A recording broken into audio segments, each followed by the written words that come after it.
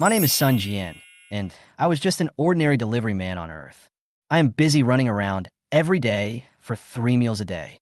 Forget about getting a wife. He doesn't even have a girlfriend.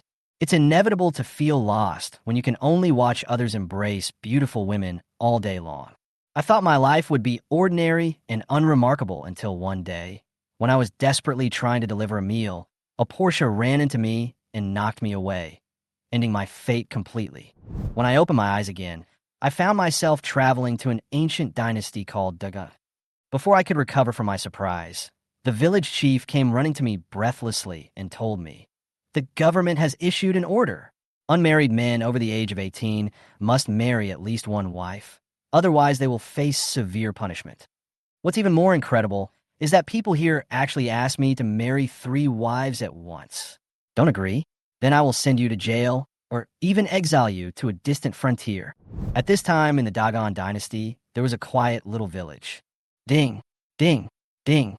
It's time to send out wives. Everyone gather at the entrance of the village. What are you standing there for? Come out quickly. This is a rare opportunity. If you go too late and there's no wife to pick you up, you'll have to go into exile. There is a commotion coming from the entrance of the village. I struggled to move out of the dilapidated house, looked around in a daze, and gathered at the village entrance with several men of marriageable age in the village. In front of me, several yamen runners were escorting a group of ragged women standing in a row. Among them were old and young, and the youngest looked no more than 11 or 12 years old. The leading yamen runner struck the gong in a loud voice. "Our great Gan and great Zhou are at war. The fighting on the front line is intense, and the soldiers are suffering from heavy losses. According to the latest decree, unmarried men must choose wives from these war women to expand the empire and replenish the population." As soon as the words fell, all the villagers were suddenly boiling with greed in their eyes, and their gazes wandered over these women. "Sir, I want the white one. The one with big breasts and a big, but is definitely going to give birth to a son. I want her." Standing in the crowd, I suddenly realized that as a person who has lived a single life on Blue Star for more than 20 years, I actually encountered such a wonderful opportunity. This is the first time. Just as I was stunned, the yamen runner spoke again. "Everyone, be quiet. I haven't finished talking yet. The war is so intense. You choose wives, and the court will naturally ask you to give something in return. For each wife you choose, you must pay an extra 50 kilograms of food per month. If you choose 2, you have to pay 100 kilograms, and so on. The more the better." Suddenly, the originally excited atmosphere froze in an instant. Everyone's eyes were no longer filled with desire, but anger and panic. How is this possible? After working so hard for a month, we can only earn 50 kilograms of food at most. Are we supposed to exchange our lives for our wives? Besides, this food is good enough to feed ourselves. There is no way we can have any extra. The villagers started to make a scene and wanted to leave, and I was one of them. The memory became clearer in my mind, and my understanding of this world gradually deepened. 50 kilograms of food was really a deadly burden. I just came here, and I don't want to die in ignorance. But at this moment, several yamen runners suddenly drew their knives and blocked their way. No one is allowed to leave. According to the regulations, everyone must marry at least one wife. Those who violate the rules will be sent to the front immediately as soldiers. I was so frightened that I stood there motionless, not daring to move. I kept complaining in my mind, "Oh my God, how can there be such a thing as forced buying and selling?" Start selecting the time and complete it within 1 stick of incense. Under the pressure of several yamen runners, I stepped forward with several villagers of appropriate age. In order to survive, everyone picked women who looked strong and capable of doing farm work. This one is good, with a thin waist and soft skin. That one is good, with long legs and big breasts, quite suitable. Who should I choose? Just when I was struggling to decide which one to choose, a voice suddenly rang in my mind. Ding. Suitable host detected. Favorability system binding in progress. Detected Zhou Warner's favorability towards you +1. Gu Zijian's favorability towards you +2. Chu Qingqing's favorability towards you +1. Ah! I cried out involuntarily. My eyes suddenly widened. It turned out that this was a must-have artifact for time travelers. The system is here. The yamen runner closest to me frowned and glared at me. Choose carefully. Don't play tricks. If you do it again, you'll be in trouble for your life. I quickly came to my senses. nodded and replied, "Yes, yes, I'll pay attention." In his mind, he began to think. The virtual panel in front of him displayed the system information. Host, Sun Jian. Skills, none. Items, none. Points, 0. Favorable objects, Zhou Wan'er, Gu Zijian, Chu Qingqing. Mall, primary permissions have been opened, and you can use favor points to purchase items. Zhou Wan'er, identity. Princess Zhou of the third week, favorability 1. Gu Zijian, identity. A female general of the Dagan rebel army, favorability 2. Chu Qingqing, identity. Poor daughter, favorability 1. I secretly marveled in my heart that these three women were not simple. Sir, I want her in this. I pointed at Zhou Wan'er, Gu Zijian, and Chu Qingqing with a smile on my tone. The whole audience was in an uproar. The other villagers looked at each other, struggling to choose one, but I picked three at once. What is even more surprising is that although these three women look beautiful, they are obviously not suitable for farm work. Ding, ding, ding. Detected that Zhou Wan'er's favorability towards the host is -1. Please pay attention. Zhou Wan'er glared at me coldly, cursing in her heart. You lecherous scoundrel, wait until I return to the great Zhou and see how I'll deal with you. I sighed in my heart. A woman's heart is as unfathomable as the sea. It seems I have to be careful, lest my fate changes at any time. Not far away, Sun Hao came forward and patted my shoulder in a sarcastic tone. Sun Jian, can a person as small as you be able to support 3 wives? You have to pay 150 kilograms of grain every month. Can you afford it? The surrounding villagers started to make noises and sneered. Sun Jian, don't die in a woman's belly. Look at your small body. It will fall down if the wind blows. And you dare to marry 3 wives? I sneered in my heart. I knew that Sun Hao and I had an old grudge, but I didn't want to fight him at this moment. I glanced at the whole audience, fixed my eyes on him, and said calmly, "Don't worry about it. I have my own ideas about this matter." I turned around and bowed to the yamen runners. As the gentleman said, "The more the better. Are you trying to stop me from choosing?" Several yamen runners nodded sternly and immediately reprimanded Sun Hao. "If you dare to disrupt the wife selection meeting, you will be killed without mercy." Sun Hao was so frightened that he bent down to apologize, glared at me unwillingly, and retreated angrily. As the time of 1 incense stick was up, the yamen runner announced, "The selection is over. You guys take your wives home and pay your grain on time in 1 month. Those who don't pay will be sent to the front line." Sun Hao and some villagers secretly sneered at me, thinking, "In a month, you will definitely be dead." I didn't care at all and waved to the 3 women with a smile on my face. "Ladies, go home with your husband." Zhou Wan'er, Gu Zijian, and Chu Qingqing looked at each other with complicated expressions, but they all followed me in the end. Along the way, the villagers pointed at us, but I didn't care and still took Zhou Wan'er, Chu Qingqing, and Gu Zijian back home. "Ladies, our family's conditions are not very good, and we don't have many decent stools. Please don't be disdainful," I said apologetically.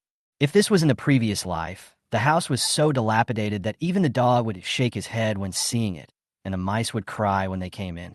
But in this strange world, all this has become irrelevant. Don't despise me, don't despise me.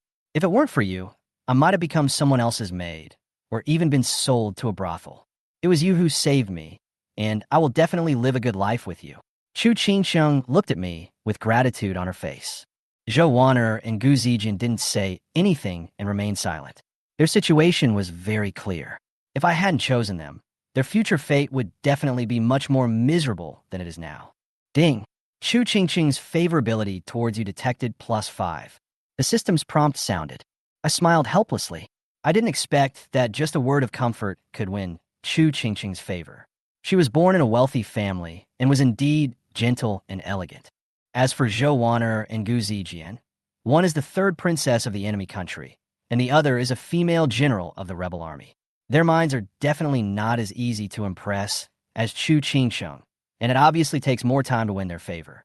At this moment, the sound from her stomach broke the silence. Zhou Wan'er trembled slightly, looked down, and shyly covered her stomach. She hadn't eaten for more than a day. The same goes for Gu Zijian. He has practiced martial arts for many years, and although he has strong physical fitness, he cannot withstand the ravages of not having food for a long time. I smiled and patted my head. "Look at me, I was so busy talking that I forgot to take care of you." You sit down first, I'll go cook. As I said that, I walked towards the kitchen. You are so nice. Chu Ching-chang looked at me, eyes full of gratitude. She turned to Gu Zijian and Zhou Waner and said, we are a family now. Let's get to know each other better and take care of each other in the future. Zhou Waner nodded. Although she had some concerns in her heart, in these chaotic times, at least she could find temporary peace here. She had no better choice. Gu Zijian said softly, my name is Gu Zijian. At this time, I stood at the kitchen door and saw the empty rice jar, and I couldn't help but frown. I said I would cook for them, but now there is no food. What should I do? I just brought them home, but I can't even provide them with a full meal. It's really shameful. Suddenly, my eyes lit up, and I remembered the Tongzi function that the system gave me. I immediately opened the attribute panel and saw that the favorability points I had gained from Chu Qingcheng had reached 10 points, enough to participate in the lottery. System, draw the reward. Ding. The system is in progress. Please select the designated lottery direction. I chose food without hesitation. Ding. The regular lottery has been completed. Congratulations to the host for winning 50 bags of instant noodles, 100 kilograms of rice, and a barrel of soybean oil. Looking at the food that suddenly appeared in front of me, a smile appeared on my face. This favorability system is really awesome. Now, at least I can survive for a while. Next, I have to continue to work hard to gain more favor points and buy more necessities to ensure that I can survive the food crisis in a month. What should I eat? I thought, they must be starving. The simplest and most delicious instant noodles are a good choice. So I washed the pot in boiled water, and soon a pot of delicious instant noodles was cooked. I called Zhou Waner, Gu Zijian, and Chu Qingxing over. When they saw this bowl of fragrant instant noodles, they were stunned. Zhou Waner and Gu Zijian were even more surprised. As they were of noble birth, they should have seen countless delicacies, but this kind of food was obviously unfamiliar to them. Chu Qingxing was the first to come back to her senses. She looked at me with sparkling eyes and asked, Husband, what is this? Zhou Waner also came over curiously.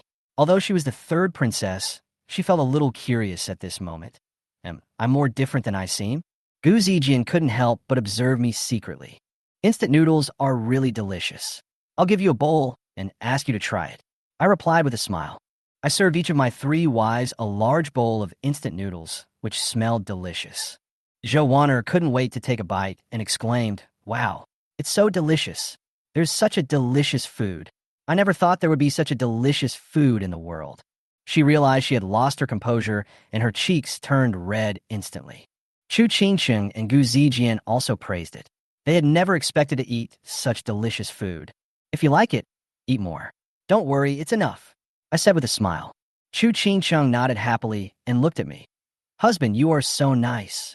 Don't just watch, we want you to eat too. I also filled a bowl and sat down to enjoy this rare meal. After traveling to this strange world, marrying 3 beautiful wives, and being able to taste the delicacies of his hometown, Sun Jian felt that he was the happiest man in the world. Eat slowly, don't be impatient. If it's not enough, wait for me to make more, I said gently. Zhou Waner continued eating with a red face.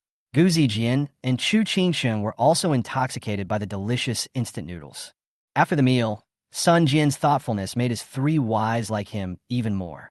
Night falls, and it's time to go to bed. Looking at his 3 beautiful wives, Sun Jian was worried. It was not that he couldn't wait to spend the wedding night with them, but there was only one bed in the house, so what should he do tonight? If he made the request directly, it might make his 3 wives dislike him or even reduce their favorability towards him. However, Zhou Waner seemed to see through his thoughts, pointing at the bed and said in a deep voice, I'll sleep on the bed tonight. Gu Zijian also said, I'll sleep on the floor. Chu Qingcheng lowered her head shyly. Husband, I. Just then, there was a rapid knock on the door. I looked at the 3 girls and said, I'll go open the door. You can discuss sleeping among yourselves. After saying that, I rushed out and opened the door. The person standing at the door was Sun Hao, holding a bag in his hand. Sun Hao, what are you doing here? I asked with a frown. Sun Jian, I guess you must be hungry, right? Sun Hao smiled and opened the bag, revealing some yellowed millet. I brought you some food. There's something wrong with this grain. I sneered. Sun Hao, there's no need to pretend between us. Let's get straight to the point. Hearing this, Sun Hao's smile disappeared, and he said in a deep voice, then I won't hide it anymore. I want to spend the night with your big-breasted wife with this bag of rice. How about it? Zhou has the biggest breasts. I couldn't help but laugh. The third princess of the great Zhou royal family, a noble lady, actually wanted to seduce me with half a bag of moldy rice. Sun Hao is really dreaming. Ah, you laughed.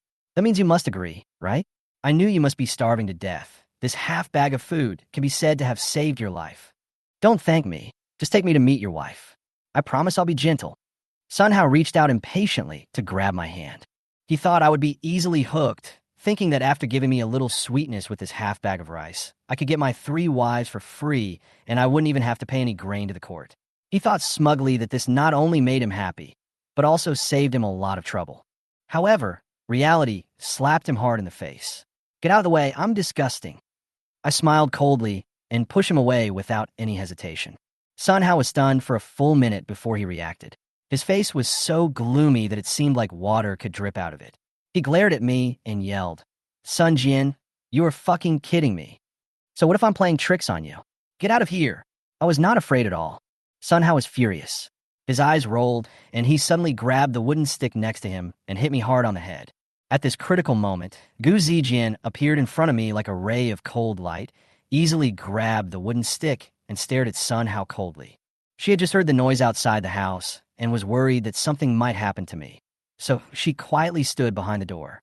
After hearing Sun Hao's deal, she bluntly cursed him as shameless, but also felt a little funny. After all, I treated them to delicious instant noodles. How could it compare to those moldy rice? If it were in the past, Gu Zijian might have already taught Sun Hao a lesson, but now she didn't want to cause trouble for me. Seeing this, Sun Hao's face turned red, and he gritted his teeth in anger. He tried his best to pull back the stick and attack again, but he couldn't do it at all. Sun Jian, you are a grown man, but you have to rely on a lowly bitch for protection. Do you have any shame? If you have the guts, let her go. I want to have a real fight with you. Sun Hao was so angry that he almost went crazy. I took 2 steps forward and patted his face. Sun Hao, you are wrong. It is natural for a wife to protect her husband. Besides, men and women are equal. Who says women are inferior to men? Hearing the words equality between men and women, Gu Zijian couldn't help but tremble slightly.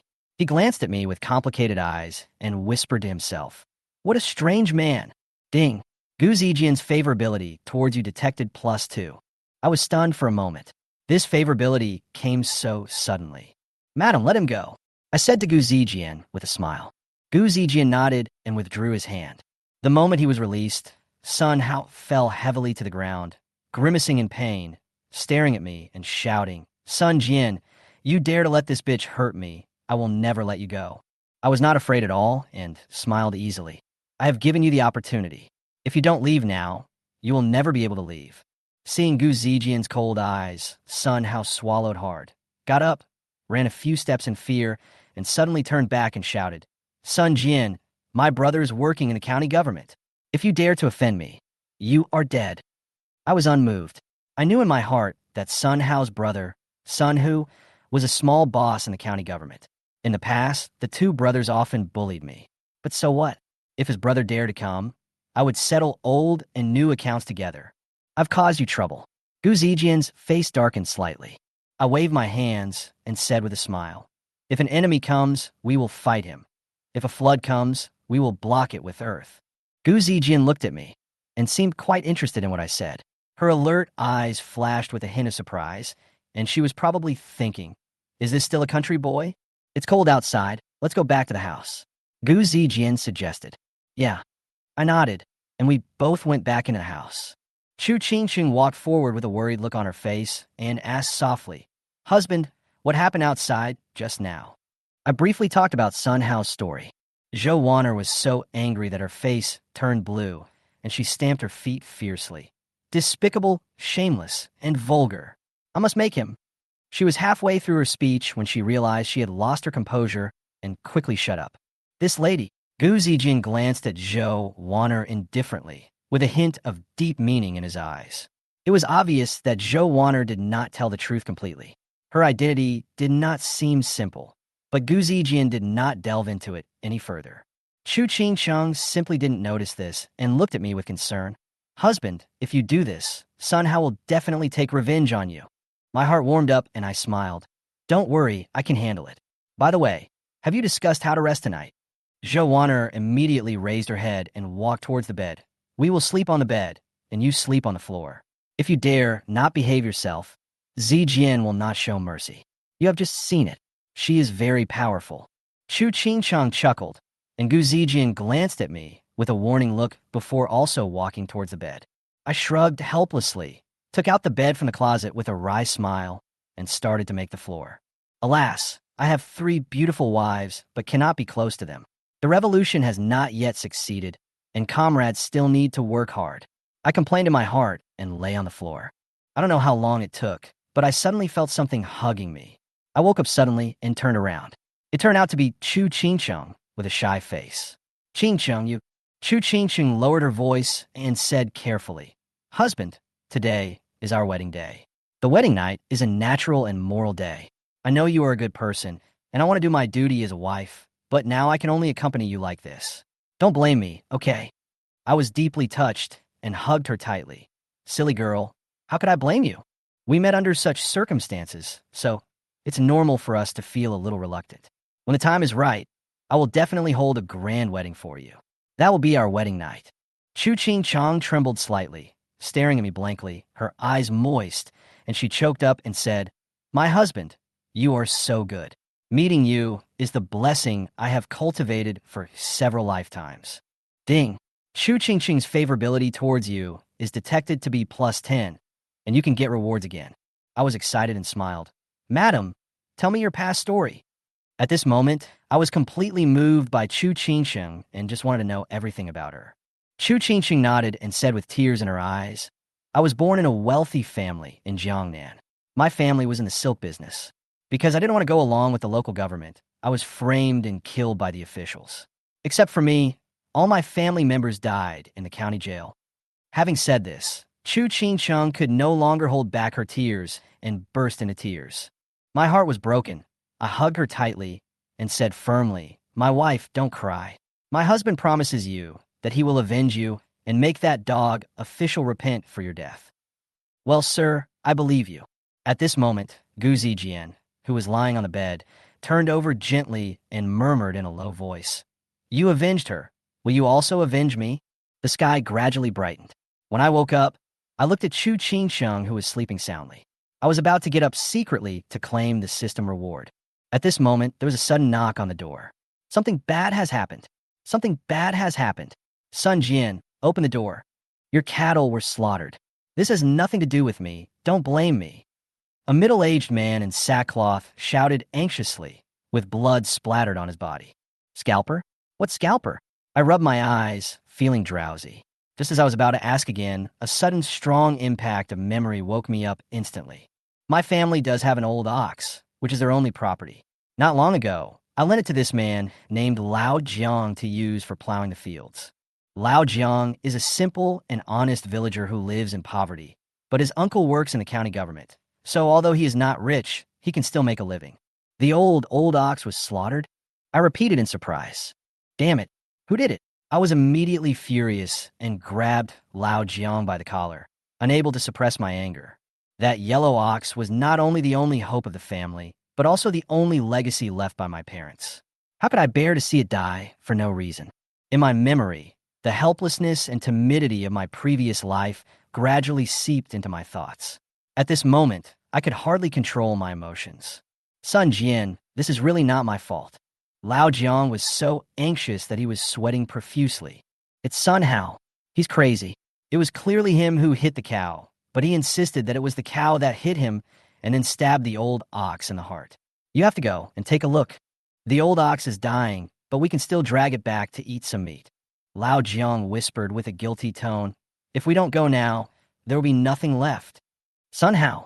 This name instantly reminded me of the countless times he bullied me. This time, he was obviously looking for trouble on purpose to take revenge on me. This evil creature. I clenched my fists, anger spreading in my heart. Sun Hao had bullied me since I was a child. The worst time was when he stole half of my mother's life-saving money, causing our family to almost starve to death. I was weak at the time and didn't even have a chance to resist. Today, I'm going to settle both the old and new accounts. Since he wants to die, I will grant his wish. I said coldly, Old Jiang was so frightened that his face turned pale. He quickly grabbed my arm and said, "Don't go looking for death. Sun Hao has his brother Sun Hu, the chief of the county yamen runners. He's very fierce." "Sun Hu?" I sneered, "so what?" "Forget it, just go and get the cow back, and don't tell anyone I told you." Lao Jiang warned and quickly turned around and left, as if he could avoid all trouble. I looked at my thin arms, smiled bitterly, and shook my head.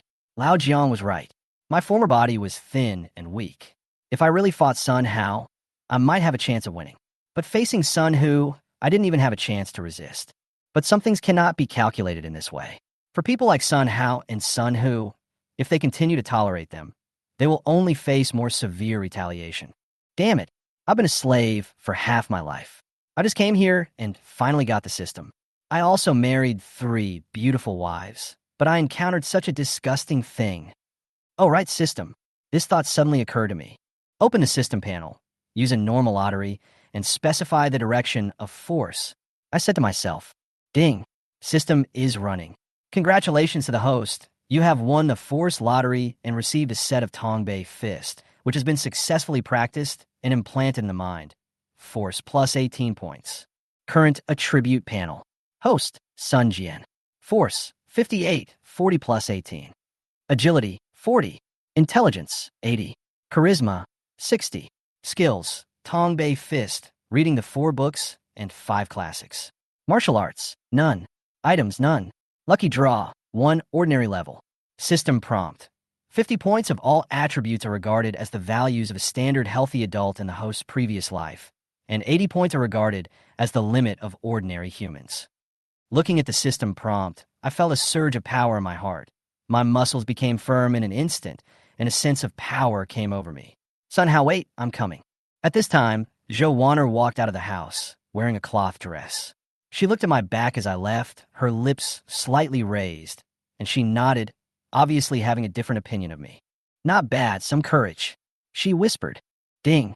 Zhou Wanner's favorability +2. She had heard what Lao Jiang said a long time ago and knew that this matter was related to whether I could stand up. After all, Sun had already dealt a ruthless hand to me. If I continued to tolerate it, she would be completely disappointed in me. However, there was some worry in her eyes. But is he okay? Don't let him die outside. Zhou Wanner thought for a moment and decided to follow. After all, although she was a princess, she had learned martial arts before, so she could handle an ordinary person with ease. However, just as she pushed open the door, another figure walked out quietly. It seems that this woman is not simple. Gu Zijian narrowed his eyes and sneered. She discovered the difference in Zhou Wanner last night, and today she finally confirmed that she was not an ordinary war woman. Interesting, it seems they are not simple. There was a gleam of sharpness in Gu Zijian's eyes. He gently closed the door and followed quietly. I walked on this country path, holding a sickle tightly in my hand. My steps were light, and the wind whistled in my ears.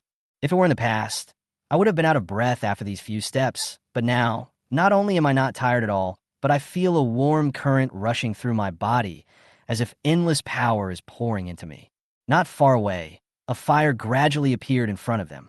A group of 7 or 8 yamen runners sat together, busy cutting an old yellow cow into several pieces, roasting them on the fire, and eating them with satisfaction. Don't mention it. Although this old ox is a little thin, it tastes very good as a drink. A young yamen runner drank the wine in one gulp, holding a piece of beef in his hand, chewing it with relish. In this chaotic world, the only people who can drink and eat meat are probably the big shots in the county and the yamen runners. Eat as much as you can. It's the fault of this old ox that it had no manners and bumped into my grandpa's Sunday. A yamen runner named Sun Hao, who was drunk and holding a large piece of beef in his hand, said wantonly, "How's he? This cow should belong to Sun Jian, right? Although we are on official business, we can't go too far. After all, his family is poor, and even his parents starved to death. This cow is his life. We eat his cow, but don't cause any big trouble." Sun, who next to him seemed calmer, with a steady look. "Aha, brother, what is Sun Jian? This trash is not worth mentioning. Look at his physique. When he sees me, he can only kneel down and call me grandpa." Sun Hao looked at him with disdain. He was still thinking about the thing that made Sun Jian angry today, and he was burning with anger. However, before he finished speaking, an angry roar came from a distance. Sun Hao, use your dog's life to pay for my cow's life. I rushed forward with a sickle in hand, aggressively. Brother, it's that kid Sun Jian. Sun Hao's face changed when he saw me rushing over. A hint of surprise flashed in his eyes, and then he smiled sinisterly. Good boy, you actually dared to chase me here. It seems you are tired of living. Sun Hu stood up, a scornful smile in his eyes. Brothers, just spare his life. Don't kill him. The Yamen runners were rubbing their hands, ready to take action. Sun Hao picked up a bench from the side, with a gloating smile on his face. If he could seriously injure me today, not only would he feel relieved, but he might even be able to enjoy the company of his beautiful wives again. Just thinking about it made him very excited. I held the sickle tightly, the anger in my heart becoming more and more intense. These so-called Yamen runners are even more hateful than bandits. Not far away, Zhou Wanner saw this scene. Her heartbeat accelerated with nervousness, her eyes full of worry and hesitation. She knew that my life might not be worth mentioning, but if I died, the trouble and danger it would bring would be endless. But if she rescued me, what would be the consequences? In her eyes, as an enemy country, if her identity was revealed, it could bring even greater disaster. Zhou Wanner bit her lip and looked at Gu Zijian, who was hiding in the dark, hoping that she would take action. Gu Zijian's brows were tightly knitted together. She was hesitant in her heart, but since she had followed me, she knew very well that if she was in desperate situation, she would definitely save my life. Seeing that I was indifferent, Sun Hao thought I was scared and stupid, so he could not wait to swing the bench and smash it hard on my head. The bench was made of solid wood, and Sun Hao's blow was so powerful that if it hit the person's skull, it would definitely be shattered. However, just as the bench was about to fall, I suddenly raised my foot and kicked him hard in the chest. Sun Hao only felt a sharp pain in his chest, and his whole body flew backwards 3 or 4 meters like a kite with a broken string. He fell to the ground, spurting blood from his mouth and howling in pain. The bailiffs had no idea what was happening and just stood there in a daze. Sun Hu also jumped up from his chair and looked at me in amazement, his eyes full of disbelief and complicated emotions. What on earth happened to this kid? Sun Hu was shocked and couldn't believe the scene before him. Sun Hao, who was lying on the ground, was in so much pain that he could hardly speak. He gritted his teeth and ordered, "Brother, kill him for me. You must kill him." Sun Hu sneered. "Okay, since you dare to hurt my brother, I will break your legs today." Sun Hu roared angrily, his eyes filled with undisguised anger and murderous intent. He looked at me furiously, as if he wanted to tear me apart completely. No matter what unknown secrets I hide behind me, today I dared to hurt his brother in front of him, which was undoubtedly a slap in his face. If I were to leave safely today, wouldn't that be a huge disgrace to him? As the head of the Yamen runners in Hongnon County, how could he survive? He jumped up from his chair, grabbed a thick wooden stick, and approached me. Facing all this, I snorted coldly and remained unmoved. Threat me? Then let's see who dies first in the end. Your brother Sun Hao slaughtered the oxen, and according to the Dagan law, he deserves death. I continued in a cold and firm voice. As the head of the Yamen runners, not only did you not punish him, but you allowed him and his runners to slaughter the oxen and cook their meat. You simply disregarded the law. Knowing the law and breaking it is a heavier crime. I looked at him with contempt, my eyes full of disdain. Haha, whether you can break my legs today is still a question, but in the near future, all of you will be guillotined. As soon as he finished speaking, the Yamen runners behind Sun Hu were stunned, their eyes full of fear. Every word I said makes sense. According to the Dagan law, slaughtering working oxen is indeed a capital crime. But now is a time of chaos. The people are suffering, and food is in short supply. Oxen are important agricultural resources, and even the slightest loss of one can lead to irreversible consequences. Don't be afraid, brothers. Even though this kid has read a few books, what can he do? Sun Hu sneered viciously and quickly encouraged his men. He is so poor that he can't even afford a piece of paper. How can he notify the villagers to report us? He glanced around coldly, then ordered his men to act. Come on, cut off his tongue. As long as no one dies, he won't be able to appeal in the future. As the leader of the Yamen runners, Sun Hu knew exactly what I was planning. So he put aside his men's concerns without hesitation and prepared to take action. But I remained unmoved, with a hint of sneer on my face. Sorry, I've already notified many villagers to come and watch this good show before coming. I'm afraid they are almost here. Then let them see with their own eyes how you slaughter cattle and cook meat, and how you dig out my eyes." Sun Hu and his Yamen runners were stunned. This sudden news made them look at each other in disbelief. "Brother Hu, this kid wouldn't really let the villagers come, would he?" one of the Yamen runners whispered. "Otherwise, let's leave quickly. If we're really caught by the villagers, the consequences will be disastrous. Even the county magistrate can't save us." Sun Hu glared at me, but took a step back guiltily and began to make the decision to escape. "Take my brother and go first." "Damn it. Sun Jian, just wait for me."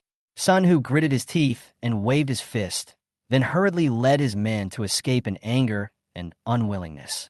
Watching them flee in panic, I sneered, but there was no longer any cowardice in my heart. "Even if you don't run, I'm not afraid of you." I turned my head and looked at the cooked beef in the pot, and couldn't help but sigh, what a pity for this working ox. But it seems to taste good. Just as I was enjoying my meal, Zhou Wanner and Gu Zijian came quietly from the darkness. Their eyes were filled with complicated emotions, and they looked at me with some shock. "Hey, ladies, why are you here?" I looked up while wolfing down my food and saw them standing not far away. I was stunned for a moment, and a warm feeling rose in my heart. Maybe they followed me quietly because they were worried about my safety? Zhou Wanner and Gu Zijian looked at each other anxiously. "Let's go. This is not the place to talk. If the villagers see us, the consequences will be disastrous." "Yes, husband, let's go quickly." Gu Zijian also urged in a low voice. "Villagers? What villagers?" I answered with a mouth full of beef and a little slurred. "Oh, I was just scaring Sun Hu and the others. There were no villagers at all." I didn't care about my image.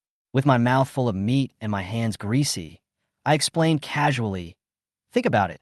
I don't even know where Sun Hu and the others are, so how can I notify the villagers to come? Besides, it's getting late.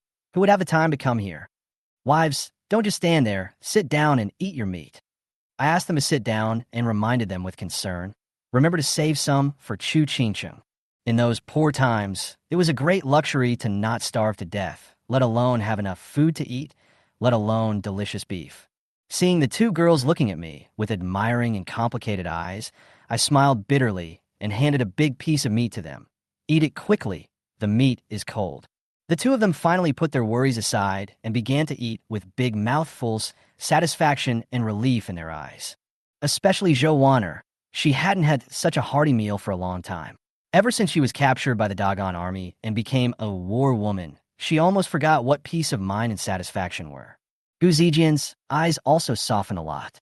She originally thought that after being chosen, her life would become more miserable than when she was a war woman. But she didn't expect that this man not only did not bring her torture, but instead made her feel the long-lost warmth and stability. After the three of them had eaten, Zhou Wanner couldn't help but ask, "Who are you?"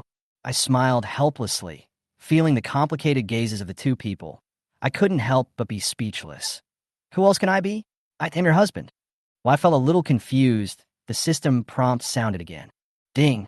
The system detects that Zhou Wanner's favorability towards you has accumulated to more than 20. The current value is 22. You can get one ordinary designated direction lottery and one rare designated direction lottery. Ding. The system detects that Gu Zijian's favorability towards you has accumulated to more than 20. The current value is 24. You can get one ordinary designated direction lottery and one rare designated direction lottery. I was stunned. Isn't this favorability increasing too fast? I remember it was only in the single digits not long ago. Forget it. Since it is cumulative, I don't want to bother with the details and just get 4 chances to draw.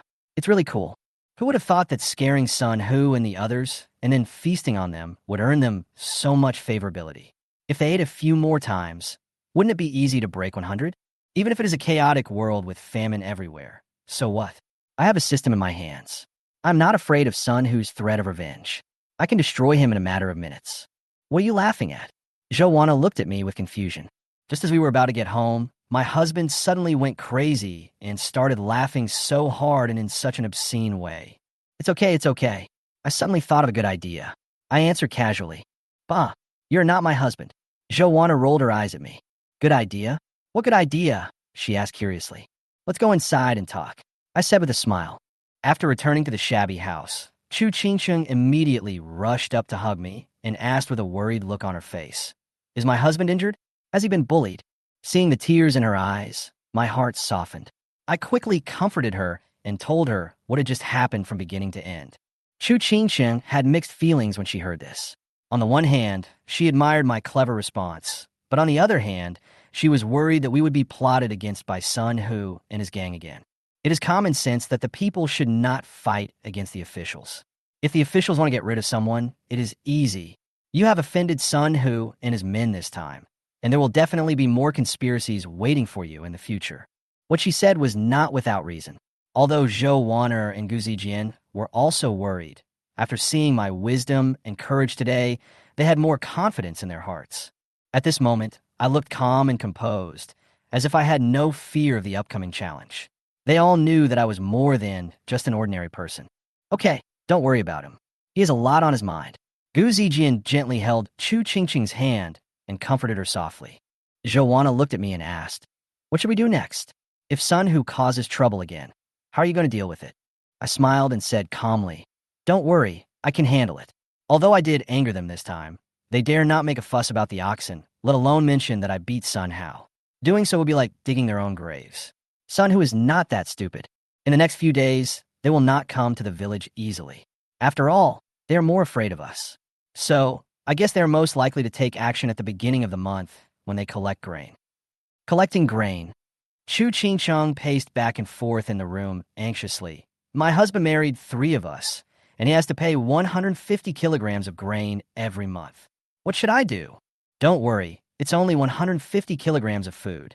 When the time comes, I will give them half a year's worth of food at once.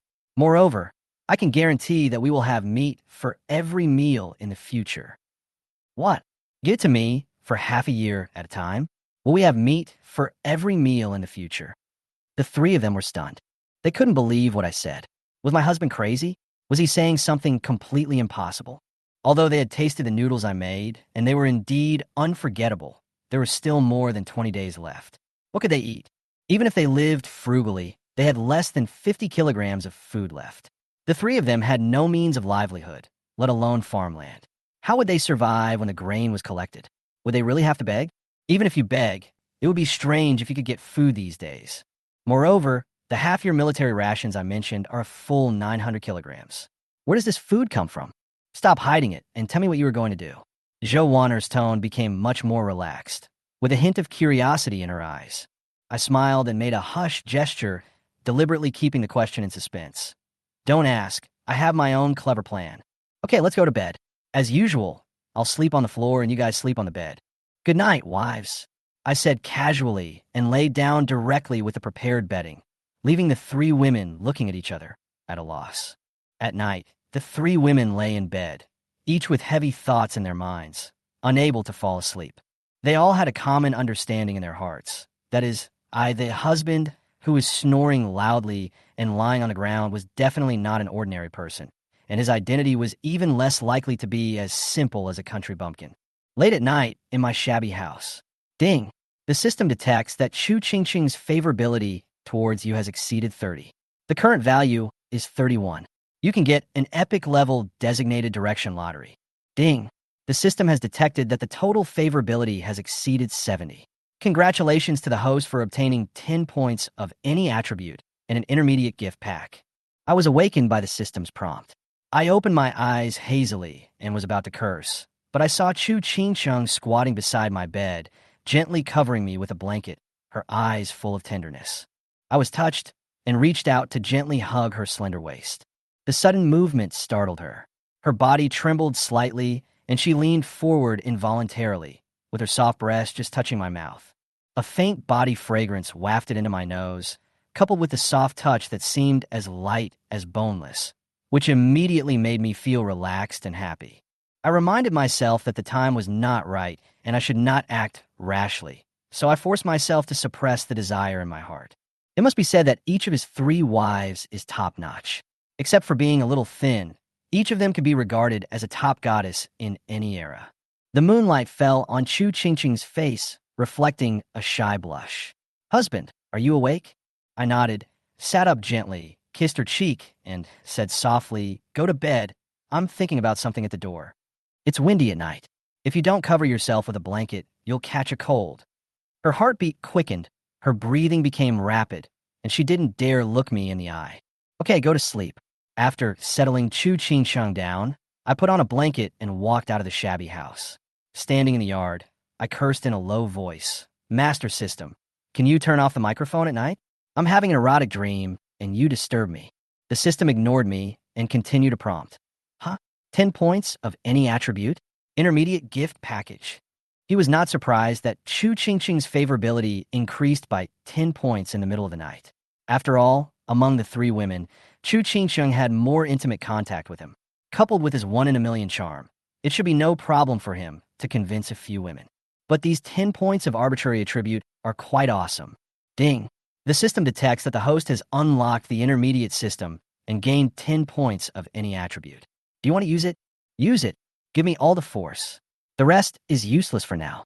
In such a chaotic world, if you want to survive, you must first have the ability to protect yourself. The system started up, and with a faint flash of light, Sun Jian's martial arts value increased from 58 to 68, almost approaching the limit of ordinary humans. Open the attribute panel. Sun Jian gave instructions to the system with his mind. Host, Sun Jian. Force, 68. Agility, 50. Intelligence, 80. Charm/appearance, 60. Skills, Tongbei Fist, reading the 4 books and 5 classics. Martial arts, none. Item, intermediate gift pack. Lucky draw. 2 common levels, 2 rare levels, 1 epic level. After some operations, Sun Jian felt that he had become much stronger and his whole body was full of strength. Open the intermediate gift pack. As the new instructions were issued, an exquisite golden gift box popped up on the system panel. Following a flash of golden light, 5 different kinds of items suddenly appeared on the panel, almost blinding Sun Jian's eyes. Congratulations to the host for obtaining 20 enhanced antibiotics, 10 high-quality new energy fishing rods, 5 infrared semi-automatic compound bows with 100 arrows, 10 enhanced adrenaline, and 100 super potatoes. Damn it!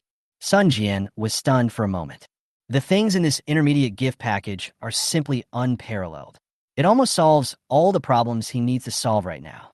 Not to mention the 2 life-saving medicines, enhanced antibiotics and enhanced adrenaline. The new energy fishing rod and infrared semi-automatic compound bow alone made Sun Jian ecstatic.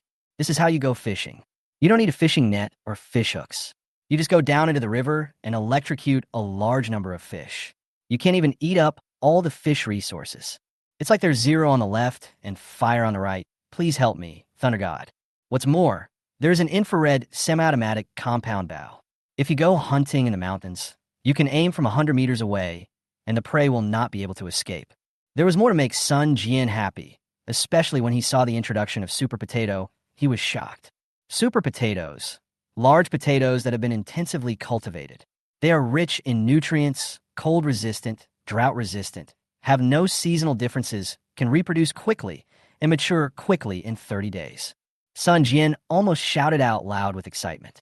It turned out that Tongzi was sincere and never lied to me.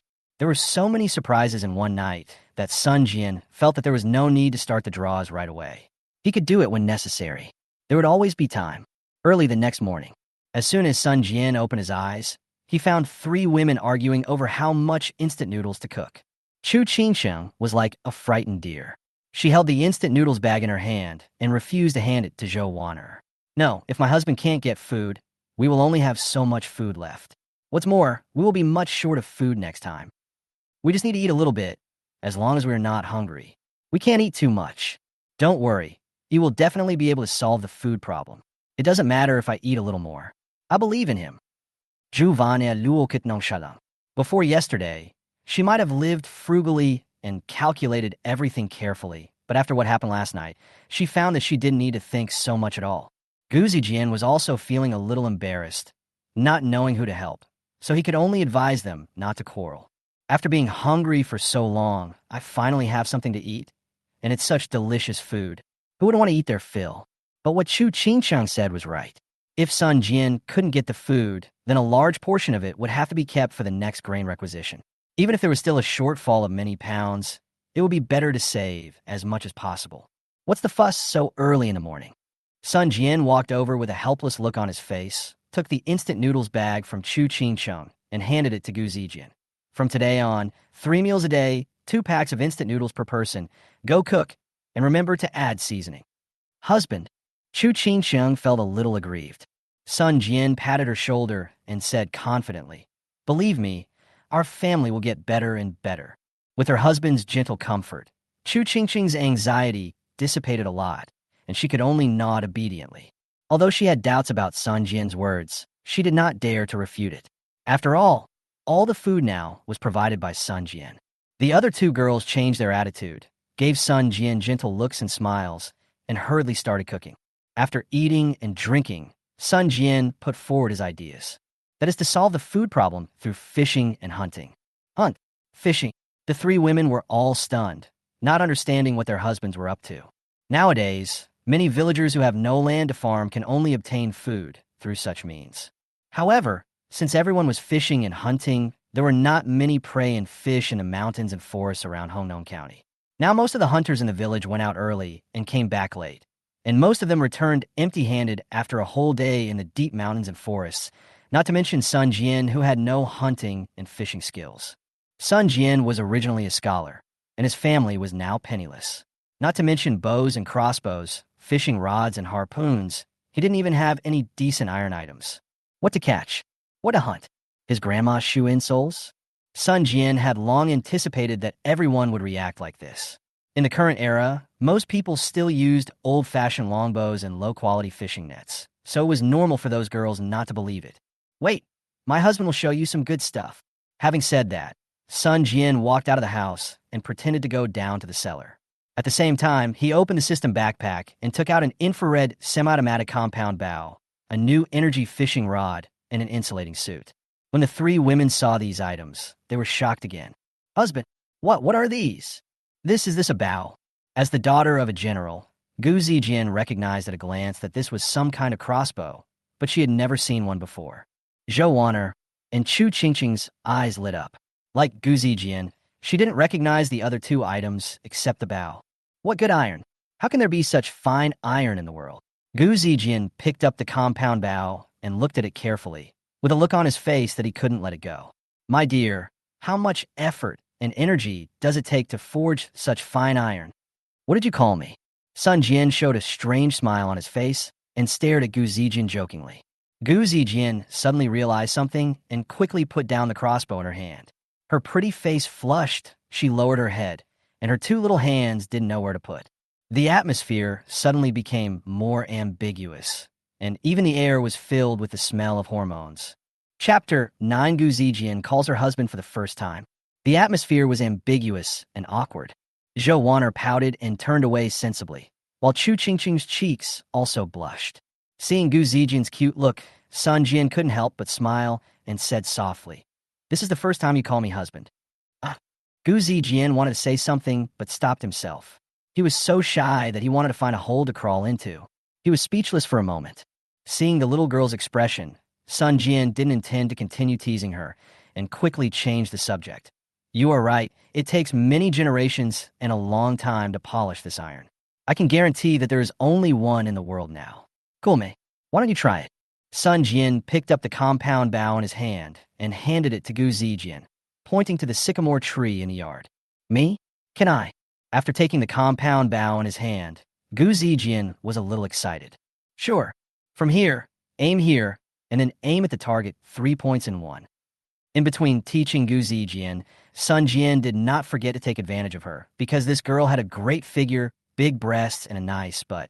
Being in close contact with Sun Jian, Gu Zijian's cheeks became redder. She felt a strange feeling in her heart, and her breathing became a little rapid, but these did not affect her concentration on learning how to use a semi-automatic compound bow. Remember, this bow does not require pulling the bowstring. You just need to fasten it on the buckle and press the trigger to fire. Sun Jian continued to direct from the side. Gu Zijian adjusted his breathing, aimed at the target, and pulled the trigger. Whoosh! A sound of breaking through the air was heard in the yard, and the fine steel arrow pierced through the paulownia tree like lightning. A small half of the arrowhead was directly inserted into the earth wall behind the tree, and the tail vibrated buzzingly. Wow, so awesome. Such a powerful bow and arrow. The 3 women were instantly shocked by the power of the bow and arrow. Some could even be said to be frightened. Originally, they thought that this bow was at most just a slightly more powerful ordinary longbow. But from the current situation, it not only penetrated the thick wood, but also was deeply embedded in the wall. With such power, it was simply like a peerless divine weapon. Did you make this? Zhou Wanner seemed to smell something else from it, with a gleam in her eyes. Who else but me? Sun Jian was quite proud. Who on earth are you? Why do you have so many strange things, such delicious foods that I've never seen before, and such powerful magic weapons? Zhou Wanner asked the same question again. She became more and more mysterious about Sun Jian's identity and life experience. If she had only suspected before, after seeing such a powerful weapon today, she was completely sure that Sun Jian's status was definitely not inferior to Gu Zijian. Could it be that he is a descendant of the famous Mahe school? Did our ancestors hide in this small county to avoid the war? Or was he a descendant of a prominent family in another country? Had he fallen into the same situation as himself?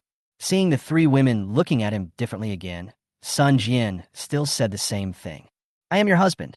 Okay, today, hunting is not the primary purpose. The focus is this. Sun Jian pointed to the new energy fishing rod beside him and said to the girls, Husband, what can this long rod with an iron cap be used for? Chu Qingchang looked cute as she lifted up the new energy fishing rod and even pressed the power buttons on both sides of the handles. Her action almost scared Sun Jian to the point of peeing his pants. The most important thing is that the positive and negative poles of this new energy fishing rod are pointed at their lower body parts. If they press the button, I'm afraid these three girls will have to live as widows in the future. Don't move. Sun Jian quickly took the fishing rod from Chu Qingcheng, put it back in the right position, and then he breathed a sigh of relief. The three girls were confused and all frowned. Seeing their curious looks, Sun Jian sighed helplessly and told them that this was a magical weapon more powerful than a semi-automatic compound bow, and it could be fatal if used carelessly. When they heard that it was more powerful than a semi-automatic compound bow, the three girls wanted to see how powerful it was. Sun Jian couldn't persuade them and finally agreed to take them to see the world. According to the regulations of the Dagan kingdom, ordinary women are not allowed to go out casually, but now it is a time of chaos and everyone is hungry, so naturally they ignore these regulations. In an average family, men work in the fields during the day or go hunting in the morning and go to town to exchange food in the afternoon, while women go to the hillside to dig wild vegetables, and after a busy day, they only have enough food to eat. Therefore, when Sun Jian took the three women out, they also met many women in the village who were going to the back mountain to dig wild vegetables. Hey, isn't this Mr. Sun from the east end of the village? What are you doing? The woman who was speaking was the wife of Ma Dagan, a farmer in the village, and also the leader of this group of women. His husband Ma Dabing was also a bully in the village. Relying on the few acres of land his family owned, he hired a few poor people to farm the land for him. Therefore, he always felt that he was superior to other villagers and always spoke in a haughty manner. Her wife, Ma Jin, was a notorious shrew, and few people dared to provoke her. Fishing. Sun Jian was too lazy to say more. He just answered casually and walked forward. But who would have thought that Ma Jin would not give in? What? Just you? Fishing? Ha! Ma Jin laughed so hard that she slapped her thighs and rocked back and forth. The women around her also laughed along. You might have fallen into the river before you saw the fish. Sister Jean, look at him. He's so poor that he's almost eating dirt. If he doesn't go fishing, is he just going home to collect manure to eat? It's fine to fish, but you brought your three wives with you. Are you afraid that you will fall into the water and want your wives to fish out your body? Look at your small body.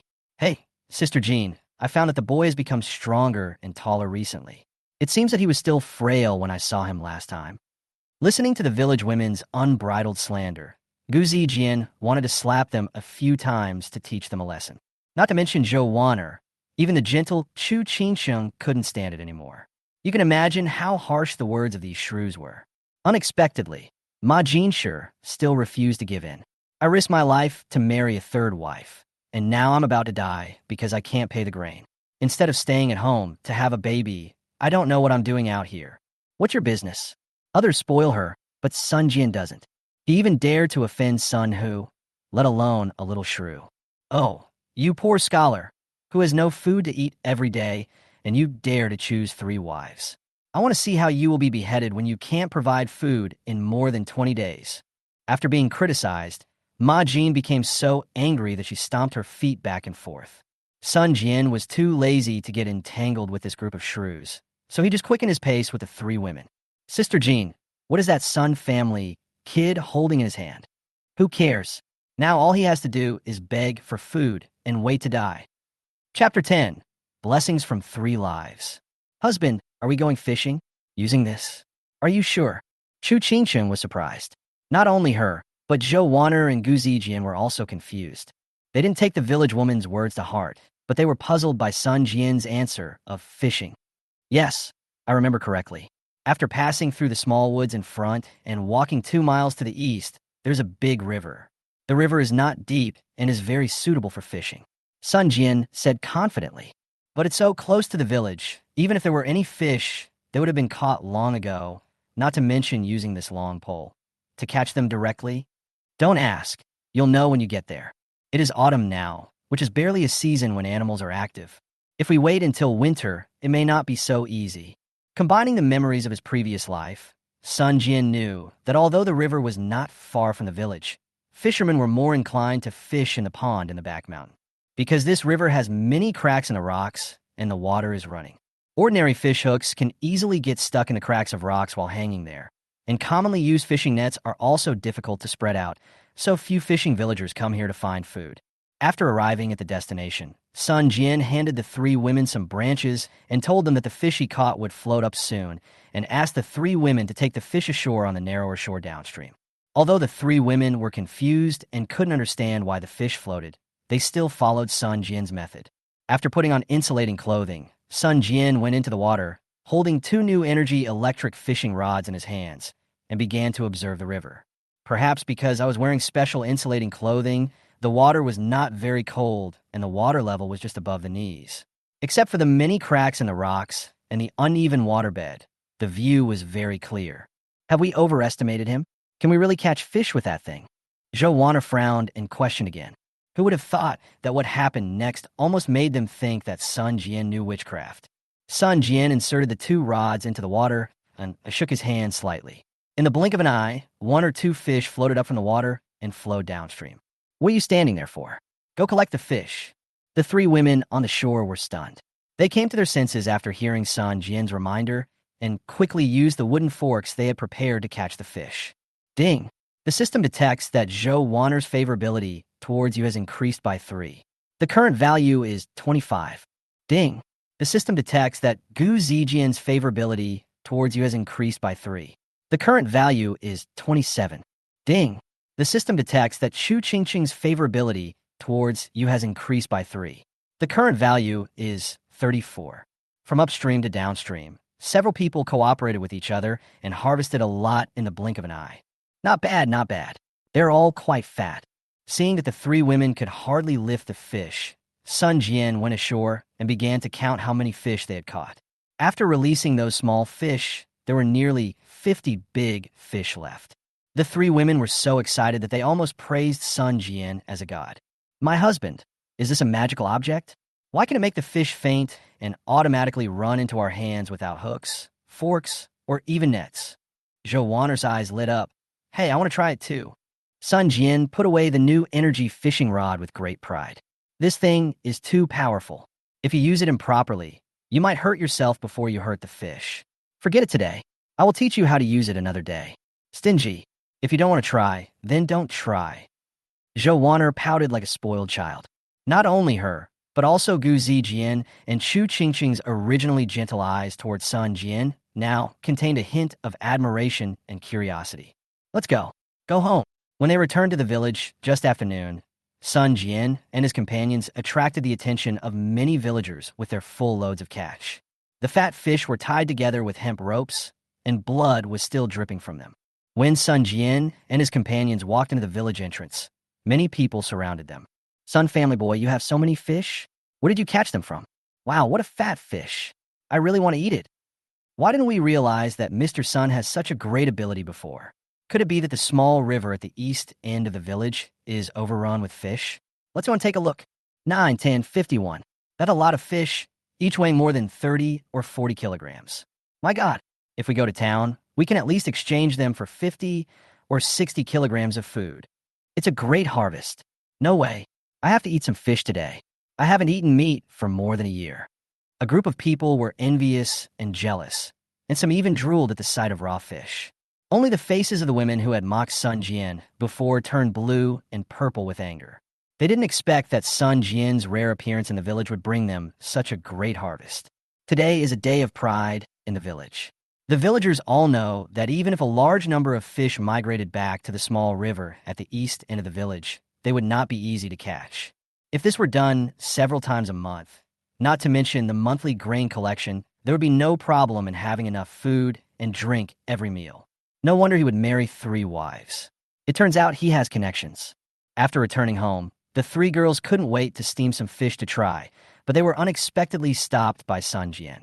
"What's wrong? Husband, can't we eat fish today?" Chu Qingqing's eyes flashed wide as she asked what Sun Jian meant. Zhou Waner and Gu Zijian were already starving at this moment. Their last meal was yesterday afternoon. But there were indeed too many people in the family, and they ate a lot, so they felt a little embarrassed, and they didn't understand Sun Jian's purpose of not allowing them to eat fish. "Yes, all the fish we caught today will be traded in town for food, just coarse grain." Zhou Waner raised her eyebrows, feeling both happy and complicated. She was happy because she saw responsibility in Sun Jian. Exchanging today's catch for coarse millet must be a preparation for the monthly supply of 150 kilograms of food. The reason for the complexity is that we may have to live frugally in the future.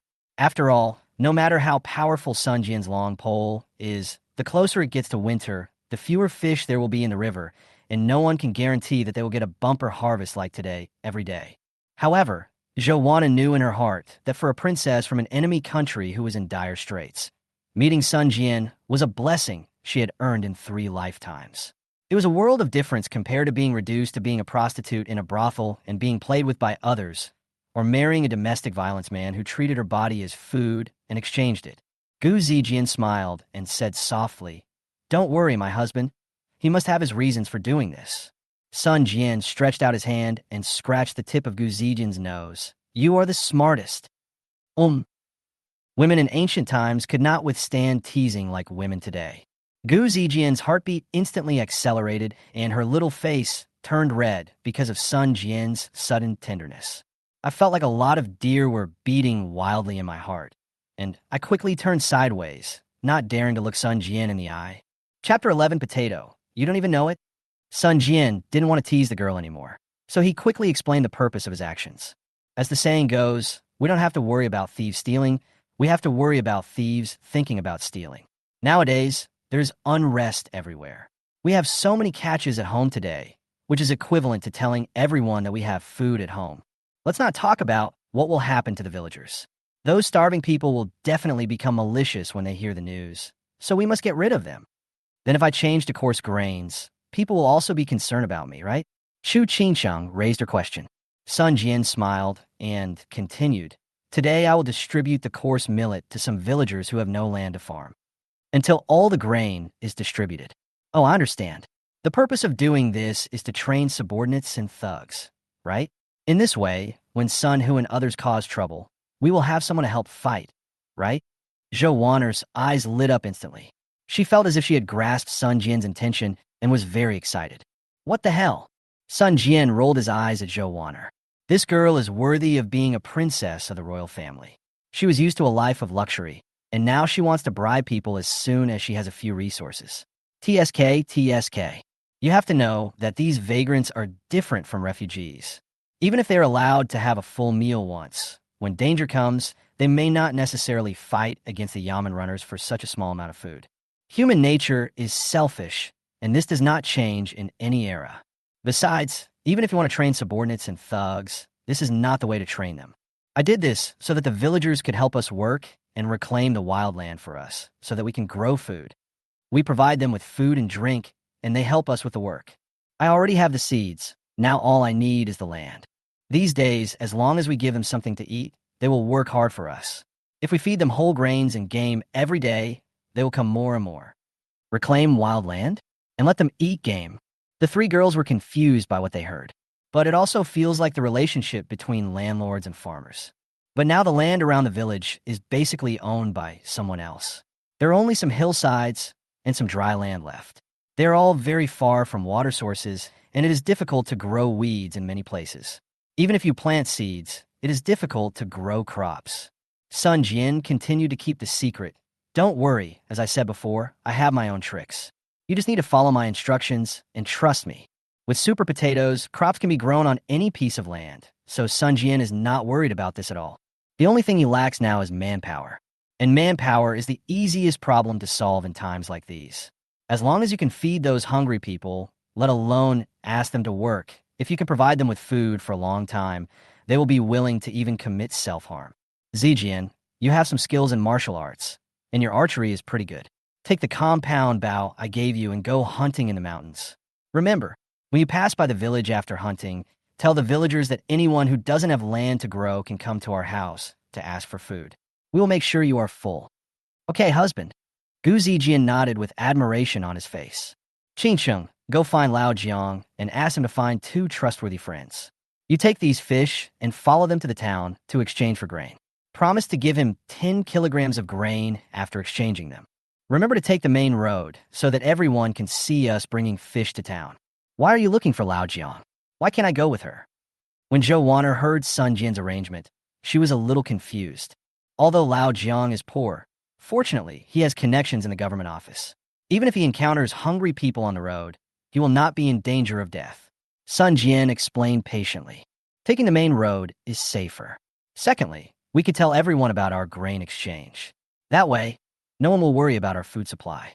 I estimate that by the time the grain is exchanged, Zijian will also be back from hunting. We can do both things at the same time. Oh, Zhou Wanner said cutely, and her eyes lit up again. What about me? What about me?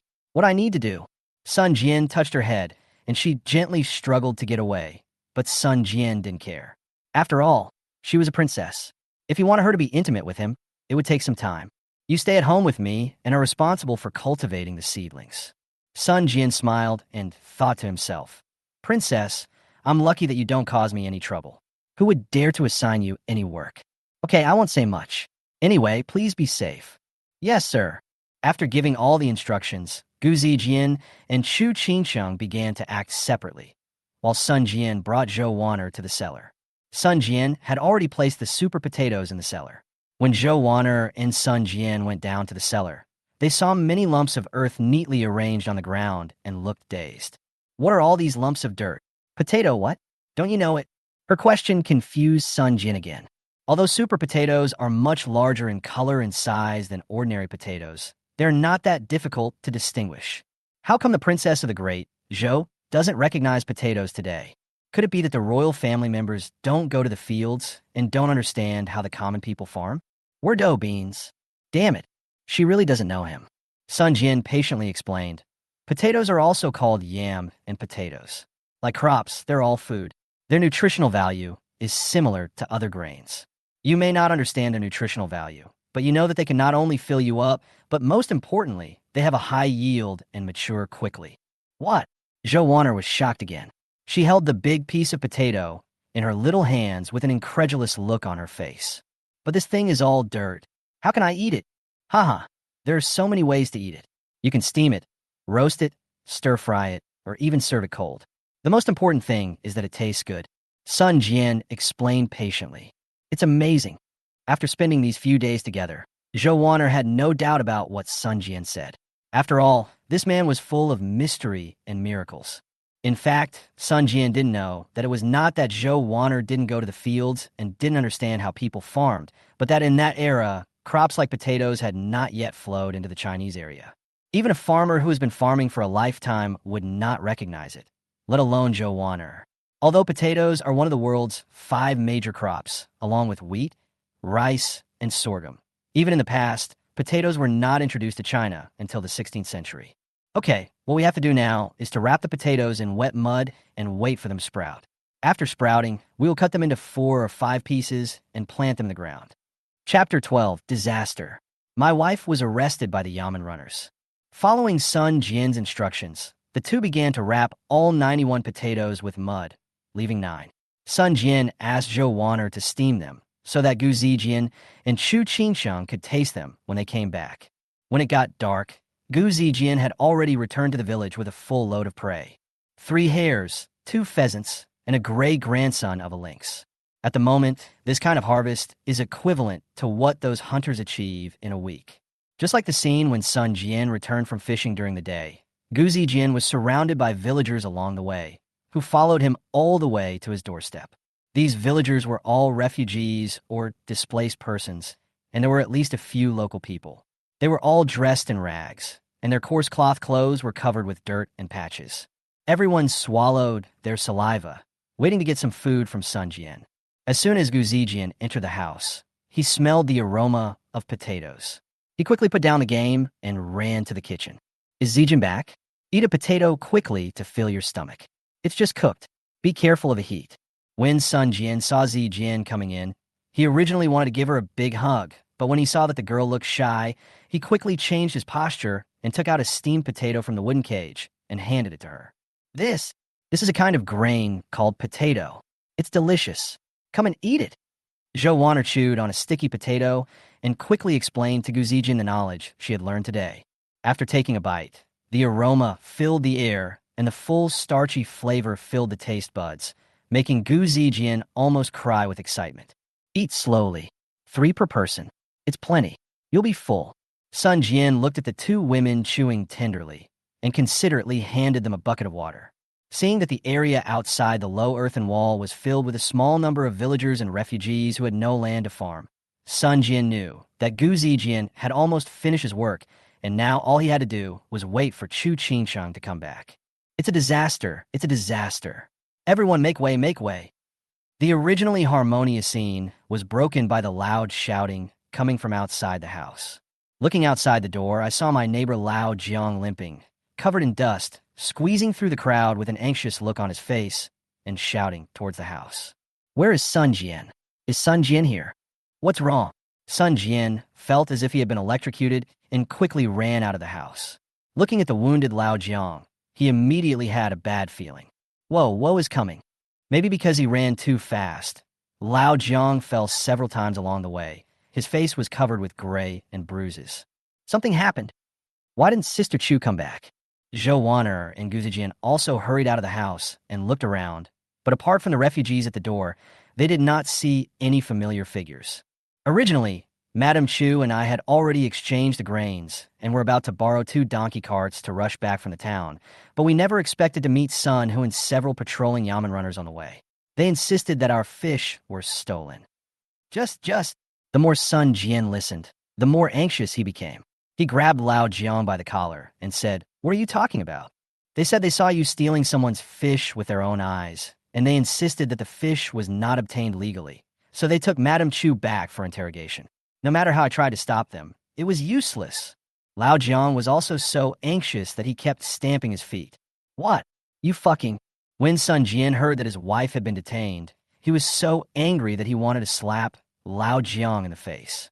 Although he had only been in this world for a short time, Chu Qingsheng had given him a different kind of warmth and tenderness. Moreover, she was his legal wife. How could he not be anxious when he heard such bad news? Bullshit stealing fish. We caught the fish ourselves. Isn't your uncle working in the government? How could he let that be Sun Hu take my wife away? My uncle is working in the government office, but his position does not have any real power. Fortunately, Sun Hu still took my uncle into consideration. Otherwise, I would not even have the chance to tip him off. Lao Jiang wanted to cry, but had no tears, and it was not difficult to tell from his expression that he felt very guilty. Sun Jian gave him such a good job, and he didn't want to explain such a result, but he could do nothing about the fact. Understand, all this is revenge from that beast Sun Hu. Sun Jian clenched his fists viciously. The cruelty in his heart was beyond words. Originally, I thought that no matter how lawless Sun Hu was, he would still consider his identity as the head of the yamen runners, and even if he wanted to harm me, he would do it on the grain collection day in more than 20 days. But I didn't expect that he would dare to do it in just a few days. No matter in the past life or this life, family will always be Sun Jian's weak spot. Since Sun Hu dared to touch his reverse scale like this, he must make him pay 100 times the price. I'm going to the government office. You guys take care of the family. Sun Jian gave an order and was about to go out, but he didn't expect that Zhou Wanner would block his way. You can't go. Why can't I go? Sun Jian frowned. You are afraid that something might happen to your husband, right? It's okay. I will go with my husband and protect him. Gu Zijian stood up directly. Sir, if you want to accuse someone, you can always find a pretext. That bastard official dared to rob a commoner girl in broad daylight. He must be determined to make things difficult for our family. We will go directly to the government office to rob her. The county magistrate will definitely give us justice. Gu Zijian has a chivalrous heart in her bones, and what's more, this incident happened to her own sister, so she has to take care of it. Calm down first. Impulsiveness will only make things worse. Zhou Wanner continued to stop the two. Think about it. Since Sun, who dared to forcibly take people to the government office in broad daylight, it means that he has set a trap and is waiting for you to fall into it. If you blindly make a scene in the government office, you will really fall into Sun Hu's trap. After listening to Zhou Wanner's words, Sun Jian slowly came to his senses and began to think calmly. He re-examined the princess of the Zhou in front of him, who was dressed simply, but her graceful figure and peerless beauty could not be concealed. I have to say, although this girl is a bit lazy and gluttonous on weekdays, she is obviously quite steady when it comes to big things. If it weren't for her, I would have probably fallen into Sun Hu's trap. Did she just call herself husband? I must have heard it right. It's really not easy to get these 3 girls to call me husband. It seems that these 3 women now accept their husbands' identities from the bottom of their hearts. But Chu Qingxing is still in prison at this moment. Although Sun Jian is happy in his heart, he still has to flirt with her at this moment. He began to plan in his mind. Gu Zijian paced back and forth anxiously. Zhou Wanna looked at Sun Jian's thoughtful expression, patted Gu Zijian on the shoulder, and said softly, "Don't worry, our husband is not an ordinary person. We must believe that he will find a way to get Sister Chu back from the government office." Chapter 13, A Narrow Escape. Gu Zijian let out a light breath and hummed. Combining the memories of his 2 lives, Sun Jian came to a conclusion that in today's era, as a pariah, there is no way for a pariah to confront officials head-on. Even in troubled times, people still have a very clear understanding of class divisions. Due to the influence of social status and resources, the lowest class of untouchables sometimes do not even have human rights, let alone being rescued from prison. As for the detention of Chu Qingxing, since Sun Hu dared to do so, it means that he must have forged the evidence long ago and was not afraid of Sun Jian's appeal. Sun Jian now has no money and no connections. All right, I also have a system. Thinking of this, Sun Jian hurriedly ordered Gu Zijian to first disperse the villagers and refugees at the door and bring the prey caught today to the village chief's house. Cook it and let them share it. As for the matter of reclaiming the wild land and planting potatoes, the overall plan remained unchanged. Yes, sir. Gu Zijian hurried out to give orders. Wanner, go wait for Lao Jiang in the outer room. I need an incense stick of time to think. After dismissing the people around him, Sun Jian couldn't wait to open the system. Master System, my wife has been arrested. Is there any way to rescue her during the lottery? Or any method to confuse the officials? Sun Jian knew clearly that judging from the current situation and clues, there were only 2 solutions at the moment. One was to find a higher-ranking official and use some means to get Chu Qingxing out of prison. The second is to use all the lottery opportunities for force and rescue people alone at night. However, the second method is somewhat unrealistic.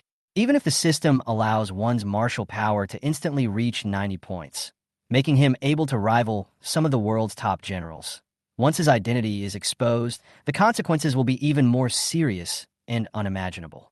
After all, that was a dungeon deep in the government office, not the woman execution ground. Not to mention the hundreds of guards and hundreds of yamen runners. Once it becomes a protracted war, the thousands of armored soldiers guarding the city are no pushovers.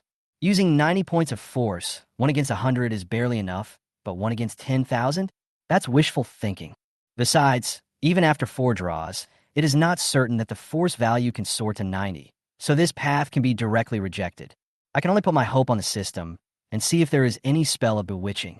Ding, this system does not have such props. Even in the mall, there will be certain restrictions on technological items, not to mention the witchcraft that can seduce people. Even the technology in the host's previous life does not have it. Why? Hearing the system's answer, Sun Jian felt disappointed. In a trance, Sun Jian seemed to hear the conversation between Zhou Wanner and Lao Jiang outside the house. Madam Zhou, what I, old Jiang, said is true. You must not go to the government office. The reason why Sun, who is so bold, is that he not only gave false evidence, but most importantly, he has a backer behind him. Backer? What backer? Half a month ago, the wife of the county magistrate was seriously ill, so the county magistrate handed over all matters of the county government to the county magistrate and the chief clerk, and that chief clerk is Sun, who's godfather. They protect each other and collect money and food. If Sun Jian goes there, he will be in danger of death. So that's how it is. What illness did the county magistrate's wife have? Even if he's not in charge, he can always visit her, right? Zhou Wanna asked. Lao Jiang scratched his temple. I just heard from others that it seemed like he was bitten by something. The wound was festering and swollen. Many famous doctors said that there was no hope for him. When Sun Jian heard this, his heart skipped a beat. He quickly left the room, grabbed Lao Jiang and asked, "What did you just say?" Zhou Wanner and Lao Jiang were both shocked by Sun Jian's sudden action. Old Jiang squeaked and whined. "I told you not to go to the county government office. Not this one, the next one. Next sentence? I said they protected each other, and you almost died. Damn it. Let me ask you what disease the magistrate's wife has." Sun Jian was speechless and asked directly. She was bitten by something, and she seems to be in a bad state. Many doctors said they were helpless and just waited for the old lady to pass away. Lao Jiang continued, "I shouldn't know this. It was my uncle who was in I Ching who told me this. Is the magistrate's wife suffering from a high fever? Is she unconscious? Does she have a weak pulse?" Sun Jian continued to ask. Yes. How'd you know?" Lao Jiang looked puzzled. Only Zhou Wanna knew that her husband seemed to have some ideas, so he stood silently by, waiting for Sun Jian's response. This is because the wound became infected and inflamed with bacteria, causing the high fever to persist. Good. Great. Qing Cheng is saved. Sun Jian was talking to himself, and he felt as if he had found a life-saving straw and was extremely excited. What bacteria? What flame? Lao Jiang was confused. Okay, Lao Jiang, please do me one last favor, and I will give you the 10 kilograms of grain you promised me. The bottom line is that I didn't take good care of Madame Chu. Although I am poor, I am also a man with dignity. Lao Jiang felt very guilty, let alone one favor. Even if it's 10, Lao Jiang, will not refuse. But I don't have the face to ask for food. Just tell me, what do you need me to do? Sun Jian said seriously, "Come with me to the city right now and find your uncle who is an official. Ask him to take us to see the county magistrate. I should be able to cure the magistrate's wife. If there is any mistake, I am willing to guarantee it with my own life." Lao Jiang was stunned and looked at Sun Jian in disbelief. Even Zhou Wanner, who was standing by, didn't expect that Sun Jian would dare to say such words. Could it be that their husbands also know medical skills? What? I dare to say this, which means I am absolutely sure. Stop talking nonsense. It's urgent. I want to go to... Zhou Wanner was a little worried about Sun Jian, so she suggested going with him. "Sir, take me with you. It's getting dark soon. There are a lot of gangsters and bandits around. It's not safe to travel at night. Let's travel together so we can take care of each other." Gu Zijian shook the sword in his hand and said. Sun Jian was a little conflicted. On the one hand, he was afraid of accidents, but on the other hand, he was worried about leaving the women at home. After weighing the pros and cons, he agreed with the two women's idea. "Okay, let's go together." Seeing Sun Jian so sure, Lao Jiang was no longer suspicious. He quickly borrowed a donkey cart from the village chief and took Sun Jian and Zhou Wanner to the city. The night was as dark as ink, but fortunately Sun Jian and his party arrived at their destination safely. Lao Jiang's uncle was named Wang Yuren, and he was the postmaster of Hongnong County. Although this official position was not high-ranking, and he usually only did some work like delivering mails and welcoming and seeing off passing officials, it was good that he could get in touch with the county magistrate. With his introduction, Sun Jian and others would not be beaten out. But who could have imagined that when Wang Yicheng learned the purpose of Sun Jian and his party, he instantly flew into a rage. Nonsense. Chapter 14, Are You Treating a Disease? It's clearly snatching people away from the King of Hell. Can he cure diseases? Don't think that I can't recognize this person because my eyes are blurry. Wang Yuren snorted coldly and shook his sleeves. This kid is a scholar who has been studying for 7 years. His name is Sun Jian. Although he has a reputation, he is an idler and lazy. If he knew medical skills, even a pig could climb a tree, and he still dreamed of meeting the county magistrate. Humph, get out of my inn.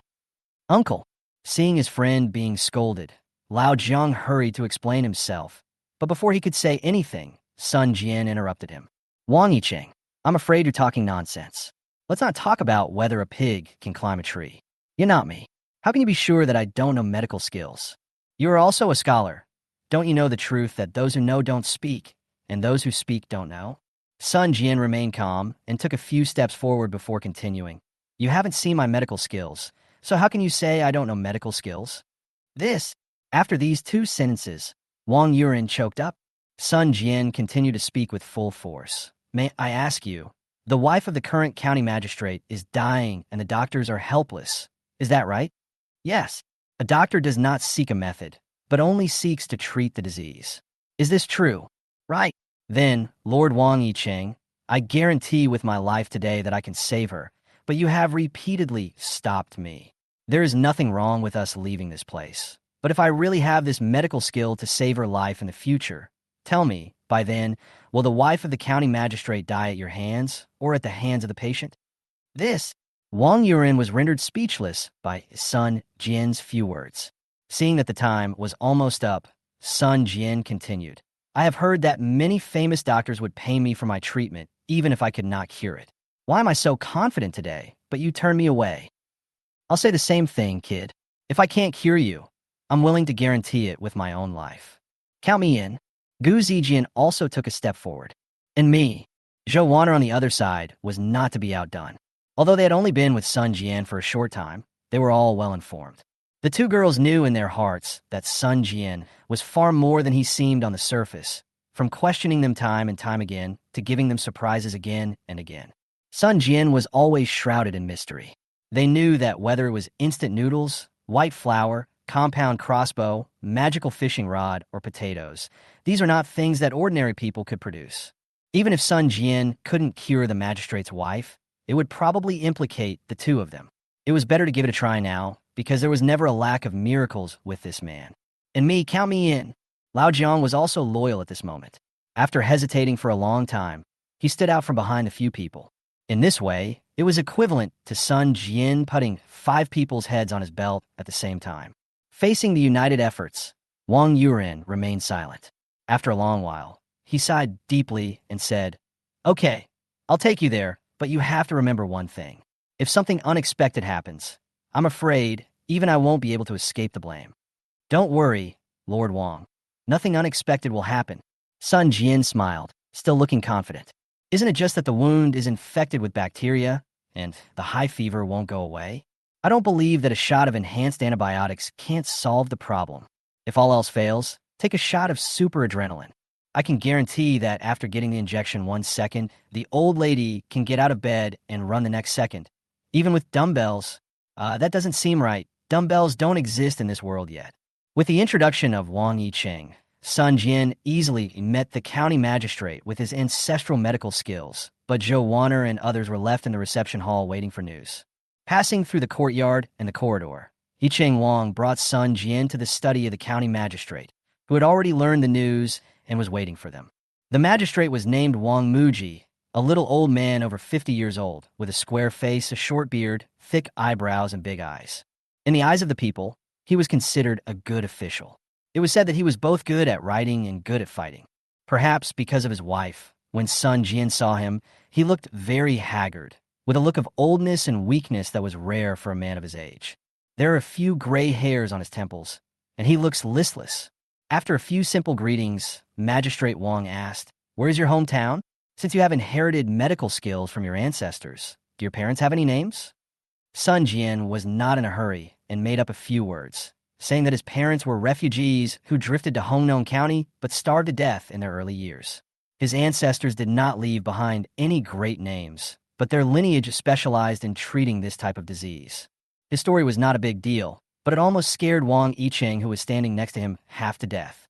If the disease was not cured and Magistrate Wang found out, the lightest punishment would be beheading. I wonder how Madam is doing now. The more symptoms she has, the harder it is to treat. Please take me there.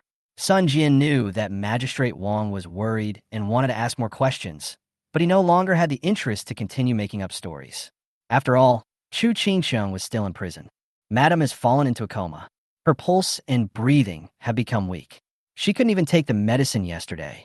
Magistrate Wang's eyes were lifeless, as if his soul had been drained out. Sir, are you sure? If not, please don't bother. The doctor said that today is the day the lady will pass away. Hearing this, Wang Yiqin broke out in a cold sweat again. His pulse and breathing are weak, and even the medicine can't be injected. How can we save him? This is not saving people. This is snatching people from the king of hell. He looked at Sun Jian again and shook his head slightly to signal Sun Jian not to take the task, as it was still not too late to leave. But who would have thought that Sun Jian smiled, still with a confident expression? If you believe me, I can give it a try. I can't say I'm 100% sure, but I will never let Madam's death come true. Are you serious? Really? If Madam, there is no such possibility, Sun Jian said directly and decisively, interrupting what Magistrate Wang was about to say. Magistrate Wang stared at Sun Jian. After a long silence, he said softly, "Okay, follow me." Led by County Magistrate Wang, Wang Yurin and Sun Jian came to a room in the inner courtyard of the mansion. Although Sun Jian was mentally prepared, he was still shocked when he saw the miserable state of the old woman on the bed. Words like haggard and dying were not enough to describe the condition of the magistrate's wife. Because at this moment, the magistrate's wife could only breathe in, but not out. The little bit of temperature left in the body began to cool down, and the pulse and breathing became almost non-existent. After Sun Jian took the old lady's pulse, he stood up from his chair with a confused expression. How can this be considered a cure? It's like snatching someone away from the hands of the king of hell. Chapter 15, Is This Kid Playing Tricks on Me? Given the old lady's condition, if I had arrived an hour later, even if we had moved the equipment from the 21st century over, she would definitely not have been saved. I originally thought that a dose of super antibiotics would be enough to cure the old lady's serious illness, but now it seems that at least a shot of enhanced adrenaline is needed.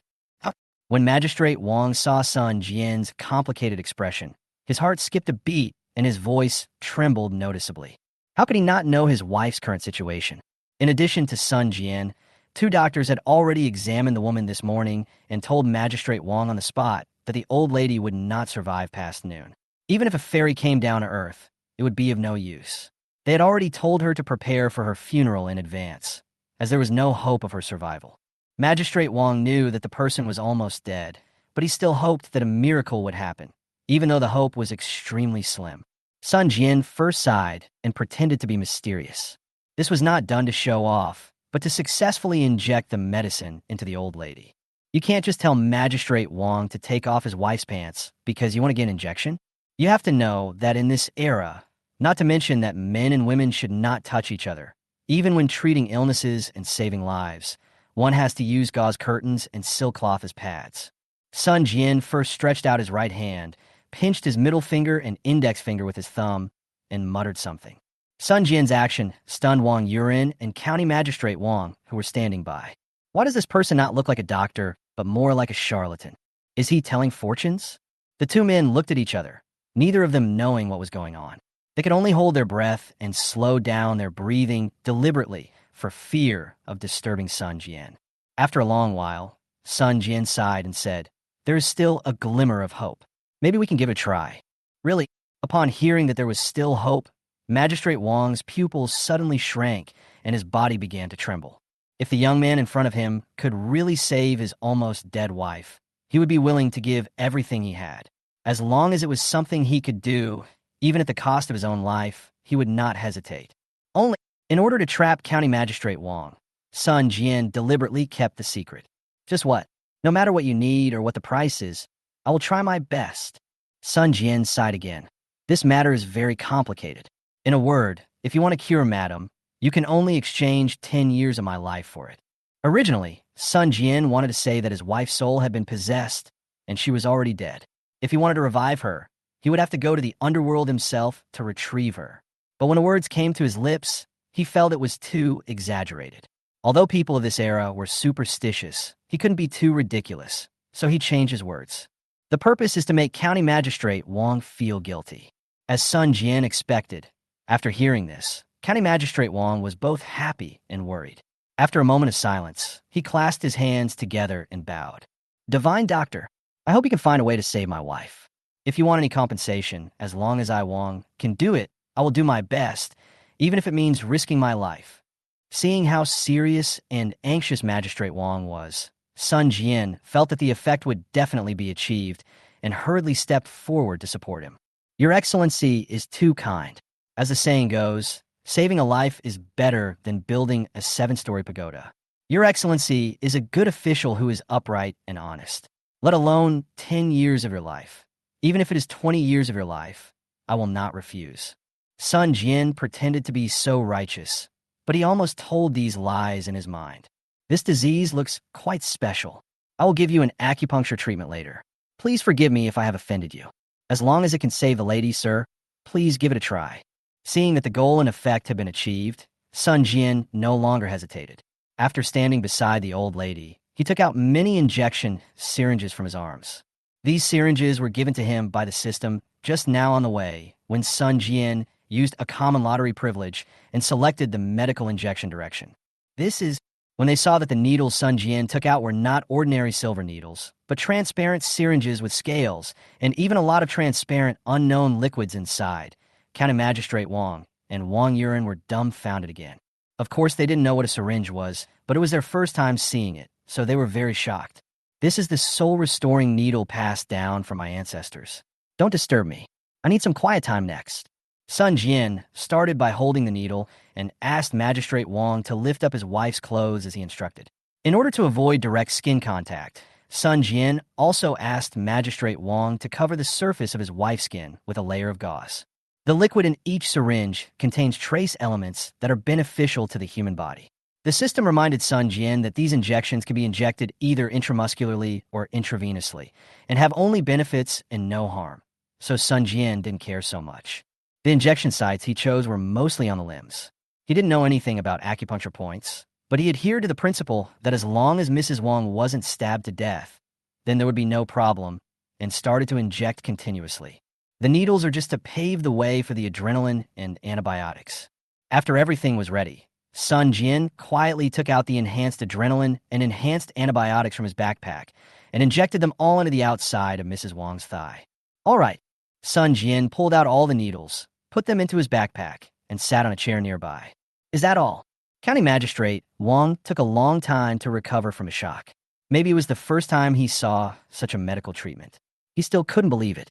The person was already half a step away from the gates of hell, and he was cured in just a few injections.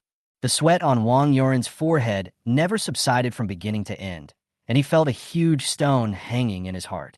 He regretted very much that he brought Sun Jian to treat Mrs. Wang. Sun Jian was still very confident in the potion given by the system. He took a sip of the tea calmly and said, "Madam will wake up in less than an incense stick of time." Magistrate Wang was once again stunned by Sun Jian's words. It's not that he didn't want to believe it. It was just too unbelievable. Is this kid playing tricks on me? Sun Jian shook his head and smiled bitterly. Why? Don't you believe it? Then, Lord Wang, do you have a doctor in your house? Yes.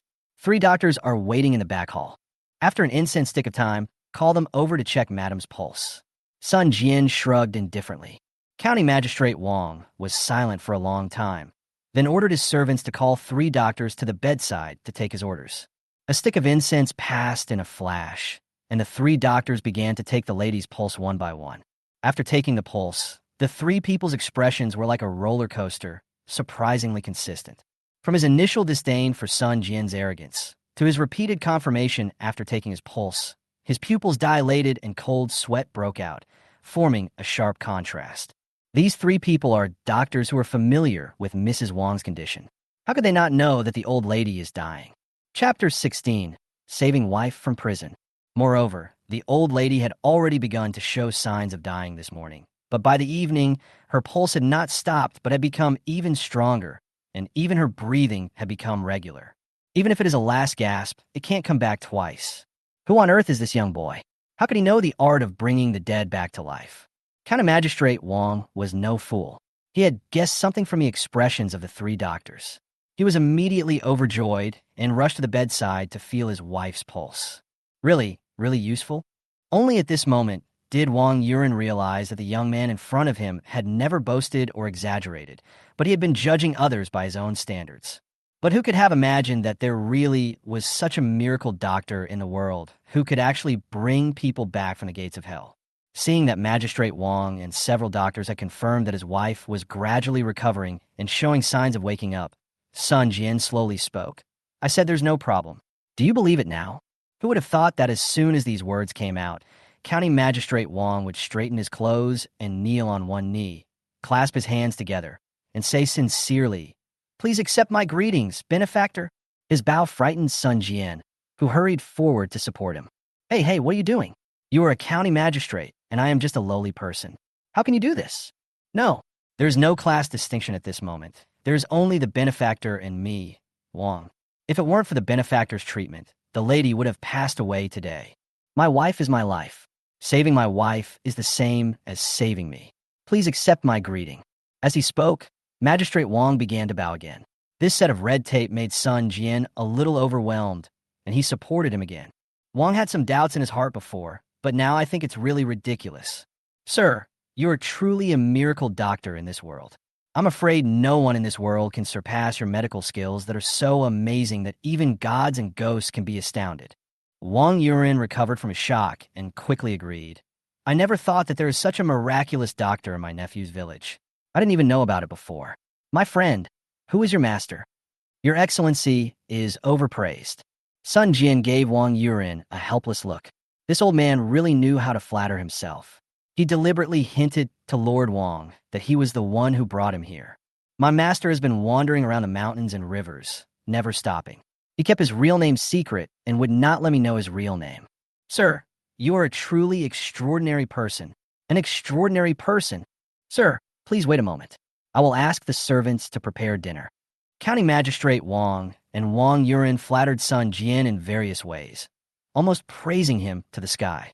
If Sun Jian hadn't been worried about Chu Qingqing's safety, I'm afraid the two of them would have praised him until midnight. After a while of greetings, seeing that the atmosphere was right, Sun Jian immediately stated his purpose. Master Wang, I have a favor to ask of you. What is it? In front of the two people, Sun Jian told them the whole story of Chu Qingqing and Lao Jiang going into the city to exchange food. By the way, he also mentioned the trouble caused by Sun Hu and a group of Yamen runners who cooked and killed their own oxen. County Magistrate Wang was a good official. He had been transferred to Hongnong County only a few years ago. He had heard about Sun Hu's affairs before, but there was no evidence, so he did not take any action. After listening to what Sun Jian said today, he was so angry that he blew his beard and glared. He didn't even summon Lao Jiang for a confrontation. He was determined to get justice for Sun Jian. The three of them went together like this, without even calling on Lao Jiang, who summoned a few palace guards to rush into the dungeon to rescue people. At this moment, in the dungeon of Hongnong County, Chu Qingqiang was curled up in the corner with a terrified expression. She trembled as she saw the man approaching her. Don't come over here. Don't come over here. What are you doing? What do you think I'm going to do? Sun Hu had a lewd smile on his face, his eyes full of desire. TSK, this skin is really soft and tender. I don't know how that loser got the luck to marry you, but it makes sense. He's already starving to death, and he wants to spend half a month happily with a beauty like you before he dies. At least he'll feel more comfortable when he dies. You have a good figure and a pretty face. If it were me, I would be willing to do that too. Sun Hu squatted down and wanted to reach out to touch it, but unexpectedly, Chu Qingqiang kicked him while he was not paying attention, then quickly stood up, ran to the prison door and shouted, "Help! Help! Help! TSK. I didn't expect it to be so intense. Great, it will be more fun to play this way." Sun Hu stood up indifferently and patted the dust and grass debris on his body, still with that obscene expression. My brother Sun Hao has called all the Yamen runners to drink. This is a dungeon. You can scream as much as you want, but no one will care even if you scream your throat out. Wow, big breasts, big butt, and so white. She's simply the best of the best. Chu Qingqiang had a look of despair on her face as she continued to dodge Sun Hu's approach in the prison. She knew that it was useless to waste time talking to such a person, but the cell was so small. How much more could she say? My husband. Stop calling your poor, worthless husband. What can you do by calling him? Do you expect him to come here and save you? With his starving body, it would be difficult for him to even walk here. Don't worry, the grain collection day is coming soon. When he is on the guillotine, I will take your two remaining sisters with me. Sun Hu became more and more excited as he spoke, and he pounced on Chu Qingsheng, pressed her under him, and began to take off her clothes. Just obey me, and I promise to treat you well in the future. Chu Qingsheng fought hard to resist, but her strength was too small, and she could not break free from Sun Hu's strength. For the sake of her husband's reputation and her own safety, the last solution she could think of was to bite her tongue and commit suicide to prevent this guy from succeeding. My husband won't let you go. Him? Even if I give him 10 courages, he wouldn't dare to come here. He doesn't even take a piss to see what kind of person he is. I'm sleeping with his woman to give him face. I'm going to kill him sooner or later. Who would have thought that just as Sun Hu finished speaking, there were several hurried footsteps in the dungeon corridor, and at the same time, that familiar voice rang in his ears. Yeah, you don't need to give me courage. I'm coming right now. I'll see how you kill me. Sun Hu looked up and found that Sun Jian, Lord Wang, and Magistrate Wang were already standing at the cell door, and the palace guards were using keys to open the door. My husband. Hearing that familiar voice, Chu Qingqing's eyes filled with tears, and hope was rekindled in her heart. While Sun Hu was distracted, she attacked his lower body with her knee. Sun Hu let out a howl, and Chu Qingsheng took the opportunity to stand up and ran towards her husband. Chapter 17, If you mess with someone you shouldn't mess with, you'll be close to death. The two people hugged each other tightly, wishing they could embed the other into their bodies. At that moment, all the grievances and panic she had suffered poured out like a flood.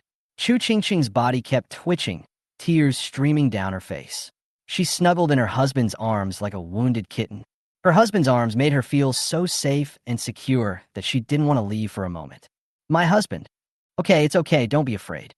Sun Jian could only hug her with heartache and comfort her gently. Master Wang, why are you here? Sun Hu endured the severe pain in his lower body and staggered to his feet. His forehead was covered in cold sweat, and he couldn't understand why Sun Jian and Wang Zhongwu appeared in the dungeon together. Well done. Sun Hu, you are so good, Sun Bantu. If I hadn't seen it with my own eyes today, I would never have thought that there would be such a filthy person like you in the government office under my direct jurisdiction. County Magistrate Wang was so angry that his face turned red, and he was almost spitting fire. Sun Hu's forehead was covered with cold sweat. He fell to his knees with a plop and quickly retorted, Misunderstanding, Lord Wang. This is all a misunderstanding. Misunderstanding? I didn't expect that such a thing would happen just a few years after I took office in Hongnong County. I think you want to go to the guillotine. Master Wang, you're subordinate. It's you. Sun Hu was extremely upset at the moment. He pointed at Sun Jian, who was standing beside him, and roared, You are the one who instigated this. You must have framed me behind my back. Master Wang, you must not believe this kid's one-sided words. How dare you? I saw what you did with my own eyes, and Lord Wang also testified against you. How dare you quibble again? Someone come here. Lord Wang was too lazy to waste time talking to Sun Hu, so he just called his confidants to take control of Sun Hu. Sun Hu instinctively wanted to resist, but Lord Wang would not tolerate him. Sun Hu, if you dare to arrest him now, you will be sentenced to death. As soon as these words came out, Sun Hu's body instantly collapsed like a deflated ball. As the head of a squad of Yamen runners, how could he not understand the consequences of resistance? He was just a squad leader, at best a police captain, while Magistrate Wang was the secretary of the municipal party committee. He is of the 9th rank, while she is of the 7th rank. Whether in terms of power or official position, it is simply overwhelming. Even if I could escape the custody of the guards at this moment, even if I could take hostages, I could not escape the punishment of the laws of the country. The more you resist, the faster you die, and you may even end up in exile. He was extremely desperate at that moment. It's over. It's all over. I worked hard for half my life to get to the position of team leader, but ended up losing everything overnight and might even have to spend a few years in jail. Damn Sun Jian, how deep is he hiding? He is not the incompetent and cowardly person that his younger brother Sun Hao described him as. What kind of magical power does he have that allows him to work together with a magistrate to do such a thing in such a short period of time today? Sun Hu's eyes were full of hatred. He wished he could skin Sun Jian alive. He believed that it was Sun Jian's fault that he was in his current situation. Wait! Sun Jian let go of Chu Qingsheng at this moment and took a few steps forward. Sun Jian, you have no right to speak here. Even if you frame me and falsely accuse me of breaking the law, I will have to wait for Lord Wang to make his decision after a thorough investigation. Who do you think you are? How dare you stop Lord Wang from enforcing the law? Sun Jian remained unyielding and kept talking nonsense. Oh, Sun Jian liked his unyielding look, so he turned to Wang Zhongwu and said, "Give me 10 minutes before you punish him." Seeing Sun Jian ordering the county magistrate, Sun Hu burst into laughter. Ha ha! A mere commoner dares to command an entire county. Before Sun Hu could finish his words, County Magistrate Wang interrupted him. "Sir, please." Seeing County Magistrate Wang bowing to Sun Jian respectfully, Sun Jian's spiritual world almost collapsed. As a county official, he actually bowed to a lowly person who couldn't afford to eat and was about to starve to death, and even treated him as a guest of honor. Who exactly is this Sun Jian? What happened? At that moment, Sun Hu was numb. He couldn't believe his eyes and even thought he was dreaming. But when Sun Jian squatted down, swung his arm, and slapped him hard in the face with a loud crisp sound, he was sure that he was not dreaming. All this was real. Bang! A red palm print was like a branding iron on Sun Jian's cheek, and a sharp pain suddenly swept through his brain, causing his body to tremble a few times. A trace of blood flowed from the corner of his mouth. If he hadn't been trained in martial arts for several years, he would have almost fainted from this slap. What? Not so cool anymore. Sun Jian looked at Sun Hu with a vicious expression. He stretched out his hand and pinched the red and swollen part of his face, twisting it hard. Sun Hu screamed in pain instantly. You have to know that Sun Jian's fighting strength at that time was far beyond that of ordinary people, and the strength of this man was enough to twist Sun Hu's face. Sun Hu was still gasping for breath in pain after being slapped in the face, but he still looked as magical as before. Take your guts. Bang. Let me clean up the piss. Bang. Kill me sooner or later. Bang. Every time Sun Jian spoke a word, he would slap Sun Hu hard on the face. County Magistrate Wang and Wang Yurin were like stone pillars, just watching and saying nothing. After 3, 4, or 5 slaps in a row, Sun Jian's teeth were almost knocked out. The blood and saliva in his mouth mixed together and dripped onto the grass and clothes. Sun Jian controlled the strength just right, making him feel pain deep in his bones every time, but not enough to make him faint directly. This is how you should deal with garbage like this. Let me give you a piece of advice. If you mess with someone you shouldn't mess with, you'll be close to death. After Sun Jian finished speaking, he stood up, turned his head, and looked at Chu Qingcheng, who was still in shock behind him, and smiled. "Qingcheng, watch out. Your husband will vent your anger for you." As soon as he finished speaking, Sun Jian kicked Sun Hu hard in the stomach. Sun Hu was immediately thrown out from the guard's grasp, somersaulted several times and hit the wall, then completely fainted. Chu Qingcheng was so scared that she covered her mouth helplessly with her hands, but her eyes were full of love and warmth when she looked at Sun Jian. "I'm sorry, Master Wang. I really couldn't help it." After beating Sun Hu, Sun Jian realized that he might have gone too far in beating someone in front of the county magistrate and the postmaster, and he quickly apologized. Magistrate Wang pretended not to see it and turned to ask Lord Wang, "Lord Wang, did you see anything?" "I didn't see anything. I didn't see anything. Wasn't this the prisoner's son who was arrested and hit like this?"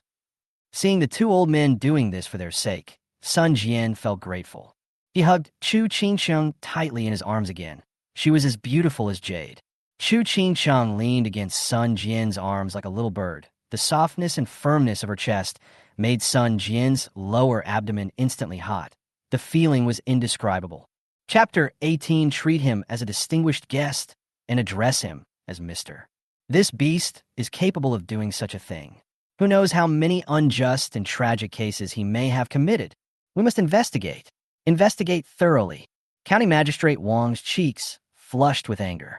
He turned to Wang Yurin and said, "Wang Yicheng, I am here.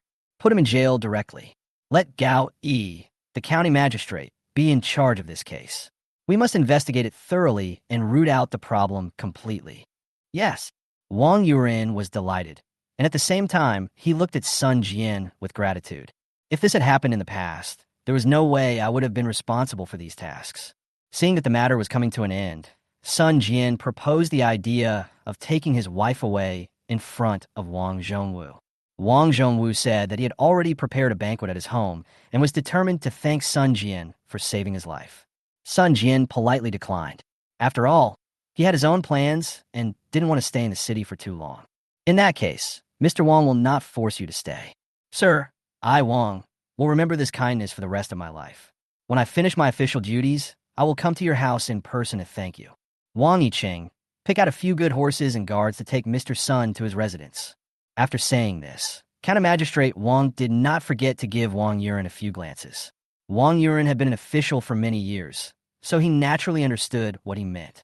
Yes, sir. After leaving the dungeon, Chu Qingsheng followed Sun Jian and Wang Yuren to Wang Yuren's house. Sun Jian was still wondering why he didn't go to the post house first, but went directly to Wang Yuren's house. When they arrived, they found that not only Lao Jiang was waiting at Wang Yuren's house, but also Gu Zijian and Zhou Wanner, who were pacing back and forth in the house with a worried look on their faces. Wang Yuren told Sun Jian that when they followed Lord Wang to the dungeon, he ordered someone to pick up the two wives along the way, and he never mentioned it because he wanted to give Sun Jian a surprise. It was getting darker, and there were many other people at the post station. Wang was afraid that it would be inconvenient for the two ladies, so he asked someone to notify Lao Jiang to pick them up. Sun Jian curled his lips and said nothing. When they saw that Sun Jian not only returned safely, but also brought Chu Qingsheng back intact, the two women were overjoyed. Gu Zijian's eyes were red and tears were welling up in his eyes. He rushed forward and hugged Sun Jian, checking Sun Jian's body for any injuries. Although Zhou Wanner was also worried and excited, she did not show it too obviously. She just gently took Chu Qingsheng's hand and kept expressing her concern. Sun Jian said he didn't care about the fact that Zhou Wanner hadn't called him husband or had any intimate contact with him until now. Anyway, since the day I brought her home, this girl has always been pretentious. Others may just doubt Zhou Wanner's identity and background, but only Sun Jian, who has the system, knows that Zhou Wanner is just being suspicious of her princess status. Only those who see through things but don't speak them out are good friends. Mr. Sun, it's getting dark. It's not safe to walk at night. Can you stay in Wang's humble room for a night? I will escort you back tomorrow morning. Wang Yuren clasped his hands together and saluted, speaking very respectfully. This scene instantly shocked Lao Jiang, Zhou Wanner, and Gu Zijian, who were stunned on the spot. Gentlemen? You? Mr. Wang? You know, in the evening when Sun Jian brought Zhou Wanner and Gu Zijian to follow Lao Jiang to see Wang Yuren, he was still very arrogant and even looked down on Sun Jian. Unexpectedly, his attitude changed 180 degrees at this moment. Especially Lao Jiang, his mouth opened into an O shape as if it was frozen. He knew very well that his uncle was an arrogant person, and he never thought that he would see his uncle treat a commoner like this in his lifetime. After obtaining Sun Jian's consent, Wang Yuren acted quickly and had someone clean up a room. He even had someone heat up water for Sun Jian and his wives to soak their feet before going to bed. Back in the room, the three women were all very excited. At least the disaster was finally over. Sun Jian sat lazily on the bed, looking at the simple room, and couldn't help wondering. Although this postmaster has no rank, he is at least a registered official of the prefecture and county. Why does he live in such a shabby house? Zhou Wanner sighed softly. Now, there are wars everywhere. The four countries are frequently at war, and there are gangsters and bandits everywhere, and the crops are barren. It's already very good to have such conditions. Other officials may not even have enough to eat, let alone a small post station chief. Even the county magistrate's life is not much better, right? You should be content. You seem to understand a lot, don't you? Sun Jian did not respond to Zhou Wanner's words, but did the opposite, grasping the key point of the topic and deliberately making a joke. As soon as these words were spoken, Gu Zijian and Chu Qingsheng both looked at Zhou Wanner with curiosity. Zhou Wanner was at a loss for words, her cheeks slightly red, like a frightened rabbit, and she quickly explained, I'm just a woman. What do I know? These are all what I heard from others. Oh, I see. Sun Jian looked at Zhou Wanner and gave a meaningful smile. Since marrying Sun Jian, this girl has never had any close contact with Sun Jian and has not even called him husband like Gu Zijian and Chu Qingsheng. Although she still has some feelings for him, anyone with a discerning eye can see that she is acting weird all the time. If it weren't for Tongzi, Sun Jian would never have thought that this girl was actually the princess of the great Zhou. Sun Jian knew that Zhou Wanner had been spoiled since childhood and was willful and barbaric. In the words of later generations, she had princess syndrome and was difficult to tame. After all, she is already my wife in name. If she is willing to act in a reserved manner and hide her background, then I will just accompany her. Only when we see through everything but don't tell it to each other can we be good friends. My husband, did you really cure the county magistrate's wife? Compared to Zhou Wanner's weirdness, Gu Zijian was more curious about how Sun Jian brought Chu Qingqing out safely. Yeah, why is even Wang Yiqian so respectful to you? Zhou also asked. Apart from curing the county magistrate's wife and showing her the way, they really couldn't think of any other reason. Chu Qingqing was very smart. After the two girls asked so many questions, she had already guessed the general idea and added, not only is Wang Yiqian respectful to you, but even the county magistrate treats you as a distinguished guest and calls you sir. Wow. Gu Zijian looked at Sun Jian with shining eyes, his eyes full of admiration. The county magistrate treated her like this, so the wife must have been seriously ill and the doctors were helpless. It was my husband who saved her. Then my husband proposed a corresponding condition, which was to rescue me from the dungeon. Chu Qingqing was trying to figure out the whole thing. My husband, you are really amazing. You know so many things, and even your medical skills are so superb. Are you really just an ordinary commoner, sir? Chu Qingqing's eyes sparkled. She took Sun Jian's hand and looked at him with a crazy look on her face. Chapter 19. A beautiful woman's company, a night of spring.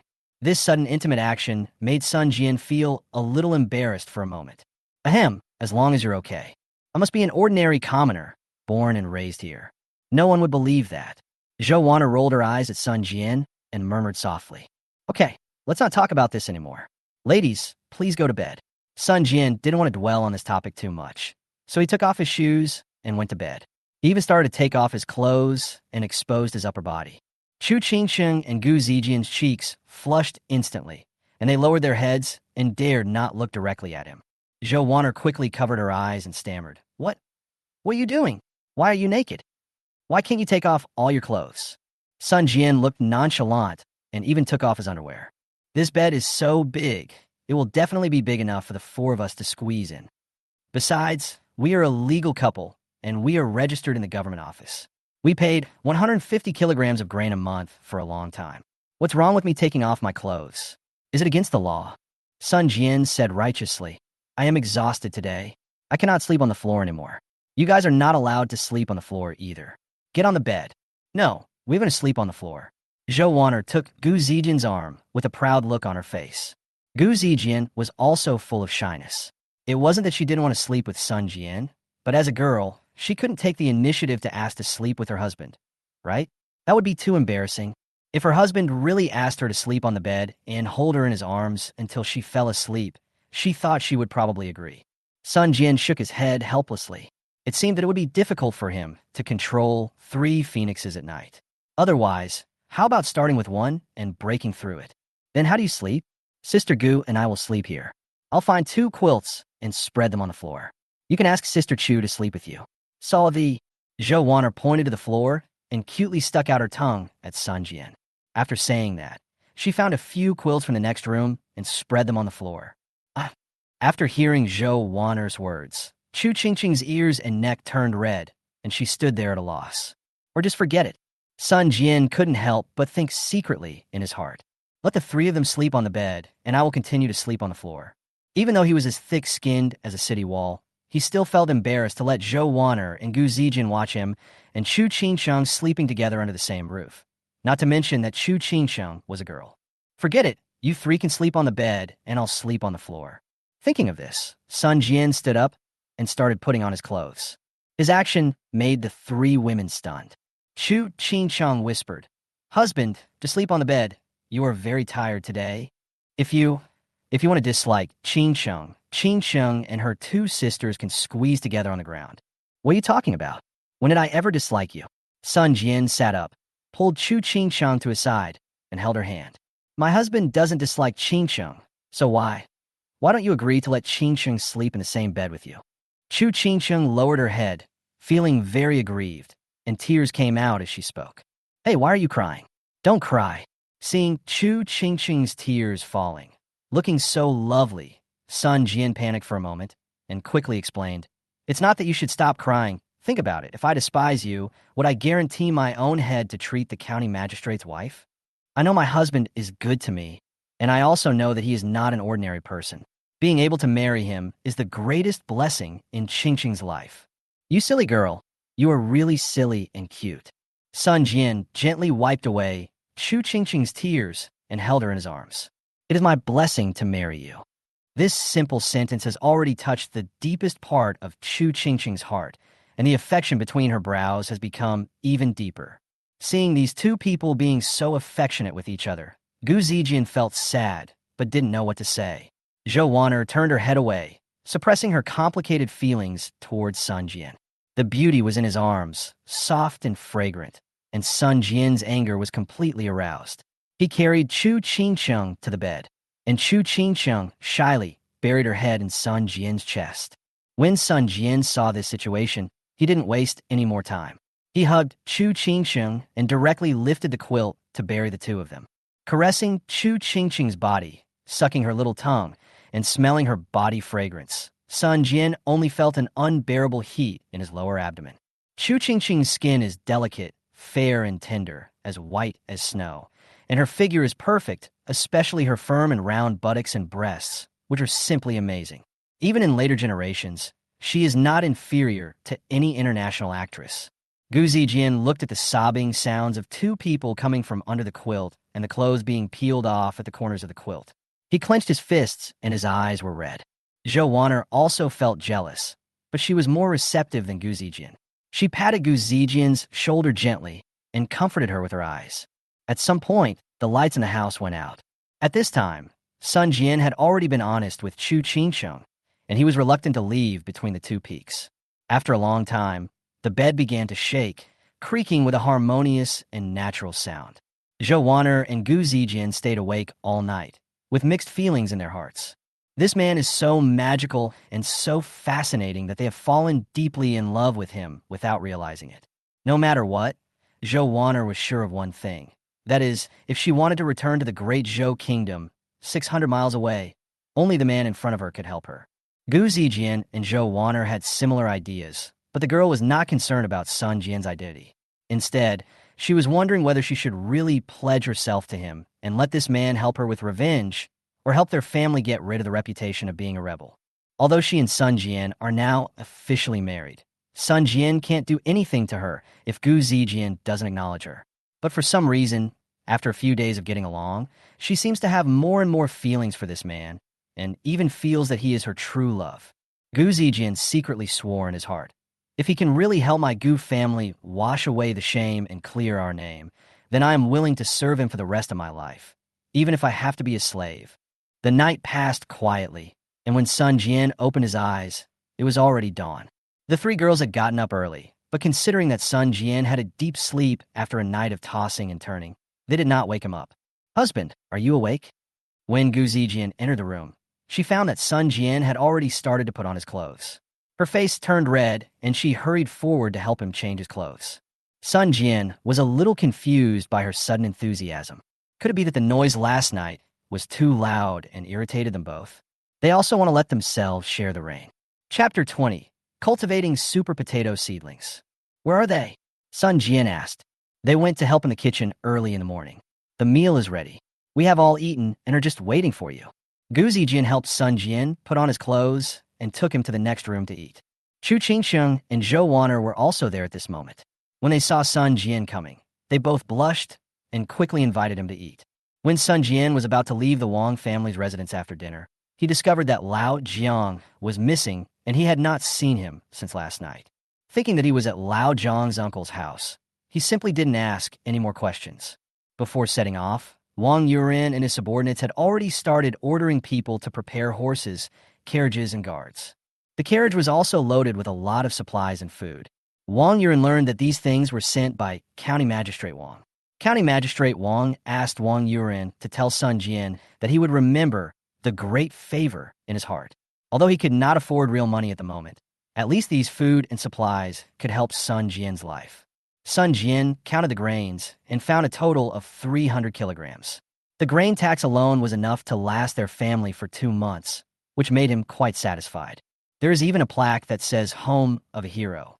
Wang Yuren said that since he was sending so much food to his home, he was afraid that the refugees would covet it, so he made a plaque to alert everyone not to covet Sun Jian's house. It has to be said that, in this context, Magistrate Wang's gift was full of sincerity and very thoughtful.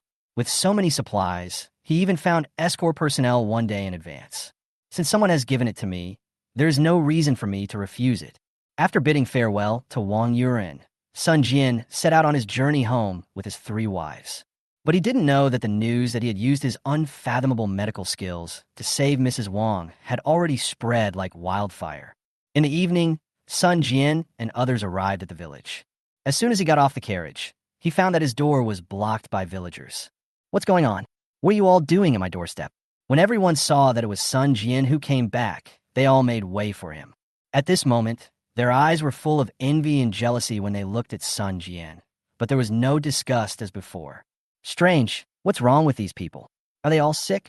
Just as Sun Jian was curious about the looks of the villagers, he saw Lao Jiang rushing towards him from his door with a dusty face, a wooden tile shovel used for bricklaying in his hand. "Sun Jian, you're finally back. What do you think?" Lao Jiang panted and pointed to Sun Jian's house behind him. Looking closely, Sun Jian's eyes lit up. "The house in front of me is no longer the dilapidated and leaky yard. The house has been completely renovated inside and out. Although mud, bricks, and tiles are used, it obviously does not look so shabby anymore. The yard was raised and reinforced, and even the gate was replaced with sturdy, thick wooden boards. It not only looks more grand, but also effectively prevents thieves." Wow! The 3 girls got off the carriage and were overjoyed to see how their home had changed so much. "What's going on?" Seeing that his home was becoming safer and more pleasant, Sun Jian was happy, but also a little surprised. Old Jiang scratched the back of his head and said with a smile, "The county magistrate asked my uncle to make this for you, saying it was a surprise for you." After Lao Jiang said this, Sun Jian realized that Wang Yuren had given Lao Jiang 20 kilograms of millet and a fast horse yesterday, and told him to go to the town to collect supplies and gather more people, and make sure to finish the work before Sun Jian rushed home. "I see." Sun Jian nodded in satisfaction. The result was pretty much what he had expected. No wonder Lao Jiang disappeared before nightfall last night. It turned out that he rushed back to help me renovate the house. I have to say, the feeling of living in the new house is very comfortable. Lao Jiang also considerately converted the house next door into a guest room. From now on, even if the 3 women don't want to share a bed with him, at least they don't have to sleep on the floor. Ever since the plaque of Home of a Meritorious Official was hung on the door of Sun Jian's house, there's been an endless stream of people stopping and waiting at the door every day, and they cannot be driven away. Originally, Sun Jian thought that the fact that he had saved Mrs. Wang was only known to a few people in this era of underdeveloped information and would not be easily leaked. But who could have imagined that within just a few days, his name had become a household name in the surrounding villages? Many versions are derived every day. Some say that Sun Jian learned medical skills from gods in his sleep. Some say that Sun Jian practiced sorcery in the deep mountains and forests in his early years. Neighbors who rarely visited each other in the past also started visiting each other. Most of the people who came were women from the village. They visited Sun Jian's 3 wives and tried to get close to them. Zhou Wana never bought into this and didn't like interacting with these women, so most of the reception work was done by Chu Qingsheng and Gu Zijian. There were also people who came to borrow food, donate clothes, beg for food, and even the village chief who had ridiculed and belittled Sun Jian in the past came 2 or 3 times, and his words were full of flattery. From a poor boy who was almost starving to now being related to the county magistrate, who would dare to mess with him? If you try to please him early, you will be lucky if you don't get punished later. Sun Jian said that he didn't care about the villagers' drastic change in attitude. It is human nature to curry favor with the powerful. As long as it does not affect his plans, they can do whatever they want. At least now that I have become famous, it will no longer be difficult to hire people to cultivate the land for me or to work as a laborer in the future. Sun Jian was not idle during these few days. He asked the 3 women to help him cultivate the super potato seedlings. Because super potatoes sprout extremely quickly, in a short period of time, the number of seedlings has more than doubled from a few hundred at the beginning to nearly 10,000 now, and the entire yard is filled with them. Combining his farming experience in his previous life, Sun Jian roughly calculated that 1 acre of land could support about 4,000 plants. However, considering that most of the land he had reclaimed was on hillsides, and that super potatoes were large in size, with one being the size of 4 potatoes, he planned to plant only 500 plants per acre. More than 9,000 plants are equivalent to reclaiming at least 17 or 18 acres of wild land. 17 or 18 acres of wild land need to be reclaimed, and then renovated, seeded, harvested, sown, etc. It seems that my previous calculation was correct. We need at least 20 farmers to help with the work. After all, it's physical labor. If there are 20 people, at least 10 kilograms of food will be consumed every day, and at least 300 kilograms will be needed every month. And then, Sun Jian muttered to himself as he thought about it. Husband, have a drink of water. Chu Ching-chang handed over the cup of water with a gentle look on her face and continued to look at Sun Jian with her little face in her hand. She looked very cute. With a creak, the door was pushed open and Gu Zijian walked towards him. Husband, Lao Jiang is here. Chapter 21 is really so magical. It seems that the matter is almost done. Let him in. When Sun Jian heard that Lao Jiang was coming, he quickly invited him in. How's it going, old Jiang? Don't worry, everything has been arranged. According to your instructions, there are 20 peasants, all of whom are young and willing to endure hardship. They're all waiting at the gate, but they're all starving, and they're all thinner than me. It's nothing. Just give them food today. They can work better after they are well fed. Sun Jian spread his hands indifferently. He was not a black-hearted boss. He had already instructed Gu Zijian and others to prepare the meat porridge and steamed multigrain buns. He was just waiting for Lao Jiang's people to arrive. Good job, Lao Jiang. I finished the work I assigned to you the day before yesterday, early this morning. Sun Jian patted Lao Jiang on the shoulder and praised him. Don't you dare flatter me. It's a famine year now. There are too many people without land to farm. It's easy to find them.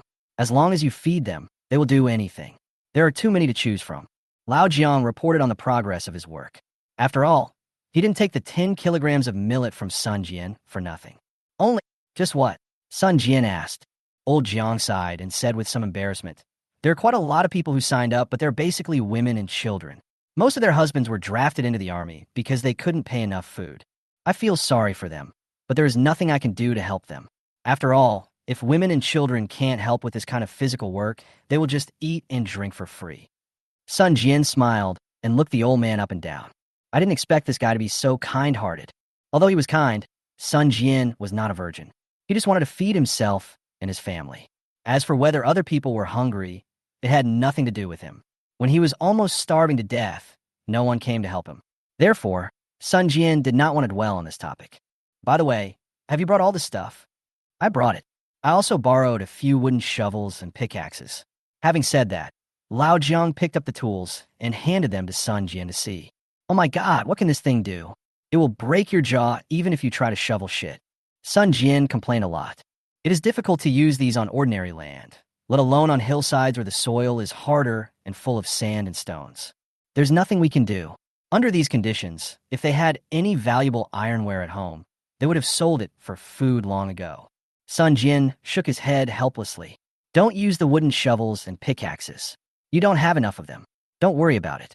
I will provide them with a batch of iron tools before reclaiming the wild land.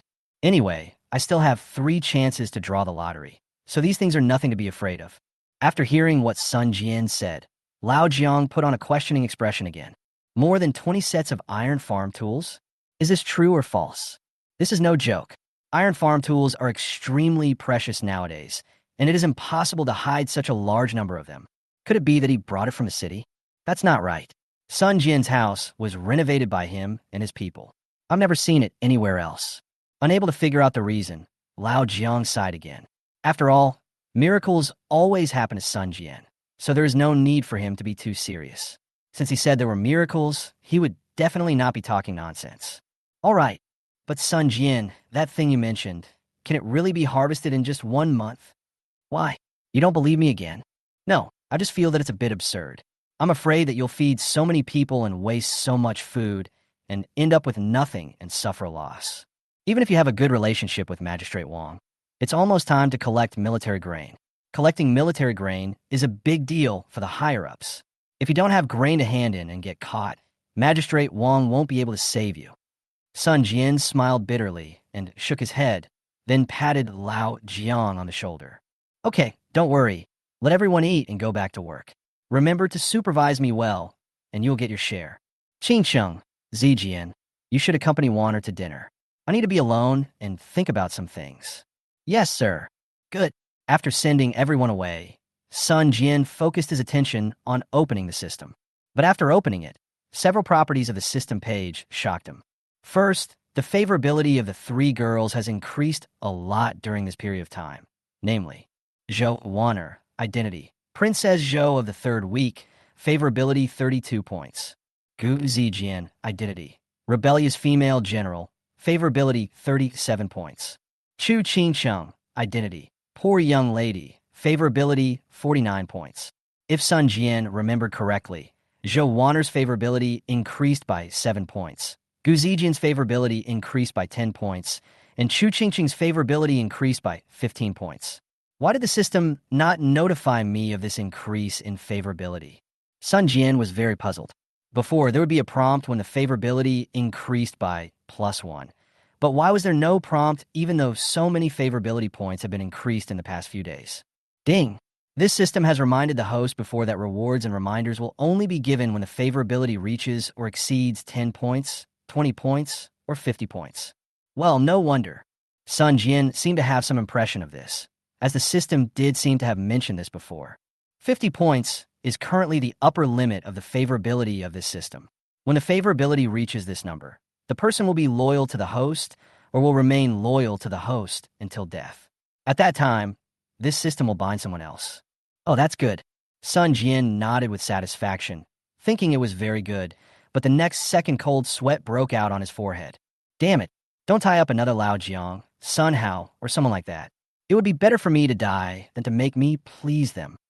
The system was almost speechless because of Sun Jian. No, this system will only detect candidates who have a connection with the host. At the same time, as the system is upgraded to a higher level, the number of candidates will be unlocked to 5. Sun Jian breathed a sigh of relief. Well, judging from this value, the three girls have actually fallen in love with me, but the depth of their love varies. This is good news.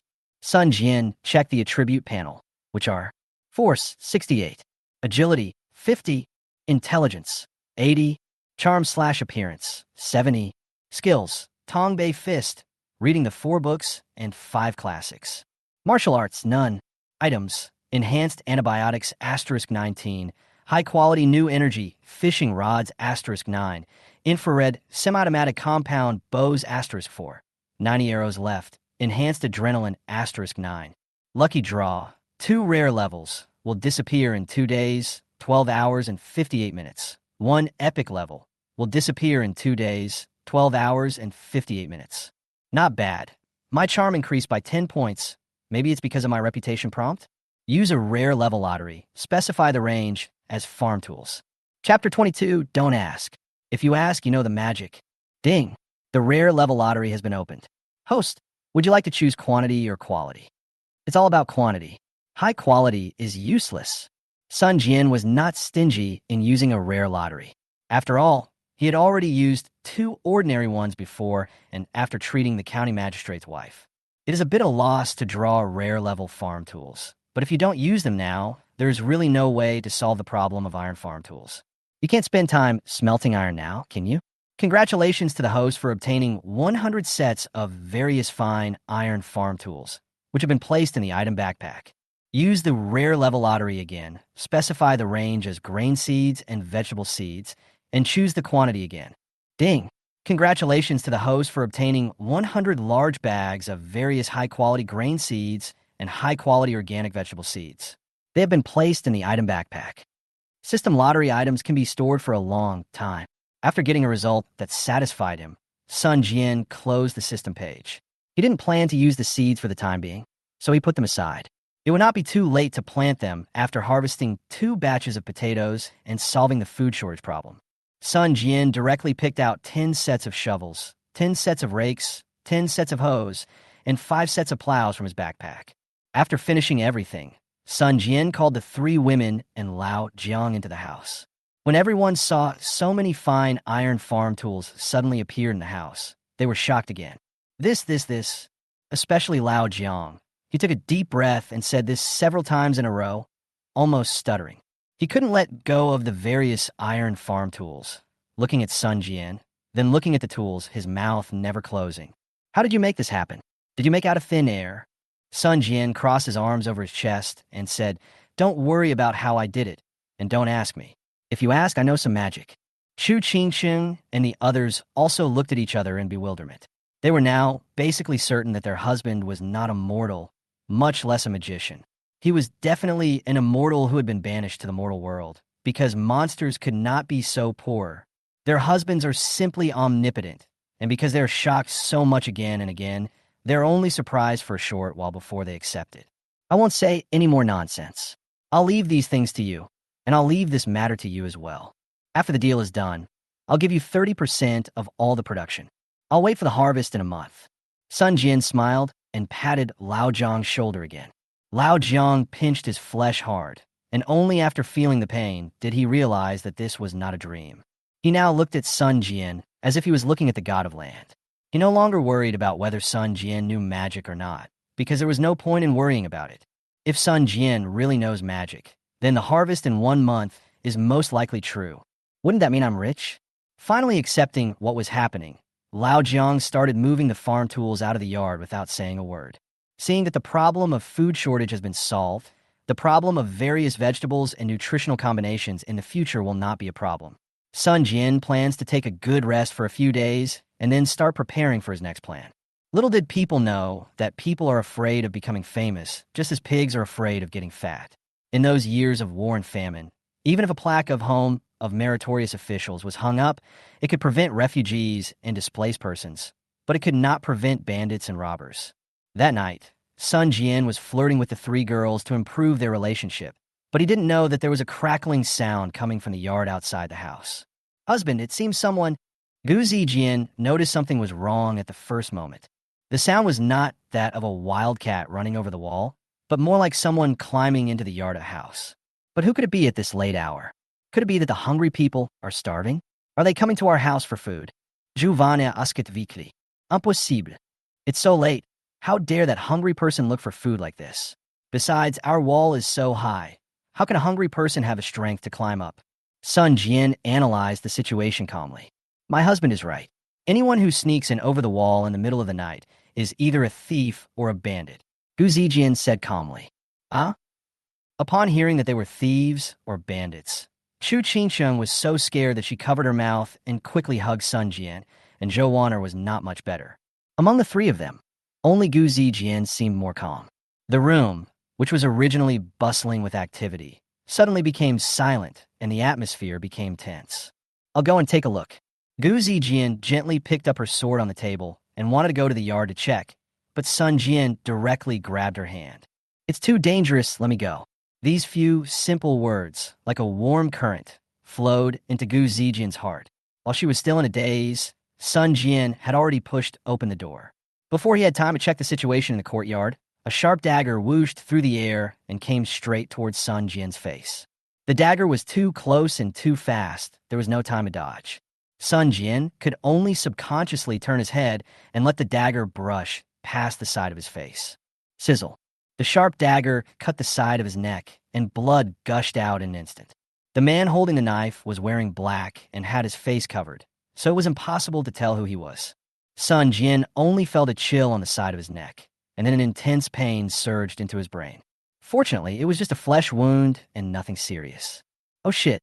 Seeing the opportunity for attack, Sun Jian reacted quickly, raised his right foot, and kicked the man hard in the abdomen. With a dull bang, the man in black flew back 4 or 5 meters and fell heavily to the ground. The thrilling scene just happened and frightened the 3 women.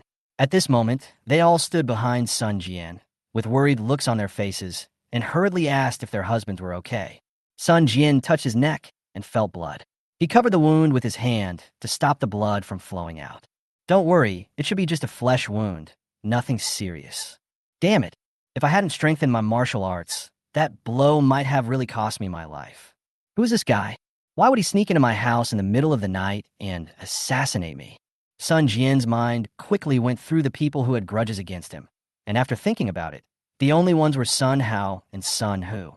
But if nothing unexpected happened, Sun Hao and Sun Hu would have been arrested and imprisoned by County Magistrate Wang. Seeing her husband bleeding, Chu Qingsheng quickly tore off the coarse cloth on her body to cover the wound and looked at Sun Jian with a distressed face. Without saying a word, Gu Zijian picked up his sword and started fighting with the man in black in the yard. If anyone dared to hurt his beloved, he would never be able to leave home today. Seeing that Chu Qingsheng was concerned about Sun Jian, and Gu Zijian was helping Sun Jian to get revenge, Zhou Wanner was a little overwhelmed. I'll go find some medicine for the wound. Does my husband still feel pain? It's okay. It doesn't hurt too much. Chapter 23. When the enemy comes, we will fight him. When the water comes, we will block it with earth. Sun Jian's eyes were focused on the scene where Gu Zijian was fighting with the man in black. Judging from the battle, it was obvious that Gu Zijian had the upper hand and did not need any help at all. After several rounds of fighting, the man in black was kicked away again, but this time he had no chance to stand up again because Gu Zijian had stepped directly on his back and put the sword against his throat. Lady, please spare my life. Lady, please spare my life. The man in black lay on the ground and begged Gu Zijian. You hurt my husband and nearly killed him. Why should I forgive you? Gu Zijian brought the sword closer, and the tip of the sword had already pierced the skin tissue of his throat. The pain made the man in black wail and beg for mercy. No, no, no. Don't kill me. Please. Zijian, don't kill him yet. Sun Jian took a few steps forward and removed the veil from the man in black's face. The man in black thought he was going to kill him and shuddered with fear. The man was about 35 years old, with a face full of fat, prominent cheekbones, and a long scar from his right eye to the back of his ear. It was obvious that he was not a good person. Who are you? What are you trying to do by breaking into my house in the middle of the night? Are you going to kill me? Sun Jian stepped on his face. There is no need to show any respect to such a person. The man in black screamed in pain as Sun Jian stepped hard on his face. My patience is limited. I will only count to 3. If you still don't say anything after 3, I will kill you and report you to the police. 1. Sun Jian raised a finger and said loudly. The man in black was also frightened. He knew that this family was not ordinary people, so he begged for mercy.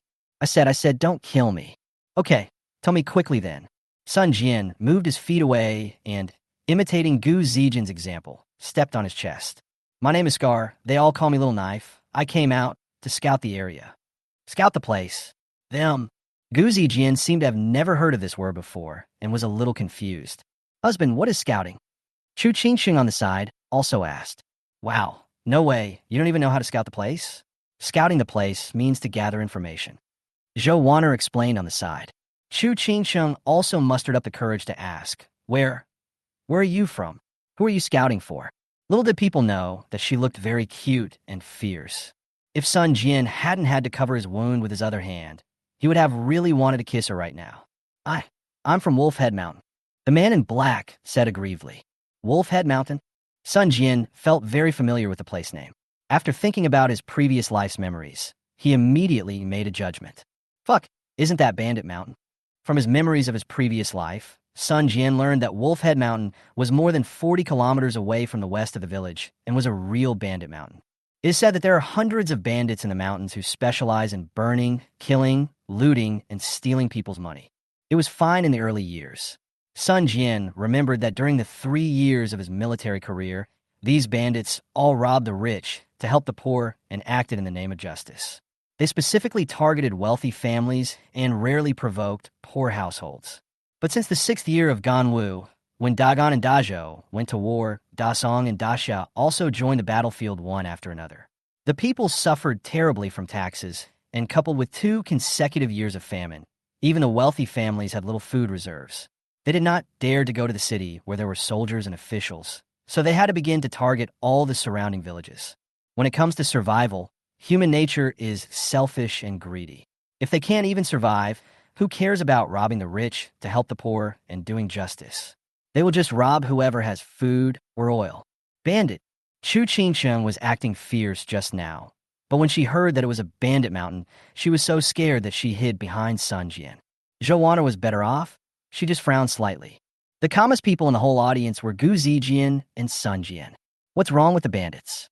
If we kill him today, the officials won't have to report it, and the bandits won't know about it either. Gu Zijian simply held the sword horizontally and was about to stab the scarred man to death with one blow. Zijian, wait. Sun Jian stopped her again. What's the matter, husband? He almost stabbed you with a dagger, and he's a bandit. I can't keep him. Sun Jian sighed and said, killing him now would harm us instead. You're not native to this area, so you may not know. There are more bandits around Hongnon County than just the one in the west. There's also a group of bandits in Hupon Mountain in the north. There are about 1,700 to 1,800 of them, but they're only more than 80 kilometers away from here. This guy's at most the scouts sent out by the bandits. If the bandits let out scouts, they will come down the mountain to plunder, dead or alive. Even if we kill him now, the bandits won't get the message and will come. As long as he appears in our village, it means our village can't escape. When these words were spoken, even Gu Zijian was shocked, not to mention Chu Qingsheng and Zhou Wan'er. Brother is quite knowledgeable. When the bandit named Scar heard Sun Jian say this, he felt relieved and smiled and complimented him. Even if you kill me, they will come. You might as well let me go now. I will go back and inform the boss that there is no food and no women in this village. Behave yourself. Gu Zijian kicked the bandit in the crotch, causing Scar to scream in pain. Husband, what should we do now? Should we report it to the police? Zhou Wan'er said at the side. Yes, you are a meritorious official of the government. They will definitely not ignore you. If reporting to the authorities was useful, the bandits in Wolf Head Mountain and Tiger Pan Mountain would not have lasted for so many years. Sun Jian snorted coldly. Husband, shouldn't Lord Wang be a good official? Why doesn't he care about the rampant local bandits? Chu Qingsheng said. Sun Jian sighed and patiently explained to the three girls. Master Wang has only been in Hongnong County for more than 2 years, but the bandits here have existed for at least 6 or 7 years, and they are deeply rooted. Plus, our area is very close to the border of the Great Zhou, only 300 kilometers away. Many strong men in the county have been captured to serve as soldiers. The few officers and soldiers who are left have a hard time protecting the safety of the city, so how can they have time to deal with these faraway bandits? Also, these bandit dens are beyond the jurisdiction of Hongnong County. We have no right to manage them. Moreover, so many people in our county starve to death every day. The government has no food or money. Even if we want to, we are powerless. Forget about hiding. If we move out today, when will we come back? Even if we come back in the future, what if we encounter bandits robbing our house again? If we never come back, we have no place to live in the city. We can't live under someone else's roof forever, can we? Zhou Wan'er was quite smart and quickly figured out that Sun Jian already had a plan to deal with the situation. So what do you mean? When the enemy comes, we will fight them. When the water comes, we will block it with earth. Sun Jian said calmly. Chapter 24. You want to destroy those bandits? After these words were spoken, the three women felt reassured. It can be seen that Sun Jian is already confident. Based on past experience, all they have to do is believe in it. But who would have thought that Sun Jian's next words would once again shatter the self-confidence they had just built up? Since you dare to find me, I think there is no need for the 2 bandit gangs to exist anymore. What? The 3 girls said in unison, standing there in a daze. Even the bandit lying on the ground was stunned. This guy actually made such a bold statement that he wanted to destroy them? This is a huge joke. How can we put it out? What can we use to put it out?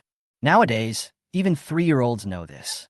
Attack the city and capture the stronghold. Surround it with 3 times the force and attack it with 5 times the force. Even then, they must be elite soldiers. What's more, there are nearly 2,000 bandits in Hupon Mountain, plus more than 500 people on their own mountain, which is almost more than 3,000 people. Even if the officers and soldiers and yamen runners in the city are counted, the number is less than 3,000. Who can be a bandit without committing many murders? Who is a good person? These remarks are simply ridiculous. What's wrong? Why are you all looking at me like that? Sun Jian looked around and found that the 3 women were looking at him with strange eyes. Husband, you want to destroy those bandits? Yeah, what's the problem? Those are bandits who have been entrenched for many years, and there are several thousand of them. Sun Jian shrugged indifferently. A few thousand people? Tens of thousands of people can still destroy him. After saying this, Sun Jian no longer cared about the changes in the 3 women's expressions and walked out of the gate decisively. Take him away and come with me to see the village chief first. Seeing Sun Jian's back disappearing around the corner of the gate, Gu Zijian and the others came to their senses, responded, and hurriedly followed him. Along the way, Zhou Wan'er was looking at Sun Jian's back with complicated feelings. She couldn't figure out how Sun Jian managed to wipe out those thousands of bandits. Judging from many previous events, he doesn't seem like the kind of person who makes wild and boastful remarks. On the contrary, all kinds of puzzling and magical things happen every time. She knew in her heart that Sun Jian was indeed a rare genius who was not seen in a century. Not only was he proficient in mysterious medical skills, he could also make many strange things, even powerful weapons. Such a person would be remembered in history in any era.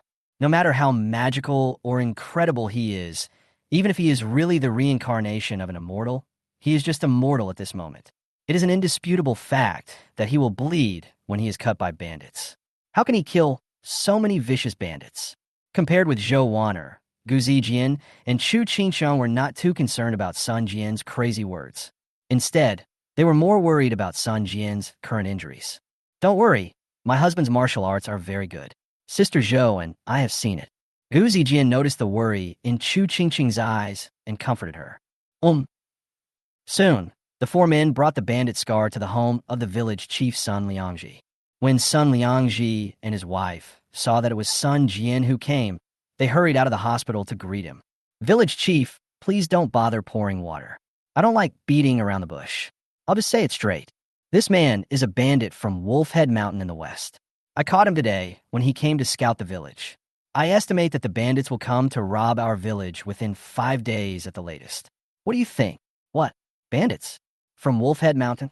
Sun Liangji was shocked. He looked up and down at Scar, who was being held by Gu Zijian, his eyes full of panic.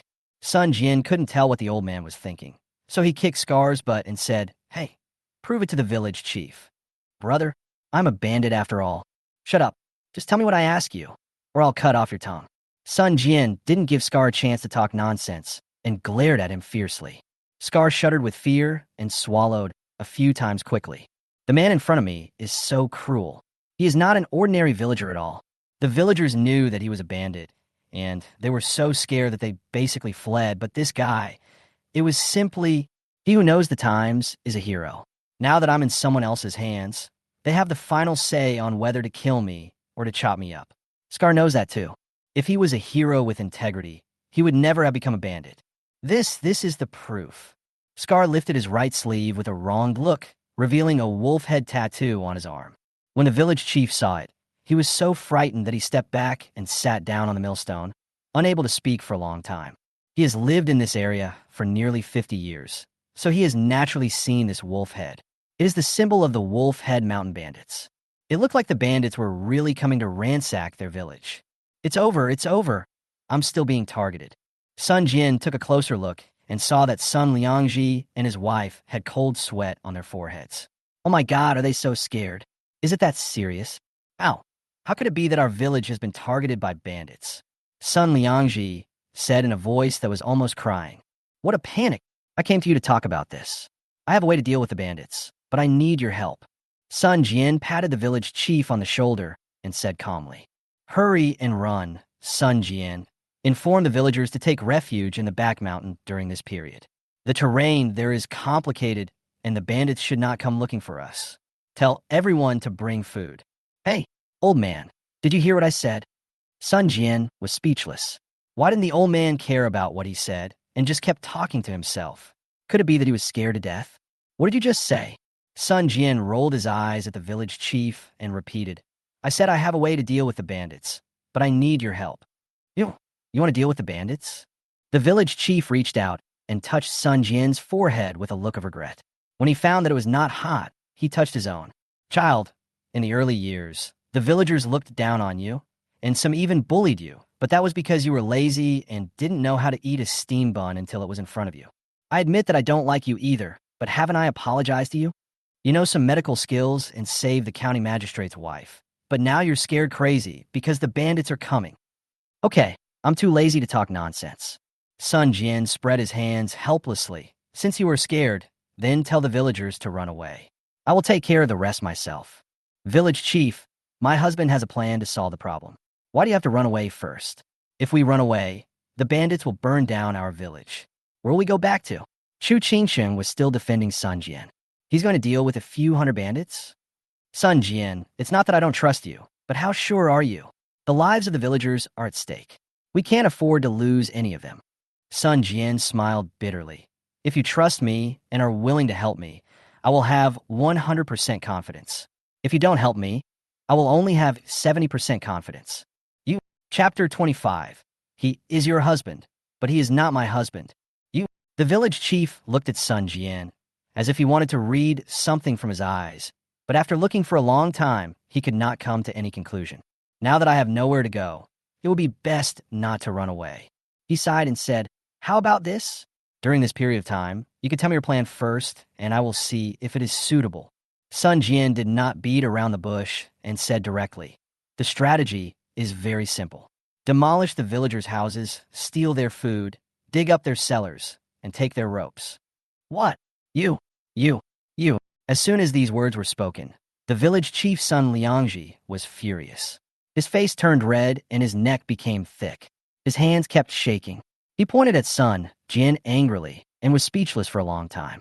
The three women were also confused by Sun Jian's strategy. Demolish villagers' houses, steal villagers' food, dig villagers' cellars, and take villagers' ropes. Such behavior is no different from banditry. How can this be called eliminating bandits? Isn't this just becoming a bandit yourself? Husband, you. Chu Qingchang looked helpless, not knowing what her husband was up to this time. What's wrong? What's that expression on your face?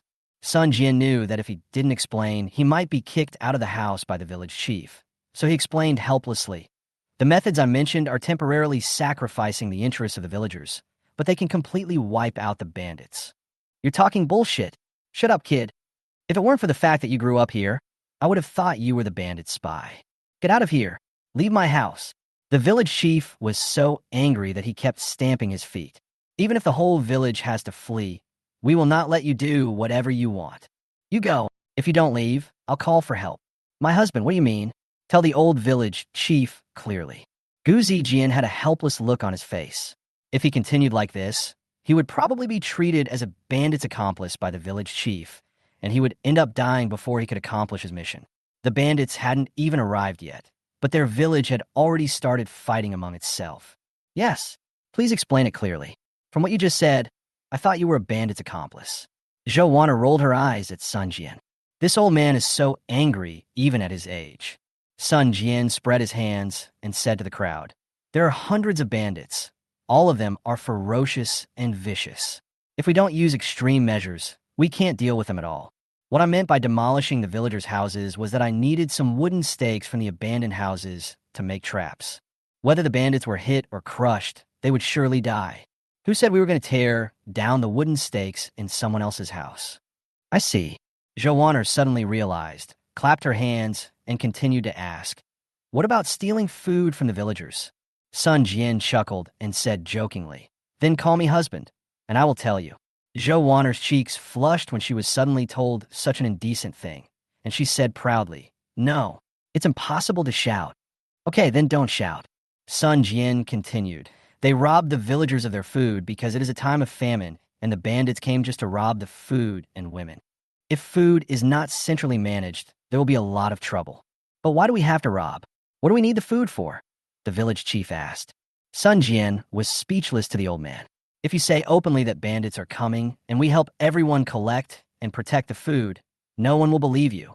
Even if someone believes you, they will secretly hide a lot of the food collected in this way, because food is their lifeblood.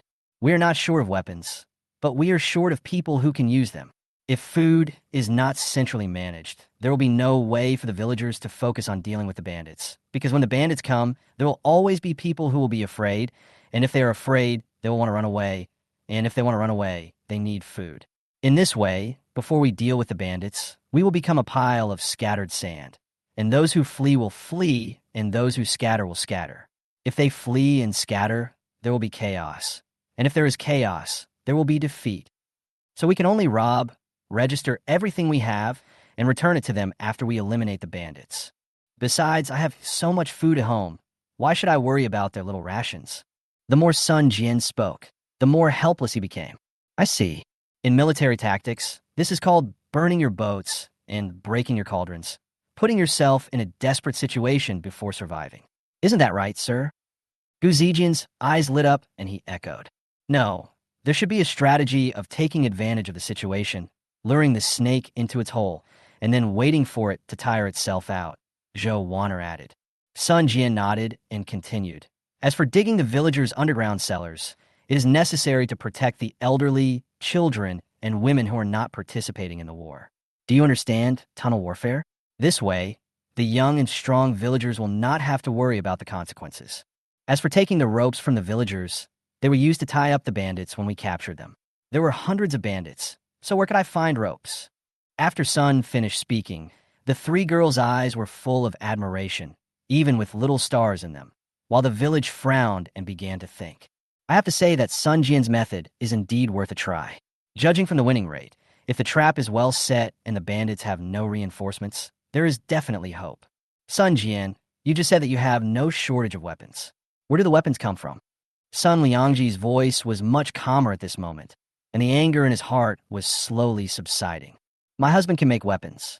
The bows he made are so powerful that even ordinary people can shoot an arrow through the bow from 100 paces away. Before Sun Jian could speak, Gu Zijian sold him out. Sun Jian gave the girl a helpless look. She is so honest. Doesn't she even know how to be more careful? You know, he only has a few infrared premium compound bows in his backpack, and this girl thought that thing was unlimited. If it weren't for the privilege of drawing a lottery once more, Sun Jian really wouldn't have been able to solve the problem of weapons. You can actually do blacksmith work and make weapons? How come I never knew about this? The village chief once again questioned Sun Jian. When did this child learn so many skills? He is meticulous and has clear ideas. The strategies he proposed are all to the point. Even this old man thinks they're worth a try. He is completely different from the previous Sun Jian who just ate and waited for death and did nothing. The most important thing is that he not only knows medical skills, but can also make sophisticated weapons. Is he still Sun Jian? See, he hit it so deeply that even the village chief who had watched him grow up didn't know about it. Zhou Wanner stared in amazement and whispered in Chu Qingqing's ear. Chu Qingqing was different from Zhou Wanner. At this moment, all she had in her eyes and heart was Sun Jian.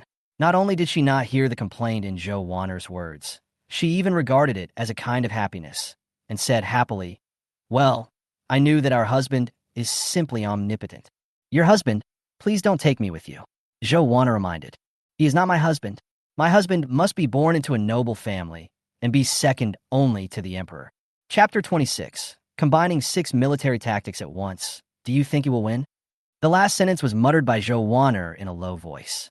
Perhaps it was because she had been pampered and lived in the royal family since childhood that she developed her current personality.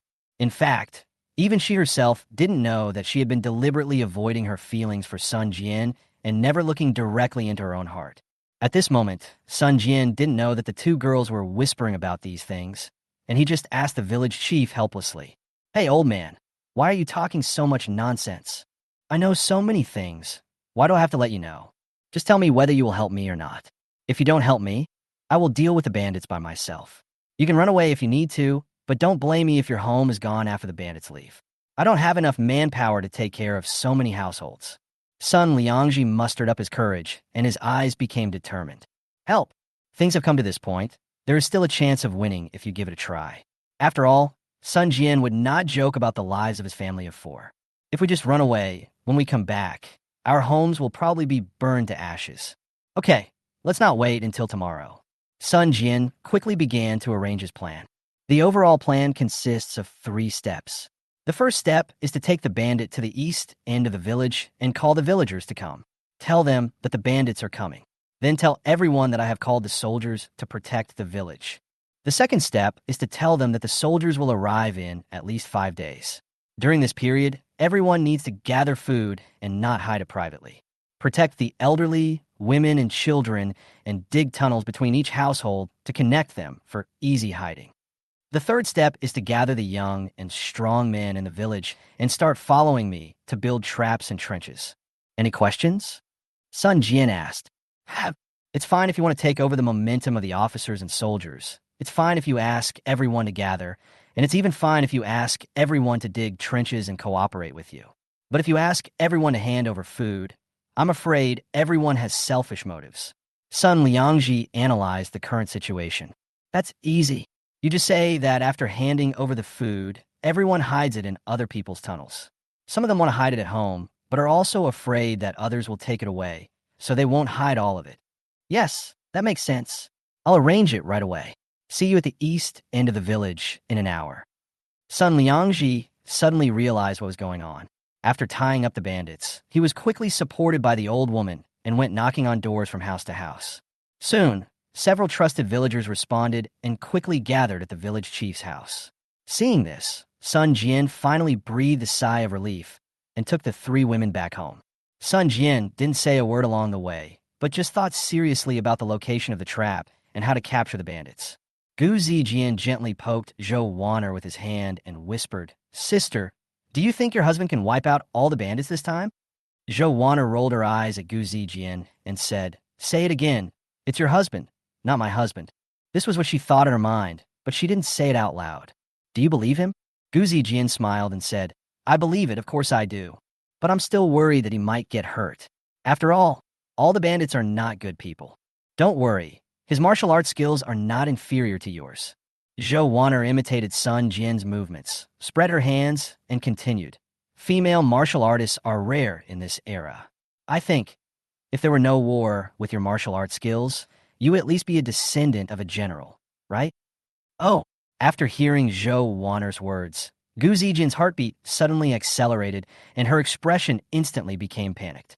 Although she tried her best to restrain herself, she could not hide the details. "Hee, I'm just teasing you."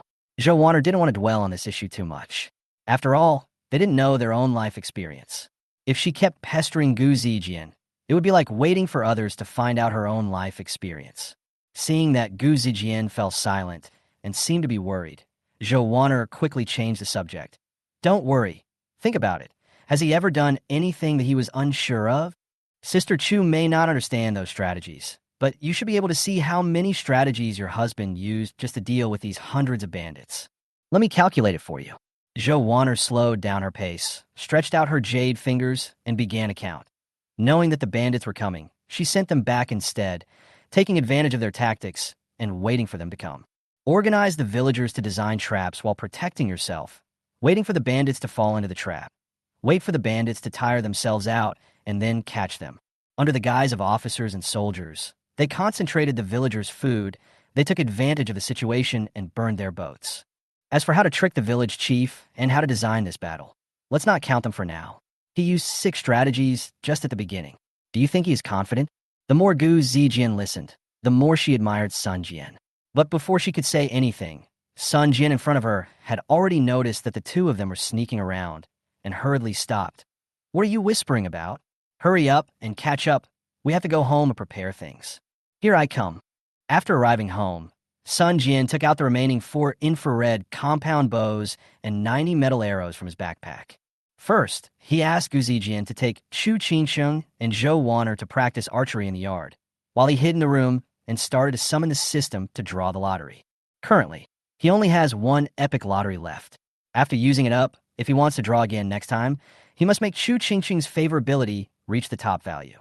As for Gu Zijian and Zhou Wan'er, one has 37 points and the other has 32 points, which are still far from 50, and there have been no favorability prompts recently, which means that I have to come up with other means. System, I want to draw a lottery and specify weapons and trap setting items. Ding. The host can only choose one designated direction to draw. Oh my god, can I just choose to pump out heat weapons? Just give me 3 or 2 tanks or a few AKs. Sun Jian held his forehead with his hand, feeling helpless. Originally, he wanted to get himself an RPK anti-missile cannon. When the bandits arrive, gather them together and kill them all with 1 rocket launcher. Ding. The specified item does not exist on the lottery page. If the host wants a hot weapon, the system can only randomly draw according to the weapon category. As for whether you can get a hot weapon, it all depends on luck. Damn, that's not worth it. If a group of people were given a thermal weapon like an infrared compound bow, but they didn't have one, how could they set a trap? Or if you were given a few planes and a few missiles, who the hell would be able to fly them? My goal is to kidnap the bandits, not to destroy their lair. Then should I just choose the munitions or explosive category?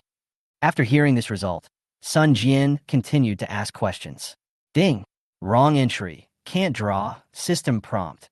Items beyond the scope that will affect the great turmoil and great changes in the current era cannot be locked in a small range. Can only be obtained randomly through weapons. Okay. Then let's specify the trap type. Traps won't affect the great upheavals and changes of the times, right? Chapter 27 Epic Lottery is awesome. Ding. The Epic Lottery has started.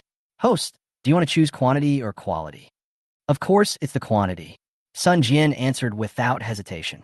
Congratulations to the host for obtaining 100 self-triggering giant iron logs, 100 self-triggering giant fire rolling stones, 10 infrared induction trigger crossbows, carrying 1,000 giant arrows, 100 infrared induction trigger crossbows, carrying 1,000 iron arrows, 100 self-triggering giant nets, 10,000 hidden iron caltrops, 20 bouncing iron chevaux de frise stakes, and 100 sets of hidden ground spikes.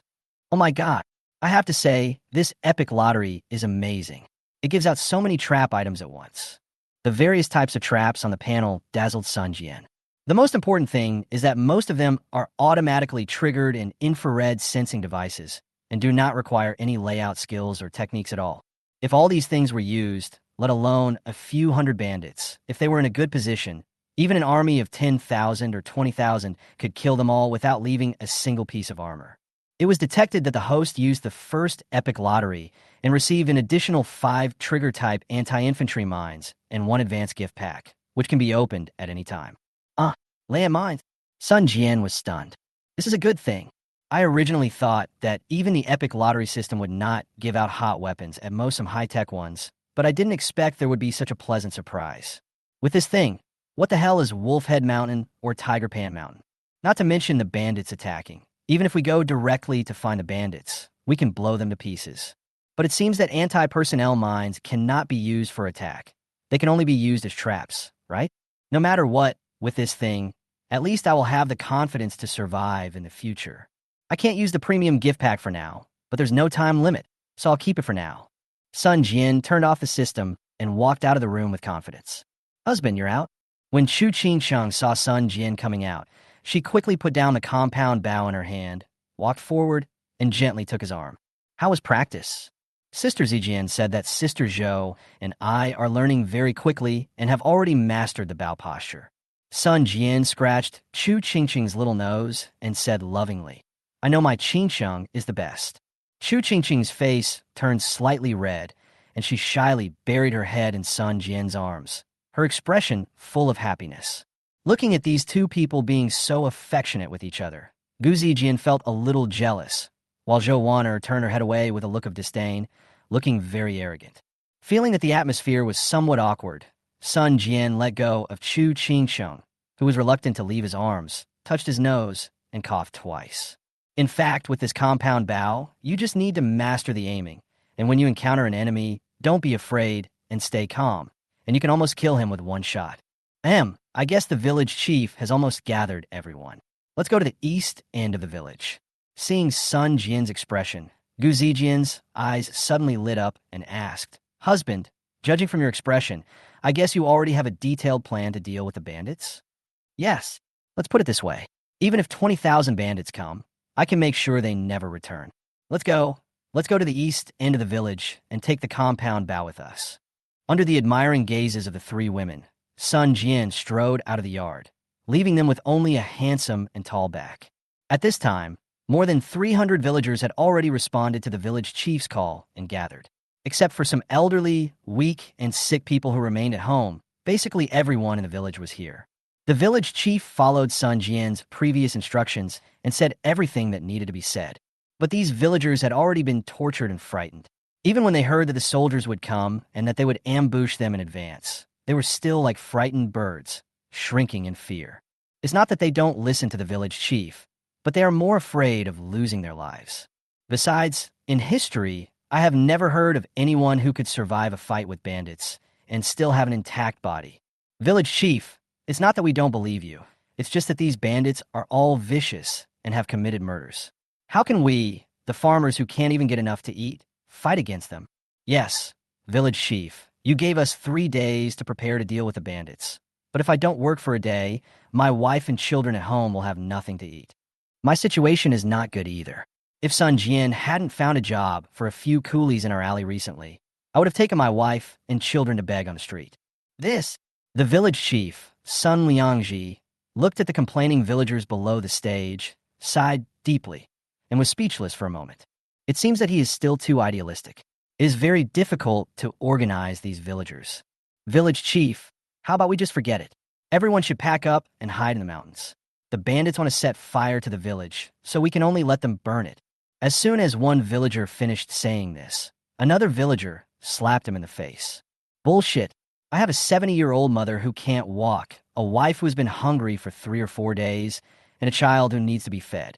How can I escape to the mountains? What do your family's affairs have to do with me? My parents and wife starved to death years ago. Now I'm well fed and my family is not hungry. Why should I care so much? Yes, Erguzi, you are so heartless. All the houses in the village have been burned down. Where can we go back? If Sun Jian's family hadn't hired you to farm these days, you would have starved to death by now. The audience was in chaos.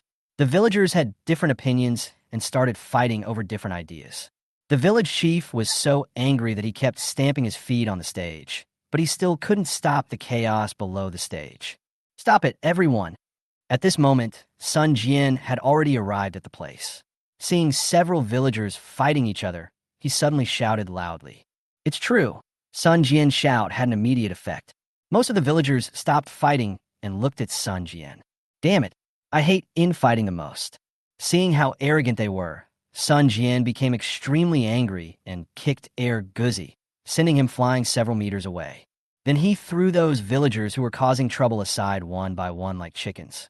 Maybe people may have looked down on Sun Jian in the past, but since he was highly regarded by the government, few people dared to say it out loud, even if they looked down on him in their hearts. What's more, Sun Jian had been in charge of the meals for many of the strong men in the village these days, so they dared not say a word. Nowadays, the only person who can provide them with food is the king. Aren't they just a few hundred bandits? Is it necessary to be like this? They haven't arrived yet. You guys are fighting among yourselves first. Chapter 28, The Power of Giant Grenade. Sun Jian strode onto the platform and stood shoulder to shoulder with the village chief. Just because some people didn't dare to speak out doesn't mean that everyone wouldn't dare to speak out. At this moment, a tall and thin man among the villagers stood up. Sun Jian, I admit that you're different now than before. You can make iron tools and cure diseases and save lives. Not only do you have connections in the government, but you also have a lot of endless food and iron farm tools. Even I, Chow, will look at you with new eyes. Of course, I wouldn't dare to mess with you on normal days, but this time is different. I, Lao Chow, have never eaten your food, and I have never received any favors from you. If I am full, my whole family will not be hungry. Even if I have to beg for food, I can't fight with bandits. What does it matter if I lose my home? It's better than losing my life. Lao Chow is a farmer with land in the village, but he has not harvested any crop in the past few years. The government sent him a war wife 2 years ago, but she starved to death within a few days. Now he barely makes a living by hunting in the mountains and picking wild vegetables. Yes, Sun Jian, it's not that we don't listen to you. The key is that we don't have the ability to fight against the bandits.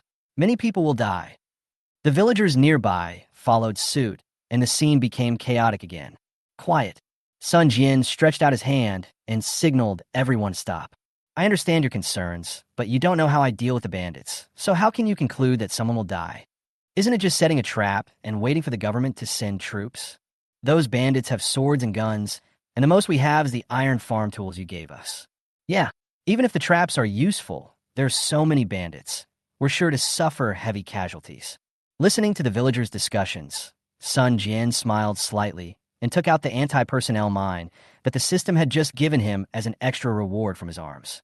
The village chief was standing next to Sun Jian. When he saw Sun Jian take out the iron lump from his arms, he was stunned. The villagers also cast puzzled glances. This is the trap I developed to deal with bandits. Sun Jian said loudly. What? This iron lump is a trap. Stop joking. What do you do with this thing? Throw it out and hit the bandits on the head. Sun Jian, stop teasing us. Your thing is so small, it's not even as useful as a shovel head at home. Faced with the villagers' doubts, Sun Jian remained calm and did not rush to explain.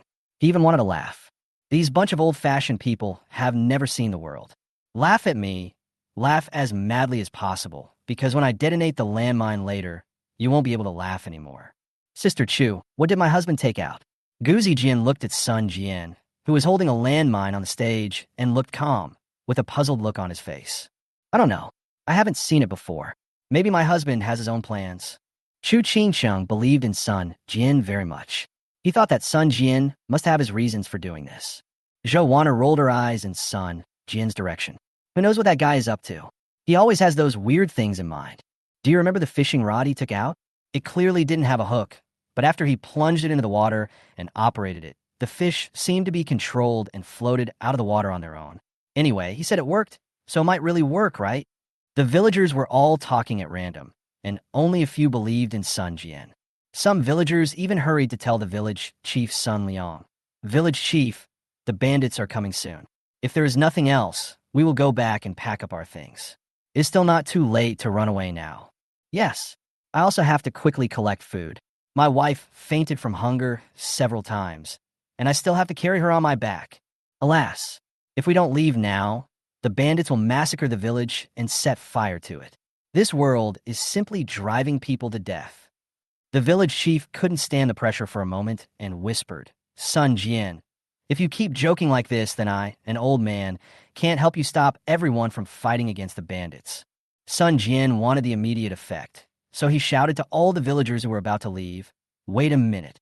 I didn't even tell you how to use this iron lump, so how do you know it doesn't work? There's no need to rush. Even if the bandits come, it will be 3 days later.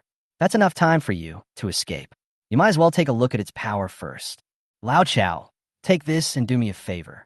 Without waiting for the villagers to question him again, Sun Jian walked off the stage, placed the mine in Lao Chao's arms, and then shouted to the crowd, who brought a fire starter with him? Give it to me. Me. Lao Jiang rushed out from the crowd, took out a fire starter from his cloth pocket, and handed it to Sun Jian. Everyone, watch carefully. Without saying a word, Sun Jian dismantled the trap device of the mine, turning it into a giant grenade, and at the same time pulled out the fuse of the mine. Lao Chao, you're very strong. After I light it, you must use all your strength and throw it as far as you can. Do you understand? Sun Jian pointed to a dilapidated house in the distance that had long been uninhabited and said, throw it over there. Lao Chao was still in a state of confusion at this moment. Not only him, but everyone present didn't understand what Sun Jian was doing, and they all took a wait-and-see attitude. The reason why Lao Chao was chosen was that he was the first among those who advocated the villagers to flee. To convince him would be equivalent to convince most of the cowardly villagers. Secondly, although Lao Chao went hungry 5 times in 3 days, he often hunted and ate wild game. His physique and strength were much greater than that of ordinary people, so he would not drop a mine under his feet after being exhausted. Remember, you must keep your hands steady, otherwise everyone will be buried with you. Before Chao could say no, Sun Jian had already used a fire starter to light the fuse of the giant grenade. Hiss. When the open flame ignited the fuse, the gunpowder immediately sparked, scaring Lao Chao so much that his hands trembled. Gunpowder was not a rare thing in this era, and anyone who had seen the world had seen it. Even some jugglers in Hongnon County would use firecrackers when they were performing festivals or fairs, and in previous years, during peacetime, wealthy villagers would buy some gunpowder and stuff it into bamboo to use as small fireworks during the new year. It is also used by some princes, nobles, or wealthy people when they make elixirs.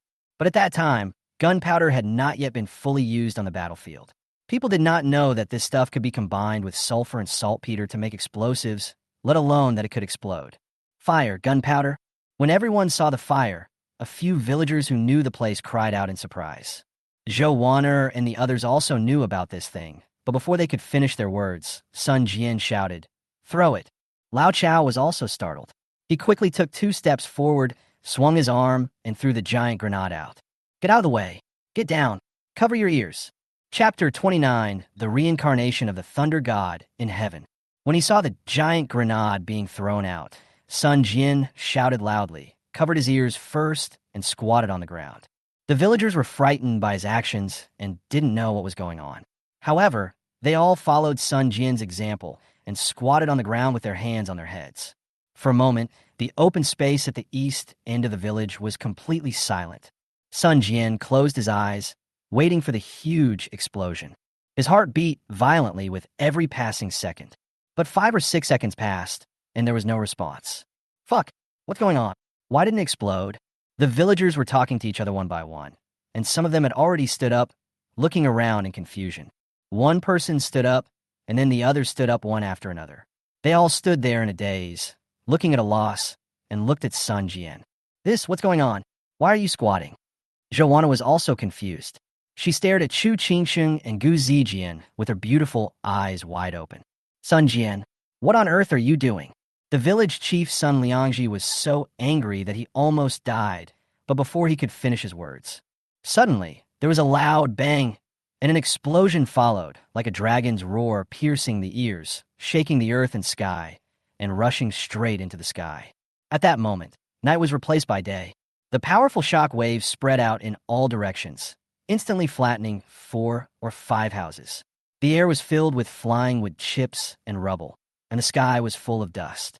The huge explosion also formed a small mushroom cloud that rose into the sky. Everyone just felt their ears buzzing and the world spinning. Since many villagers had just stood up, they were directly blown away by the outermost shock wave. But fortunately, they only suffered some minor injuries and were not seriously injured. Pa pa pa. Sun Jian kept waving the dust in the air with his hands and spitting from his mouth. When the smoke cleared, all the villagers were stunned. They all looked around as if they had lost their souls, their expressions dull and filled with fear. The explosion just now came so suddenly, it was like a bolt of thunder out of nowhere. Are you all right? Sun Jian ran up to the 3 women and asked them. We are fine, sir. Ahem. Chu Qingsheng and the others waved their hands to disperse the dust and coughed slightly. Husband, did you make this? What on earth is this? Gu Zijian had an incredible expression on his face, as if he had discovered a new world. Yeah, but I didn't expect it to be so powerful. It's beyond my understanding. Sun Jian looked at the abandoned house not far away that was still on fire and confirmed Gu Zijian's answer. You are simply amazing. My husband, you are truly amazing. Gu Zijian and Chu Qingsheng praised Sun Jian highly, while Zhou Wanner approached the ruins step by step and was speechless for a long time. At this moment, all the villagers slowly reacted and, led by the village chief, also approached the edge of the ruins. The dilapidated houses that were originally built next to each other no longer exist. The surrounding area is charred, with broken stones and wood scattered all over the ground, and there are still many flames burning. A huge hole was blown out on the ground, and it sank deeply. This power is even more powerful than thunder. Everyone looked at Sun Jian with fear and awe, still treating him as a weirdo. Lao Chao, Ergo, Lao Jiang, and others were so frightened that they were stunned and remained silent for a long time. Sun Jian explained, I made this by combining gunpowder and other things. I thought it would just blow up a few houses, but I didn't expect it to be so powerful. Does this thing have a name? Village Chief Sun Liangji asked weakly. Yes, it was originally called a landmine, but after I modified it, I call a hand grenade now. Everyone, are you all right? Sun Jian strode onto the platform and glanced at the frightened villagers below. Don't be afraid. This thing won't hurt you if you operate it properly. It took Lao Chao a while to explode when he threw it out just now. Seeing that the villagers kept silent, Sun Jian smiled bitterly and continued. I also made some other traps, which are modified crossbows, rolling stones, and wooden beams. As for the grenade just now, it was just a test product. With these things in our village, let alone a few hundred bandits, even if tens of thousands of troops from the Great Zhou came, I can make them come and never return. Do you believe it now? As soon as these words were spoken, the fear in the villagers' eyes slowly disappeared and was replaced by hope. We believe it. We believe it. That's great. We are saved. No need to flee. That's great. Everyone began to rejoice, and their admiration for Sun Jian reached its peak. Chu Qingsheng and Gu Zijian were also delighted. They looked at Sun Jian on the stage with admiration, their eyes full of tenderness. Only Zhou Wanner didn't seem so happy. She muttered to herself, You still want to blow up our great Zhou army of tens of thousands? How dare you? Ding! The system detects that Zhou Wanner's favorability towards you is -1. The current value is 31. Ding! The system detects that Gu Zijian's favorability towards you has increased by 3. The current value is 40. Ding! The system detects that Chu Qingsheng's favorability towards you has increased by 1. The current value is 50. Peak. Amid the crowd's cheers, Sun Jian suddenly received a system notification. He looked towards the 3 women and frowned. Based on past experience, if the score is over 10, it means there's a great liking and if it is over 20, it means there is actually dependence and admiration. Both Chu Qingsheng and Gu Zijian have a favorable impression of me. So why did Zhou Wan'er suddenly lose points? I remember it. This girl must have been scared because I said I was going to destroy tens of thousands of the Zhou troops. Sun Jian held his forehead helplessly because she was a princess of the Zhou royal family. Ding! The system has detected that Chu Qingsheng's favorability towards you has reached the peak value of 50, and she has been loyal to you until death. You have won a legendary designated direction lottery, 30 days, 20 points of any attribute, and successfully unlocked the new character binding task. Next, the system will match and bind a new character according to the host situation. Sun Jian turned off the system, looked at everyone, and began to deploy his own plan to eliminate bandits. With the power of the grenade, everyone listened to what Sun Jian said.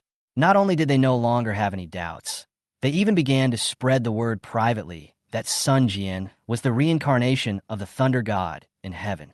Fortunately, Sun Jian lived up to everyone's expectations and divided his stored food into rations and distributed them to everyone. This was not because he was kind-hearted, but because he needed these people to help him work. As for the subsequent food, Sun Jian doesn't have to worry at all. The super potatoes planted before will be produced soon, and there will be an endless supply of food. Chapter 30. Just this crappy wine? Can it be exchanged for 100 kilograms of food? Sun Jian first ordered people to hand over the Bandit Daoba to the authorities, and at the same time he directed the villagers to set traps. The villagers rushed forward and took the lead. Following the command of Sun Jian and the arrangements of Lao Chao and others, they got busy. Within one day, the village changed completely. 3 of the 5 roads leading to the village were blocked, leaving only one entrance and one exit. The entrance didn't have many traps. The main purpose was to allow the bandits to enter in full force. Sun Jian reminded the villagers who were lying in ambush at the entrance to the village that when they saw the bandits, they must let them in and must not alert the bandits. They had to wait until other traps in the village were triggered. When the bandits turned around and fled, they could use huge iron logs to block the way and finally kill the bandits. As for the village, there are many traps. Not only were traps scattered around every household, but even at the entrances to the village alleys, forks in the road, and open spaces, there were giant iron logs, giant flaming boulders, and a variety of trap devices. In order to prevent the bandits from escaping, Sun Jian also ordered his men to place chevaux de frise, ground spikes, and caltrops around the gap in the village.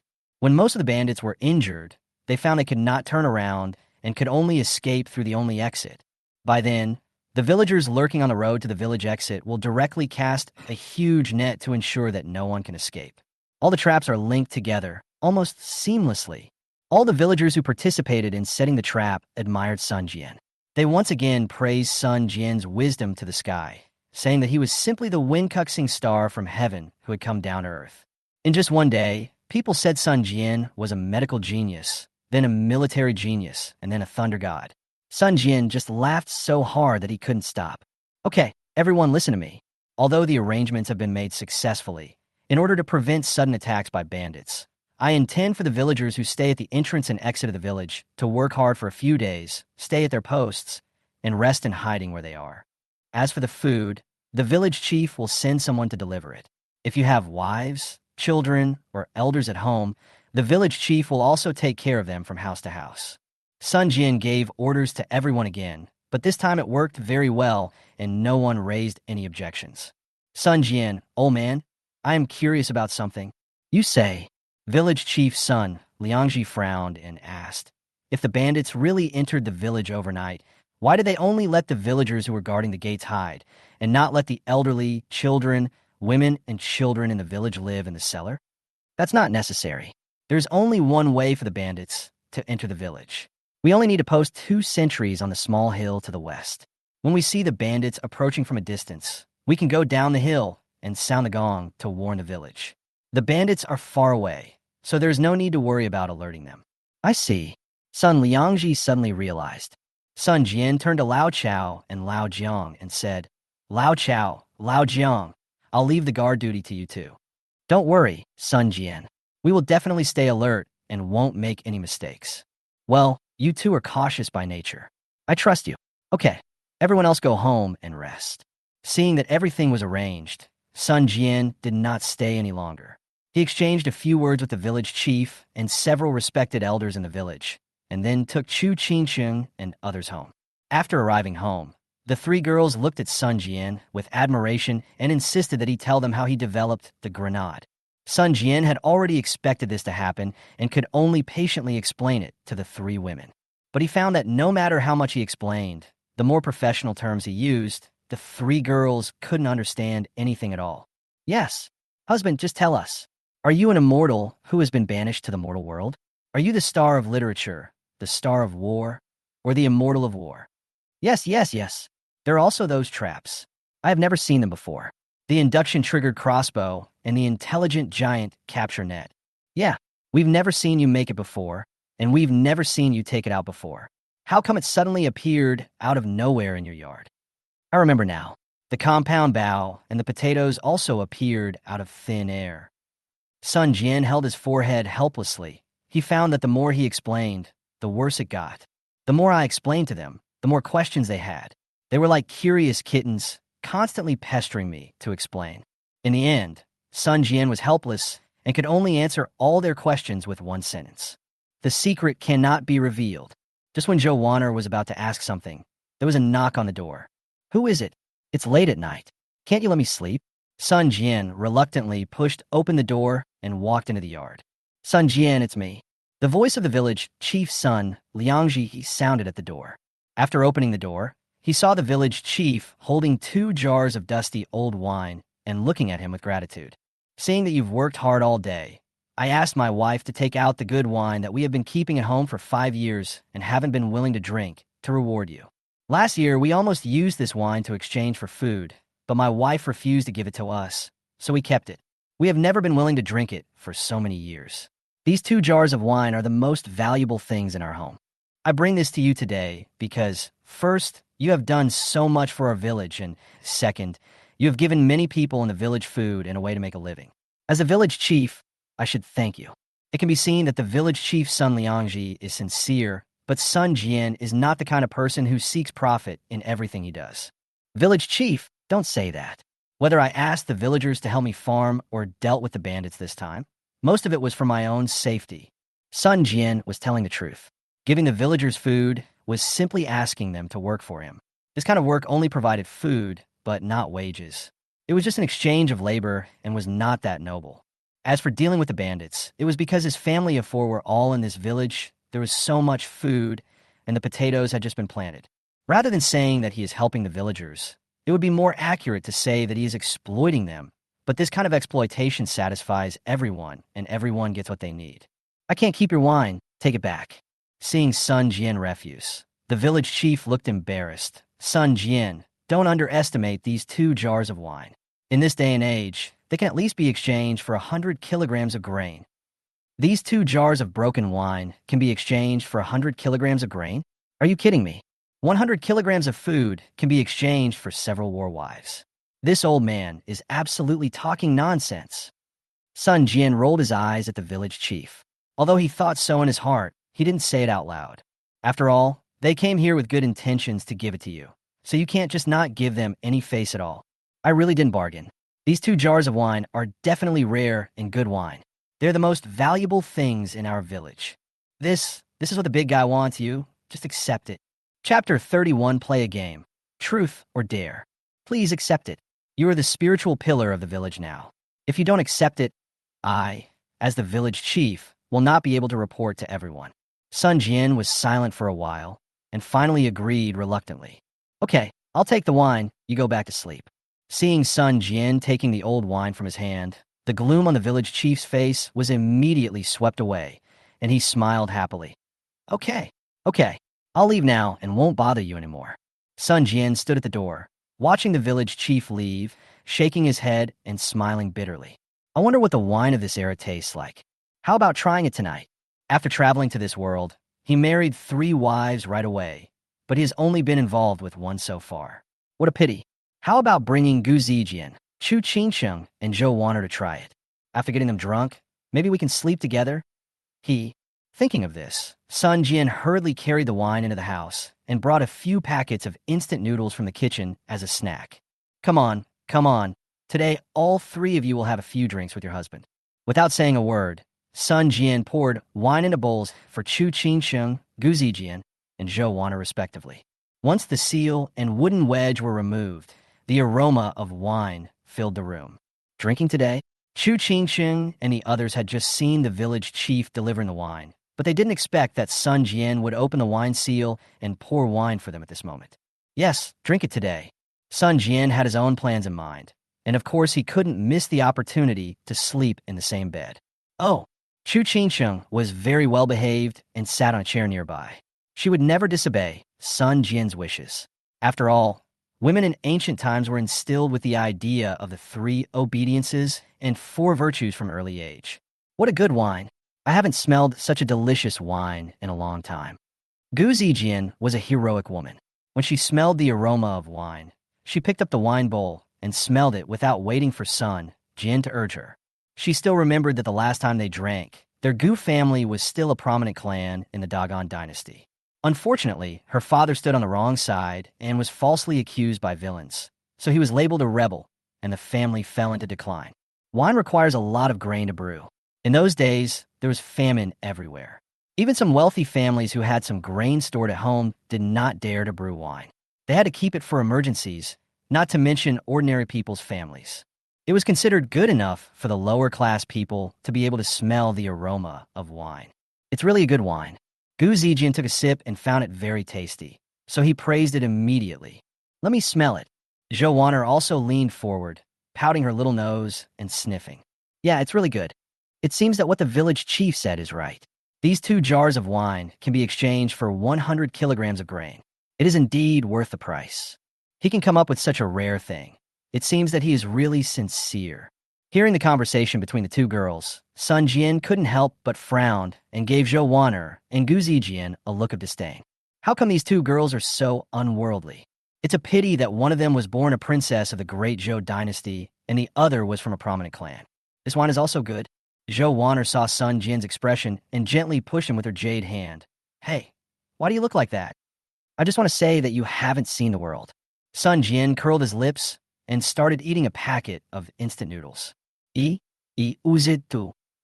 Zhou Wanner was about to refute something, but quickly changed her words. "You have never seen the world. This wine is really good." Gu Zijian nodded. "Yes, husband, wine is indeed rare." Chu Qingsheng also echoed. "Although I don't understand, it does smell good." "Ignore him, let's drink ours. He is the one who doesn't understand wine," Zhou Wanner said. Sun Jian chewed the instant noodles in his mouth and pointed at the wine with a look of disgust. The process of making this wine is extremely simple. Judging from the color and taste, it only uses fermentation and filtration. The alcohol content is only a dozen or so degrees at most. It's garbage among garbage. With just a little effort, I can make wine that is 100 or 1,000 times better than this one, and there is no need to keep it. Wow. After hearing what Sun Jian said, Chu Qingqing's eyes lit up again. She couldn't count how many times she had admired her husband. "Really, husband?" Gu Zijian was also very curious and took Sun Jian's arm. "Of course. When has my husband ever lied to you? My craftsmanship is unique in the world," Sun Jian said without giving in. "Once this bandit thing is over, I will make you some wine, and then you will know the truth." Sun Jian is full of confidence. As far as winemaking is concerned, he doesn't even need the help of the system. Most of the wines of this era were fermented from grains, plants, or fruits. It is not ruled out that some winemakers with unique skills and knowledge of filtering techniques can improve the alcohol content and aroma of the wine to a higher level. Even if the wine is produced in this way, the alcohol content will not exceed 20%. Only if you know how to distill a high temperature, cool, and filter, and then do a second high temperature distillation, can it be considered a truly good wine. "Oh, you know everything about brewing?" Zhou Wanner found that this kind of man was simply omnipotent. What is there in this world that he can't do or doesn't understand? "What? You don't believe it? Then let's make a bet. If I really brew it, you will be like them and call me husband from now on." Sun Jian also took advantage of this opportunity to flirt with Zhou Wanner. Zhou Wanner's cheeks turned red, and she whimpered, I won't. "Hey, you're the wife I'm married after all. It's only natural for you to call me husband, right?" Zhou Wanner was left speechless by Sun Jian's words. "Well, if I really make a wine that's 100 times better than this, you can kiss me. Is that okay? Upon hearing this, Zhou Wanner's face turned even redder. She raised her chin playfully. Well, okay then. If you really brew it, I can consider it. Okay, then it's a deal. Seeing that the ambiguous atmosphere was already in place, Sun Jian quickly changed the subject. Okay, let's drink. Come on, let's toast together. The three of them were talking and laughing, and Sun Jian even took the opportunity to tell them some dirty jokes while drinking, which made them all shy. After 3 rounds of drinks, seeing that the atmosphere was almost right, Sun Jian suggested playing a game of truth or dare. It's a pity that there are no dice in the house. Otherwise, I could teach them to play the dice shaking and bragging game. Look, this is rock, this is scissors, and this is paper. Sun Jian gestured to the 3 girls. Rock eats scissors, scissors eat paper, paper covers rock. Do you understand?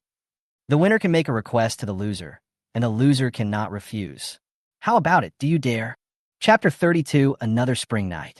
Any fool could see the greed and vulgarity in Sun Jian's eyes. Chu Qingsheng and Gu Zijian instantly thought of some discordant images. Their cheeks flushed again, and they lowered their heads, looking like they were ready to be picked. But Zhou Wanner was different. She was the first to disagree. Why should I be afraid of that? There are 3 of us, and you are alone. Whoever wins among the 3 of us can make demands on you. Okay, since you guys agreed, then don't be shameless. Qingsheng goes first, rock, paper, scissors. I don't know if God was helping Sun Jian, but after 3 rounds, Sun Jian defeated all 3 women. Hey, you all lose. Now I make a request. Okay. I don't care. This doesn't count. Try again. Sensing the ill will in Sun Jian's eyes, Zhou Wanner protested again. Hey, are you blatantly cheating? Sun Jian was helpless. Zhou Wanner really had the temper of a princess and would just deny whatever she said. Then I don't care. Either you come again, or I don't agree to your request. You will definitely make that kind of request. I'm not ready yet. Zhou Wanner turned away shyly, not daring to meet Sun Jian's burning gaze. Seeing the girl's expression, Sun Jian originally wanted to argue with her. On second thought, the time might not be right yet. If I force her, she would probably agree, but there's no need for that. What Sun Jian wanted was her willingness. There was still a lot of time in the future, so it didn't matter if he let her refuse for now. Okay, this is the last time. Don't cheat again. You two won't be like her, will you? Seeing that the 2 girls were blushing and lowering their heads in silence, Sun Jian's heartbeat suddenly quickened, and he quickly stated his request. Then my request is that the loser today sleeps in the same bed with me. Don't refuse. Don't resist. As soon as Sun Jian finished speaking, before the 2 girls could express their opinions, he impatiently blew out the 2 candles in the room, took Chu Qingsheng with his left hand and Gu Zijian with his right hand, and sat down on the bed. Hello. The lights in the room suddenly went out, and Zhou Wanner stood up quickly like a frightened rabbit. Chu Qingsheng and Gu Zijian were also frightened by Sun Jian's sudden action. They screamed and twisted their legs a few times, trying to break free, but Sun Jian held their hands tightly and prevented them from escaping. We have already agreed that if you lose the bet, you must accept the consequences. You can't go back on your word. But, it's nothing to worry about. My husband promises that he will just hold me while I sleep and won't do anything else. Chu Qingsheng was fine. She had been sleeping with Sun Jian these past few days. It was just that she felt a little uncomfortable with the sudden presence of Gu Zijian on the bed. My husband, Gu Zijian was also a little hesitant, but under Sun Jian's constant persuasion and coaxing, he finally agreed. As for Zhou Wanner, she could only stamp her feet helplessly, muttered shameless under her breath, and returned to the side room to rest. The plan was accomplished, and Sun Jian was overjoyed. What's wrong with being shameless?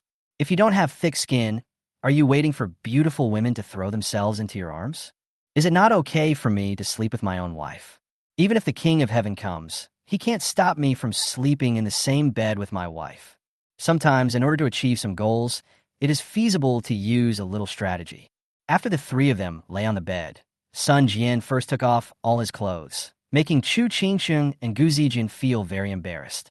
Husband, didn't we agree that we would just sleep and not do anything else? Gu Zijian asked Sun Jian with an innocent look on his face. Sun Jian's face was as thick as a city wall, and he said in a stern tone, Yes, I didn't do anything. Can't I just take off my clothes and sleep comfortably? Then he began to coax and trick Chu Qingsheng and Gu Zijian into taking off their clothes one after another, leaving only their underwear. Sun Jian slept between the two of them, his hands constantly wandering over their bodies. Both women are the best of the best. It is fat where it should be fat, and straight where it should be straight. Stealing the moonlight from the window, one could vaguely see Chu Qingqing's skin, which was as white as cream and so white that water could be pinched out of it. Although Gu Zijian is not as fair as Chu Qingqiang, her skin is tight, unusually smooth, and feels great to the touch. Under Sun Jian's constant teasing and caressing, the two women began to sing softly. Seeing that the time was almost right, Sun Jian turned over and pressed Gu Zijian under him. Just as he was about to make love with her, he did not expect that a warning gong sounded in the village. Duong, duong, duong. The sound was vague and unclear. My husband. At this moment, Gu Zijian was obviously moved and didn't want to care about anything else. He just wanted to give it to Sun Jian. But she doesn't care. Sun Jian has to endure it. My husband. Gu Zijian's eyes were seductive, and she kept twisting her body like a water snake. Wait, listen to what's the sound outside. Sun Jian stopped his actions and closed his eyes to listen to the noise outside the village. Where? Where is the sound? Duong, duong, duong. The sound of the gong rang out again, getting closer and closer. This time I was definitely not mistaken. Sun Jian was very familiar with the sound of the gong. It was clearly Chow Chow and Jiang Lao warning them of the approaching bandits. Oh no, it's the bandits. The bandits arrived early.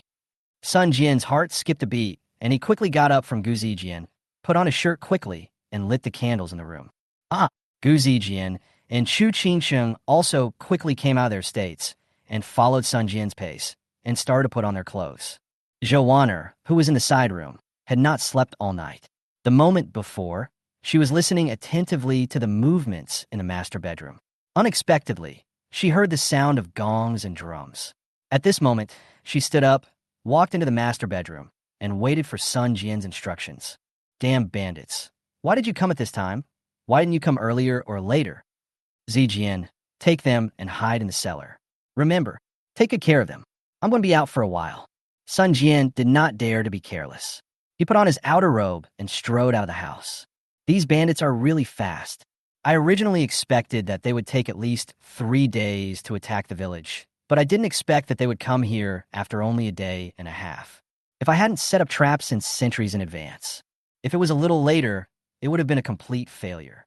As soon as Sun Jian walked out of the door, he found that most of the strong men in the village had gathered at his door, waiting for his orders.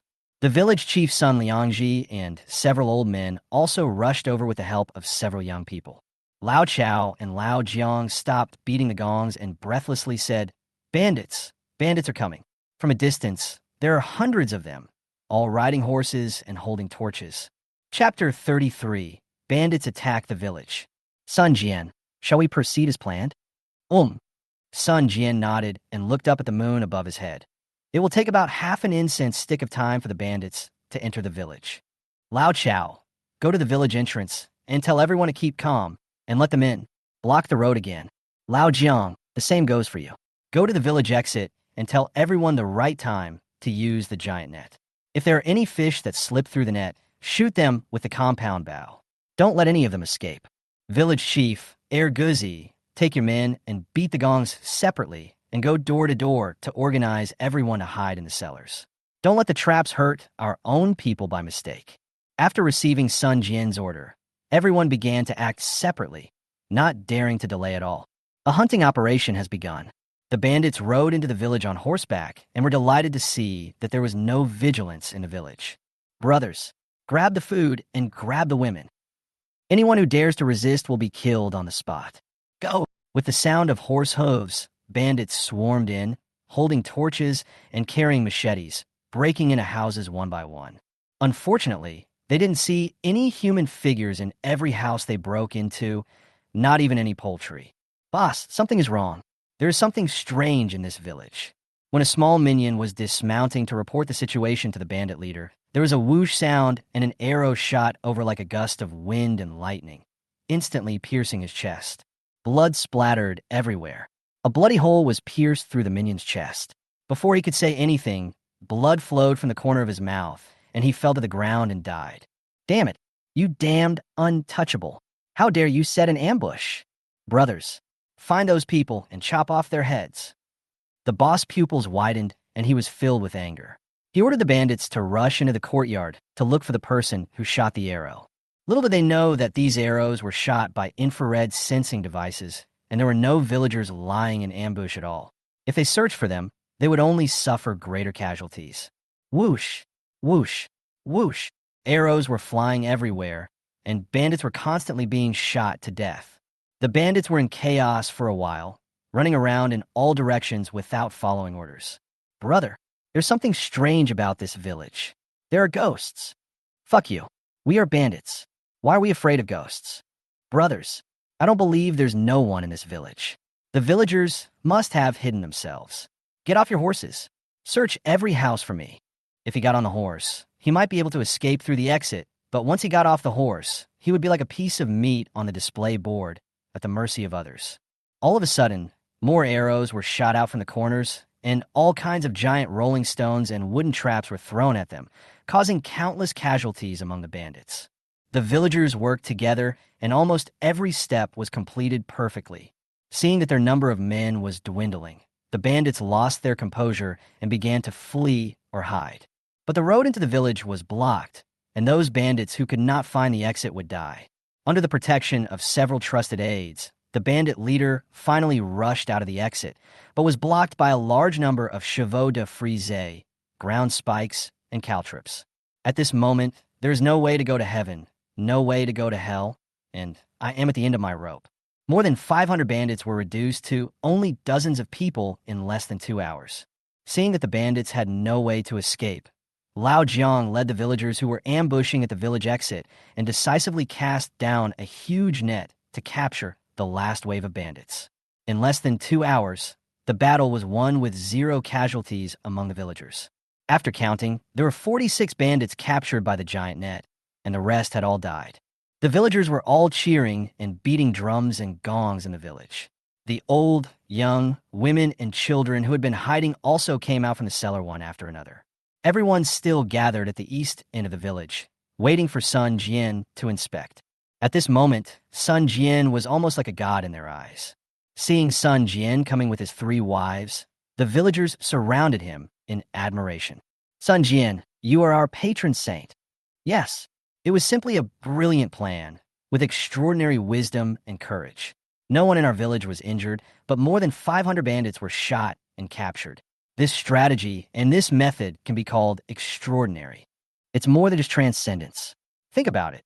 Sun Jian not only has unfathomable medical skills, but can also make grenades as powerful as the god of thunder. He also has such wisdom and bravery. How do you say it? He can make plans and win battles thousands of miles away. It's hard to find such a person in 1,000 years.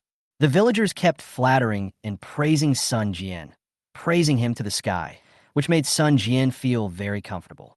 Even the widows in the village began to flirt with Sun Jian, and their eyes were so charming that they could draw out silk threads. "Sun Jian, I, Chow, am a rough man, and I have offended you before, but after what happened today, I understand that you are not someone who can stay in a pond. Sooner or later, you will emerge from the abyss and soar into the sky. It is my honor to follow you, Chow. From now on, my life belongs to you. If you tell me to go east, I will never go west." Sun Jian patted Lao Chow's shoulder and nodded. "Sun Jian, I won't say much, old man. What do you think we should do with these bandits now?" The village chief looked very respectful and asked Sun Jian for his opinion. These people committed arson, murder, looting, and all kinds of evil, and each of them had committed murder. Sun Jian was too lazy to talk to these bandits. They were not worthy. Pick up all the bodies in the village and have Lao Jiang take the remaining men and take them to the government along with the living bandits. "Do we still need to hide in the cellar today?" Sun Jian said loudly. "Judging from the numbers, the bandits from Wolfhead Mountain have almost come out in full force. Our village will not be threatened for the time being. As for the more distant Hupon Mountain, there is no need to worry. We just need to send people from each household to stand guard on the mountain every day. When they learn that the Wolfhead Mountain bandits have been annihilated, they will not act rashly and will not provoke us casually. To be on the safe side, village chief, please tell Lao Chow to take people to remove the traps that were not triggered today and set up new traps outside the village. This time, the traps just need to avoid the activities of the villagers. This way, Our village will be safe from trouble in the future. After hearing Sun Jian's instructions, the villagers cheered again and started to work on Sun Jian's arrangements. After a night of tossing and turning, the sky was already getting light. Sun Jian originally wanted to take his 3 wives home to take a nap and finish some unfinished work, but who would have thought that as soon as he laid down on the bed, someone knocked on his door again. Boom, boom, boom. Who is this? Damn it. Can't I just hug my wife and sleep peacefully? Sun Jian wanted to curse this time. Being interrupted again and again, no one would be in a good mood. Chapter 34, Rapid Support. Sun Jian, it's me, Lao Jiang. I also know that you didn't sleep all night, but Woof, Master Woof is here. Lord Wang? Upon hearing that the person coming was Lord Wang, Sun Jian quickly put aside his anger and stood up to open the door. Lord Wang appeared in the village early in the morning. Sun Jian knew without hesitation that Lord Wang had rushed here overnight after hearing the news that the bandit Daoba had been attacked the village after he sent him to the government the previous night. Logically speaking, the county magistrate is the core leader of county. Even if it is to suppress bandits, it should be the county lieutenant or county magistrate who is in charge of public security. Lord Wang was over 50 years old, but when he heard that Sun Jian might be in danger, he personally led officers and soldiers to support him overnight. This really touched Sun Jian. Master Wang, please come in. Okay, let's go in and talk. After opening the door, Sun Jian quickly invited Magistrate Wang into his home, and at the same time asked Chu Qingsheng to make tea. From the moment he entered the door, County Magistrate Wang's eyes kept moving back and forth over Sun Jian, his eyes filled with excitement, satisfaction, and admiration. Yes, yes, yes. County Magistrate Wang stared at it for a long time, then shouted 3 good words. I was not wrong, I was not wrong. It is true that heroes emerge young. I never thought that my Hongnon County would produce such a remarkable person like you. Ha ha, great. Sun Jian touched his nose awkwardly and said a few polite words. It was just luck, just luck. When I learned yesterday that your village had been attacked by bandits, I was very worried that you had met with an accident, so I quickly summoned soldiers to provide support. Wang rushed all night without taking a rest. He was worried all the way, but he didn't expect that when he arrived at the village entrance, he would bump into the villagers who were escorting the bandits. After asking, I learned that it turned out that the gentleman had already seen through the bandits' intentions and used their tactics to organize the villagers to fight against the bandits. He actually wiped out more than 400 bandits in one fell swoop at the cost of 0 casualties, and even captured the bandit leader alive. Magistrate Wang became more and more excited as he spoke, as if all these things had happened to him, and his face was beaming. Master Wang, thank you for your praise. I just made preparations in advance. Sun Jian's words were also full of humility. Alas, sir, you are too modest. I, Wang, am not blind or deaf. I'm not so ignorant as to be unable to judge people. As Magistrate Wang spoke, his expression became solemn. A person who not only knows the unpredictable medical skills, but can also create powerful gunpowder grenades, build compound bows, automatically trigger crossbows, and use his wits to decide victory on the battlefield. How can such a person be described as lucky? After all this, Wang knows clearly that you are a man of extraordinary talent. In my opinion, you still have a lot of talent that has not yet been revealed. The more Sun Jian listened, the more confused he became. At first he thought that Magistrate Wang just wanted to praise him and thank him, but why did it sound a bit weird? At this moment, Magistrate Wang was very excited, and he clasped his hands and saluted to the air. A few years ago, my Emperor Qianwu was honored as King Yong, and he conquered this beautiful land for the corrupt Sui dynasty. Now that our Great Gan has just been established, there's a lot to be done. Sir, you have such talent. Why don't you contribute to the Great Gan and contribute to our Emperor Ganwu? After hearing what Wang Zhongwu said, Sun Jian understood that the old man wanted to lure him to the court and make him serve him. Although Sun Jian had previously cured the wife of County Magistrate Guo Wang, County Magistrate Wang's rush to the scene overnight could be considered a favor to Sun Jian.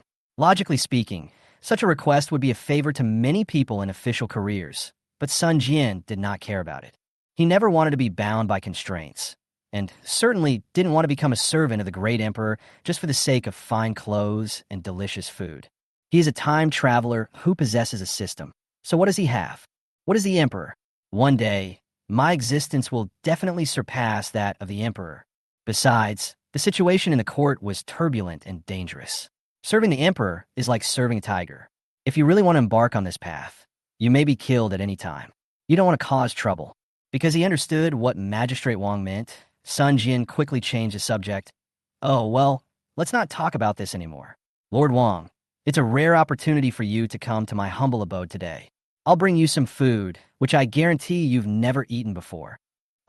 County Magistrate Wang was also stunned by Sun Jian's sudden change. Sun Jian didn't care about Wang Zhongwu's reaction and quickly asked Xu Qingsheng to cook a bowl of instant noodles to entertain Lord Wang. Gentlemen, seeing that Magistrate Wang was about to speak, Sun Jian pretended to suddenly remember something and clapped his hands. Sir Wang, please sit down for a moment. I'll go dig a treasure for you to try. After saying that, he left the house. Hey, husband, where are you going? I'll go dig some potatoes. Gu Zijian and Zhou Wanner saw Sun Jian rush out of the house, saying that he was going to dig some potatoes. They and County Magistrate Wang were the only ones left in the room.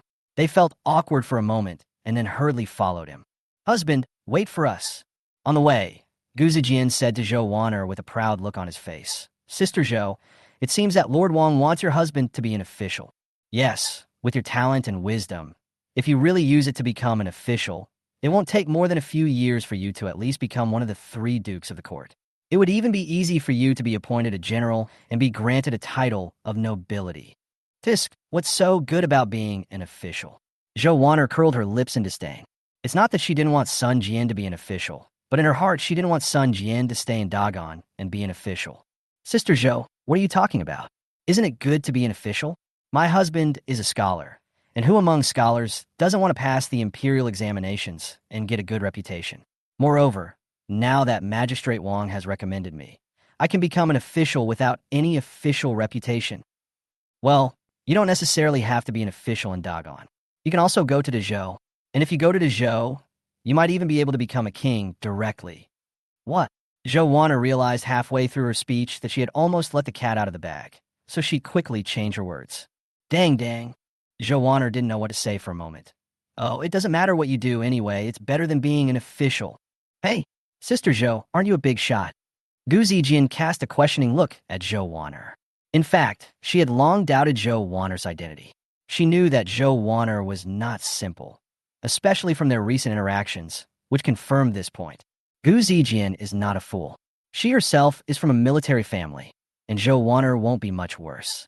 Maybe she has some relationship with the royal family of the great Zhou, but there has never been any evidence. Of course I am, but I think the Zhou is relatively more stable than Dagan. Chapter 35, Being Eaten. Zhou Wanner explained hurriedly. Think about it. This year has only been 10 years since Ganwu was founded, and Dagan has only been 10 years since it was founded. Dazhou has experienced 5 generations of kings. Although the 4 countries have not had a good time in recent years, they have all been at war and encountered various natural disasters. But in terms of development, Dazhou is definitely better than Dagan. But my husband is a great man. Gu Zijian was stunned. She did not agree with Zhou Wanner's far-fetched explanation. The great Zhou dynasty went through 5 generations of emperors, but the new generation of emperors also seized the throne through military rebellion, right? The great Zhou itself was plagued by internal and external troubles. Besides, who says that the development prospects of an official depend on the number of people who inherit the monarchy? The Sui dynasty, the predecessor of Dagan, also went through several generations of emperors. Didn't it see many loyal and capable people die, tragically? In comparison, Dagan, which is a place where a lot of work needs to be done and where people are needed, has better prospects. Besides, Sun Jian is a native of Dagan, so he will definitely not be subject to many restrictions or suspicions about his identity when he serves as an official in Dagan. What does this have to do with which country? Isn't the current prime minister of Dagan also from the great Zhou? Zhou Wanner was still making excuses. Let's do it, aren't you? What are you guys whispering about in the back? Hurry up and catch up. Oh, here it comes. Gu Zijian wanted to explain to Zhou Wanner again, but Sun Jian in front of her had already stopped and called out to them. She then gave Zhou Wanner a complicated look and chased after him. Zhou Wanner sighed helplessly, thinking secretly in her heart. If someone like Sun Jian really went to be an official, then I'm afraid that the great Zhou, the great Song, and even the 3 kingdoms of Great Xia would never have peace, right? With the assistance of talents like Sun Jian, it is not impossible that the other three kingdoms could even be wiped out. It was a pity that she couldn't contact the Great Zhou kingdom now. If there was ever a day when she could regain her position as a princess, she would definitely take Sun Jian to the Great Zhou kingdom. As long as Sun Jian was willing to assist the Great Zhou kingdom, she would be willing to sacrifice anything. The nearest hillside to his home was planted with potatoes. It was actually not too far away, but when Sun Jian stood on the hillside, he was stunned. Looking around, there were dead vines and branches all over the ground, and the sprouting potato stems were thrown everywhere. The potato seedlings that had been planted long ago on 2 acres of land were all destroyed beyond recognition, as if they had been gnawed by a dog. Seeing this scene, Sun Jian, who was standing in front of the slope, felt his heart bleeding and was speechless. How could this happen? Is it because the land is bad? Zhou Wan'er and Gu Zijian also rushed over. When they saw this scene, they were so surprised that they stood there in a daze. It doesn't look like it's a problem with the hillside. It looks more like it's been gnawed by something. You are right. It is a man-made problem, not a land problem. Sun Jian sighed lightly and answered Zhou Wan'er's question. This is a super potato seedling. It can survive even in suitable water, let alone soil. Gu Zijian frowned slightly and said, man-made? Could it be that someone in the village is having a grudge against my husband? Is this intentional sabotage? That shouldn't be the case. Hey, who in the village dares to mess with him now? It looks like a wild cat, dog, or some wild animal was eating him. Zhou Wan'er also analyzed. Sun Jian was too lazy to pay attention to the princess of the Great Zhou dynasty who had never worked in the fields. He squatted down and checked the damaged stems. From the signs of gnawing, it is not difficult to tell that it was gnawed by humans. Moreover, they only ate the leaves and the tops of the branches, not the bitter vines. After hearing what Sun Jian said, the 2 girls squatted on the ground in the same way, picked up some broken branches, and started to observe. Oh, it's really man-made. Look, the teeth marks are still there. Oh my God, who are these people? How can they eat this? Yeah, I really don't understand. Can this thing be eaten? They just feed it to their mouths. Sun Jian rolled his eyes at them, looking helpless. One was the daughter of a rebel, and the other was a princess of the Great Zhou. They both had noble status and must have never been too hungry before. After they married me, I never treated them badly. Naturally, they had never seen what real starving people looked like. When people are hungry to a certain extent, what can they not eat? They can eat tree bark, leaves, and even soil. If they continue to be hungry, those with weak wills may even eat their own kind. Living in such an era, this is not an exaggeration at all, and this scene may be happening in many places until now. In comparison, the areas around Sunjiazwang are considered good. Sun Jian sighed and didn't think about telling them all these words. Instead, he continued to analyze calmly. Have there been any refugees or hungry people passing through or staying in the village recently? Probably not, Gu Zijian replied. Zhou Wan'er spread her hands and said, Don't ask me, I don't know. The people I talked to in the village a few days ago were Sister Gu and Sister Chu. Forget it, don't think about it anymore. Sun Jian patted his dusty hands. Luckily we planted potatoes. If we were to plant other vegetables and grains this time, wouldn't that ruin it? Forget it, don't think about it anymore. Husband, shall we go home? Don't be in a hurry to go home. Come with me and dig some potatoes before you come back. After saying this, Sun Jian squatted down again and started digging the soil with his hands. Although Gu Zijian and Zhou Wan'er had both eaten potatoes, they were not aware of the environment in which potatoes grow. They thought that potatoes, like winter melons and watermelons, all bear fruit on stems. It was only after Sun Jian dug out a potato that they suddenly realized what was going on. This potato actually grows underground? Sun Jian shrugged helplessly. When did I tell you that potatoes grow in the ground? Sun Jian picked up a palm-sized potato and held it in his palm, observing it for a while, then nodded with satisfaction. It's worthy of being called a super potato. Although it's a little short and not yet mature, it's already quite big. It's pretty good, isn't it? Those refugees who were eating potato stems probably didn't know, like you, that the potatoes were actually underneath the soil. If they had tried harder, they would have eaten food instead of grassroots. This would be a blessing in disguise. Hey, let's not talk about this anymore. Don't just stand there, come together. Sun Jian directed the 2 women to work with him. In the blink of an eye, the 3 people dug out dozens of potatoes. Since he did not bring any storage tools with him, and he would not be able to carry as much as he dug. Sun Jian filled the soil back up and called it a day. Okay, this should be enough to eat and take with you. Let's go back. After that, the three of them went home with their arms full of mashed potatoes.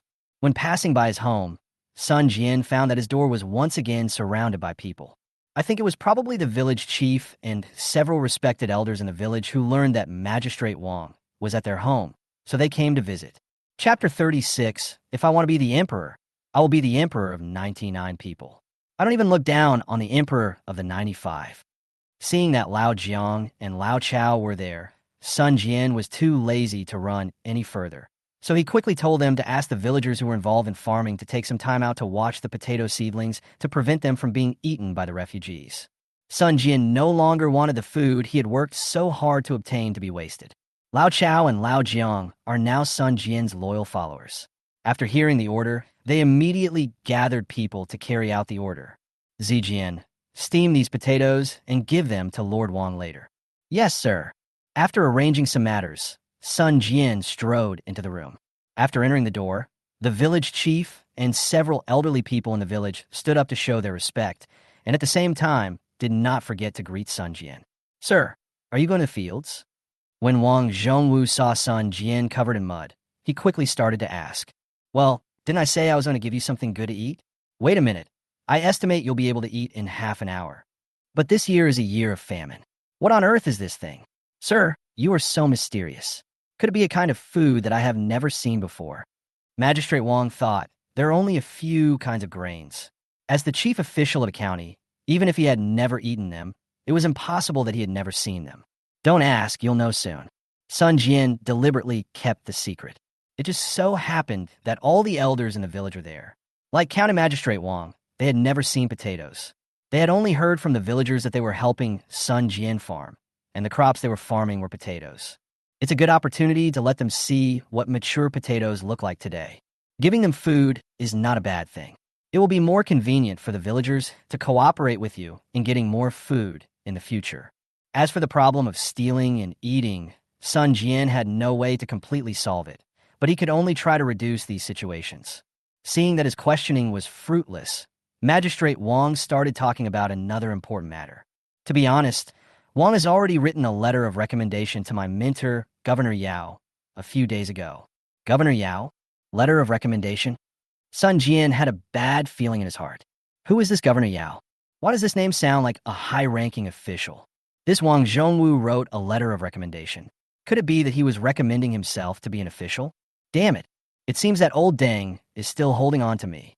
Before Sun Jian could confirm, an old and respected man in the village, upon hearing that it was Governor Yao, his eyes suddenly lit up and he asked excitedly, Governor Yao? It's our Yongzhou's Yao Tianjin, Governor Yao? Exactly. Oh my God, it's Governor Yao. He is the most senior official in Yongzhou. All military and civil affairs in Yongzhou are under the control of Governor Yao. Ahem, I never thought that Governor Yao is actually Mr. Wang's mentor. No wonder it's true that a good teacher produces good students. Sun Jian rolled his eyes at these old men, seeing that they looked like they had never seen the world. From what they said, isn't the governor equivalent to the provincial party secretary and provincial military district commander in later generations? Is it necessary to make such a fuss? It was as if Governor Yao knew them. Besides, the Yongzhou area of Dagan was not big. It only included the central area of Shaanxi and part of Gansu in later generations. It was just a small or medium-sized province at best. Is it so exaggerated? The village chief coughed twice and then began to sigh. Governor Yao is a founding hero of our Dagan. Everyone knows that he is the confidant of the Dagan Emperor Ganwu and the heir of a family of medical experts who are second to none in Dagan. If I could meet Governor Yao once in this life, it would be worth my life. County Magistrate Wang smiled bitterly and shook his head. I am ashamed to say that Master Yao only has me as his last disciple. He always said that I inherited his legacy, but I never thought that I would cause his wife to almost die of illness on the bed. If it weren't for a strange man like Mr. Sun who came to her rescue, I'm afraid my wife would have died that day. Sun Jian finally understood. Before, he was wondering why. After he treated Mrs. Wang, County Magistrate Wang only came forward to confirm the situation and then knelt down to thank him. It was not until today that he realized that County Magistrate Wang himself was a medical student. He knew right away that he was not using the soul-reviving needle, but had completely cured Mrs. Wang. I mentioned Mr. Sun's medical skills and courage in my recommendation letter, and Governor Yao also replied the day before yesterday. In addition to praise and greetings, he also said that he would come to Hongnon County in person on August 15th to meet Mr. Sunday. So you're not recommending me to be an official. That's good, that's good. When Sun Jian heard that he was not asked to become an official, he immediately breathed a sigh of relief. Sir, are you so opposed to being an official? Sun Jian said unhappily. Of course. Why would I want to be an official if I have nothing to do? I don't want to be bound by constraints, and I don't want to experience party disputes. What's the point of scheming and deceiving each other with those people in the officialdom all day long? Haha, I'm afraid it's not up to you, sir, to decide on a matter of being an official. Wang Zhongwu smiled heartily and stroked his mustache. What does this mean? Sun Jian was a little puzzled. Is it because of my medical skills and the fact that I wiped out the bandits this time? County Magistrate Wang smiled and shook his head. Not only that, Mr. Wang is a young talent. Not only is he a master of medicine, but he has also invented farm tools, grenades, and various powerful military weapons. He even has such wisdom. It is not up to me to decide whether he becomes an official or not. Sun Jian was too lazy to listen to Magistrate Wang's praise and said quickly, Sir Wang, I emphasize again that I don't want to be an official. No one will force me to be an official, right? Sun Jian was almost about to speak out what was in his heart. With the system in hand, if I want to be someone, I'll be the Emperor of 99. I don't even look down on the Emperor of 95, so what kind of crappy official is that? Master Wang, you're the father and mother official of this county. As long as you, Master Wang, don't report it to your superiors, who can take me away from the village to become an official. County Magistrate Wang said calmly, Sir, you are wrong. Even if Wang doesn't report the matter of being an official, the fact that Sun Jiazwang wiped out more than 500 bandits with 0 losses, as well as those powerful weapons, will spread quickly. Our Dagan country spies are not vegetarians. When Sun Jian heard this, his heart sank. You know, rumors are scary. This news will spread from 10 to 100, and maybe one day it will even reach the ears of that damn Emperor Ganwu. He was a founding emperor, not an heir apparent. He had all the necessary means. It seems that there is no way to avoid it. I hope that before that day comes, I will have the chips to protect myself. For now, we can only take one step at a time. Wait, August 15th? Isn't that tomorrow? Tomorrow. And Governor Yao will be here early tomorrow morning. Sun Jian calculated the days and said to Magistrate Wang, Tomorrow is not possible. I have promised several ladies to accompany them to appreciate the moon. Chapter 37. Developing New Grain Varieties? This news is like a bolt from the blue. Magistrate Wang was confused by the reason for Sun Jian's refusal. Although Sun Jian has made great achievements, he is still just a commoner after all. The military and political leaders of Yongzhou now have to go to a small city in person just to meet a commoner and are directly rejected. I'm afraid if this gets out, people will be shocked, right? This situation would only happen to a strange man like Sun Jian. Sun Jian, the moon is full on the 16th, and people celebrate the Mid-Autumn Festival on the 15th night of August. Why are you and your wife admiring the moon during the day on the 15th of August? When a village chief Sun Liangji heard that Sun Jian refused to meet with Governor Yao and gave such a ridiculous reason as watching the moon, he was so angry that his heart bled. Still admiring the moon? Under the circumstances this year, as long as we don't go hungry every day, it's like celebrating the new year. Being specifically chosen by Governor Yao for an audience is a great opportunity for Sun Jiazwang to show off. There hasn't been such an opportunity in decades that could make the Sun family's ancestral tomb smoke green smoke. It was very possible that he would be taken seriously by the imperial court, but this guy declined without even considering it. Although he was in a hurry, Sun Jian now had a very high prestige, and he could not blame him in person. He could only give him earnest advice. After hearing this, several elders also followed suit. Yes, Sun Jian kid, after meeting with Governor Yao during the day on August 15th, you can come back in the evening of August 15th, so you won't be late for the moon viewing. Damn, you old guys, if you want to go by yourselves. I don't like this kind of constraints. I just like to do whatever I want. What's wrong? Although Sun Jian thought so in his heart, he did not say anything, but just glared at a few people. Seeing that the atmosphere was tense, Magistrate Wang said, Sir, do you think this is okay? Wang knows that you have the talent to govern the country and the world, so naturally you are not willing to leave the world easily. But Governor Yao is, after all, a second-rank official of the imperial court and also Wang's mentor. Since Governor Yao has come all the way here, can we meet first? What the village chief and his friends said is correct. The night of August 15th is the best day to enjoy the moon. Wang will definitely ensure that you return to the village safely by then, and will not delay you and your wife from enjoying the moon. Okay? Sun Jian smiled. Now that things had come to this, it would be too unkind of him to still not agree. After all, when County Magistrate Wang learned that I was in danger, he personally led his troops to rescue me. I had to go there for the sake of others. Haha, you Lord Wang are still good at talking, okay. Then let's meet. Hearing that Sun Jian had agreed, Magistrate Wang was overjoyed and quickly ordered the attendants standing guard at the door to prepare a horse for Sun Jian in advance so that he could follow him later. Leaving tonight? Yes, tonight. Governor Yao will arrive early tomorrow morning. We can't let him wait for us young people. All right. Sun Jian could only spread his hands helplessly. Judging from the situation, if I want to do something sweet in bed with Gu Zijian, I have to wait until the night of August 15th. Husband, the noodles are ready and the potatoes are steamed. At this moment, Chu Qingcheng and Gu Zijian came in from the kitchen. One of them held the cooked instant noodles in both hands, and the other brought a bowl full of steaming potatoes and placed them on the table in front of County Magistrate Wang. The aroma of potatoes and instant noodles mixed with hot steam soon filled the entire house. It smells so good. It smells so good. The village chief and several elders in the village had never eaten instant noodles and potatoes. When they smelled such a delicious aroma, their saliva almost dripped from the corners of their mouths, and they kept swallowing their saliva. What is this? It smells so good. Wang has never seen this before. Magistrate Wang was shocked. He suppressed his urge to swallow, his mouth salivating, and he asked Sun Jian stutteringly, "This is instant noodles, and these are potatoes." Sun Jian introduced them to County Magistrate Wang. This is the good stuff you told me. Right. Sun Jian smiled and handed the hot potatoes to the village chief and the elders, and also put one into the hand of County Magistrate Wang. Come on, try them all. After hearing what Sun Jian said, everyone could no longer hold back their desires and started to eat with relish. Even though he was grimacing from the high temperature of the potatoes, he continued to chew and swallow. In no time, several people had almost finished eating the potatoes in their hands.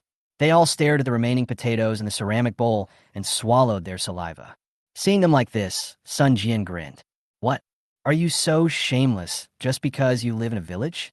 Do you still want to eat your fill at home? No way. Letting you try one is just to give you face. Don't look at them anymore. The remaining potatoes are for Lao Chao, Lao Jiang, and Air Guzi. After Sun Jian said this, the old men swallowed their saliva several times before looking away their greedy eyes.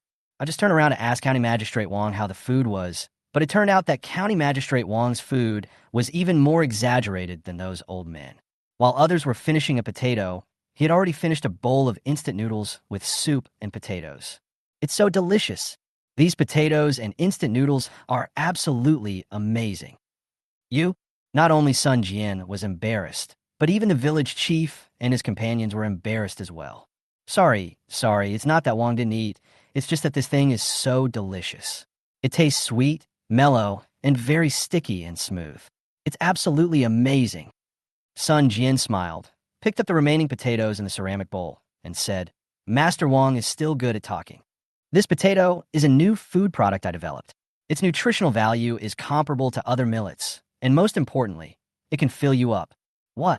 Is this a new variety you developed? Wang Zhongwu was shocked again. He stood up from his chair and even stuttered when he spoke. This news is like a bolt from the blue. You have to know that it has been thousands of years since ancient times. The only food the humans have been eating are wheat, rice, and other grains. I have never heard that millet and grains can be developed. There were many talented people in every dynasty, but at most they were brought back from foreign countries.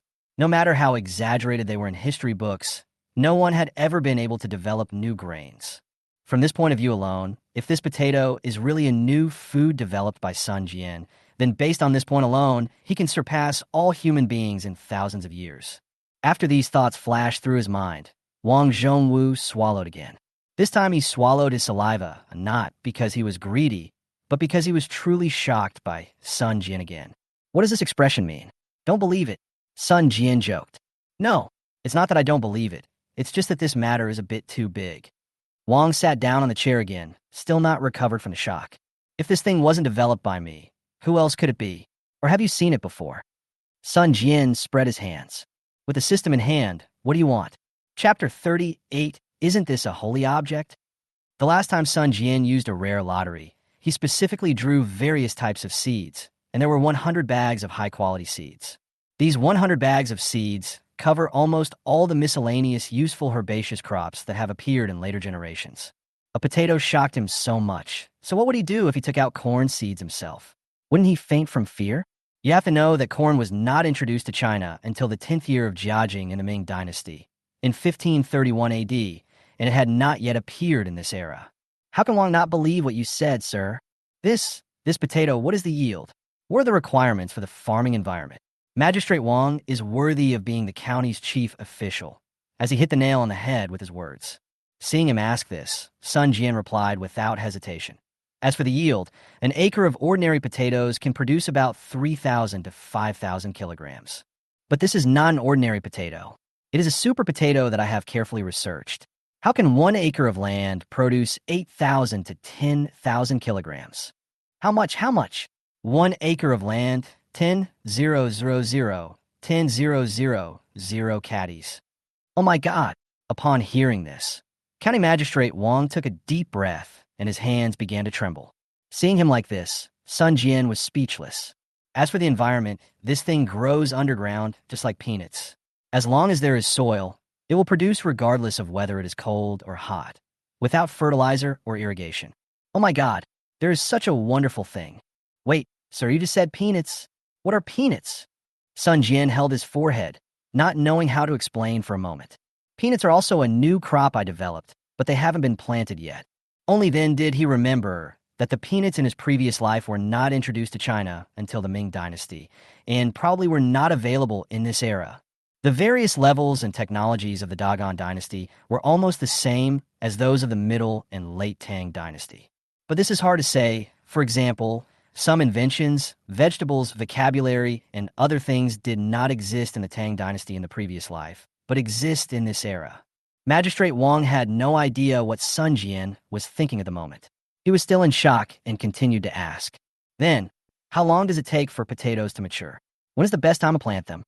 Seeing that Magistrate Wang did not ask about the peanuts but about the potatoes, Sun Jian held his chin, thought for a moment, and said calmly, Well, I originally thought it would take a month for them to mature, but now it's only been a dozen days, and they can be eaten right after they're dug out. I think 20 days or so will be enough. As for sowing, you could do it all year round. Didn't I just say that whether it's cold or hot, it won't affect the growth of this thing? Oh my God! Magistrate Wang uttered the word, oh my God, again. This was the 3rd time he said it in this short conversation. Unexpectedly, as soon as he finished speaking, several old men next to him stood up from their chairs in surprise. Oh my God! This must be a holy object. Sun Jian held his forehead and asked, Why are you guys joining in the fun? What kind of sacred object? I could develop many kinds of crops. It's nothing special. Don't be so surprised here. I'm telling you. Even though Sun Jian said it lightly, everyone still had shocked expressions on their faces. Chu Qingsheng, Gu Zijian, and Zhou Waner were also watching this scene and laughing out loud. There are many more magical things about their husbands. What is this? They now believe that anything is possible as long as their husbands want to. Who made their husbands immortals banished to the mortal world? Magistrate Wang was breathing rapidly, but he had been in the officialdom for many years after all, and he tried his best to suppress his rapid heartbeat and panting. Sir, can you show me this potato again? What's that? Sun Jian lazily took a potato from the bowl and handed it to Magistrate Wang. Magistrate Wang held the potato in his palm, his expression becoming more and more excited, and even his body began to tremble slightly. He walked out of the room, tremblingly, and came to the yard, then fell to his knees on the ground, holding the potatoes in both hands above his head. God have mercy on me. God have mercy on me. Mr. Sun, you are truly a miracle man sent from heaven. With such miraculous food, millions of people will no longer have to worry about starving to death, and our great country will no longer have to worry about not prospering. Sun Jian, who was leaning against the door, was speechless as he watched Magistrate Wang praying to God. Tiskiska, what a good official I have to. But he didn't expect that before he could finish his words, several old men in the village followed Magistrate Wang's example and ran to the yard to kneel down. It's really God's blessing. I never thought that our Sun Jian village could produce such a remarkable person. With such a magical item, common people like us will no longer have to suffer from hunger. The people of each county will never be displaced again. I'm dizzy, these old guys. I am the developer of this potato. Okay? Why are you kneeling to the sky while you are calling me? I am behind you. After kneeling for a while, Magistrate Wang stood up and walked to Sun Jian, saying excitedly, Sir, since ancient times, food has always been the most important thing for people. But in the past few years, the 4 countries have been at war, and countless people have died. As a result, natural disasters continue, and the people are living in misery. There are starving people everywhere, and they have to eat their own children. It's unbearable. Maybe God couldn't stand it anymore. So he sent down a strange man like you and created such a strange thing. Maybe it's really fate. All right, Master Wang, if you keep saying that, I'm going to get into trouble. Sun Jian simply couldn't stand these people's constant nagging. If you praise him once or twice, he might be happy about it. But being praised like this by everyone every day and being nagging endlessly is the most torturous. Lord Wang smiled bitterly, as if he was about to say something, but suddenly stopped and then changed the subject. Sir, when I return, I will personally send soldiers to guard Sun Jian village so that you can plant the first batch of potatoes. I hope you will agree. This, Sun Jian was a little hesitant. Isn't this just like putting someone under surveillance? Magistrate Wang may not do this, but as more and more people know about this, it is inevitable that he will get into unnecessary trouble in the future. Now I have neither money nor military power, so it is not appropriate for me to show myself in public too early. But if you think about it carefully, the potatoes have already been planted. Even if County Magistrate Wang doesn't come today, the news will be exposed sooner or later during the grain collection day in a few days. Before planting, Sun Jian had already guessed that such a situation would occur. But as for potatoes, they did not have the knowledge to cultivate them in this era. As long as they firmly grasped the technology of cultivating seedlings in their hands, they would not be afraid of anyone threatening them. Okay, but please remember, Lord Wang, this place is too close to the border of the Great Zhou Kingdom. Do not pass on any more information. Chapter 39. Such a person. The world may change because of him. Wang is fully aware of the stakes, sir. Don't worry. Good. After this matter was settled, Sun Jian strode out of the house and called Lao Jiang, Lao Chao, and others.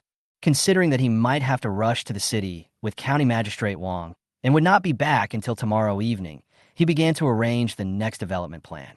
Since the grain payment day was approaching in the next few days, Sun Jian first instructed Lao Chao to take people to dig out the first batch of potatoes one by one in the next few days, leaving some for Zhou Wan'er and others to grow seedlings. He also reminded Zhou Wan'er, Chu Qingsheng, and Gu Zijian to remember to hide in the cellar when growing seedlings, and the seedling growing technology must not be leaked. The village chief will lead people to plant the newly cultivated seedlings on the existing arable land first, and then continue to reclaim the wild land and continue planting to increase the yield first. The remaining part was distributed to the villagers who contributed and kept for food storage.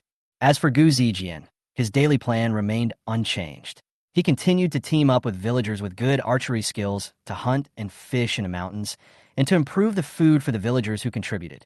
In the future, the reclaimed land was patrolled by soldiers, and the villagers could go to the fields at any time, so there was no need to worry about passing refugees eating up all the crops. Mr. Sun, if my job is not working, let Lao Jiang arrange it first. You go to the city and let me follow you. Lao Chao originally wanted to call Sun Jian, but when he saw the county magistrate calling him Mr., he thought it was inappropriate to call him by his full name, so he changed his words. Why are you following me? I'm visiting a government office, not a bandit's den. Sun Jian said with a smile. Can. Sun Jian patted Lao Chao's shoulder and said, Don't worry, we have soldiers to protect us along the way. Nothing will go wrong. When I'm not at home, just tell me to keep an eye on the front door and make sure the safety of my 3 wives is not threatened. Sun Jian knew that Chao wanted to protect him and was afraid that he would get into an accident. He was indeed very loyal, but for a commoner like him, it was a bit arrogant to bring bodyguards with him on such a trip. After arranging everything, Sun Jian followed Magistrate Wang to the city, waiting to meet Governor Yao the next day. Towards evening, Magistrate Wang and his entourage arrived at the magistrate's mansion. As he had not rested for several days and was exhausted from the long journey, upon arriving at Magistrate Wang's residence, Sun Jian did not even bother to eat the thank-you banquet prepared by Mrs. Wang and simply lay down on the bed and fell into a deep sleep. At this time, Mrs. Wang and County Magistrate Wang stood beside Sun Jian's bed, watching him sleep soundly, and did not leave for a long time. "Madam, just let the servants in the mansion take care of Mr. Sunday. There is no need for you to do this yourself." Seeing that Mrs. Wang personally covered Sun Jian with a quilt again, County Magistrate Wang whispered, "It doesn't matter. If it weren't for Mr. Sun, I would have passed away long ago. Yes, thanks to Mr. Sunday. If I hadn't met him, I wouldn't have thought there was such medical skills in the world. All the doctors in the world are his students." Thinking of how Sun Jian had cured Mrs. Wang by simply giving her some special acupuncture needles and had not even prescribed any medicine afterwards, and her complexion had returned to normal within just 2 days, County Magistrate Wang felt ashamed of himself. "Today I learned that Mr. Sun returned with you, so I cooked for him myself. Unfortunately, Mr. Sun has not eaten the whole table of food. I haven't had the chance to thank Mr. Sun in person yet." Magistrate Wang comforted her softly. "Madam, there is still a long way to go. Let's go and not disturb you. I still have some official business to deal with." After saying that, the two of them gently closed Sun Jian's door and walked to the inner room together. "My husband, is my benefactor really so powerful?" "Yes, even more than that. Such a person is definitely not a vulgar person. Who knows, the world will be changed because of him." "So, what are you going to do then?" County Magistrate Wang sighed and said, "Our Hongnong County is too close to the Great Zhou, only about 300 kilometers away. Now, Dagan and the Zhou are at loggerheads. There's no telling when the war will reach here, and there are many things that happen to you that can't be hidden. If I don't prepare in advance, there will be too many unexpected variables. The safety of people like Mr. Sun is of paramount importance. Every day he stays in Hongnong County means I will be worried for a day longer. I can't wait until tomorrow. I have already written the memorial and will ask someone to deliver it to Governor Yao overnight. After Governor Yao reads my memorial, he will probably rush it to His Majesty at an expedited rate of 800 miles. Well, once the Emperor learns of this news, he will definitely take action. Will Mr. Sun blame us for this? After all, from what you heard, he doesn't want to be an official in the court." Magistrate Wang sighed again. "But this is also a last resort. If the Great Zhou or Great Xian knew about this in advance, I'm afraid your life would be in danger." The next day, the sun was shining brightly. Sun Jian slept in the guest room until he woke up naturally. After a simple wash, he found a brand new robe and a box of mooncakes on the table in the room. The texture of the fabric of this dress is pretty good. Although it cannot be called noble, it is also upper middle quality. At least it looks much more noble than the coarse linen clothes he was wearing. Based on the principle of not taking advantage of a good opportunity, Sun Jian put on new clothes. As soon as he opened the door, he found a maid guarding the door. When she saw Sun Jian coming out, she quickly said, "Sir, you are awake. Lord Wang asked me to tell you that the guests have arrived. You are about to wake up. Please come to the study in the mansion to chat." "Already arrived? When did you arrive?" "Sir, this servant doesn't know." Sun Jian touched his head, frowned for a moment, and then followed Magistrate Wang's instructions and rushed to the study. The sun was already high in the sky at this moment. Judging from the time, it was already noon, which was probably around 11 o'clock in the afternoon and later times. If nothing unexpected happened, Governor Yao should have arrived at Hongnong County at the beginning of the morning hour. What Sun Jian did not expect was that after Governor Yao arrived, when he knew that I was sleeping, he not only did not wake me up, but also patiently waited for me to wake up naturally and waited for several hours. This was very strange. Magistrate Wang's mansion was not big. It would be better to call it a big house. The study was just a few steps away. After arriving at the study, Sun Jian found that Governor Yao was playing Go with County Magistrate Wang. When the two saw him coming, they both stood up and bowed to apologize. Sun Jian also hurriedly clasped his fists to apologize and exchange polite greetings. "I'm sorry, Master Yao. I didn't get enough rest in the past few days. I didn't expect to oversleep today. I'm sorry to have kept you waiting for so long." No problem. I just don't want Master Wang and the servants to disturb you, sir, for your rest." I'm not here for any political affairs in Hongnong County today, so it won't hurt to stay a little longer. Sir, please take a seat. Master Yao, please. Chapter 40. Plagiarizing ancient poetry requires skills. When Sun Jian saw Governor Yao for the first time, he knew that this person was no ordinary person. This Governor Yao, like County Magistrate Wang, had a square face, thick eyebrows, and big eyes, but Governor Yao looked much older than County Magistrate Wang, probably almost 60 years old. Governor Yao's hair is mostly white. Even his eyebrows and beard are white. But it is strange that despite his appearance, he is actually tall and has a straight back, especially his pair of bright eyes, which make him look energetic. He looks very much like a veteran Hong Kong star in Sun Jian's later movies, Kaohsiung. The three of them had a great conversation in the study, just like old friends meeting each other. They talked about everything from hometown customs to poetry and songs. Yao Tianjing's words were full of praise and admiration for Sun Jian, but he did not mention potatoes, compound bows, grenades, or even medical skills. His words did not indicate that Sun Jian should be an official in the court, which made Sun Jian feel even more strange. Since other people don't talk about these topics, Sun Jian naturally wouldn't be stupid enough to make trouble. Lord Yao was very humble in front of Sun Jian, calling him Mr. Yao or I, and addressing Sun Jian as Sir and you. He humbled himself very much in his words and was generous with his praises, which made Sun Jian very happy, but also more confused.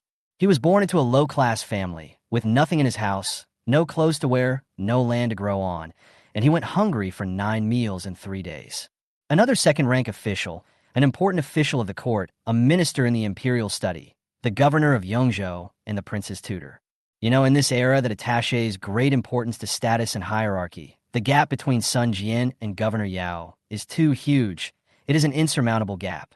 Sun Jian could understand that Lord Wang was polite to him, but so was Governor Yao, which made Sun Jian a little confused. After chatting for 2 hours, Lord Wang saw the restaurant and suggested that they go for a meal together. He also said that he had already booked food at Juxinlu in Hongnong County and wanted Sun Jian to go with Lord Yao to have a drink together. All right, Sun Jian had no choice but to agree. After all, the other party had been waiting for him for several hours today, so he had to give them some face. When they arrived at Juxin Tower, it was already afternoon. Sun Jian had been hungry all day, so he started eating with relish. The three of them began to drink together at the dinner table. After 3 rounds of drinks, it was getting dark. Governor Yao drank very happily today. Looking at the full moon outside the window, he raised a glass of wine and suddenly felt poetic. The moon shines on the starry river. The shadows of willows are gone. The wind caresses my face. The winter is quiet. The solitary lamp does not think of the glittering jade, but of Chang'e leaning against the mirror to look at herself. After saying this, Lord Wang suddenly drank a glass of wine and praised it profusely. What a good poem! What a good poem! What a great one! It must be Chang'e looking into the mirror. My dear teacher, your literary talent is still as good as ever. This poem is of high talent and vigor, and the words are finite, but the meaning is infinite. Seeing that County Magistrate Wang was exaggerating Yao Tianjing so much and his words were very exaggerated, Sun Jian rolled his eyes and turned his face away in embarrassment, holding his forehead. That's it. Good poem? That's just average, right? Have I never seen what poetry is? This is not Governor Yao's fault. After all, he is just a general, and his level of poetry is pretty good. County Magistrate Wang is really something. Why does he act so arrogantly towards those old men in the village? If he hadn't known in advance that he was an honest official, Sun Jian would have thought that he had become an official by flattery, given his current servile appearance. But it's strange. Magistrate Wang's master was a high-ranking official of the 2nd rank in the current dynasty. How come he is almost 50 years old and has only become a county magistrate of the 7th rank? Could there be something fishy going on here? Sir. Magistrate Wang called out to Sun Jian twice, but found that he did not respond, so he gently touched Sun Jian with his arm. I'm here, what's wrong? Sun Jian suddenly came to his senses and responded quickly. What are you thinking of, sir? Oh, I was just thinking about Lord Yao, poetry. What do you think of your teacher's poems? Damn it, he is really an old man. Magistrate Wang looked at Sun Jian expectantly. The look on his face, as if he couldn't wait to get unanimous approval from Sun Jian, made Sun Jian's scalp tingle. Very good, very good. Sun Jian nodded and answered casually. There was nothing wrong with this answer, but even a fool could see the perfunctory attitude, and the atmosphere instantly became very awkward. Well, Yao's poem does have a lot of room for improvement. I would like to ask Mr. Sun for some advice. Yao Tianzheng was not angry. Instead, he suggested that Sun Jian give him some advice. Sun Jian glanced helplessly at Magistrate Wang, smiled slightly, and said, Master Yao, you are joking. Actually, your poem is quite good. If I were to comment on it, well, I think. Before he could finish his sentence, Magistrate Wang, based on his past experience, thought that Sun Jian was being modest and interrupted him decisively. Dear teacher, Mr. Sun has made great achievements. He must have unique insights into poetry and songs. It's okay to let the students evaluate him. Why don't you take advantage of the full moon today and let Mr. Sun recite a poem? This. Sun Jian took a deep breath and looked at Magistrate Wang with wide eyes. You old fool. Why can't I tell the good from the bad? When did I develop a unique understanding of poetry?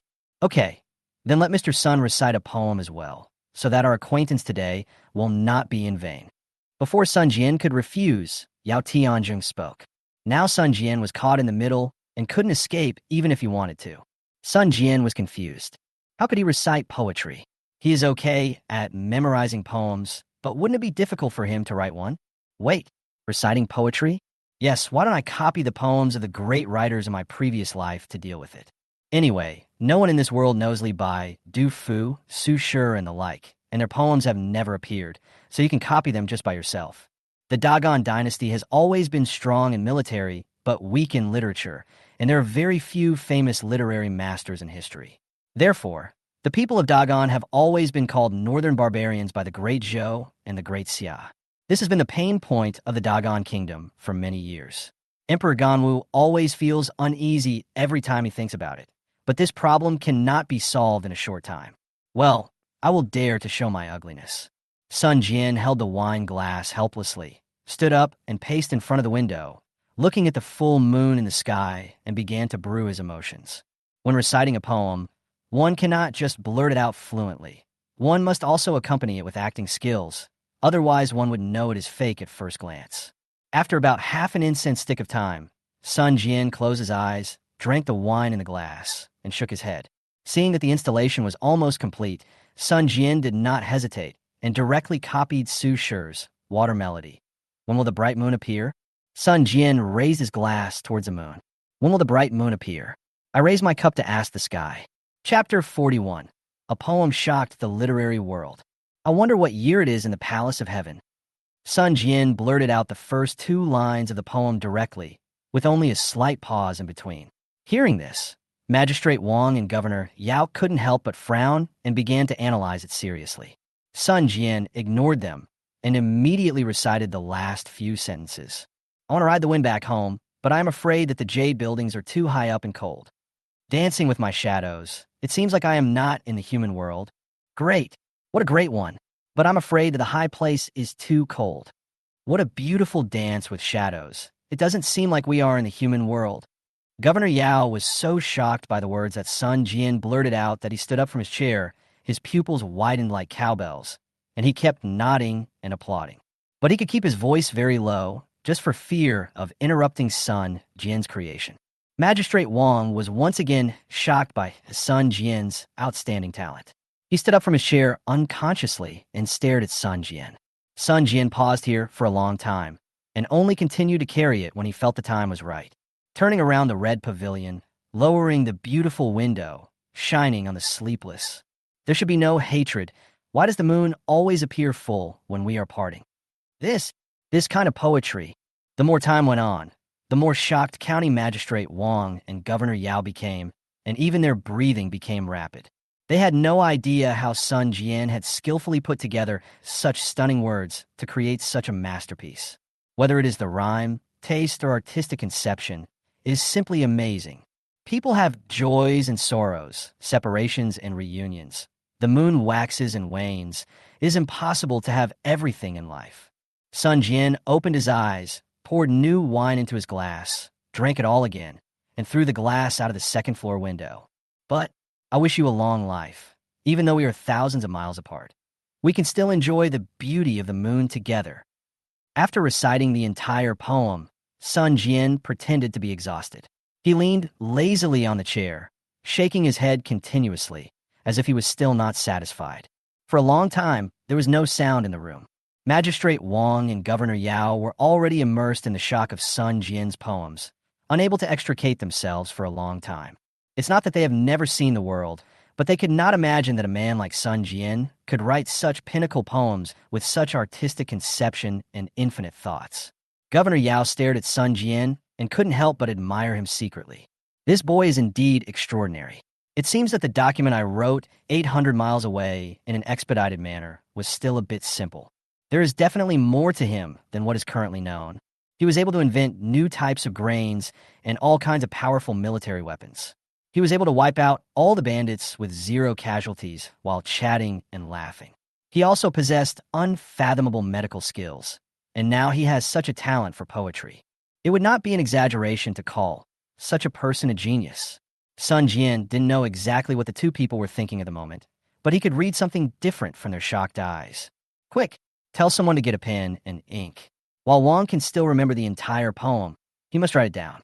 This poem will surely shock the literary world, and Mr. Sun will also be remembered in history. Magistrate Wang quickly ordered the servants waiting at the door of the restaurant to prepare writing materials, while Governor Yao raised a glass of wine and respectfully toasted Sun Jian. Sir, this poem is truly so powerful that it can move the gods and ghosts. The words are full of spirit and are natural. The various emotions and feelings are like the beating of the soul. It is truly a 100-year quatrain. I am ashamed to be inferior to it. After this poem is published, who in Dagan dares to write poetry again? It is a great honor for Yao to have the opportunity to meet you today. Sun Jian smiled and replied, Master Yao is too modest. You are a high-ranking official, and I am just a commoner. I cannot bear such praise from you. If a poem like Song of Water Melody shocked all of you so much, then won't your jaws drop when I casually recite Climbing the High Tower, Yumarin Red Cliff, or something like that in the future? Although he thought about it, Sun Jian was not going to reveal all his cards yet. After all, he had a long life ahead of him. He understood that people were afraid of becoming famous, just as pigs were afraid of becoming fat. Now he was facing good officials like Yao Tianzheng and Wang Zhongwu, and the real enemy had not yet appeared. My Dagan has always been strong in martial arts, but weak in literature. With a talented person like you, it's not long before the literary world of Dagan is revitalized. It's very likely that you will become a great literary figure in a short time. This is a blessing for me and for all the people. I don't deserve it. I don't deserve it. It is rare for you to have such great talent and be so modest. I believe that after today, this poem will spread all over the country, and your name will be known throughout the literary world. While the two were talking, Magistrate Wang had already picked up his pen and finished his work. He carefully blew away the ink on the paper, for fear of ruining the poem he had written. Sir, I have copied the poem. Please take a look and see if there is anything wrong with it. Sun Jian turned his head to look at the neat handwriting, and the strokes were vigorous and powerful. He expressed his satisfaction repeatedly. Sun Jian knew that Governor Yao was right. He was afraid that after today, this poem would spread throughout Dagan and even the 3 surrounding kingdoms at an extremely fast speed. By then, his name will not just be a commoner. While a person is gaining fame and honor, danger may also be approaching quietly. This is what the old saying goes, blessings follow misfortunes, and misfortunes follow blessings. Sun Jian continued to exchange a few polite words with Governor Yao, and then drank a few cups. Seeing that the time was almost up, he proposed the idea of returning to the village. Unexpectedly, before Governor Yao could even open his mouth, a noisy sound was heard at the door of Jushin Tower. I really have something urgent to discuss with Sun Jian. Please let me in. How dare you? The person you're looking for isn't in there. Get out of here. The person above is an important official of the imperial court and the governor of Yongzhou. No one is allowed to get close to him.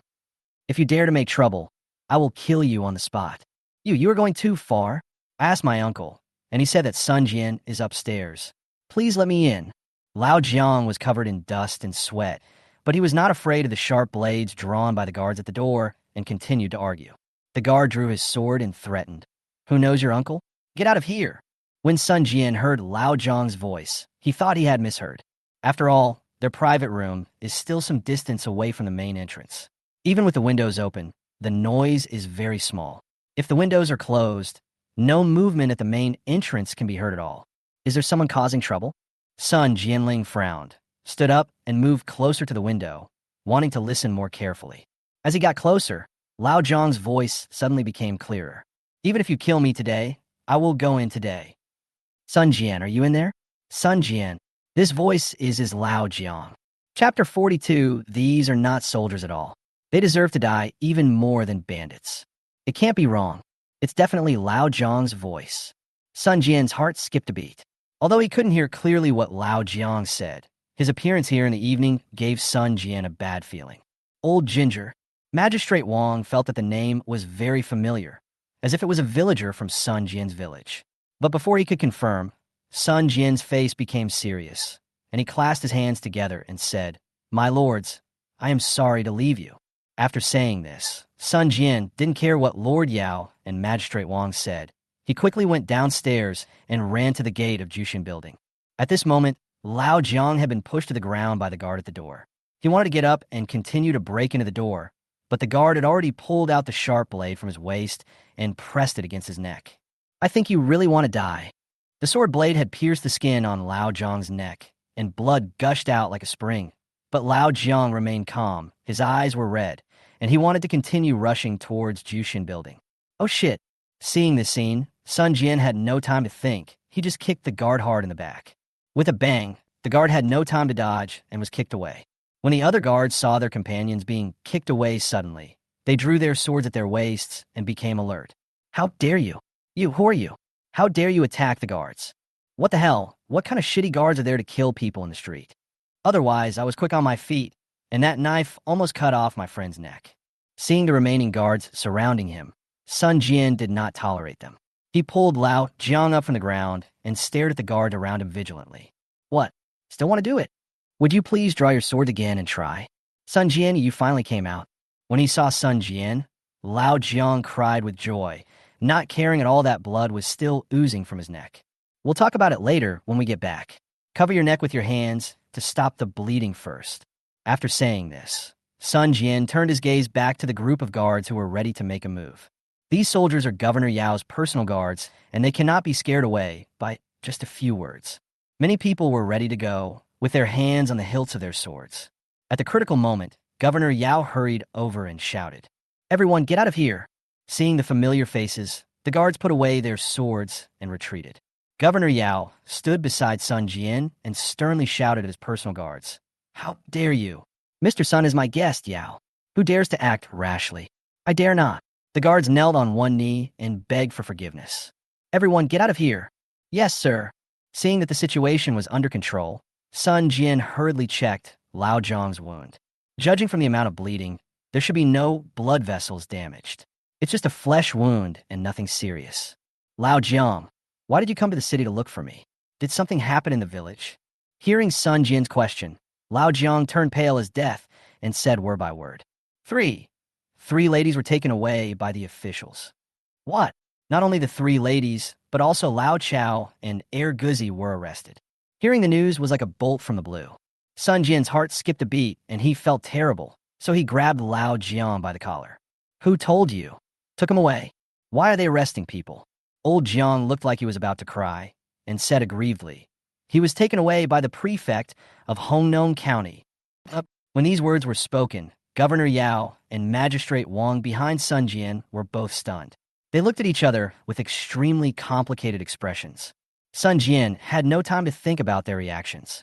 Hearing that his 3 wives were taken away, he was extremely anxious. Why did he capture my 3 wives? Lao Jiang let out a long sigh and then gave a brief account of the whole process. Since Sun Jian left yesterday, the grain collection in their village began this morning. The matter of collecting grain has always been the responsibility of the prefect of county. The prefect first assigned the task and quantity to the counties under his jurisdiction, and then the grain supervisor or county magistrate of each county led the team to complete it. But this time the grain collection was completely different. Not only was it collected 10 days earlier than the stipulated date, but the counties were also skipped, with the prefect personally leading the collection. Although this grain collection caught people off guard, fortunately, Most of the farmers in Sun Jian were able to hand over grain because of Sun Jian's relationship.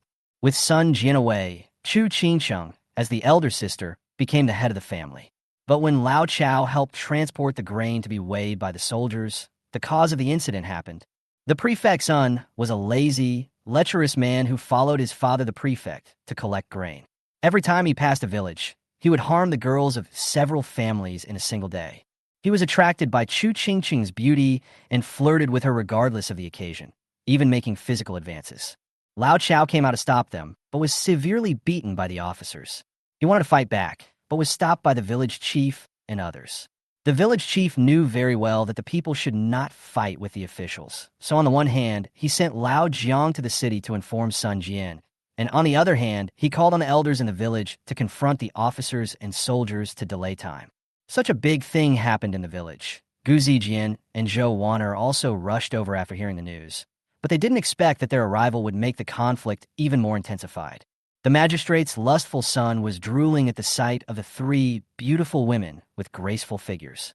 He insisted on taking the three women away by force, accusing them of obstructing the collection of military rations. Then what? Hearing this, Sun Jian was furious. Even Governor Yao was so angry that his face turned blue and he gnashed his teeth. After all, this was under his rule, and the county magistrate was his subordinate. I didn't expect that the old man would be so stupid as to do such a thing, old Jiang said timidly. Of course the villagers disagreed. After all, it's your family's business. Who dares not to take it seriously? Everyone argued with reason and finally started fighting with the soldiers. Lao Yu from the east end of the village and Lao Kuai from the west end of the village were both killed by soldiers. Because of this, hearing that the villagers dared to resist the government soldiers for his own sake, and were even willing to be killed to protect their three wives, Sun Jian was moved but also indignant. Fuck them. They're not soldiers at all. They deserve to die even more than bandits. Sir, don't be anxious. Listen to what he says. Governor Yao is here, and he will definitely help you. County Magistrate Wang saw that Sun Jian was shaking with anger and hurriedly spoke to comfort him. Governor Yao's face was so gloomy that water could drip out of it. He asked Lao Jiang, what happened next? Was the person taken away in the end? Where did he go? Lao Jiang continued. Seeing that someone had died and the matter had become a big deal, the prefect himself came in person, but she didn't expect that when Madame Gu saw the dog prefect, she became very emotional and shouted "Dog official," and drew her sword to assassinate him without listening to any advice. Chapter 43. Wherever your heart leads you, it doesn't matter where you go. When Sun Jian heard this, he was completely stunned. Even Governor Yao and Magistrate Wang were stunned.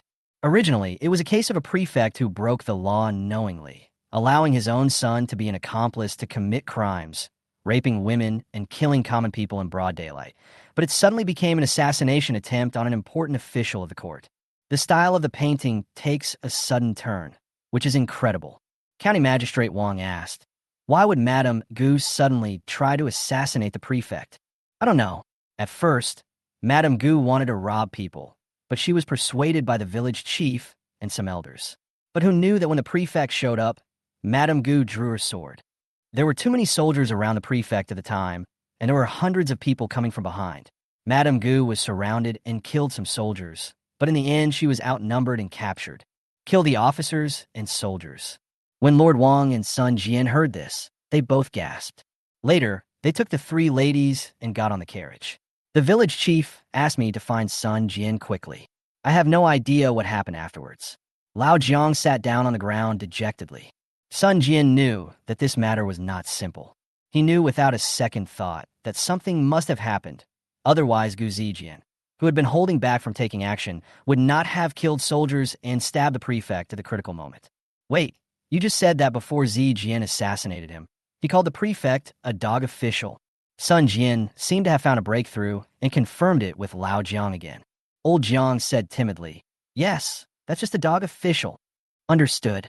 Sun Jian sighed lightly and instantly understood the reason why Gu Zijian wanted to assassinate him. The system had previously said that Gu Zijian was the daughter of a rebel general and that her father was framed by a villain, which led to the execution of her entire family and the fall of her family. It seems that the prefect of Hongnon County has an unclear relationship with their Gu family. It might be this damn prefect who caused the Gu family to be executed. Master, what should we do in the current situation? County Magistrate Wang was also very anxious. But there was no point in being anxious, as the county magistrate was his immediate superior. Although there were indiscriminate killings of innocent people and rape of women, if people want to make a parody, they could also say that the villagers rioted and assassinated the imperial officials in public, and also killed many officers and soldiers before taking the people away. This killed a lot of officers and soldiers, and even assassinated the prefect, which is a serious crime. The most important thing is that this matter cannot be rushed, nor can it be slowed down. If we save people blindly, the situation will only get worse, and even passing a big law may not be able to resolve it. Now the situation is urgent, and it is difficult to back down. Someone come. Governor Yao suppressed his anger and called over several of his subordinates.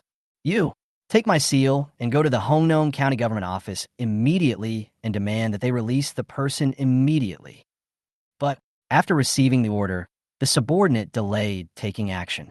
The subordinate was listening while Lao Jiang was explaining. He did not carry out his instructions because he knew in his heart that they had no legitimate reason to do so in this matter. Although Governor Yao is the highest official in Yongzhou, and the prefect of Hongnong County is just one of his subordinates, Madame Gu intended to assassinate the prefect and killed so many officers and soldiers.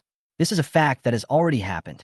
At this moment, I am afraid that it will not be able to solve this matter just by giving a seal and asking her to release her. This is just like in later generations, when a man attempted to assassinate the party secretary of a prefecture-level city, but failed, and then killed many policemen in succession. I'm afraid the matter would not be settled so easily with just a word from a provincial-level leader. Governor Yao shouted angrily, "But what? Just do it if I tell you to. I obey your command." Seeing his subordinates riding away with his official seal, Governor Yao turned to Sun Jian and said, "Sir, this is just a delaying tactic, but it cannot fundamentally solve this problem.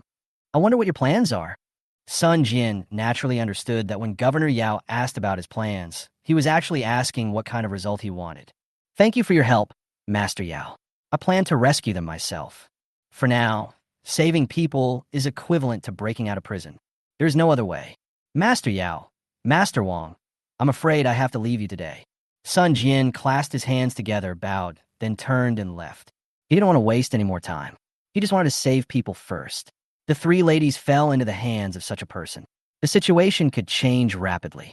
If he delayed any longer, anything could happen. "Sir, wait." Lord Yao stopped Sun Jian and said, "I know you are very anxious at the moment, but this matter cannot be rushed. Killing so many officers and soldiers in Dagan is no small matter. If it is a prison break, this matter will only get bigger and bigger. The prefect of Hongnong County is, after all, Yao's subordinate. Once Yao's official seal arrives, it will definitely have a deterrent effect. We still need to think about this matter carefully." Magistrate Wang also tried to comfort him. "Yes, Mr. Sun, don't be impatient. You should understand the principle of taking things slow when they are urgent." Sun Jian sneered and turned to look at Magistrate Wang and Governor Yao. "My lords, I, Sun Jian, do things differently from ordinary people. Wherever your heart leads you, it doesn't matter east or west. The prefect and his son dared to kidnap my wife and touch my weak spot. I will make sure they die without a burial place." After saying this, Sun Jian, without even turning his head back, helped Lao Jiang onto the donkey cart and drove directly towards the city of Hongnong County, leaving behind Governor Yao, County Magistrate Wang, and others standing there in a daze, unable to come back to their senses for a long time. Wherever your heart leads, it doesn't matter east or west. Mr. Sun is indeed a remarkable man to be able to say such words. "Teacher, did you receive the urgent letter my students sent you last night?" "Yes, I received it before I got here. I was shocked by Mr. Sun's talent, and I also wrote a letter to His Majesty overnight, recommending Sun Jian. I think His Majesty will receive the letter tomorrow." County Magistrate Wang nodded and said, "Master, please don't let anything happen to the teacher. He is a rare person who could decide my life or death. Yes, there is no time to lose. I will not stay any longer. I will rush to Chang'an, the capital, tonight to ask for an audience with His Majesty. At the same time, I will have several subordinates follow Mr. Sun to protect his safety." Sun Jian and Lao Jiang galloped all night and finally arrived at the city of Hongnon County at dawn.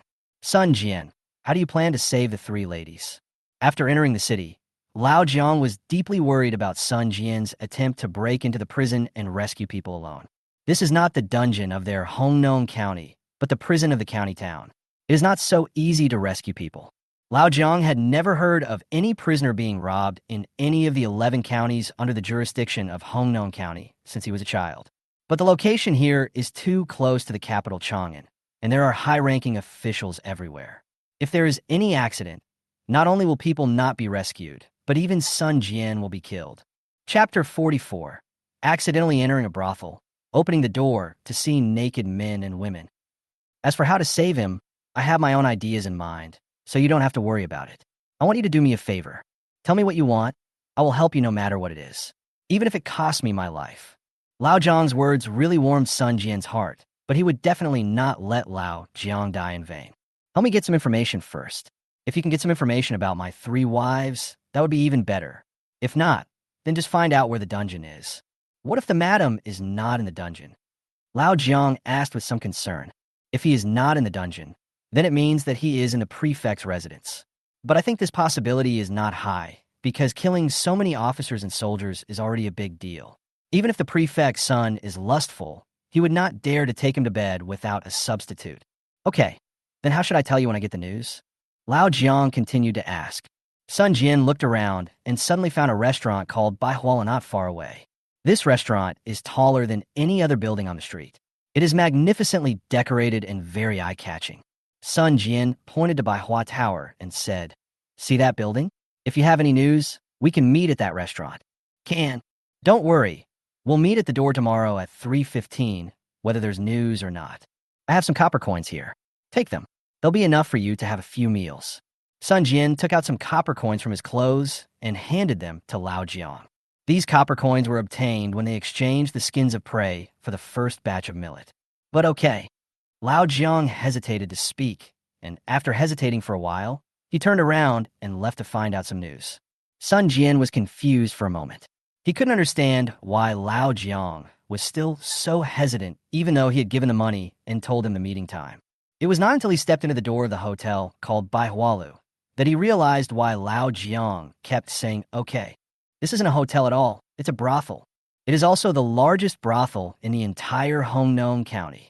The few copper coins in his pocket were not even enough to order a pot of tea in this brothel.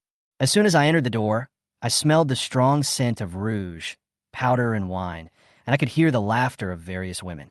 Before he could turn around and leave, an old procuress with heavy makeup and a black mole on the corner of her mouth came over quickly, waving a round fan and shaking her hips.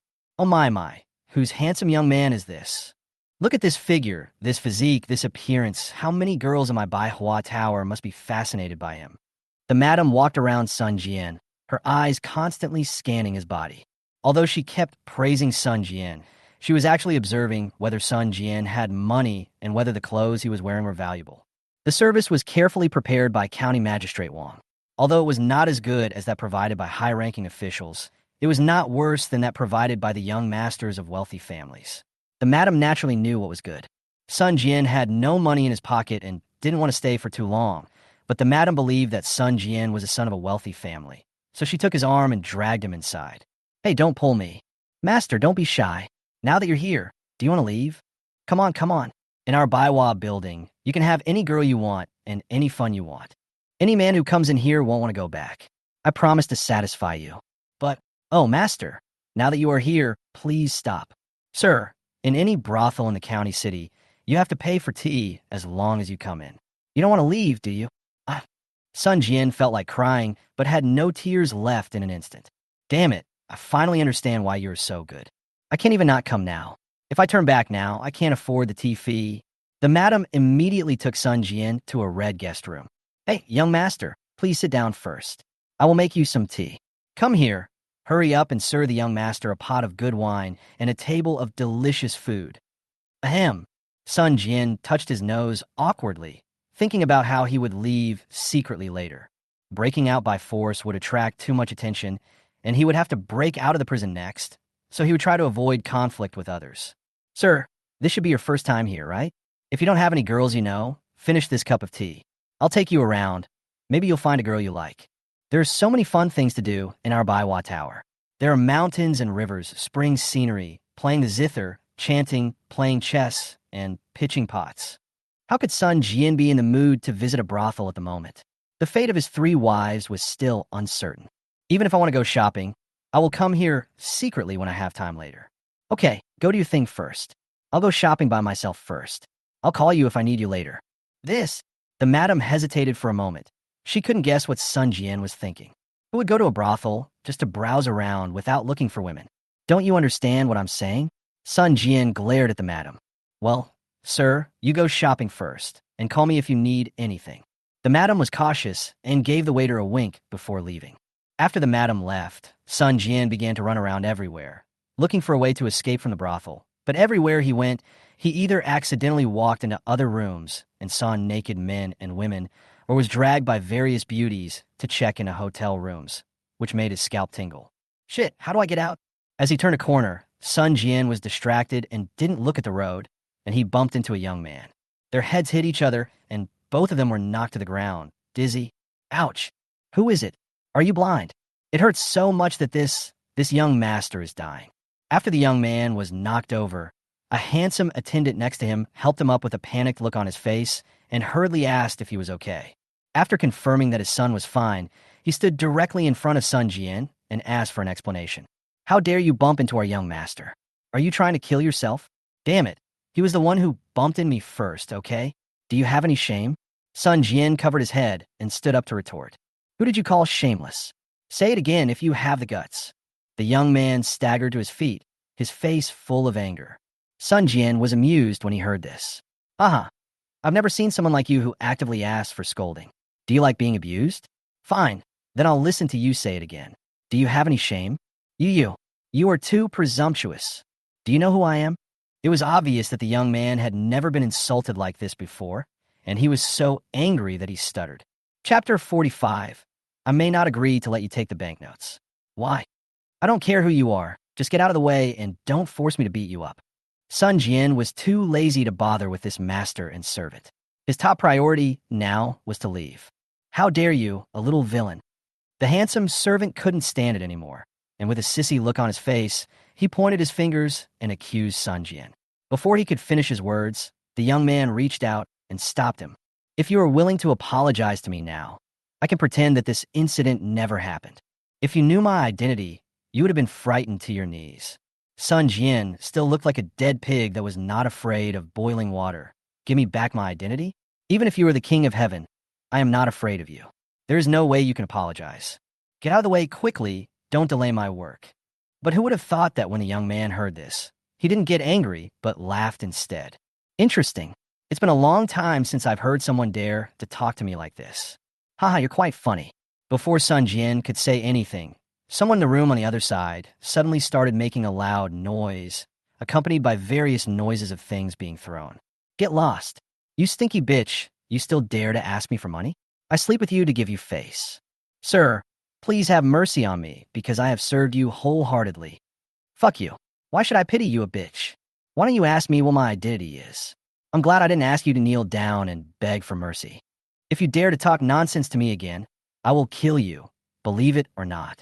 Listening to the deafening noises of quarrels and scolding from next door, Sun Jian shook his head and smiled bitterly, saying to the young man, Look, the morals of the world have gone downhill. That guy didn't pay for the prostitute, and even the words he said were exactly the same as yours. How dare you? How dare you? The sissy servant wanted to argue with Sun Jian, but was stopped by the man in green. Oh, I didn't expect that there would be such a person in Hongnon County. The man in green frowned and did not bother with Sun Jian for the time being. Instead, he moved closer to the door of the room and listened. But just as he approached the door, there was a sudden bang, and the door was smashed open by the woman's body. Sun Jian was quick and swift, and he quickly pulled the man in green over, thus avoiding being hurt by the broken pieces of wood. At this moment, the brothel girl was lying on the ground in dishevel. Her body was covered with bruises, and there was blood at the corners of her mouth.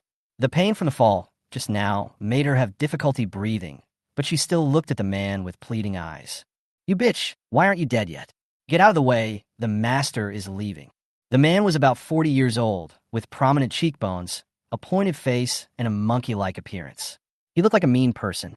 Before leaving, he even kicked a vase beside him and smashed it into pieces. What a piece of crap. It's an eyesore when it's here. Stop, you can't leave.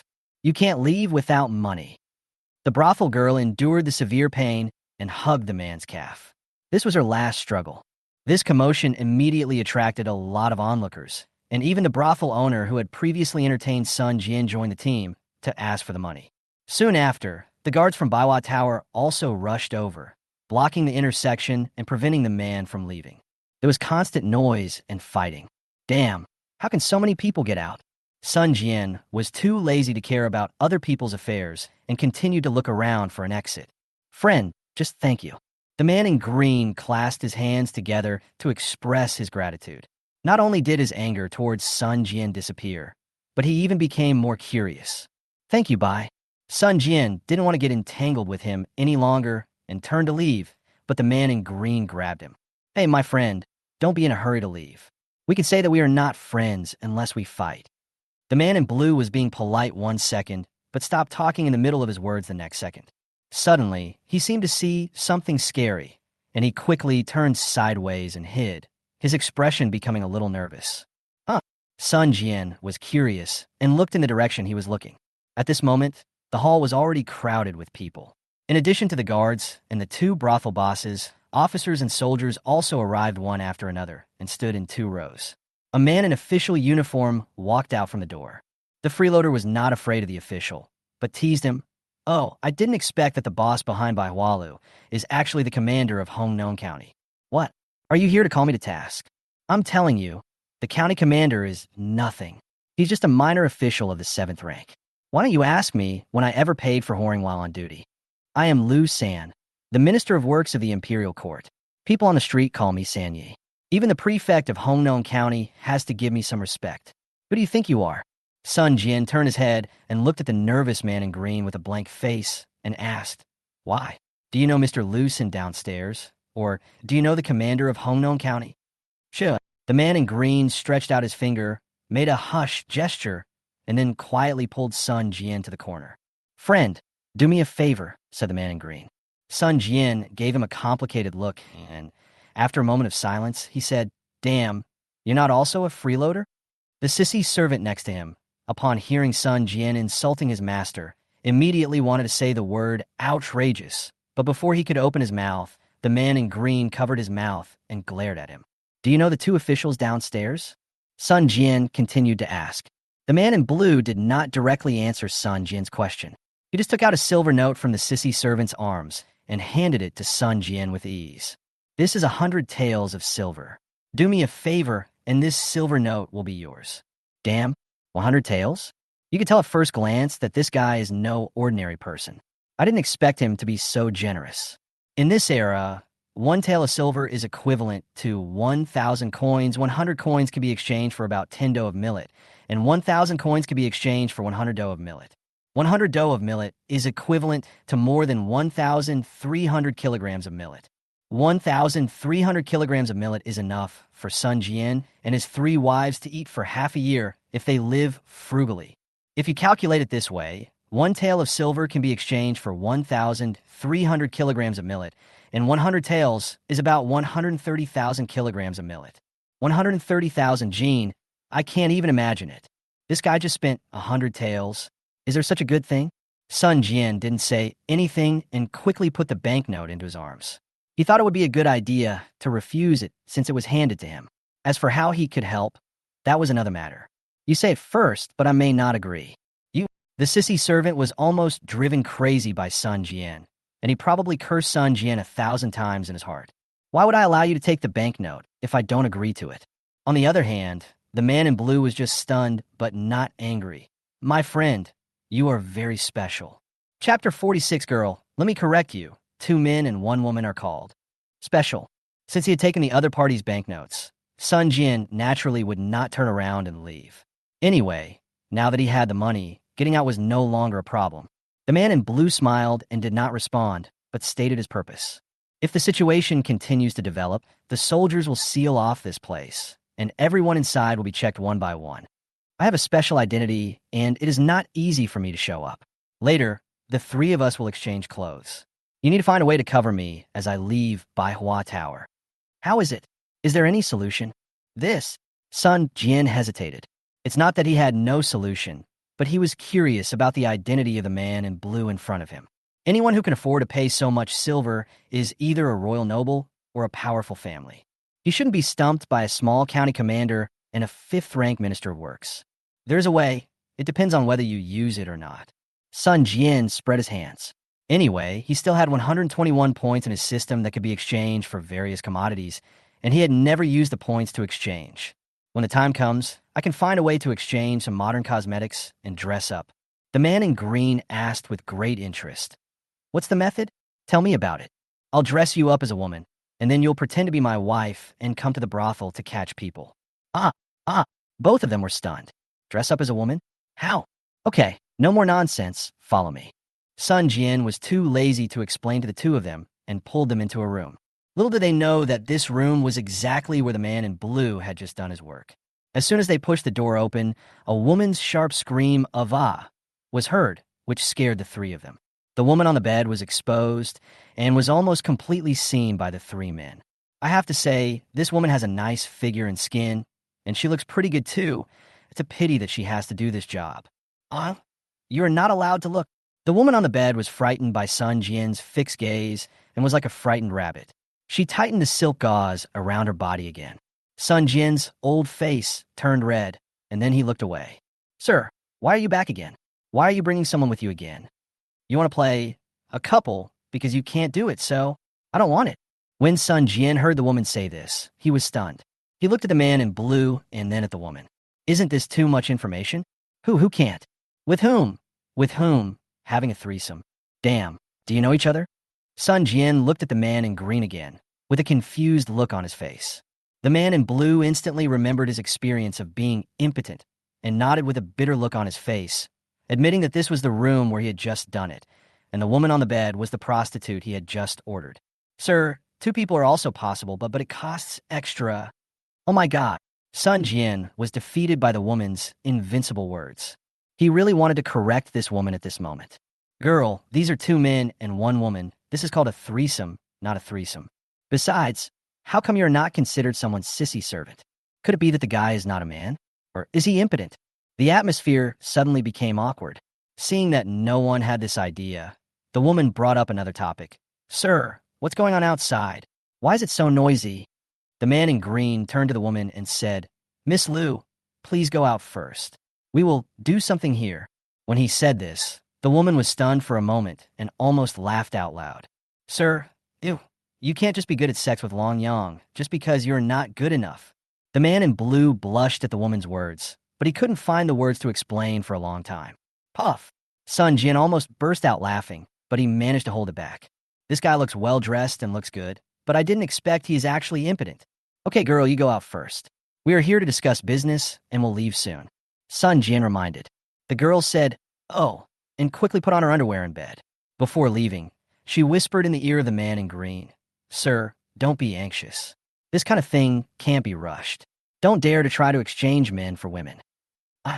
The man in blue wanted to say something in rebuttal, but the woman had already covered her mouth and left the room with a snicker. Sun Jianxiang held back his laughter and coughed twice to ease the embarrassment. Ahem. Well, ask your subordinates to go to the door to check things out, and I'll help you tidy up. Don't worry. They will definitely not be able to recognize you. I even guarantee that even Miss Liu won't be able to recognize you. The man in blue blushed and winked at his sissy subordinate, sending him away. What should we do next? Sun Jian checked the room and found several sets of women's clothes and some decorations in the closet. He immediately knew what was going on. Close your eyes and count to 20. I'll get ready. Sun Jian concentrated and opened the system panel. Host, Sun Jian. Force, 68. Agility, 50. Intelligence, 80. Charm/appearance, 70. Skills, Tongbei Fist. Reading the 4 books and 5 classics. Items, 1 advanced gift pack for trigger-type anti-personnel mines, 19 enhanced antibiotics, 1 high-quality new energy fishing rod, 1 infrared semi-automatic compound bow, 10 arrows left, 9 enhanced adrenaline, 10 high-quality farm tools, several traps, click to view details, and various high-quality seeds. Click to view details. Lucky draw. 1 asterisk legendary draw. Any attribute points, 20 points, 121 points, can be exchanged for designated mall items. Open the mall and exchange for a set of makeup boxes, a set of silicone breast prostheses, and a throat-attached voice changer. Ding. System prompt. The above items require 71 points to redeem. Do you want to proceed? Wait a minute. Another box of Viagra, please. You can't take someone's 100 taels of silver for nothing, right? It is appropriate to solve some problems for others. This is called reciprocity. Congratulations to the host for winning. 1 set of makeup box, 1 set of silicone breast implants, 1 throat voice changer, 1 box of imported Viagra. 76 points were deducted, and 45 points are left.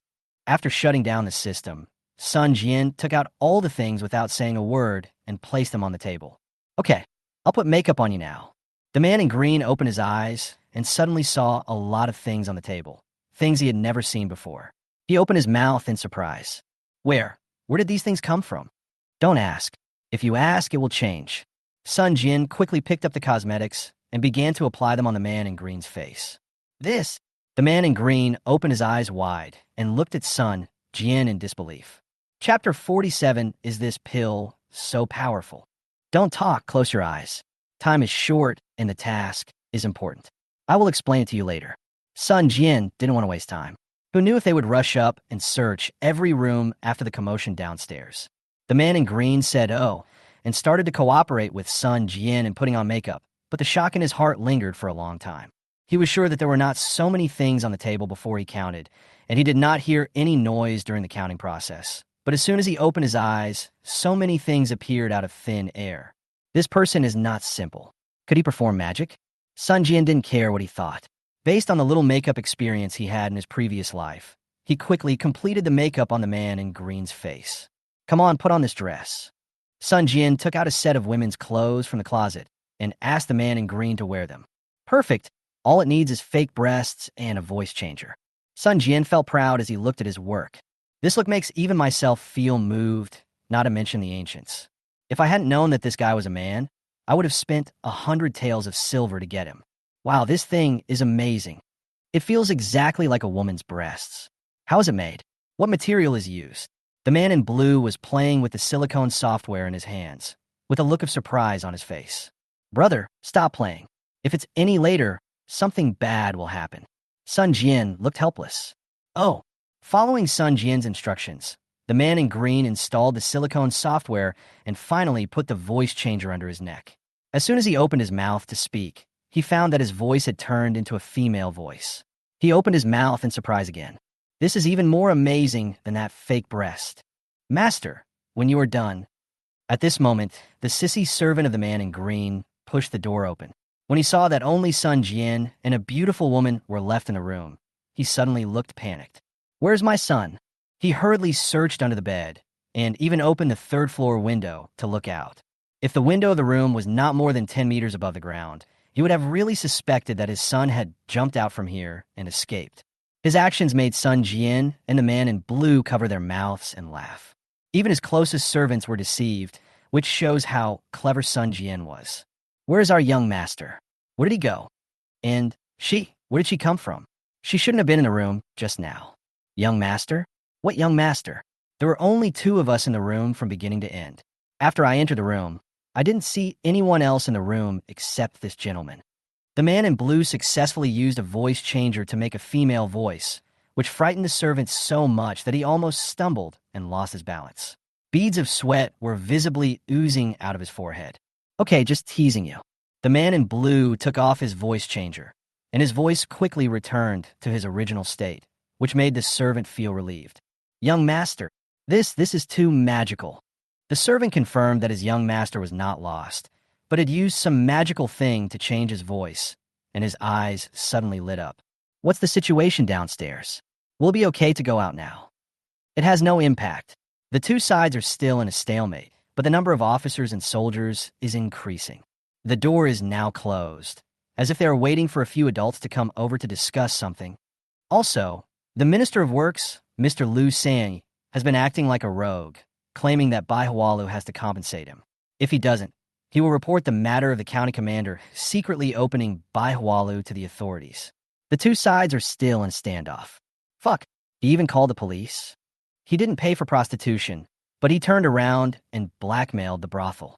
Sun Jian looked disdainful. Damn, this Liu San is really bold. He is so happy to be given this position. If an official can be like this, I'll go out to whore every day. Don't worry about him for now. I guess Liu San has done this kind of thing many times in the past. We can slowly settle the score with him later. The man in green clothes showed a trace of cruelty in his eyes, which was fleeting. Shall we leave now? Good. The three of them hit it off immediately and began to act out a story about a husband being caught for prostitution according to the script designed in advance by Sun Jian. Sun Jian played the role of a prostitute. The man in blue played the role of Sun Jian's wife, and the servants just played supporting roles. From upstairs to downstairs, there was a commotion that stunned everyone around. With the help of silicone prostheses and voice changers, she was able to deceive the officers and soldiers' inspection and successfully walked out of Baihua Tower. After today's incident, even Sun Jian's team money was saved. At this moment, the three of them were hiding in a secluded alley, recalling the funny scene that had just happened, and laughing so hard that they couldn't stop. Ha ha, today is the happiest day of my life. It's so interesting. My friend, thank you so much this time. How should I address you? The man in blue had already taken off his women's clothes and put on his own clothes. Sun Jian waved his hand generously. Just call me Sun Jian. It's just a small favor. By the way, what's your name? My last name is Long Chung. This is my personal servant. You could just call him Xiao Jinzi. The man in blue paused when he said his last name, and his expression looked a little unnatural. Although Sun Jian captured him, he did not reveal his identity. As for the identity of this person, he did not want to dwell on it too much. Even if the other person is the king, it is none of his business. Mr. Long, thank you for the 100 taels of silver today. You have a pretty face and are dressed in fancy clothes. I guess you are from a wealthy family, right? The man in green smiled and said, without directly answering Sun Jian's question, haha, compared to being able to get to know you from today, a mere 100 taels is nothing. Then, we are friends from now on, Sun Jian. I will call you Brother Sun from now on, right? Okay, then I'll call you Brother Long. Sun Jian smiled, took out a bottle of imported Viagra from his arms, and threw it to Long Chung. Here, I'll give you something. Long Chung took in his hand and took a look. It was a palm-sized bottle, but the material of the bottle was somewhat special. It felt soft and smooth. It was something he had never seen before. Open it and take a look. Sun Jian instructed Long Chung to unscrew the bottle cap, revealing a number of densely packed small black pills. Viagra. The name is so confusing. What is this? A pill. Hey, this is a good thing. Aren't you impotent? When you have this thing, eat one before you do it. It will keep you strong and erect. Long Chung blushed slightly, but still asked in surprise, is this thing so powerful? Why have I never heard of it before? Sun Jian patted Long Chung on the shoulder and said, that's because you haven't met me before. If you had met me, you would have heard about it a long time ago. Brother Sun, I find you to be a truly extraordinary person. Chapter 48, you are really a strange person. Of course I have to. I can't just take your 100 taels of silver for nothing. But let me warn you, you can only eat one of these at a time. If you eat too much, something bad will happen. Long Chung was stunned. What positions will they use? I didn't expect Brother Sun to have studied positions in bed. Sun Jian was shocked by Long Cheng's lewd words. Damn it, man. You're driving a yellow car in broad daylight. Ha ha ha. Long Chung laughed. Okay, no more than one at a time. I'll remember that. Long Chung happily put the medicine bottle into his arms. Brother Sun, you and I are very destined to be together, and we have similar personalities. How about we find a place today, order a table of good food and good wine, and get drunk? How do you think? I'm sorry, Brother Long. I have something else to do, so I'm afraid it's not convenient today. Sun Jian politely rejected Long Chung. The life and death of his three wives were still uncertain at the moment, so how could he have the mood to drink and eat meat? Long Chung seemed to sense that Sun Jian had something to hide and quickly asked, Brother Sun, do you have something to do? It can't be called doing things, but I encountered some troubles. Long Chung asked tentatively, Brother Sun, you are an amazing person. Is there any trouble you can't solve? Sun Jian smiled, but did not answer. Seeing that he couldn't get any more out of it, Long Chung changed his words. Brother Sun, since we are already friends, friends should help each other. Moreover, you helped me once today and gave me such a good pill. If you need anything, just ask. Tisk, TSK, I'm so busy. I'm afraid you can't help. Goodbye. See you again if we are lucky. Sun Jian spread his hands helplessly, turned around, and was about to leave, but Long Chung stopped him. Brother Sun, what are you talking about? You don't consider me your friend? Sun Jian smiled bitterly. Brother Long, you may have a prominent family background, but even the governor of Yongzhou, Lord Yao, can't help me with this matter. You'd better not get involved. Oh, you mean Yao Tianzheng, Master Yao? What else? Is there someone else as the governor of Yongzhou? Do you know Master Yao? Long Chung was intrigued by Sun Jian's words. Yes, we have eaten together, drank together, and talked about life. Sun Jian told the truth. Long Chung smiled faintly, his eyes narrowed into slits, and he couldn't help but be amazed in his heart and became more and more curious about Sun Jian. Long Chung knew clearly that Governor Yao was not someone he could easily meet, let alone have a meal, drink, and talk about life together. I'm afraid even the prefect of Hongnon County has no right to sit with Yao Tianzheng except for official business. There were only a few people in the court who could drink and talk about life with Yao Tianzheng, and Long Chung knew most of them, but he had never heard of such a strange man as Sun Jian. What? Are you familiar with Lord Yao too? Sun Jian asked back. Long Chung smiled faintly. I can't say I'm familiar with him, but I do know him. TSK, I didn't expect you could even get to this level of relationship. Sun Jian patted Long Chung on the shoulder. Who is this guy? Not only did he get 100 taels for every move, but he was also able to come into contact with important officials of the imperial court. Long Chung took a deep breath and said, Brother Sun, I just want to ask, what kind of things can't the governor of Yongzhou take care of? Although he is only a second-rank official, he holds military power and is in charge of the military and political affairs of state. He also holds the title of the crown prince's tutor.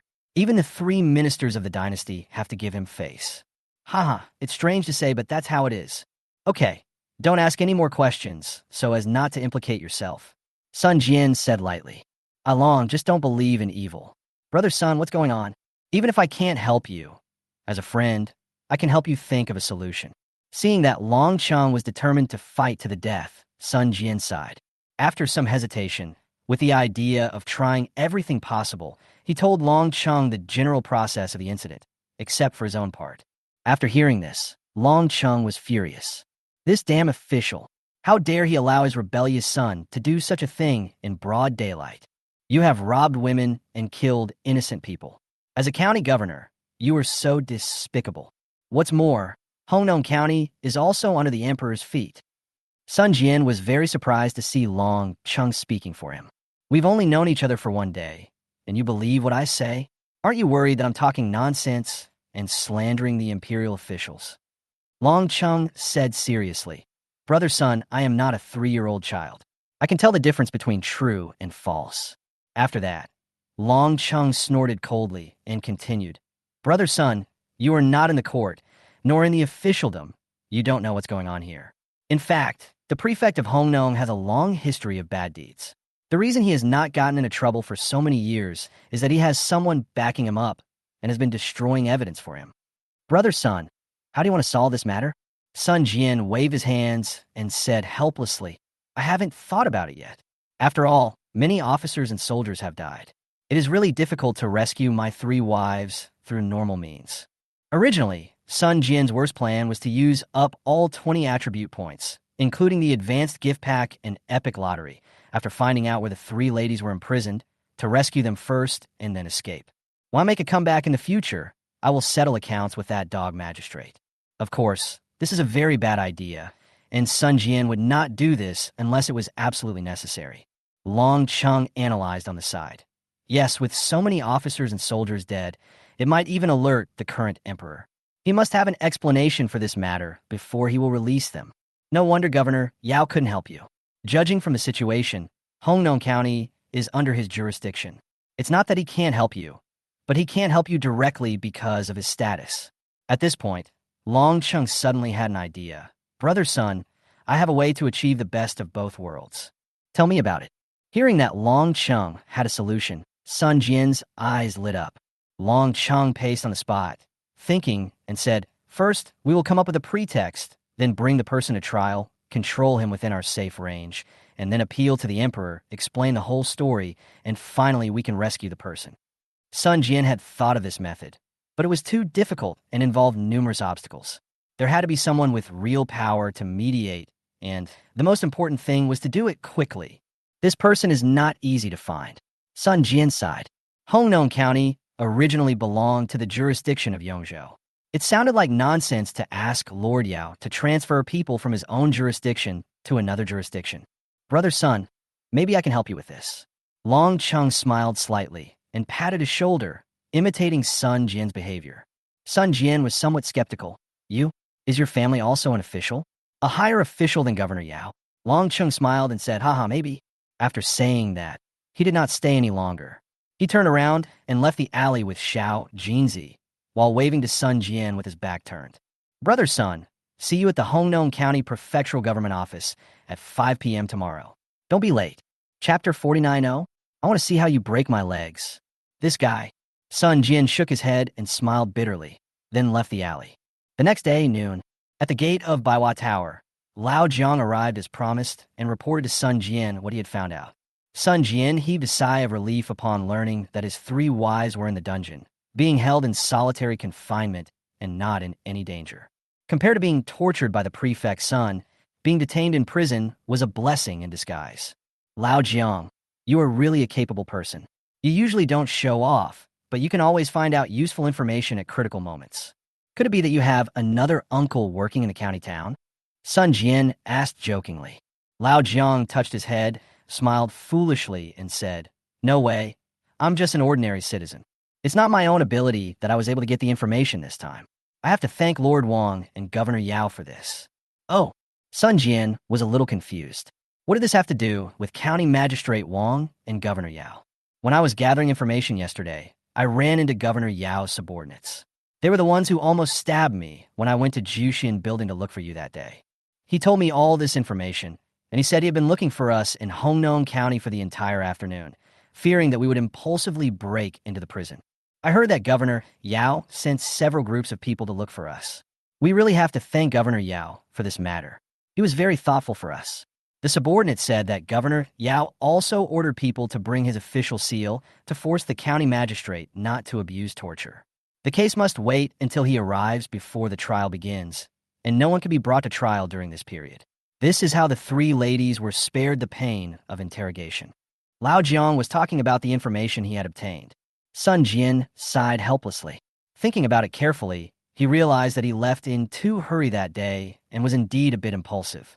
He would always remember Governor Yao's kindness, but the troubles caused by this county magistrate must be repaid with blood. This is the location of the dungeon. Governor Yao's subordinates sent a message to you. Don't worry, the 3 ladies are safe and sound. Taking the rough map handed over by Lao Jiang, Sun Jian nodded. Thank you, Lao Jiang. It's all thanks to you this time. Sun Jian, it's too polite for you to say this to me, old Jiang. When I was almost starving to death, you helped me out. I will always remember this kindness. Oh, by the way, my subordinate also told me to tell you not to cause a scene in the government office, let alone to break into the prison to rescue people. This will only make things worse. Governor Yao and his men are already trying to find a solution. Sun Jian smiled and said, okay, old Jiang, I understand. You don't have to worry about the rest. I will handle it myself. Sun Jian knew that Governor Yao was thinking about him, but he could not be rational about this matter. He is not a commoner who has been brainwashed by the emperor's policy of controlling the people in the feudal dynasty, nor is he a fool who is timid and afraid of the consequences. He was a time traveler with a 21st century mind, and he couldn't bear to watch his 3 wives suffer in prison while he had to wait for others to rescue them. What a shitty Dagan dynasty. What a shitty county magistrate. Anyone who dares to cross his reverse scale will surely die. Well, I've brought what I need to bring. This is the county town after all, not our county. You should be careful. I'm leaving now. Good. Sun Jian nodded sincerely. After exchanging a few brief greetings with Lao Jiang and explaining some matters about potato planting, Sun Jian watched Lao Jiang drive away in his donkey cart. Sun Jian stood there, lost in thought for a long time, until a soft female figure almost pounced on him, and then Sun Jian came to his senses. Fuck, is this a scam? Sun Jian subconsciously hugged the woman in his arms. Although this woman was wearing coarse cloth, it couldn't hide her extremely plump figure. It felt firm and soft, which was simply amazing. Looking down, I saw that the woman was about 17 years old, with delicate eyebrows and features. Although she was not wearing any makeup and her skin was a little tan, I had to say that she was indeed a beauty. The woman's expression was extremely frightened. She quickly broke free from Sun Jian's arms, trembling with fear. Sun Jian was stunned. "No way, girl. You're the one who threw yourself into my arms. How come it's like I was molesting you? Don't come over here." The woman ignored Sun Jian, but instead grabbed the corner of his clothes and hid behind him, while looking at the crowd, not far ahead with fear. Sun Jian finally reacted. It seemed that the woman was not afraid of him, but was probably being targeted by someone. Turning around, I saw a young man walking towards me from the corner, looking at me with an extremely obscene and lascivious look. The man was dressed in brocade and embroidered clothes and luxurious decorations, but he had a pockmarked face and looked very disgusting. Seeing the woman hiding behind Sun Jian only aroused his lust. "Young lady, why are you running away? I haven't had any meat today. Don't worry, I'm good at sex, and I will definitely make you feel comfortable. There's a dead end ahead. There's no point in hiding. My men have already blocked the fork in the road. You can't run away." Fuck, that's really obscene. Sun Jian took a breath of cold air. But if you think about it carefully, this world is full of injustices and human life is worthless. The grain collecting team, led by the county magistrate, dared to kill villagers indiscriminately. So what was the big deal about molesting women in broad daylight? He didn't want to meddle in other people's business and wanted to break free from the woman's hand that was holding the corner of his clothes and turn away. However, he didn't expect that the woman treated him as a life-saving straw and refused to let go. If he tried to break free by force, he would probably throw the woman away, right? Sun Jian was a little speechless and tried to persuade her. "My dear, I don't know you. Why are you grabbing me? If you were really scared, you could just pick up the butcher knife from the stall over there, which is better than grabbing the corner of my clothes." The woman said nothing, still hiding behind Sun Jian, trembling all over. Daughter, are you okay?" At this moment, an old man in his 60s with gray hair jumped out from a crowd in another part of the street. The old man was very thin and had a severe hunchback. He hunched over, walked with a limp, and looked terrified. He ran behind Sun Jian and asked about his daughter's condition. Like the woman, they both wore coarse linen clothes with patches all over their bodies, and their hands were covered with calluses from doing heavy work. It was obvious that they were from the poorest family. I think the old man must have had a daughter in his old age, but no matter what, this matter has nothing to do with Sun Jian. Sun Jian still has a lot of shit to clean up, so how could he have the mood to care about these trivial matters? He is not a savior. Just as he was about to turn around and leave, he didn't expect the man with pockmarks on his face to say something harsh to Sun Jian. "Get out of the way, kid, or I'll break your legs." If the pockmarked man hadn't said this, Sun Jian really wouldn't bother to care about these things, but he couldn't tolerate being scolded for no reason. "Oh, then I want to see how you break my legs if I refuse to leave today." Chapter 50, what did you say your name was? The pockmarked man originally thought that Sun Jian would be frightened by his words and run away immediately, but he didn't expect to meet someone who didn't know how to live or die. The moment his eyes met Sun Jian's, the vulgarity in his eyes instantly turned into viciousness. "Hey, good boy, you are really bold to talk to me like this in Hongnong County." The pockmarked man took a few steps forward, his words full of threats. But Sun Jian didn't buy his words at all.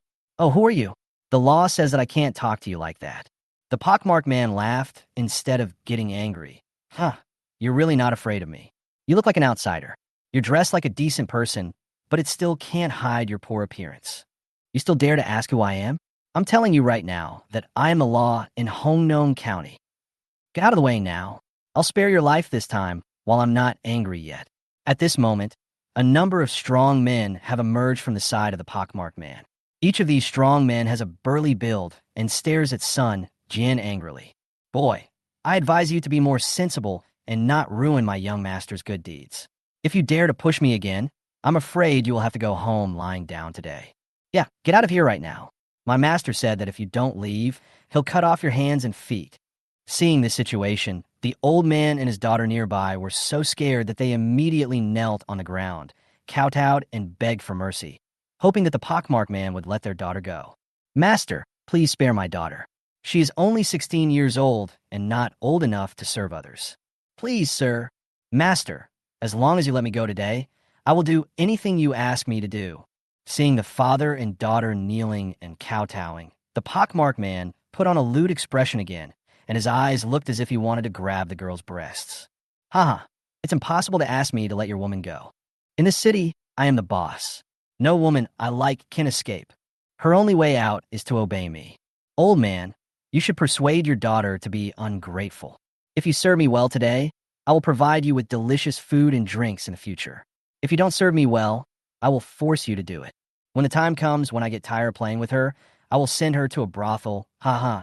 The big man next to him almost drooled after hearing what the pockmarked man said. Brother, please don't. Wait until you are done with the fun. Don't sell yourself to the brothel yet. Let the brothers have some fun with you too. Yes, big brother. If you eat meat, let the brothers have some soup. The whores selling meat in the brothel are cheap and really boring. Most of the whores in the Baiwa building only sell their skills but not their bodies. The brothers have been holding it in for a long time. Well, since you have been loyal to me for so many years, when I get tired of playing with this girl, I will let you guys have some fun. Several people sang in unison, saying vulgar and unbearable words in the street, without any sense of shame.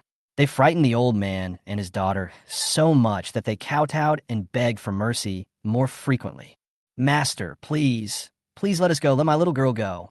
I will kowtow to you. I will kowtow to you right now. Damn, you don't know how to appreciate my kindness. The pockmarked man became very annoyed by the old man's nagging and kicked him in the jaw. Fuck you, you are shameless. I'm the son of the prefect of Hongnon County. I have to play with a few women every day. It's your daughter's blessing that I've taken a fancy to her. It's the good deeds of your ancestors that I can play with her. If you dare to talk nonsense again, I'll kill you. The old man was kicked in the jaw and rolled over several times before he stopped. When he got up again, his face was covered in blood, but he still crawled over on his knees and continued to kowtow to the pockmarked man and beg for mercy. The passers-by around were all silent, angry but not able to speak. Most of them even pretended not to see it and took a detour. They didn't even dare to glance at the pockmarked man for fear of getting themselves into trouble. When Sun Jian saw this situation, he immediately found it interesting. This can no longer be described as the world going downhill. It is simply a purgatory for the untouchables, etc. Whose son did that guy just say he was? The son of the county magistrate? Sun Jian's face suddenly turned gloomy. He took a step forward and asked, Wait, you just said, who did you just say you were? The pockmarked man thought that Sun Jian was frightened by his identity, so he opened his palm leaf fan and said arrogantly, I am Li Jian, the son of the prefect of the county, and I will not change my name or surname. If you're scared, just get lost. I'm in a good mood and don't want to waste any more time talking to you. Good. Hello, the son of the prefect. When Sun Jian heard this, he clapped his hands and shouted good 3 times. It seems like enemies really do meet in a narrow road. Damn it.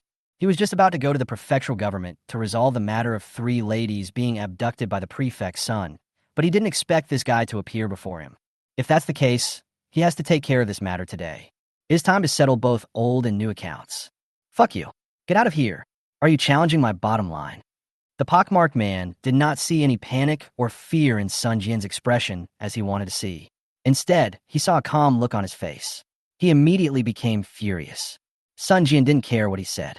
He first hurriedly helped the old man and his daughter who were kneeling on the ground and kowtowing. Don't be afraid of him, either. Do you think it would be useful to beg for mercy from such a person? Do you think he would let you go even if you die here today? But the old man's woman is only 16 years old this year. The old man's face was full of tears, and his eyes were full of despair. As untouchables whose lives are worth less than a dog, what other ways do they have to deal with this unfair world except kneeling down and begging for mercy? Sun Jian nodded and gently brushed the dust off the old man's knees. I'll take over today's matter for you. The old man and his daughter looked at a loss. Boy, I think you are tired of living. If you really dare to intervene in this matter, you'll definitely leave here lying down today. The sturdy men next to him continued to intimidate Sun Jian, and some of them even clasped their fists and made a crackling sound, waiting for the order from their master Li Jian to beat to death the man in front of them who was ignorant of the danger. Sun Jian ignored these people. He knew in his heart that these people had not yet made a direct attack on him. On the one hand, it was because the prefect's son Li Jian had not given the order, and on the other hand, They saw that he was not dressed like an ordinary citizen, so they did not dare to act rashly. Sorry, I didn't hear you clearly. What did you say your name was? Sun Jian continued to move forward and asked Li Jian. Chapter 51, I will bury your whole family with me. Seeing Sun Jian ignoring the threat, several big men nearby were about to take action, but were stopped by Li Jian. Li Jian narrowed his pupils slightly, his eyes full of viciousness. Good boy, you have succeeded in irritating me. Boy, I'm telling you, I don't care which official's son you are, or which county magistrate's relative you are. In Hongnon County, I am the king. If you dare to do this again, I will kill you today. I admire your courage. I can give you another chance. If you can hold this girl down for me and take her to the next alley and help me hold her down while I do my job, then I might be able to spare your life. Is there any other choice? Sun Jian asked, pretending to be weak. There's one more choice. That is, right now, crawl under my crotch and kowtow to me 3 times, and I will spare you. Otherwise, you will die today. After saying that, Li Jian deliberately stretched out his legs and pointed at his crotch with his finger. Sun Jian ignored his words and took 2 steps closer to Li Jian, continuing to ask the same question he had asked before. What did you say your name was? Are you fucking deaf? My name is Li. Bang. Before Li Jian could finish his words, Sun Jian's suppressed anger finally reached its limit. He swung his arm and slapped Li Jian hard in the face. Li Jian's face was deformed in an instant, and his whole body flew backwards like a kite with a broken string. Sun Jian used almost 90% of his strength in this slap. Considering his combat strength, which is 18 points higher than that of a young and middle-aged man, even if Li Jian didn't faint, he would have lost several front teeth and suffer concussion. The slap was so crisp and loud that it instantly stunned everyone present, especially Li Jian's group of younger brothers. Each of them stood there in a daze, as if they were under a spell. You have to know that Li Jian is the son of the prefect Li Yigua. Not to mention in the city, even in any of the 11 counties of Hongnon County, no one would dare to slap him away like this. Intense pain swept through his brain. Li Jian's expression was ferocious. His whole body was shaking, his head felt buzzing, and blood kept flowing from the corners of his mouth. Just one slap and it's over? That's absolutely impossible. The rage in Sun Jian's heart was greater than ever before. While everyone was still stunned, he rushed forward and kicked Li Jian hard in the stomach. Bang! Li Jian felt as if his lower abdomen was struck by thunder. His whole body rubbed against the ground and was kicked 6 or 7 meters away. The pain this time was more intense than the last slap. He felt as if his internal organs were churning and all the bones in his body were broken. The pain was so severe that he couldn't breathe and almost fainted. Veins bulged on his forehead and neck. Seeing their master being beaten like this, the subordinates finally came to their senses from their shock, and they rushed forward, roaring at the top of their lungs, and were ready to fight Sun Jian to the death. Sun Jian's martial arts value is as high as 68, although he is not as good as the generals who fought bloody battles, and can only be regarded as a second-rate general in the world. He is more than enough to deal with these 5 strong men who don't know martial arts. When beating Li Jian, Sun Jian did not want to beat him to death. Compared with torturing him slowly, kicking such a scum to death with 1 kick would be too easy for him, so he was cautious when he struck. But Sun Jian would not hesitate at all when fighting these minions. He moved around among the minions, punching them almost to the flesh and hitting their vital points with every move. The Tongbei fist obtained from the system, although not considered top-notch kung fu, is good at both offense and defense and has a certain degree of lethality. In the blink of an eye, the 5 minions were knocked to the ground, covering the parts of their bodies that were attacked and groaning in pain. The screams were heart-wrenching. Most of them were kicked hard in the testicles by Sun Jian. 2 of them fainted after a few moments of pain. Sun Jian couldn't guarantee that all 5 would become eunuchs in the future, but at least it would be difficult for 4 of them to have normal relationships with women. Damn, none of them can fight. It's useless to be so tall. Sun Jian was too lazy to complain about the skills of his subordinates. Judging from their fighting strength, each person was basically around 48 to 52. After dealing with all this, Sun Jian walked over to Li Jian, who had not yet fainted from the pain, and lifted him up from the ground like a chicken and threw him in front of the father and daughter. Both the father and daughter were terrified at this moment, and they still maintained their previous kneeling posture, not daring to move. Although they were grateful to Sun Jian for his brave action in saving them from despair, They were even more afraid of suffering even greater revenge from Li Jian. He was the prefect's son, and it was like planning to take the lives of these lowly people. Sun Jian didn't think about this and stepped on Li Jian's face. Although everything should be based on first come, first served, I just can't stand it anymore. What did you just say? Oh, I remember now. Now, I'm also giving you two choices. Either crawl under my crotch, kowtow to me 3 times, and then call me your master, or kneel down and apologize to them and beg for their forgiveness. It's your choice. Although Li Jian was still in great pain, he was able to speak. He looked at Sun Jian with a vicious look and gnashed his teeth and said, "If you dare to hurt me, I will bury your whole family with me. Oh, even now, you are still being stubborn with me." Sun Jian sneered and kicked Li Jian in the crotch again. Well, Li Jian's whole body was twitching in pain, and his facial features were almost twisted together. Sun Jian picked him up again and said, "The price of being stubborn is that you will never have male function again from now on. For someone like you, calling you a scumbag is an insult to scumbags. Don't worry, I have time to play with you slowly.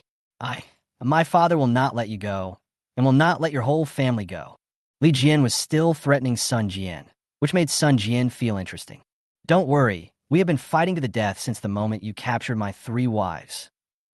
Sun Jian showed a devilish smile on his face, and his eyes were extremely sinister, as if the god of death had come, making Li Jian feel fear and terror for the first time. "Who on earth are you?" Sun Jian punched Li Jian hard in the stomach again, and without waiting for him to curl up again, he reached out and grabbed his neck again. The feeling of suffocation swept through Li Jian's brain again, causing him to struggle in pain, with blood constantly flowing out from the corners of his mouth. "I'm Grandpa." "Pa!" Sun Jian slapped him again. Afraid that Li Jian would faint, the hand holding his neck tightened and loosened, just to make him sober and atone for his sins. "Listen, you bastard. The feud between us has already been formed. It's only a matter of time before you and your damn father die." Chapter 52.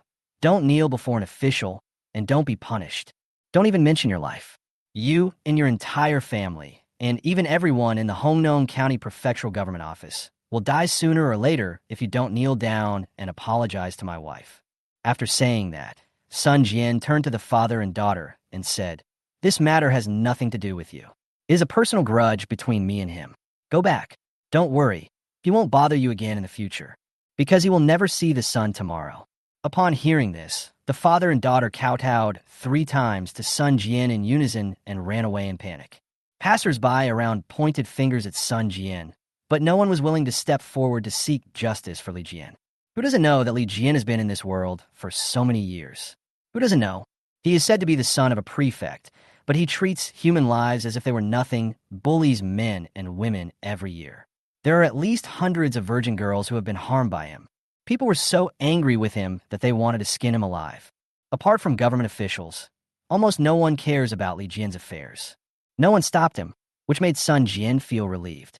First, he forcibly broke Li Jian's limbs, and regardless of Li Jian's heart-wrenching cries, he walked towards the gate of the prefectural government office like dragging a dead dog. Li Jian had already been left with one breath by Sun Jian. Every time he fainted from the pain, he would be repeatedly awakened by the friction of the ground, and a long trail of blood would be left. Forgive me. As long as you let me go, I will give you everything, money, food, women." Li Jianxiang held his breath and uttered these words of begging for mercy intermittently. "Why didn't you think of this moment when you arrested my 3 ladies? Bang! Why didn't you think of sparing them when you massacred the villagers of Sunjiazwang? Bang!" Every time Sun Jian spoke a word, a crisp slap would hit Li Jian's face, which had already become as red and swollen as a pig's head.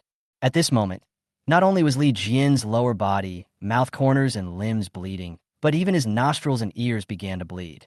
He looked like a bloody man. Even the luxurious clothes were stained with blood.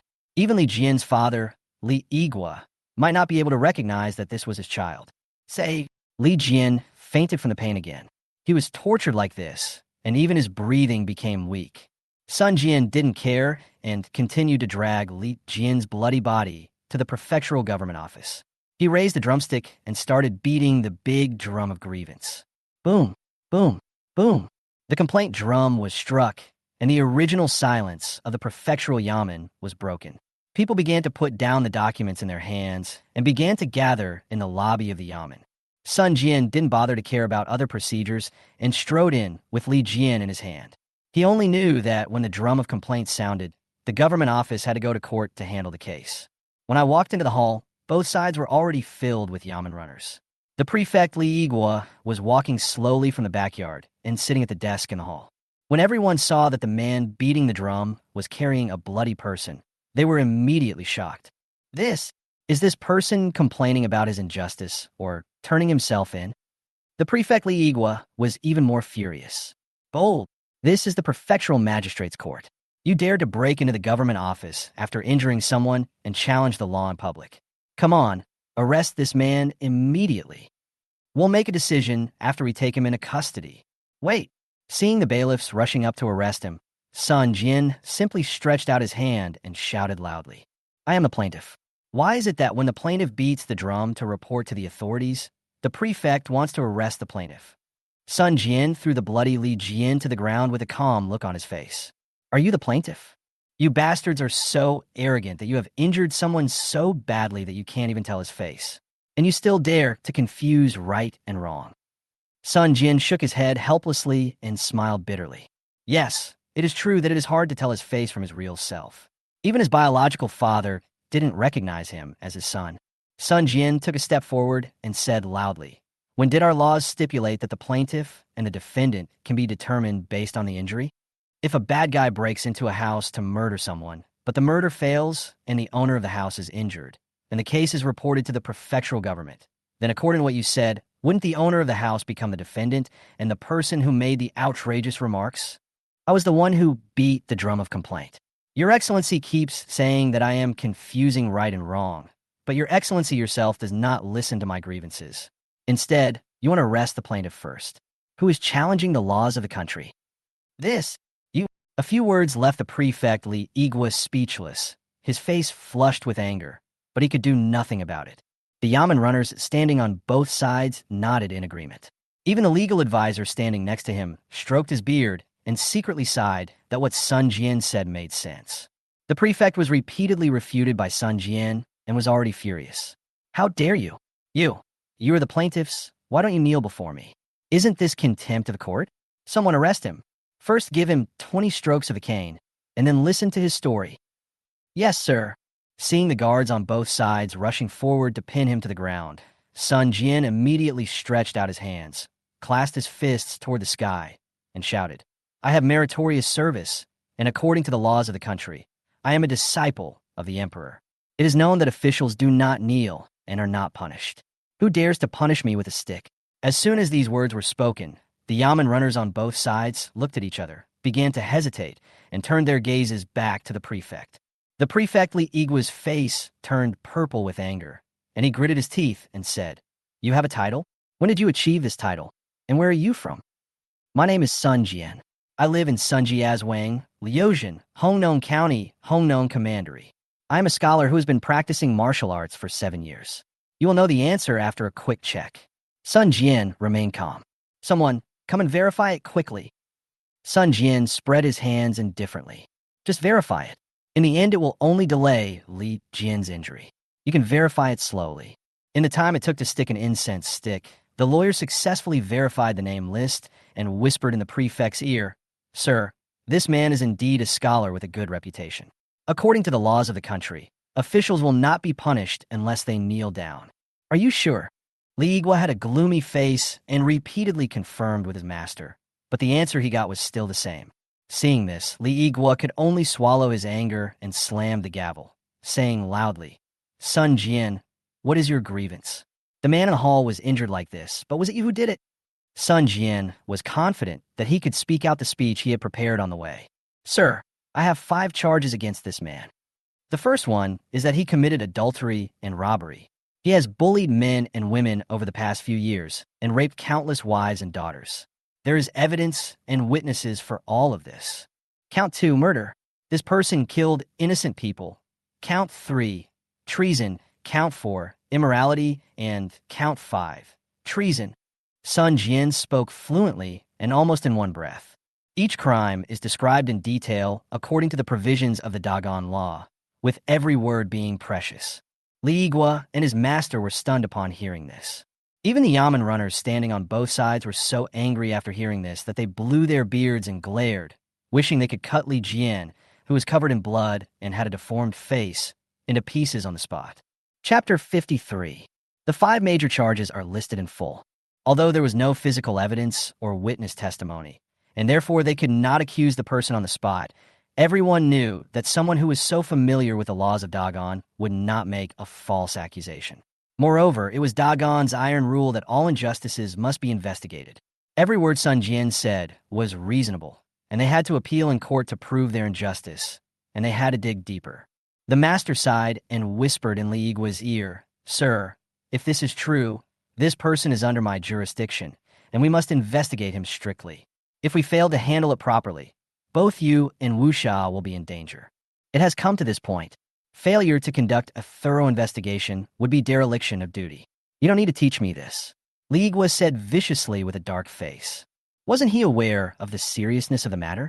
Regardless of who this bloody defendant is, not conducting a thorough investigation now would be dereliction of duty. However, once a thorough investigation is conducted and the defendant's guilt is confirmed, their county will really become famous throughout Dagan. If such a criminal appeared in Hongnon County, the imperial court would accuse him of dereliction of duty even if he was not guilty of malfeasance. There were already constant factional struggles in the court, and his immediate superior, Governor Yao, was eyeing him covetously, wanting to get rid of him as soon as possible. In order to protect himself, he just recently became the disciple of the second prince, but now he has been involved in such a stain. This is a tricky matter. "Sir, here's the complaint. Please handle the case impartially." Seeing that the atmosphere in the court had reached a stalemate, Sun Jian strode forward, took out the complaint he had prepared long ago from his arms, and handed it up through the hand of his legal advisor. At the same time, he gave Li Yigua a weird smile. Seeing this smile, Li Yigua's heart skipped a beat, and he had a bad feeling. He was not in a hurry to read the complaint, but his face was dark, and his eyes kept looking at Sun Jian, as if he wanted to see through Sun Jian's true purpose. This young man didn't treat me well from the moment he entered the door, and his words were always targeting me. It seemed like he was not here to complain, but rather came to target Li Yigua. Who is he? Who is he working for? What is his purpose? After repeated observations without any results, and with so many eyes watching him solve the case, Li Yigua did not dare to delay any longer. He just waved his hand and said, "Since this man was committing a crime in the street and robbing a woman, and you stopped him, you are acting out of justice, so I will not pursue the matter any further." "Okay, I have received the complaint, but this case involves a wide range of issues and needs to be thoroughly investigated. The government will post a notice to inform the public. If there is nothing else, you can leave." Li Yigua knew that the matter was full of doubts and was afraid that it was a trap set by enemies in the court. He did not express his opinion directly, but adopted a conciliatory strategy. "That's it." Sun Jian shook his head and smiled bitterly. He had to admit that Li Yigua was really an old fox. Having been an official for many years, he is extremely shrewd and can handle situations like this without any leaks. But he was guarding against the wrong place. He was not a pawn of his party rivals, but the judge who dragged him into the abyss. "I advise you to take a look at the complaint to avoid any omissions." Sun Jian narrowed his eyes slightly and hinted to Li Yigua again to take a look at the complaint before drawing any conclusions. He was looking forward to seeing what kind of expression Li Yigua would have when he found out that the defendant was his child. What's the point of this? Even if this person is guilty of a heinous crime, the government will naturally handle the case. You're just a scholar. Why would you be in charge of solving a case? Go back and wait for news. Li Yigua still had that perfunctory look on his face. Sun Jian sneered and pointed at Li Jian lying on the ground, saying, "He is not only guilty of a heinous crime, but he deserves death. According to the law of the land, a man like him who has no respect for his king or father should be cut into pieces." Li Yigua was furious and slammed the gavel fiercely, saying, "How can the court tolerate your nonsense? I ask you to leave." Before Li Yigua could finish scolding Sun Jian, the lawyer who was checking the indictment nearby kept pushing him with his hands, causing him to interrupt his speech several times. Big man." Li Yigua was furious and said, "How dare you? Why do you keep pushing me? This complaint." The lawyer had a complicated expression. His hand holding the complaint kept shaking, and he spoke hesitantly. Seeing his usually calm and composed master showing this look, Li Yigua took the complaint in surprise and started reading it. When he saw the defendant's name was Li Jian, his pupils contracted instantly and his face looked so gloomy that water could drip out of it. His eyes quickly fell on the bloodstained man in the corner. In an instant, Li Yigua's breathing became heavy, and even his chest began to rise and fall. Jianer, with a loud shout, Li Yigua was furious. He rushed down the hall and turned Li Jian over. After confirming that it was his son without a doubt, his heart was bleeding at that moment. Who would have thought that after all this time, the extremely evil person turned out to be his own son? The most important thing is that after such a long confrontation in the court, he didn't notice anything. He let his seriously injured son lie there for so long. At this moment, everyone suddenly realized what was going on and gathered around to check Li Jian's injuries. When Sun Jian saw the expressions of Li Yigua and the others, he immediately became delighted and felt extremely refreshed. Damn it. This is what you deserve. This is what you get when you get evil. This is exactly the effect I want. Sun Jian crossed his arms over his chest and gloated. That's right. Lord Li, the man who deserves death is your son, Li Jian. Why did you choose to use the word cunt when you could give him a good name? He really is a cunt. And sir, what's your name, Li Yigua? I originally thought it was Li Ego. Haha. TSK, you two, father and son. One is a beast, the other is a bitch. When Li Yigua found out that it was his son, he had already gone into a rage mode. Now, after hearing what Sun Jian said, his face turned purple with anger. He ordered his men, come here. Take this lunatic who is full of nonsense to me. Take him to the prison immediately and torture him severely. Anyone who dares to resist will be killed on the spot. The bailiffs looked at each other, wanting to take action but hesitant. They are not fools. After all, they are in the court now, and the clear sign is still hanging above their heads. Even Li Yigua's confidants didn't dare to act rashly at this moment. Who on the scene didn't know the cause and effect of this matter? If this matter was not handled properly and the news leaked out, they would all lose their heads. Besides, Sun Jian is so confident at the moment, and he has a lot of achievements to his name. Who knows what kind of big shot is behind him? What are you standing there for? Didn't you hear what I said? Hurry up and catch this beast. Li Yigua roared at the top of his lungs. Sun Jian smiled and said, Oh, the prefect is really impressive. I'm a beast. Isn't your son worse than a beast? You are the prefect, allowing your own son to do whatever he wants, committing crimes, raping women, and treating human lives as nothing. You have committed numerous crimes and have caused unrest in the city. How dare you slander me now? Chapter 54, what is going on? Is this a dream? After saying this, Sun Jian turned his head and looked at the Yamen runners and officials and said loudly, Listen, everyone, I have been ordered to appeal for justice.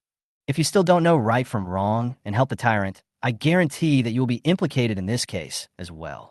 Your heads will be in danger. As soon as these words were spoken, the whole room was in an uproar, and everyone took a step back, not daring to get involved in this muddy water again. Shut up. My son is innocent. You must be the one who framed him. Li Yigua hugged Li Jian in his arms, his eyes red, like a beast ready to devour its prey. How could he admit his son's crime? Li Yigua had a son in his old age. He was the only son in his family for 4 generations. This son was the only heir and bloodline of the Li family, so he was spoiled since childhood and obeyed everything. Admitting the crime is equivalent to sending your son to the guillotine with your own hands. Oh, false accusation. He doesn't deserve it. Whether it is a false accusation or not, I think everyone present here has a scale in their hearts. Sun Jian was not afraid at all and even wanted to kick the prefect in person. Sun Jian knew that as long as he could scare the officials and runners, he wouldn't have to worry about this matter going badly.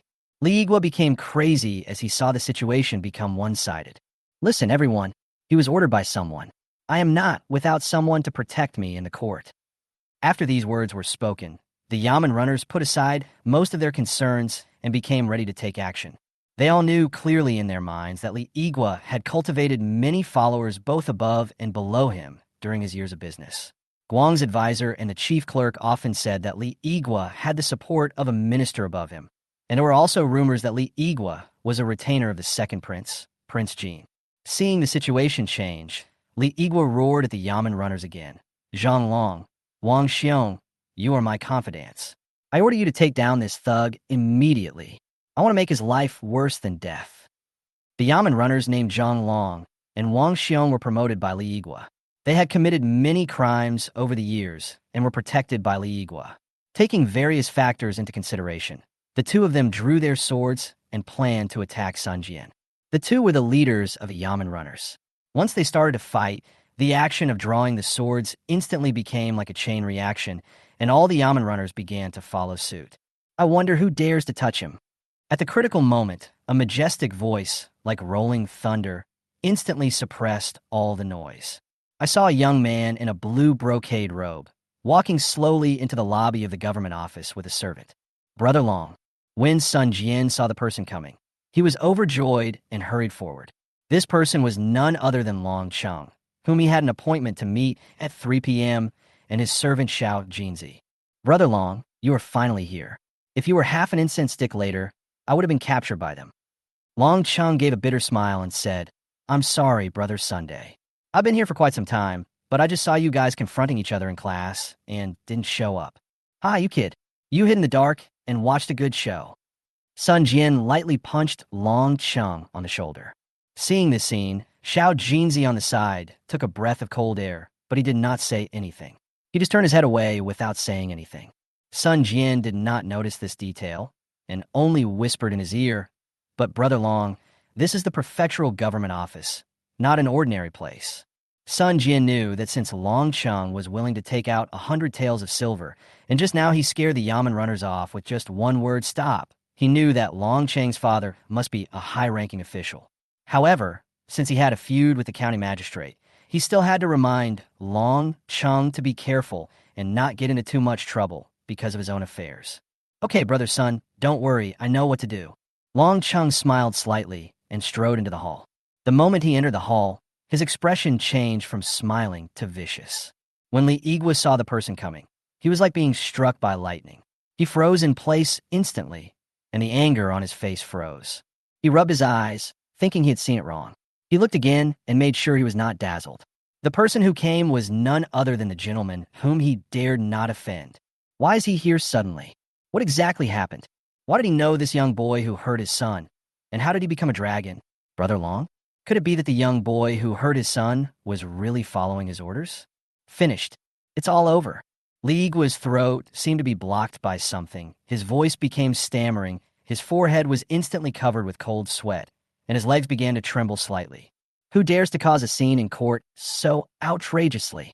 The legal advisor and Yamen runners standing by had naturally never seen Long Cheng before, and they thought that this man was an accomplice of Sun Jian. After he finished speaking, they want to capture him as well. Don't. Li Yigua didn't know whether he was frightened or angry.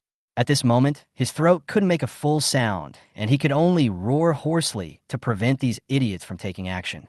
No. At this moment, the Yamen runners and legal advisors were all stunned. They had no idea what had happened to their prefect. They all stood there in a daze with bewilderment on their faces. Long Chengguan ignored these people, strode forward and sat down at the desk in the lobby. You. Bold. Seeing Long Cheng sitting on the prefect's chair, the lawyer was so angry that he spit out foul language. Where did this unruly person come from? How dare he take the position of the prefect? Bang! Before the master could finish his words, Li Yigua was frightened and kicked him hard on the back, sending him flying, thus cutting off the unfinished words. Then Li Yigua no longer cared about his son's life or death. His legs went limp, and he felt his knees on the ground with a thud, his voice filled with tears. Why are you here? Seeing this scene, everyone in the audience was petrified. Even Sun Jian was caught off guard by the shock. What's going on? Is this a dream? The man called Young Master Long hadn't said a word yet, but the prefect Li Yigua didn't care about the life or death of his own son. He first kicked his own man away, and then knelt down on the spot out of fear. Long Cheng ignored everyone's reactions and stared at Li Yigua, who was kneeling on the ground with a very cold tone. Oh, you are worthy of being the prefect of county. Look at your reaction. All these years have not been in vain. I dare not. After hearing this, Li Yigua immediately banged his head on the ground and dared not raise it again.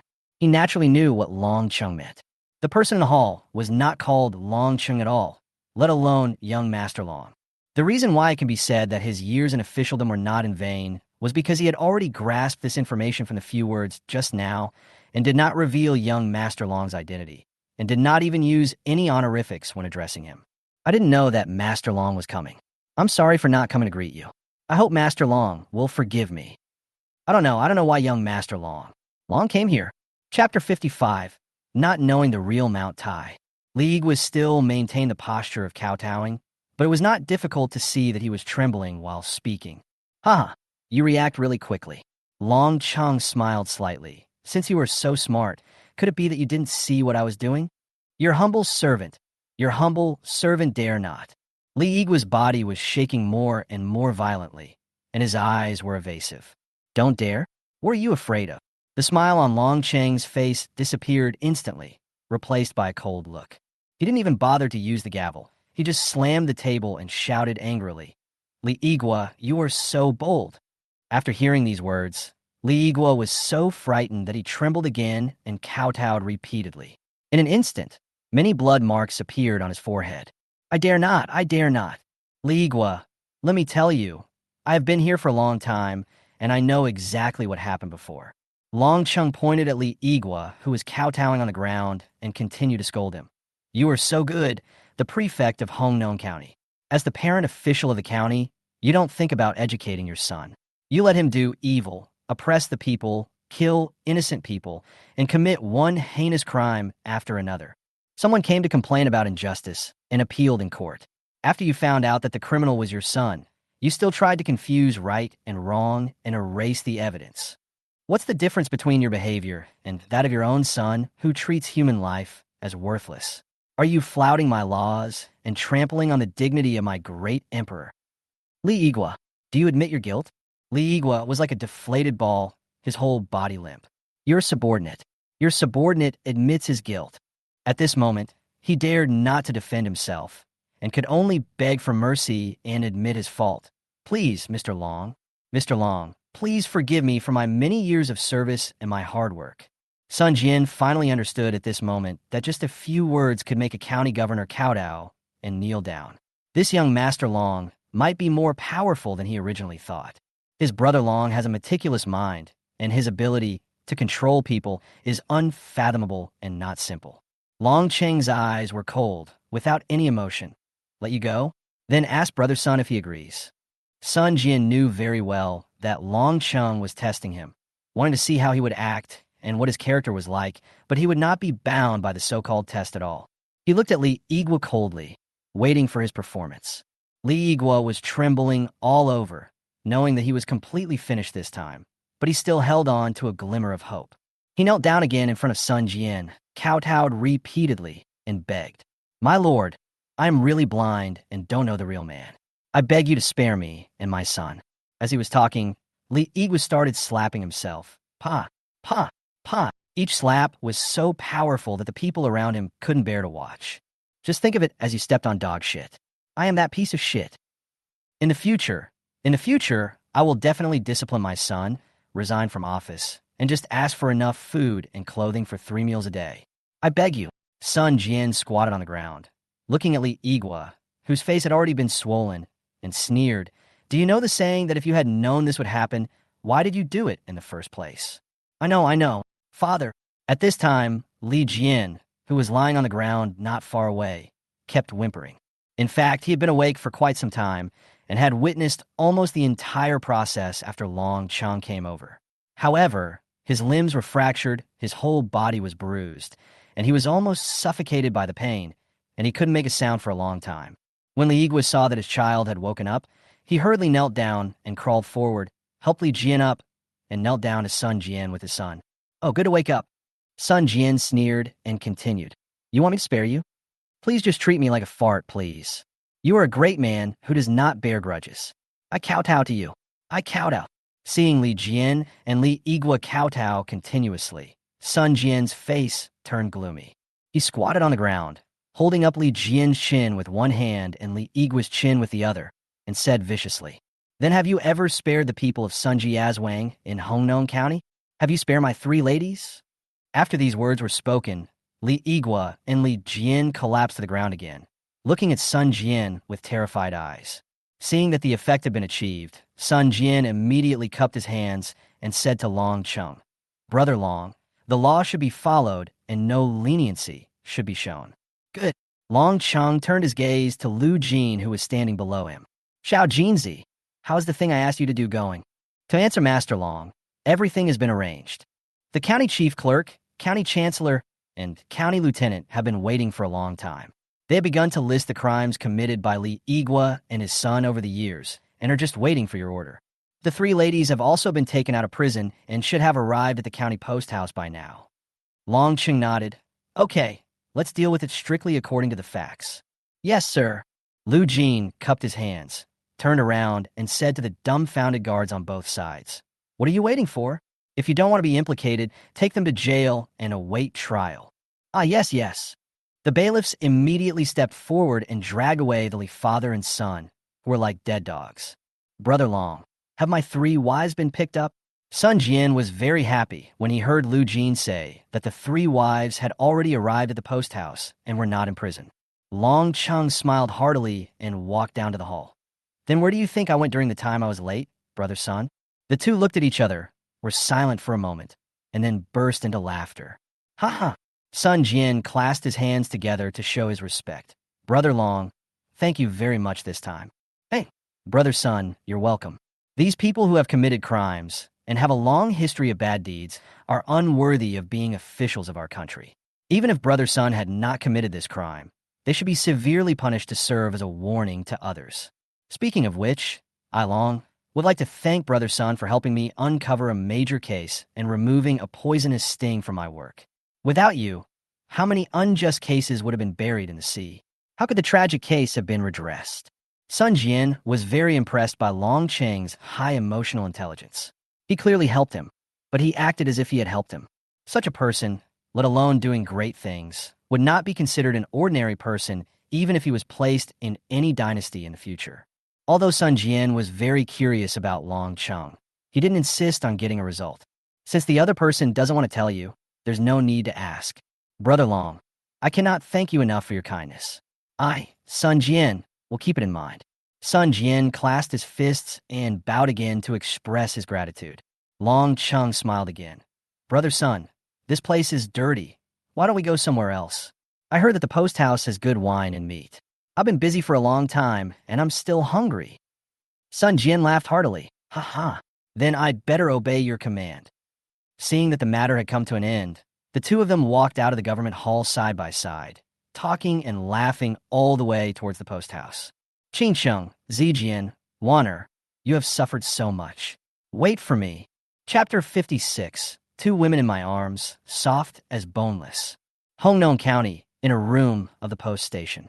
When Sun Jian saw that his three wives were safe and sound, he was very excited, and his longing for them was beyond words. Qingsheng, Purple Sword. Wanner, a familiar call sounded in the ears of the three women, and they all looked back. The person they had been thinking about day and night, the person who became their husband, the person who had repeatedly saved them from danger in times of crisis, was now standing in front of them. Although we haven't seen each other for only a few days, the longing for you in my heart has already gushed out like a spring. At that moment, even though they were mentally prepared, the three girls still had tears in their eyes and were ecstatic. My husband. Chu Qingsheng and Gu Zijian had the deepest feelings for Sun Jian. They rushed forward regardless of everything and hugged Sun Jian tightly, expressing their intricate feelings in their hearts with their actions. At this moment, they really hugged each other, and both of them wished they could take Sun Jian into their bodies. The husband's arms are still so warm, making people feel at ease and safe. If possible, they would rather time stop at this moment forever. Two different refreshing body scents wafted into his nose, and Sun Jian felt relaxed and happy as he felt the softness of the two women's bodies. That feeling is simply too wonderful. Perhaps it was because the three of them hugging each other were too crowded, or maybe it was because Zhou Wanner still felt a little uncomfortable. When Gu Zijian and Chu Qingsheng both rushed into Sun Jian's arms, she rushed forward desperately and wanted to hug Sun Jian. But just as she got close, and before she could hug him, she stopped. After hesitating for a while, she bit her lip lightly and finally chose to give up. Standing there, the three of them hugged each other happily, but she was the only one who was a little at a loss. It is undeniable that Zhou Wanner was extremely excited to see Sun Jian again, with tears in her eyes, but for some reason, she had been restraining her feelings for Sun Jian in her heart. Sun Jian noticed something strange and was about to say something to Zhou Wanner, but he swallowed the words back, because the two girls in his arms were hugging him so tightly that he could hardly breathe. Chu Qingcheng was fine, as the girl had a lithe figure and relatively little strength. But Gu Zijian was different. As the descendant of a general, she had practiced martial arts since childhood and had incredible strength. Although Sun Jian had also strengthened his own martial arts skills, he could not withstand the force of this girl at this moment. Ahem, your husband is about to be strangled to death by you. Sun Jian gritted his teeth and squeezed out these words. I don't care. I want to hug you. Gu Zijian's tears dropped down. Silent sobbing is the most deadly. If she had not been too impulsive and killed so many officers and soldiers, Sun Jian would not have had to deal with a county governor. The gap between a commoner and the county magistrate is too big. If I'm not careful, I may lose my life at any time. She couldn't imagine what her husband had gone through in order to rescue them from prison.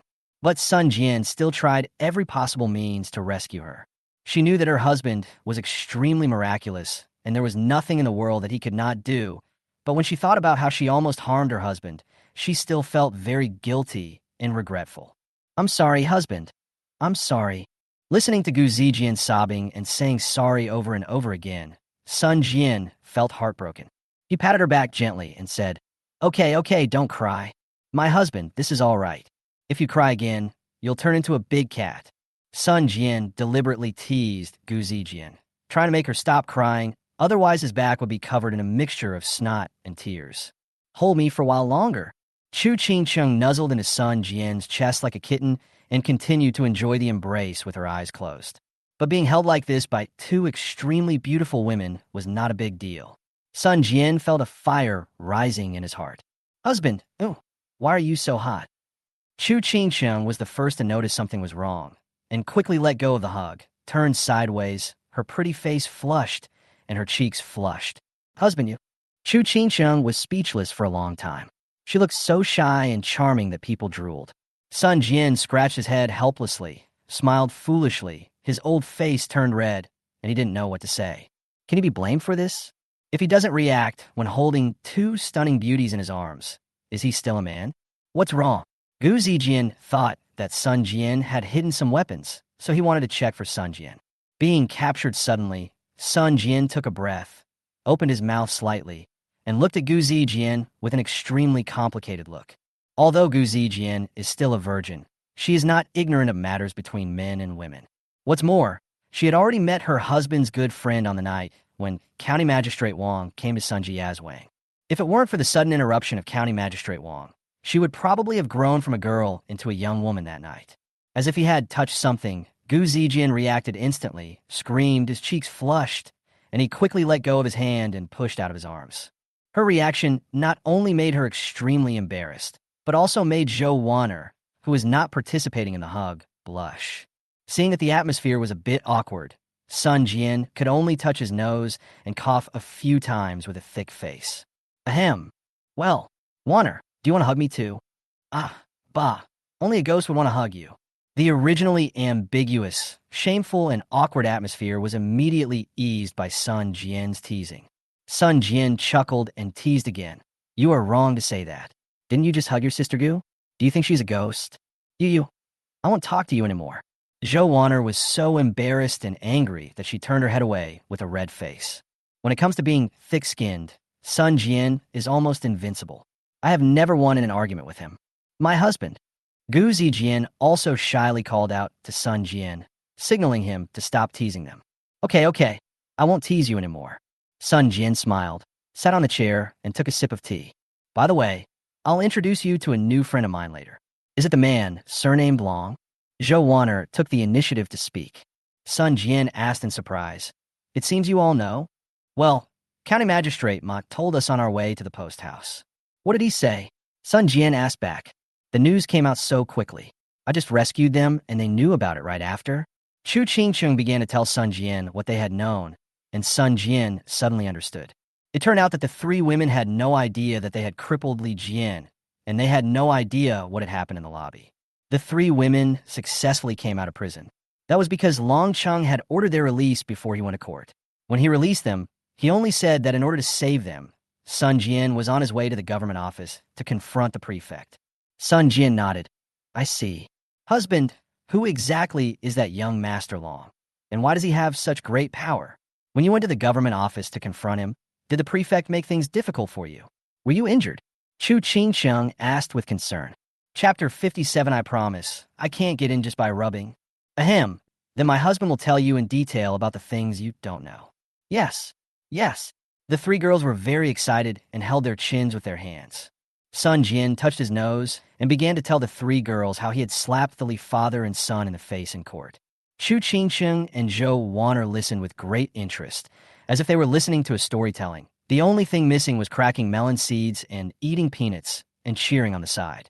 When they heard that Sun Jian would have been detained if Long Cheng had not arrived, they couldn't help but feel worried. Among the three women, Gu Zijian had the most emotional fluctuations because this dog magistrate was one of the enemies of their Gu family, and it was not an exaggeration to say that he was the culprit. It was precisely because of the false accusation by the dog-like prefect, coupled with the simultaneous frame-up by the other two forces in the Dagan court, that the 38 members of the Gu family were executed. Finally, when she heard that Magistrate Go and his son had been thrown into prison, awaiting trial and beheading, Gu Zijian could no longer hold back her tears, and she hugged Sun Jian again.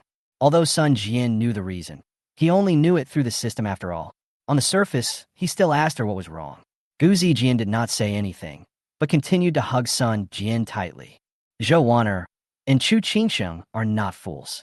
Although they are not clear about Gu Zijian's identity, they have already guessed something from his abnormal reaction in Sunji Yazwang and the killing of so many officers and soldiers. However, there are some things that others don't mention, so it's best not to ask. Maybe it's someone's scar. Am I disturbing you? At this moment, Long Cheng's voice sounded at the door of the room. Gu Zijian then hurriedly got up from Sun Jian's arms, turned her head, and wiped her tears. Don't bother, don't bother. Sun Jian smiled awkwardly and called Long Cheng in. Long Cheng felt a little embarrassed. The meal at the inn was ready, and he was just about to call Sun Jian to have dinner together. But when he reached the door, he found the four young ladies flirting with each other. He didn't want to disturb them, but he had already been exposed, so he had to speak awkwardly. I won't go in. It's not convenient. I'm here to tell Brother Sun that the meal is ready and we can go to the second floor to eat. After saying that, Long Cheng smiled slightly and continued. Don't worry. You guys take your time. I'll go up first. Husband, it's all your fault. We were laughed at by young Master Long. Gu Zijin blushed and said angrily. It has to be said that women of this era were extremely shy, which was completely different from the situation of Sun Jian in later generations. After playing and flirting with the three ladies for a while, Sun Jian originally wanted to take the three women upstairs to eat together. Except for Zhou Wanner, who was eager to go, he didn't expect that the other two were unwilling to go. In this era, women were not allowed to show their faces in public unless it was absolutely necessary. It was still okay in rural towns, but in public places, whether they were wives or concubines, they were not allowed to dine at the same table with their husband's friends.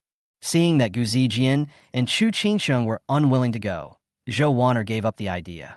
Sun Jian did not force it. After settling the few people down, he began to drink and chat with Long Cheng. As for Long Cheng's identity, Sun Jian vaguely guessed that he might be a prince of the royal family. Otherwise, who in this era would dare to use the word Long as a surname? Sun Jian was not a person of this era and did not like flattery. It was easier to get along with someone without an identity. In addition, Long Cheng himself was unwilling to reveal his identity, so he just pretended not to know. After 3 rounds of drinks, the two had a very pleasant chat and felt that they had met too late. Hey, Brother Sun, your medicine called Viagra is absolutely amazing. How is it made? Where can I buy it? Also, what is the principle of your voice changer? Why does it sound like a woman's voice when you put it on? And then, perhaps Long Cheng had drunk too much and kept asking about those magical things, looking at Sun Jian with curiosity and admiration. Sun Jian didn't know how to answer his question. He wanted to find an excuse to get away with it, but he didn't expect that when the words came to his lips, Long Cheng blocked them directly. Brother Sun, you can't just brush me off this time. Last time you said you would explain to me afterward. Now that it's over, you should finally tell me, right? Sun Jian sighed lightly and pretended to be mysterious. Brother Long, to be honest, when I was a child, I was collecting herbs in the mountains and met an old god. He insisted that I was the reincarnation of an immortal child and wanted to teach me the 36 celestial powers, which include medicine, military tactics, and ink techniques. Sun Jian's flattery almost left Long Chung dumbfounded. Naturally, Long Chung did not believe what Sun Jian said.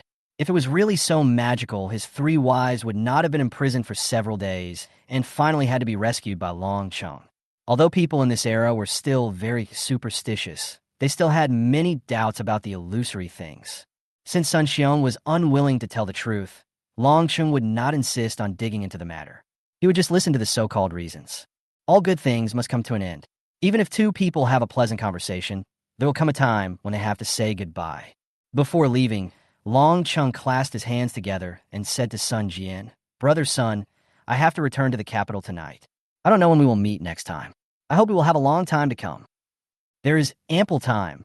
They both drank the last glass of wine in one gulp and then parted ways.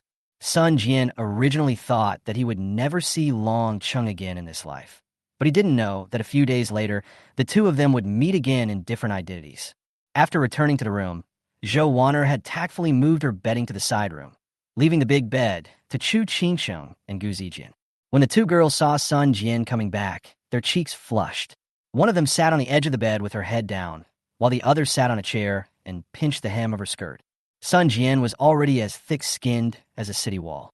Without saying a word, he took off all his clothes and got into bed, while at the same time asking the 2 women to blow out the lights. "Husband, or else let Sister Chu sleep with you tonight, and Sister Zhou and I will sleep in the side room."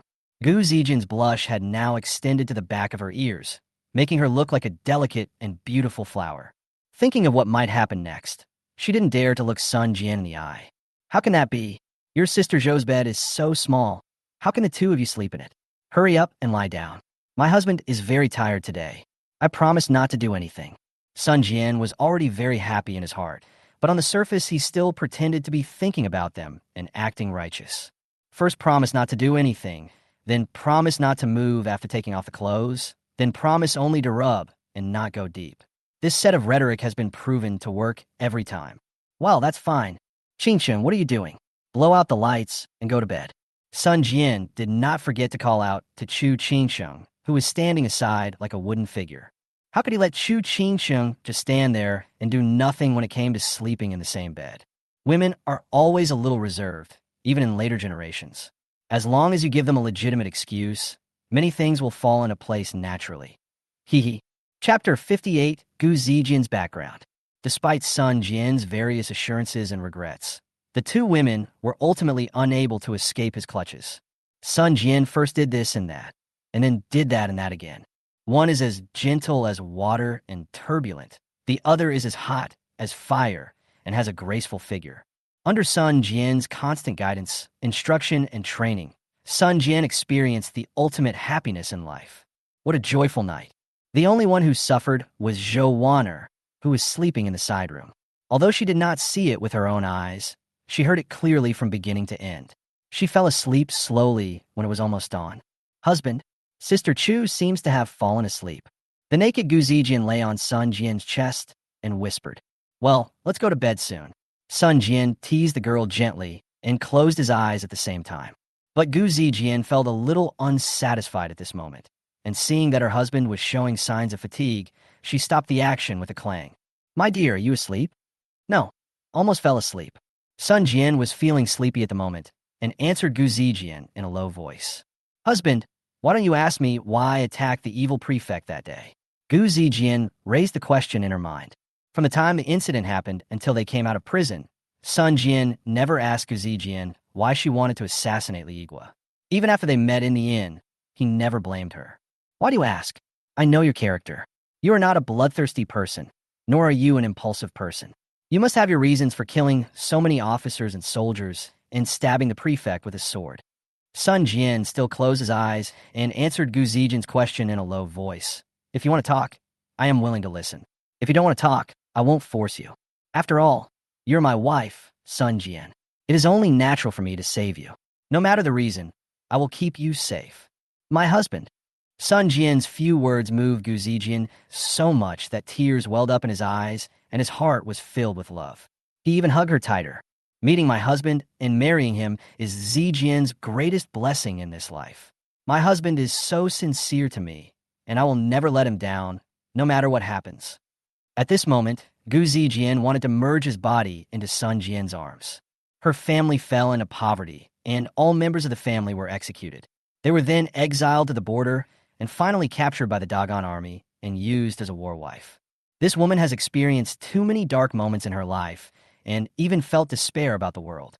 But she was fortunate enough to meet Sun Jian, a man so magical and powerful, who repeatedly saved her from the abyss, brought her hope, and treated her as his own child.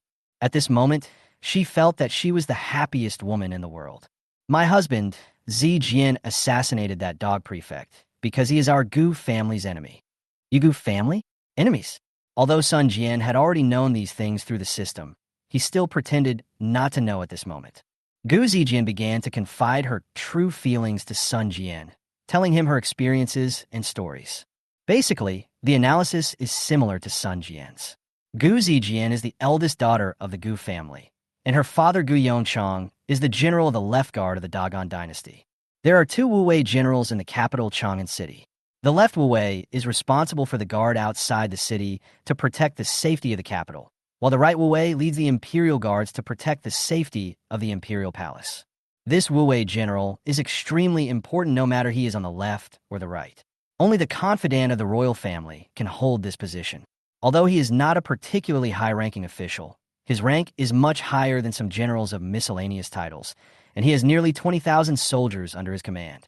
The reason why the Gu family was able to hold such an official position was that Gu Yongchang followed Emperor Qianwu in his battles when he was young.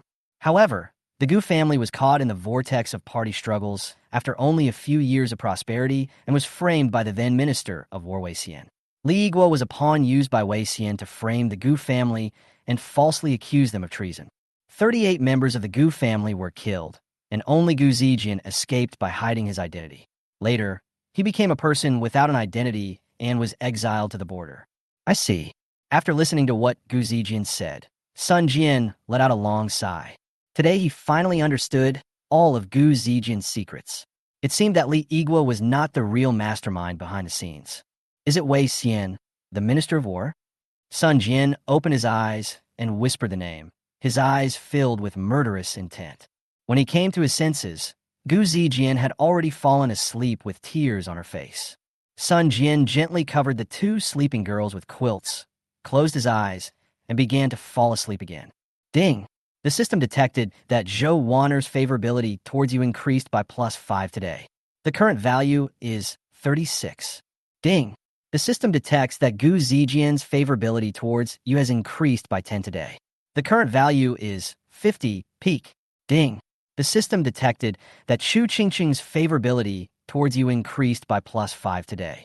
The current value has reached the peak of 50, which will be converted into a 5-point reward.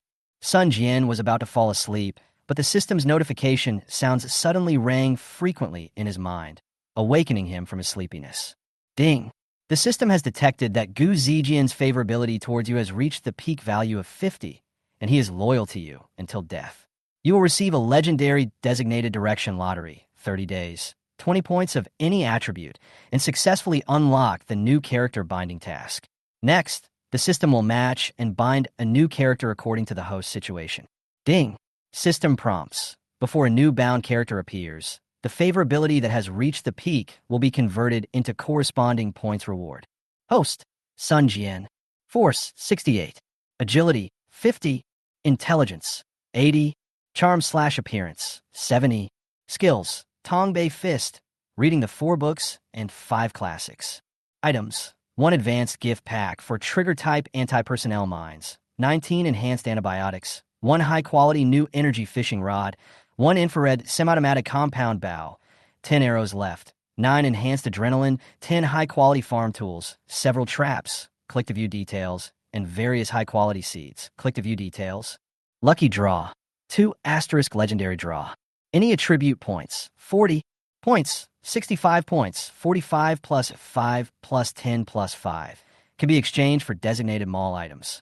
Damn it, 40 points of any attribute? My current military strength value is 68, which is comparable to that of a second-rate general at that time. 80 points is equivalent to the level of a first-rate general. After all, the maximum military strength of humans is only 100 points. If you add all 40 points to martial arts, your martial arts value can instantly reach 108. A general with a strength of 108 can almost be said to be unprecedented and unrivaled, a height that is unmatched by non-human strength. Even if it was Li Yuanba, the enemy of 10,000 men in the unofficial history of Sun Jian's later generations, his number could not reach 108. Wouldn't that make me invincible on Earth? The more Sun Jian thought about it, the more excited he became. He almost laughed out loud. Chapter 59, Husband. When did you go to the brothel? Perhaps noticing Sun Jian's abnormality, the system warned him. Ding. Host, don't be so wishful. The peak of each value is determined by the limit of the host's body. The limit your body can withstand is at most 80 points of force. If you force yourself to increase your force by 40 points, you will most likely explode and die instantly. The same goes for agility. As long as the attributes related to the host's body functions need to match the corresponding level, attribute points cannot be successfully added. Well, Sun Jian was splashed with a basin of cold water, and his mouth twitched in embarrassment. So according to what you said, I can't get any of my 40 attribute points? Ding, that's not the case. Just like intelligence and charm are not hard requirements, if the host points to charm, then the full value can be achieved. Damn it, what kind of charm is this? I've made myself look like Panin, but what good is that? Am I just waiting for someone to poke my ass in this chaotic world? Sun Jian was so angry about the system's restrictive mechanisms that he wanted to curse. Host, there is no need to be discouraged. In addition to intelligence and charm, there are many hidden attributes that are not included in the hard conditions, such as medical skills, military command, internal affairs, astronomy, Mahis mechanics, etc. You can click on attribute bonuses. That's more like it. Sun Jian nodded in satisfaction, no longer worrying about the uselessness of attribute points. After turning off the system, he closed his eyes again and fell into a deep sleep. Sun Jian, who was sleeping soundly, didn't know that Governor Yao's urgent letter from 800 miles away had already reached the imperial city. In the imperial Taiji Palace in Chang'an, the capital city, Emperor Ganwu wore a purple gold crown on his hair, a 5-clawed golden dragon robe, and sat high on the dragon throne in the Taiji Hall. He was holding Yao Tianjing's expedited document in his hand, reviewing it over and over again. Although he is over 50 years old and has gray hair on his temples, his eyes still reveal supreme majesty. The founding emperor is naturally different from the successor emperor. The kingly dignity in his every move is so majestic that it overwhelms everything and captivates people. Are you sure this kid is really that talented? Emperor Ganwu Li Shilong narrowed his eyes and looked with sharp eyes at Yongzhou governor Yao Tianzheng, who was standing with his head lowered. To reply to your majesty, it is indeed true. I dare not speak nonsense. Yao Tianzheng kept wiping the sweat from his forehead, looking straight at the ground in front of him, not daring to look at Emperor Ganwu.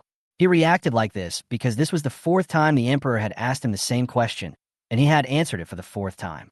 Oh, who said you were talking nonsense? I was just afraid that you were exaggerating. Emperor Ganwu snorted coldly and suddenly raised his voice and said, according to what you mean, he is proficient in research and development, medicine, military tactics, agriculture, literature, and the manufacture of weapons and armaments. Isn't one person equivalent to tens of thousands of people in my country? Yao Tianzheng was frightened by Emperor Ganwu's mood swings and kowtowed quickly. Your old minister is terrified, but it is true. Seeing Yao Tianzheng kneeling on the ground, Emperor Ganwu was still angry 1 second and laughed heartily the next. Why are you so scared? If that's true, then this person is indeed a rare talent that only appears once in a century. I will definitely make use of him. Lord Yao, please stand up. Yao Tianzheng wiped the sweat from his forehead again and then slowly stood up. Emperor Qinwu glanced at Yao Tianzheng and asked tentatively, my dear Yao, according to your opinion, what official position should I give to Sun Jian? Your Majesty, the whole world belongs to the king, and all the people in the world are his subjects. Your Majesty is the supreme ruler of the world, wise and powerful, and knows how to appoint people to the right positions. I dare not discuss how to use Sun Jian, an old minister, but it is up to your Majesty to decide.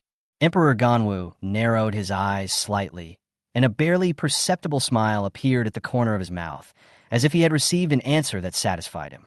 After a moment of silence, he said softly, "Okay, let's stop here for today. I'm a little tired. You can leave now." "As you wish." Yao Tianjing bowed, took a few steps back, and then turned and left. Emperor Qianwu stared at the report in his hand and muttered to himself, "Interesting." After a moment, he seemed to have thought of something. "Wangda, the servant is here. Send a message to General Jinwu." "As you wish." Honong County City, Post House. After tossing and turning all night, Sun Jian woke up at noon the next day. The three girls had been up for a long time.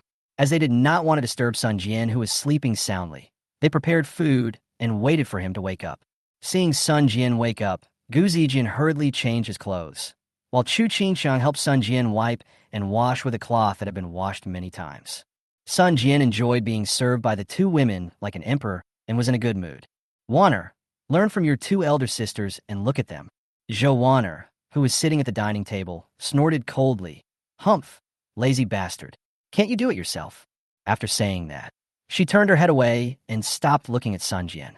Sun Jian smiled bitterly and couldn't help thinking to himself, "You little girl, you still say I can't do it myself? Why don't you tell us that when you were a princess in the royal family of the Great Zhou dynasty, you were also served by a group of people every day?" After finishing his meal, Sun Jian planned to take the three girls directly back to Sun Jiazwang, but before that he needed to purchase some things in the county town and hire a few more carriages. Many things cannot be bought in their county town, so a trip to the prefecture-level city cannot be in vain. These things are common goods, and it seems a bit wasteful to redeem them with points or draw them. What's more, many raw materials are not impossible to buy. With 100 taels of silver in his pocket, Sun Jian can buy whatever he wants. "I have plenty of money," considering that he might have to develop highly distilled liquor, white sugar, fine salt, and some other items in the future. Sun Jian simply found paper and pen and wrote down everything he could think of. First, they exchanged the 100 taels of silver notes, and then Gu Zijian and Zhou Wanner formed a group, and Sun Jian and Chu Qingxiang formed a group and began to purchase the necessary items according to the list. Damn, I should have hired a carriage in advance. At this moment, Sun Jian and his three wives were carrying a lot of bags, but that was not all. They still had a lot of raw materials to buy. "Let me see what else I need to buy." Sun Jian put the things where they were and took out the shopping list he had prepared long ago to check. "We still need 4 jars of wine." Sun Jian's eyes suddenly lit up, and he said, "I remember there's a winery opposite Baiwa Tower. Let's go take a look." "Baiwa Tower? What place is that?" Zhou Wanner asked in surprise. "This name sounds like a brothel." This." Seeing Chu Qingxiang raise a question, Sun Jian was suddenly speechless. Gu Zijian also raised her question at this moment. "Husband, when have you ever been to Baiwa Tower? Otherwise, how would you know there's a winery across the street?" Chapter 60. Boy, who did you just say was blind? That. Sun Jian's face turned red, and just when he was trying to find an excuse to just brush it off, a burly man bumped into him from behind. Sun Jian staggered and lost his balance, and was knocked to the ground by the sudden impact. Even the bags in his hands were scattered all over the floor. "Shit, who is it? Can't you see anyone? It's such a wide road, and you can still bump into it. You must be blind." It seemed that the sturdy man did it on purpose, otherwise he would not have knocked over Sun Jian, who had a combat power of 68 points. Seeing their husbands being knocked down, the three women put down what they were holding, walked forward, hurriedly helped Sun Jian up, and expressed their concern. "Are you okay, sir? Are you hurt?" Sun Jian stood up again, holding the pain in his back, and was furious. But before they could say anything, the burly man who bumped into someone not only did not apologize, but also started to pick a fight. "Boy, who did you just say was blind?" "Oh, this is the first time I meet someone more unreasonable than me." Sun Jian sneered, stared at the burly man, and gently brushed off the dust on his body. "Are you looking for trouble on purpose?" The sturdy man was not angry. He crossed his hands in front of his chest and said coldly, "Yeah, what's wrong?" Zhou Wanner was so angry that she stood in front of Sun Jian like a hen protecting her calves. "Hey, are you being unreasonable? We were walking on the side of the road, and we weren't blocking your way. You were the one who bumped into us from behind. Besides, the road was so wide, and no one pushed you. What were you doing?" But before she could finish her words, Sun Jian pulled her behind him. "Wanner, there's no need to argue with him. He's deliberately looking for trouble. How could he possibly listen to your reasoning?" Sun Jian suddenly pulled her arm and blocked it in front of her. Zhou Wanner's anger subsided a lot. Her pretty face turned red, and suddenly a sense of security came over her. Although that feeling was not new, every time it appeared, it would make her feel unusually warm. Zhou Wanner said, "Oh," obediently, and said no more. The body's reactions cannot be faked. Maybe even she didn't realize that after going through so many things, her feelings for Sun Jian had already become so deep that she couldn't extricate herself. But she just didn't want to look him in the face. Sun Jian didn't care about Zhou Wanner's inner thoughts at the moment. He narrowed his eyes and looked at the burly man who was looking for trouble. What Zhou Wanner said just now was correct. The road was so wide and the flow of people was not too crowded. Besides, they were walking on the side of the road, and no one pushed the strong man, so it was obvious that he did it on purpose when he bumped into them. Looking for trouble. But what is his purpose? Thinking back to his enemies, some were sent to prison, some were disabled. In the city of Hongnon County, Sun Jian could not think of any other answer except Liigua. If the enemy's confidant wanted to retaliate, he could just stab me in the back when I wasn't paying attention and then run away directly. Why would he just push me to find trouble? Sun Jian adhered to the principle of not causing trouble and not fearing trouble. He took a few steps forward and said to the strong man, "You are a big man with extraordinary strength. You should not be an ordinary person. We are strangers and should not interfere with each other. Why are you deliberately looking for trouble?" After saying this, Sun Jian's face darkened, and he continued, "If you are so angry that you have nowhere to vent your anger, and you want to pick on someone who is not your friend, then I'm sorry. You have found the wrong person. Oh, I just have no place to vent my anger today. I just don't like you on this whole street. I just want to pick a fight with you. What can you do to me?" The sturdy man was not intimidated by Sun Jian's implicit threats, but his expression was full of provocation. Sun Jian sneered and said calmly, "Ha, what can I do to you? You take yourself too seriously, and you are not afraid of your tongue being blown away by the wind. Anyone can say arrogant words. I advise you to be more restrained.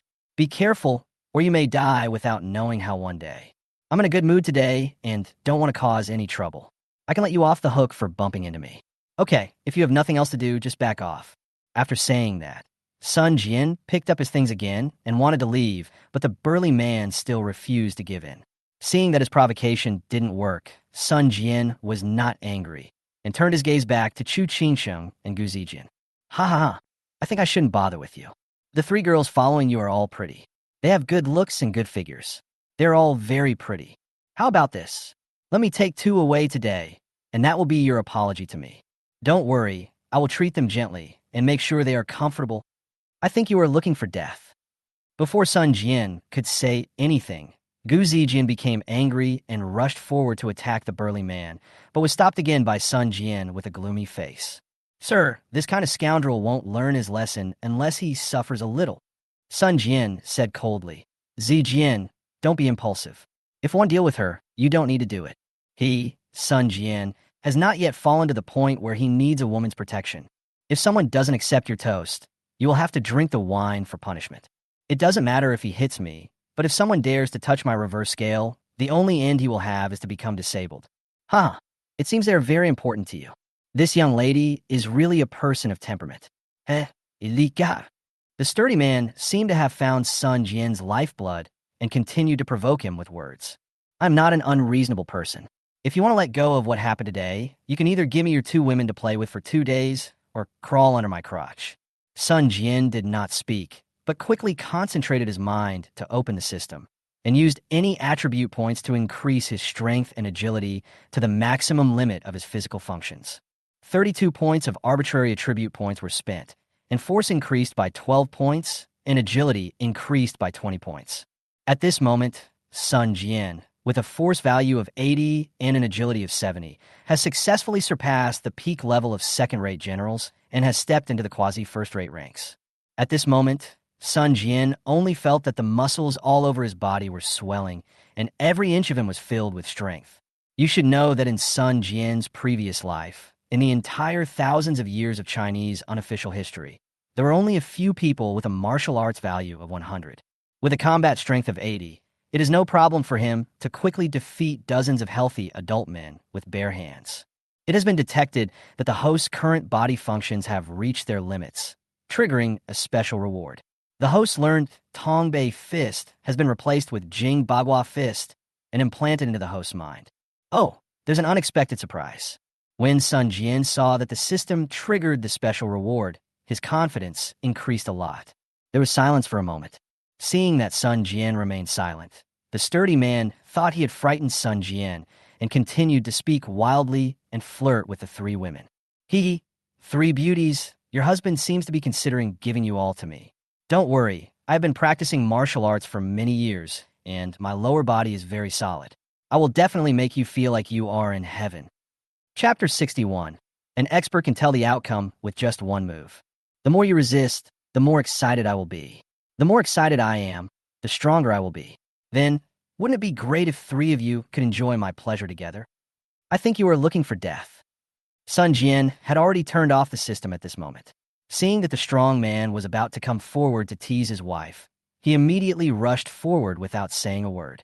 Keeping such a person around would be a disaster, so it would be better for me to cripple him today. Sun Jian's punches went straight to the vital points, with a fierce and powerful wind, like thunder falling to the ground. The big man saw Sun Jian suddenly attacking him with great force and bravery. He instantly put away the obscene smile on his face and took the attack seriously. As the saying goes, an expert can tell whether something is good or not with just one look. After only 2 rounds of parrying, the sturdy man knew that he had met a master today. Although the boy in front of him is shorter and not as strong as himself, his fists are not to be boasted. His boxing skills were sometimes fierce and powerful, unstoppable, and sometimes they turn into palms, seemingly soft and slow, but in fact they were soft on the outside and strong on the inside, containing hidden strength. Every move he made was ruthless, and it was obvious at first glance that he was not a beginner. Instead, it looked like he had practiced martial arts for decades. Both his combat experience and skills were not ordinary, and he did not leave him any room for counterattack. This martial arts skill is absolutely top-notch. Oh, are you scared now? Seeing cold sweat oozing from the sturdy man's forehead and him dodging, Sun Jian rushed forward again and continued his attack using his fists, legs, elbows, shoulders, and knees. The two people were fighting each other, and it could be said that they were countering each other's moves and adapting each other's moves. The people around me were dazzled. The crowd of onlookers was getting larger and larger. At this moment, anyone who practiced martial arts and paid attention to this competition would definitely be able to see that these two people were ruthless and wanted to kill each other. Every punch and kick made the air crackle. The two of them retreated and advanced, chasing each other, and even the tables of many vendors around them were smashed. Among the 3 girls, only Gu Zijian had practiced martial arts since childhood. She could see at a glance how powerful Sun Jian was, and her mouth opened into an O shape in shock. With such a level, let alone herself, even if she were Dagan, few people could beat Sun Jian in terms of boxing and kicking skills. When Gu Zijian looked at Chu Qingsheng and Zhou Wan'er, they both opened their mouths in shock. Why did he suddenly become so powerful? Could it be that he didn't use his full strength when he beat Sun Hao before? Zhou Wan'er was also very shocked. She had seen Sun Jian take action with her own eyes, but he was completely different from the Sun Jian of today. Even though she did not know martial arts, she had been in the royal family since she was a child and had seen many talented people.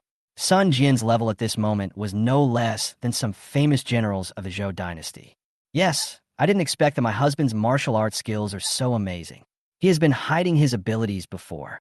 If it weren't for what happened today, the 3 of us would never have thought of it, let alone seen it. Gu Zijian looked at Sun Jian with even more admiration. Her husband was indeed no ordinary man. Not only were he so miraculous in other aspects, but he also had such high attainments in martial arts. How many things in this world are there that her husband doesn't know or understand? Sister Gu, my husband is so powerful, but we have never seen him practice martial arts. Can you tell what kind of martial arts he is using? Chu Qingsheng went from worry to shock, and then to admiration. Her eyes were now sparkling with many little stars. Although Chu Qingsheng was fast asleep last night and did not hear what Gu Zijian said about his life experience, her sister Gu was an expert archer and always carried a sword with her, so she assumed that Gu Zijian knew martial arts, and that was why she asked. My husband's boxing skills are very advanced, combining hardness and softness, sometimes fast, sometimes slow, and each move has hidden power following it. If it were an ordinary person, They would not be able to see how powerful it is. But from the nervousness of that wretched man, it is not difficult to see that he has already lost his composure. Our husband's martial arts have reached the highest level. The three girls were chattering about it nonstop, and were delighted to learn that their husbands were so capable. On the other hand, the battle on the other side was almost coming to an end. After 30 rounds, Sun Jian had gained the upper hand by relying on the combination of hardness and softness of Tai Chi and the clever use of force. On the other hand, the strong man was retreating step by step, and the signs of defeat were already showing. Although he had the upper hand, Sun Jian knew in his heart that the strong man in front of him was no ordinary person. Although his skills were not as brave and invincible as those of the famous generals of the time, they were definitely not much worse. Such a person has mastered the essence of martial arts and has achieved a high level of accomplishment. He should not be a street thug and would not cause trouble for me for no reason. There must be something fishy here. But no matter how problematic it is, only by defeating him can Sun Jian find out the truth. Thinking of this, Sun Jian attacked even more ruthlessly and even deliberately exposed a flaw in order to win a quick victory. He needs a close-range opportunity at this moment. When masters fight, what really matters is the ability to detect flaws and opportunities. The strong man was already at a disadvantage. He finally saw Sun Jian's flaw and thought that it was because Sun Jian was careless, so he attacked immediately. Sun Jian was overjoyed to see that the strong man had been fooled. He turned his feet, turned the empty step into a real step, and suddenly moved closer, put his shoulder against the sturdy man's chest, concentrated all his strength, and pushed forward. The sturdy man's body was immediately knocked away by the sudden and powerful force of Tai Chi. With a loud bang, his body fell heavily onto the table of a vendor selling candy figures next to him. The wooden table collapsed and broke into pieces instantly. My husband won. Seeing this scene, Gu Zijian jumped up happily. With that blow, just now, even if the sturdy guy was strong, he would probably have broken 1 or 2 ribs, right? At this moment, the people around also applauded and cheered for Sun Jian. No matter what era it is, the Chinese people's habit of loving to watch the fun is something that cannot be changed. Sun Jian didn't care how these people watched the fun. At this moment, he walked forward, stared at the sturdy man who was covering his chest with his hand, and his expression was a little distorted due to severe pain, and said lightly, "My friend, I've told you before, if you want to pick on an easy target, you've got the wrong person. Look at you in such a mess, yet you dare to speak so arrogantly in front of me. Who gave you the courage? Fish Liang, you." Listening to Sun Jian's sarcasm, the strong man was speechless for a long time because of the severe pain in his chest. "When I just fought with you, I could tell that you have a very high level of martial arts attainment. I guess you have been practicing martial arts since you were a child, which is why you have achieved what you have today. You are definitely not a street thug. Who are you anyway? Why are you trying to pick a fight?" Sun Jian stepped on the burly man's chest with a vicious look. It doesn't matter if he hit me, but he just touched my reverse scale. He was simply courting death. For no apparent reason today, Sun Jian did not suggest breaking his other ribs. That's it. Chapter 62. What is the identity of this old man? With your physique, breaking 1 or 2 ribs shouldn't kill you. Do you plan to speak up? Or do you want me to beat you until you speak up? Sun Jian increased the force of his footsteps, causing the strong man to grimace in pain. Snap, snap, snap. At this moment, applause suddenly broke out from the crowd. Ha ha, what a skilled martial artist. Looking closely, I saw an old man wearing luxurious clothes and a purple crown. The old man is about 55 years old. He was dressed richly, and everything about his body was meticulous. Even his hair was clean and tidy. The only flaw is that he has a weather-beaten face, graying temples, and even his beard is completely white. His eyes were deep-set but unusually bright and deep, with a shrewdness and insight that ordinary people did not have. It seemed that no one could understand what he was thinking. Seeing the old man stand up, Sun Jian raised his eyebrows and asked coldly, "Why? You want to stand up for him?" "No, my friend, you're wrong. I'm just standing up for you."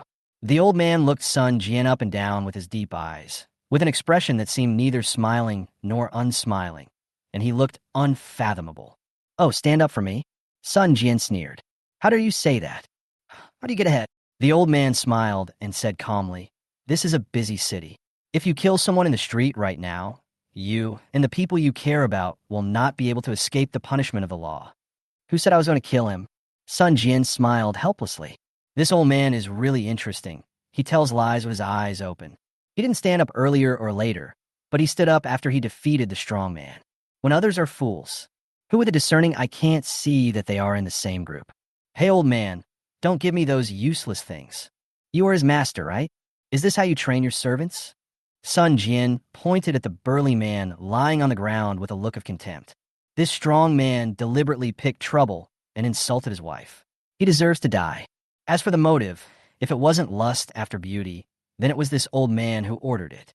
Sun Jian continued to snort coldly. If the top beam is crooked, the bottom beam will be crooked. I guess you, an old man, won't be much better. As soon as these words came out, before the old man could say anything, two figures jumped out from behind him again. Presumptuous, bold. The two men, one strong and one thin, stood in front and behind, shouting at Sun Jian for being unreasonable. If the old man hadn't stopped them, the two would probably have rushed up to fight Sun Jian again. Want to fight? I don't care, just come together. Sun Jian hooked his finger. I also want to see who is harder, you or my fist. Boy, I advise you not to be too arrogant. Don't act recklessly just because you know a little kung fu. There are capable people everywhere in my world, and there are many who can defeat you. The big man who was stopped by the old man said grimly, with a cold look in his eyes. Sun Jian shook his head and smiled bitterly, his expression darkening. Oh, I am so arrogant? You bullied me first, humiliated my wife later, and you dare to say that I am arrogant. The world is really going downhill. Sun Jian turned his head and looked at the old man in brocade clothes and said, Old man, although I don't know what your purpose is, I see that you are dressed elegantly and don't look like an unknown person. Your people are too presumptuous. Today I broke a few of his ribs as a lesson for you. I hope you can discipline your subordinates in the future. Another strong man and the tall and thin man wanted to argue with Sun Jian, but the old man stopped them without even turning his head. The old man had no expression of joy or anger on his face and said calmly, What a sharp-tongued boy. After saying that, the old man glared at the sturdy man who was stepped on by Sun Jian and said, Since you are not as skilled as him, why don't you retreat? Yes, the sturdy man who was stepped on by Sun Jian had no strength to struggle, but when he heard the old man's order, he immediately endured the severe pain and climbed up. This scene left Sun Jian stunned. What is the identity of this old man? Not only does he have such capable subordinates, but he can also make them obey him so well. Even if he had to endure the pain of broken ribs, he still had to struggle to get up. This old man has a high status. Old man, I don't care who you are. If you allow a slave to commit a crime in the street, according to the laws of the country, you will probably have to spend some time in jail. Haha, interesting. The old man looked at Sun Jian with deep eyes and smiled faintly. Sun Jian couldn't help but shiver when he saw this look. Damn it, could this old man be G? My dear friend, I think there is no need to alert the authorities about this matter. You two are well matched and should make a big deal out of a small matter. I have prepared wine and food at Jude House. You can bring your wife with you. This will be his apology to you. After saying this, the old man turned around and left without caring whether Sun Jian agreed or not, and walked towards the Jude building next door. Sun Jian was stunned on the spot, looking confused. Damn, still eating? It was good enough that I didn't strangle them to death. I wonder if old Dang has some serious illness? It was obviously his men who angered me first, but he still acted like he was giving me a chance. Who cares? Even if you're apologizing and inviting someone to dinner, but the other party hasn't agreed yet, why would you just go up to them with your hands behind your back? Sun Jian glanced at the old man who had just left a few steps as if he was looking at a fool, and raised his voice and said, Old man, there is no need to eat. I can ignore what happened today. Just take care of your servants in the future.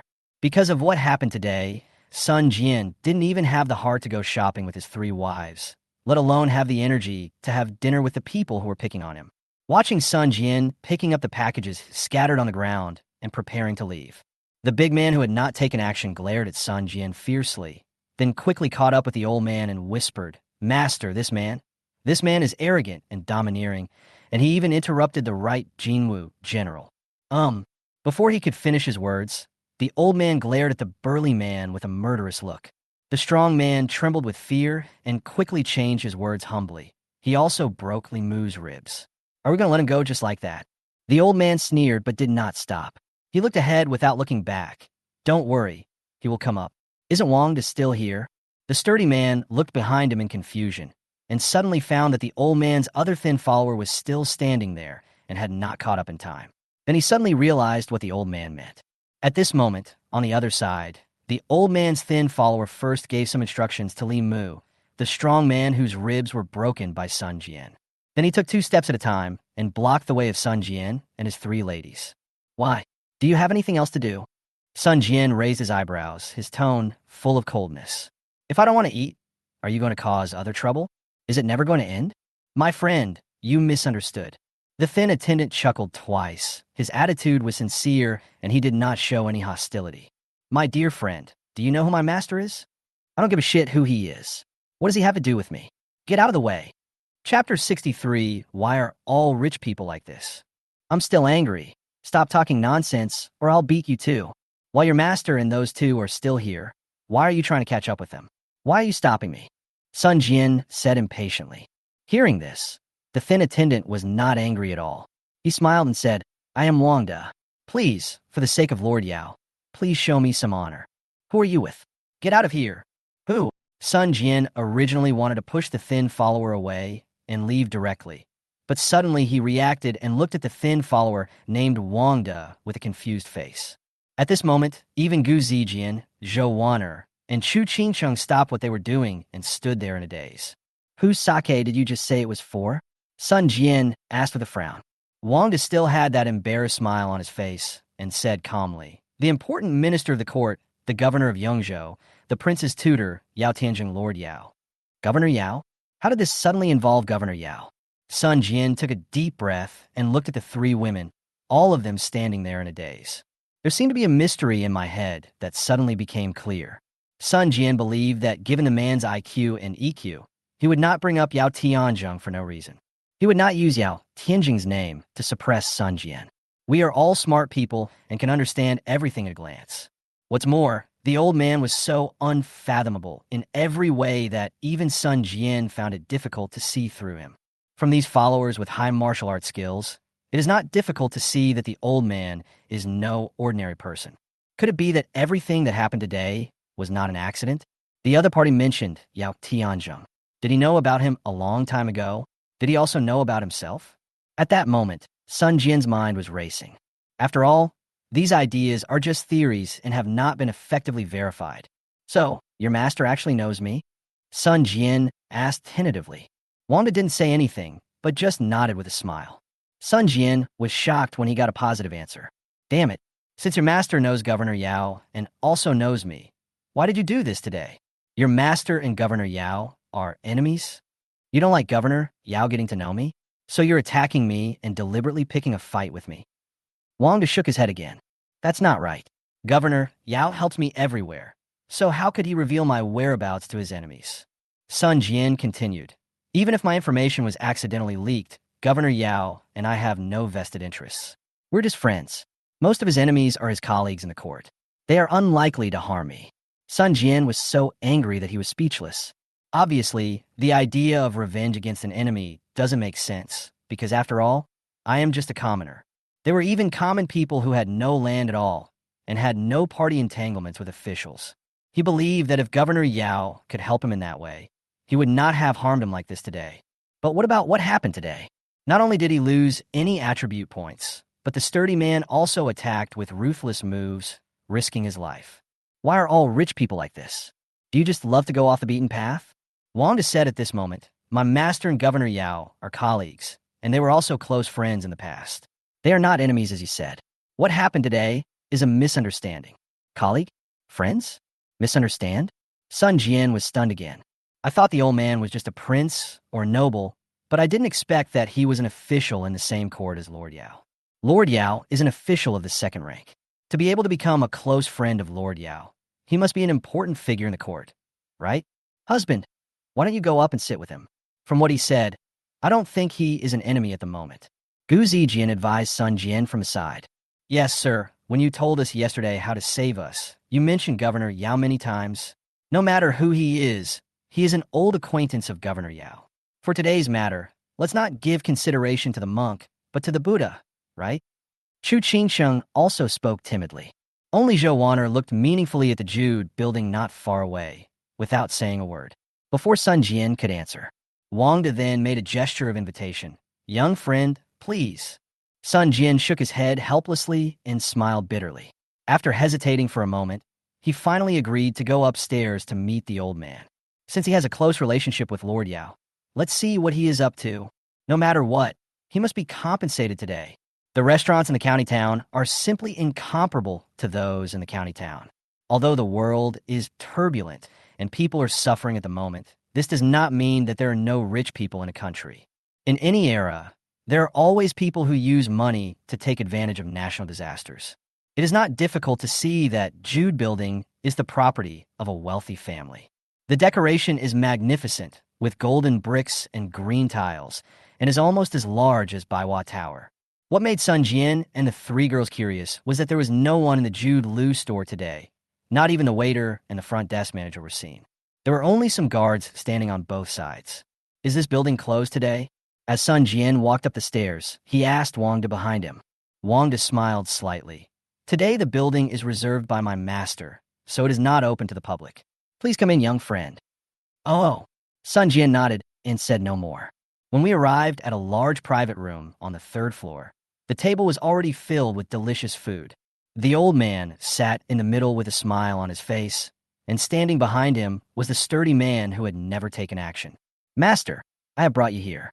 I will leave now. Wang De clasped his hands together, bowed respectfully to the old man, and was about to leave, waiting at the door. There's no need to be so particular outside. Just sit down and eat together.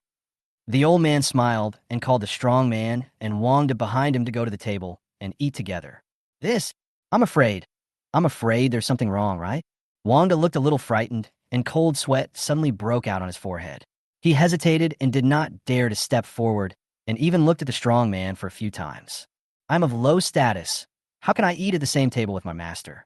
This is not in accordance with the rules. Don't you understand what I'm saying? The old man glared at Wang De unhappily, and Wang De was so scared that he quickly changed his words. I don't dare. I obey your command. Seeing Wang De sitting down beside him, the old man finally let go of his fog, smiled heartily, turned to the burly man behind him and said, Don't just stand there. Let's eat together. When you go out, there aren't so many rules. Yes. Seeing the look of the master and his servants, Sun Jian gave the old man a helpless look. TSK, this loud dang. Is he an opera singer? He is so moody. His expression changes faster than turning the pages of a book. What a great official power this person has. Look how scared these two people are. In Sun Jian's opinion, the old man in front of him was either one of the three highest officials in the dynasty, or at least a first-rank official, or even a prince. Sun Jian was not stupid. After all, he came from later generations. Because he had received a lot of information, his ability to analyze words and expressions was better than that of the ancients. Chapter 64. Compensate you with 100 taels of silver? Why don't you just go and rob? But no matter whether this old man is a first-rank official or a prince or an old prince, he will do what he should do. He will not look at his face or try to please him. Besides, Sun Jian was still very angry about what happened today. Now that he's here, he must be compensated. Little friend, please sit down. After the old man settled his two followers, he quickly asked Sun Jian to sit down. Sun Jian was not polite at all. He sat directly on the rosewood chair and poured himself a glass of wine. Sun Jian was in no hurry to greet the old man. Instead, he looked at the three women behind him. Zijian, Qingsheng, Wanner, you've been running all day. It's almost afternoon now. Come sit down and have a meal together. Unexpectedly, Chu Qingsheng and Gu Zijian shook their heads again and again. Husband, isn't this bad? Yes, my husband, since ancient times when the husband is dining outside. How can his wife sit at the table? I can just serve you on the side. As a rich lady, Chu Qingsheng has been exposed to this kind of thinking since childhood. Although the Chu family fell into poverty and she herself had become a captive, her husband was no commoner, let alone an easy man. On the contrary, my husband's future is limitless. These etiquettes are a sign of appearance, respect, and the dignity of her husband. In this era, the status of women is very low. The wife is the leader of the husband, the king is the leader of the ministers, and the son is the leader of the father. This is engraved in their bones. Not to mention the officials who are in politics and the generals who have joined the army, let alone the aristocratic families, merchants, and officials, Even the ladies of ordinary people who own land from small families have to observe etiquette. Those common people may be able to eat at the same table with their wives at home, but they cannot do so when meeting friends outside. Sun Jian was a little helpless. The two women had a tough attitude, and he didn't know what to say for a moment. At this moment, Zhou Wanner, who had been silent all this time, stared at the old man out of the corner of her eye for a long time before breaking the deadlock. Hey, he asked you to sit down, so just sit down. Things have come to this point. Why are you so particular? Although Zhou Wanner spoke carelessly, her actions were indeed those of a lady from a noble family. First, he gently pulled out the chair, packed his clothes, and then sat down. Seeing Zhou Wanner's cheerful personality, Sun Jian finally found a breakthrough. There's no need to go through all the formalities. When you're out and about, keep things simple. If your husband tells you to sit, you should sit. Are you going to disobey your husband? Sun Jian also imitated the old man's tone and spoke to the two women. Can. Chu Qingchang glanced at the smiling old man beside her and was still a little hesitant. Oh, don't be so blunt. Look how direct Wanner is. Besides, they invited us to dinner, so we can't not let my wife sit at the table, right? After Sun Jian finished speaking, he looked at the old man. Seeing Sun Jian's actions, an imperceptible gleam flashed in the old man's eyes, and his gaze was even more inquiring. He nodded, smiled heartily, and said, Everyone, please sit down. Don't be restrained. That's fine. Seeing that both sides asked them to sit down, Chu Qingcheng and Gu Zijian did not say anything and sat next to Sun Jian. However, he was still a little reserved and wasn't quite relaxed in his words and actions. After the dinner started, the other party didn't say a word and Sun Jian was too lazy to wait any longer. After a long time and expending a lot of energy, he was already starving. He started eating with relish. While eating, he did not forget to pick up food for Gu Zijian, Zhou Wanner, and Chu Qingcheng, signaling to them not to be polite and to eat quickly. Sun Jian's eating habits looked like he was possessed by a pig god, which made everyone feel embarrassed, especially Wanged on the side. His face turned blue and red. He looked at Sun Jian, then looked at his master's expression, and did not dare to speak easily. On the other hand, when the old man saw Sun Jian like this, he was not angry, but his eyes became much kinder, and even his expression became as kind as an elder looking a younger person. The old man smiled bitterly and shook his head, and said to the sturdy man who was eating with a very restrained expression, Li Yu, on behalf of your brother Li Mu, I'd like to offer a toast to you, as an apology to him for what happened today. Yes. Although the strong man was very reluctant, he did not dare to disobey his master's wishes. He could only pick up the wine glass, force a smile, and toast to Sun Jian. Pretend to be apologetic with all sincerity. My dear friend, my name is Li Yu. The person you are fighting in the street with today is my younger brother Li Mu. He has broken several ribs and has gone to see a doctor, so I can't apologize in person. Today, I apologize to you on behalf of my brother Li Mu. He was indeed reckless and almost hurt you and the three ladies. As for the compensation, it's up to you. My brother Li Mu and I will have no objection and will comply with your will. He also broke a few ribs today because of this, but that was his own fault. How about you? A great man, not bear grudges. Drink this cup of apology wine and let this matter be over. As soon as these words were spoken, everyone turned their eyes to Sun Jian, wanting to see how he would express his opinion. Normally speaking, considering the other party's status, Sun Jian was just a commoner. Since Li Mu had said so much, Sun Jian should just laugh it off and forget about the grudges. But who knew that Sun Jian was not a normal person? As soon as he said this, everyone was stunned. What he cared about was not an apology or a sincere attitude. He only cares about compensation and money. Compensation? How much? Sun Jian took a bite of vegetables lazily. Li was obviously furious that Sun Jian did not play by the rules, and he was fuming and glaring. It was clearly he who broke his brother's ribs, but he was unharmed. Now he has become so servile, but he did not expect the other party to say such words. Who is my status? What is my origin? I was choked by a commoner, but his master was still sitting next to him, so he had to hold it in even if he was angry. Li Yu suppressed his anger and changed his words flatteringly. Whatever you say, just how much I said. Sun Jian continued to ask. Li Yochi clenched his fists and they kept shaking, but he still repeated flatteringly, Yes, whatever you say. You don't object? No objection. Willingly. I am willing. Really? Really? Really? Sun Jian pursed his lips and said, then 100 taels of silver will do. What? Li was suddenly shocked and cried out. 100 taels of silver? This guy has to be kidding. I originally thought that this guy would just be polite, but I didn't expect him to ask for such a huge amount. He was just a commoner, and it was hard for him to pay 1,000 coins in a year. One tael of silver could be exchanged for 1,000 coins. So how dare he ask for 100 taels? Has he ever seen what 100 taels looks like? 100 taels of silver notes weighed 8 pounds of silver. It was too heavy for an ordinary person to carry. Chapter 65. This little brat is so bold. The salary he earned after working hard for a whole year was only 960 sure, which was only 50 taels of silver. The first thing he asked for was 2 years' salary. Does he know who he is? This little brat is so daring. At this moment, Liu had 1,000 horses galloping in his heart, and he wanted to eat Sun Jian alive. But his master was sitting behind him, so he didn't dare to lose his temper. I have already said too much in the beginning, and after repeated confirmation, I can't back down now, even if I want to. Isn't 100 taels a bit? Liu's heart was bleeding, and he could only suppress his anger and ask weakly. Oh, you want to regret it? Sun Jian raised his eyes and stared at Liu, frowning. No regrets, no regrets. Liu smiled deliberately. At this moment, he wanted to cry, but had no tears. He could only tremblingly take out a stack of silver bills from his arms and began to count them with an expression as if his parents had died. These banknotes were originally intended for their masters to use for their expenses. After all, it was not easy to go out with their masters, and they wanted to show their good performance. But now, this is all his own private money, hard-earned money.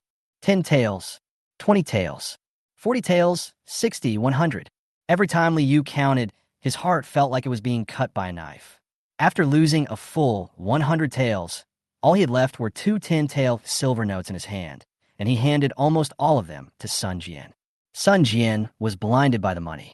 He smiled and snatched the money away, then put it in his arms as if it was a matter of course.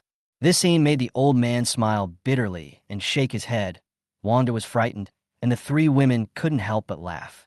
Sun Jian could naturally see that the other party was reluctant and was forcing a smile. But what happened? It is only natural to pay money for a fight. The same is true in later generations.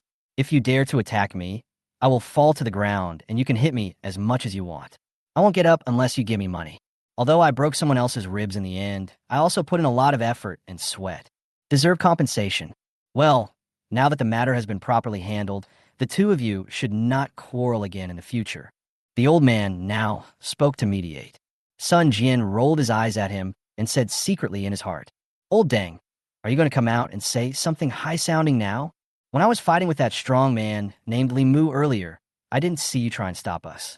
If it weren't for Governor Yao and the 100 taels, I would have asked you to compensate me, at least a little, from the current situation. Who can't see that Li Mu's action was instructed by you? Old Dang? Now that the matter has come to an end, Sun Jian no longer worries about it.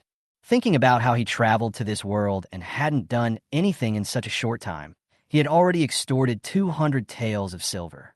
It was really cool. Excluding the 5 taels he spent on buying everything today, he still has 195 taels left. Old man, I won't mention today's events anymore. Let's turn the page. I heard from Wang that you were acquainted with Governor Yao. Sun Jian asked while eating. It wouldn't matter if he didn't speak, but once he opened his mouth, Wang De, who was sitting diagonally opposite him, would be frightened. Oh, my young master, could you please be more respectful? I'm almost scared to death by you. This is all thanks to my master's magnanimity and benevolence. If it were any other master, Sun Jian's words alone would result in the execution of the entire family. Not only are we acquaintances, but we are also close friends. The old man was not angry and spoke in a calm tone. So you're also an official in the court? I guess so, the old man replied. Higher than Governor Yao. Fuck. Doesn't that mean he has become one of the 3 highest officials in the dynasty? Haha, I'm not one of the 3 dukes. The old man smiled and shook his head in denial. Sun Jian didn't bother to care what his official position was. After all, this is a fictional world. In the past, people had the system of 3 dukes and 9 ministers and the system of 3 provinces and 6 ministries. But now the system is just 3 dukes and 6 ministries. Who can we complain to? So, you have heard of me? Do you know me? Sun Jian continued to ask. My name is Sun. Sun Jian, right? It seems that I have heard of it. Seeing that the old man said his name accurately, Sun Jian nodded heavily. This cleared up all the doubts. Sun Jian smiled bitterly. It's hard for you.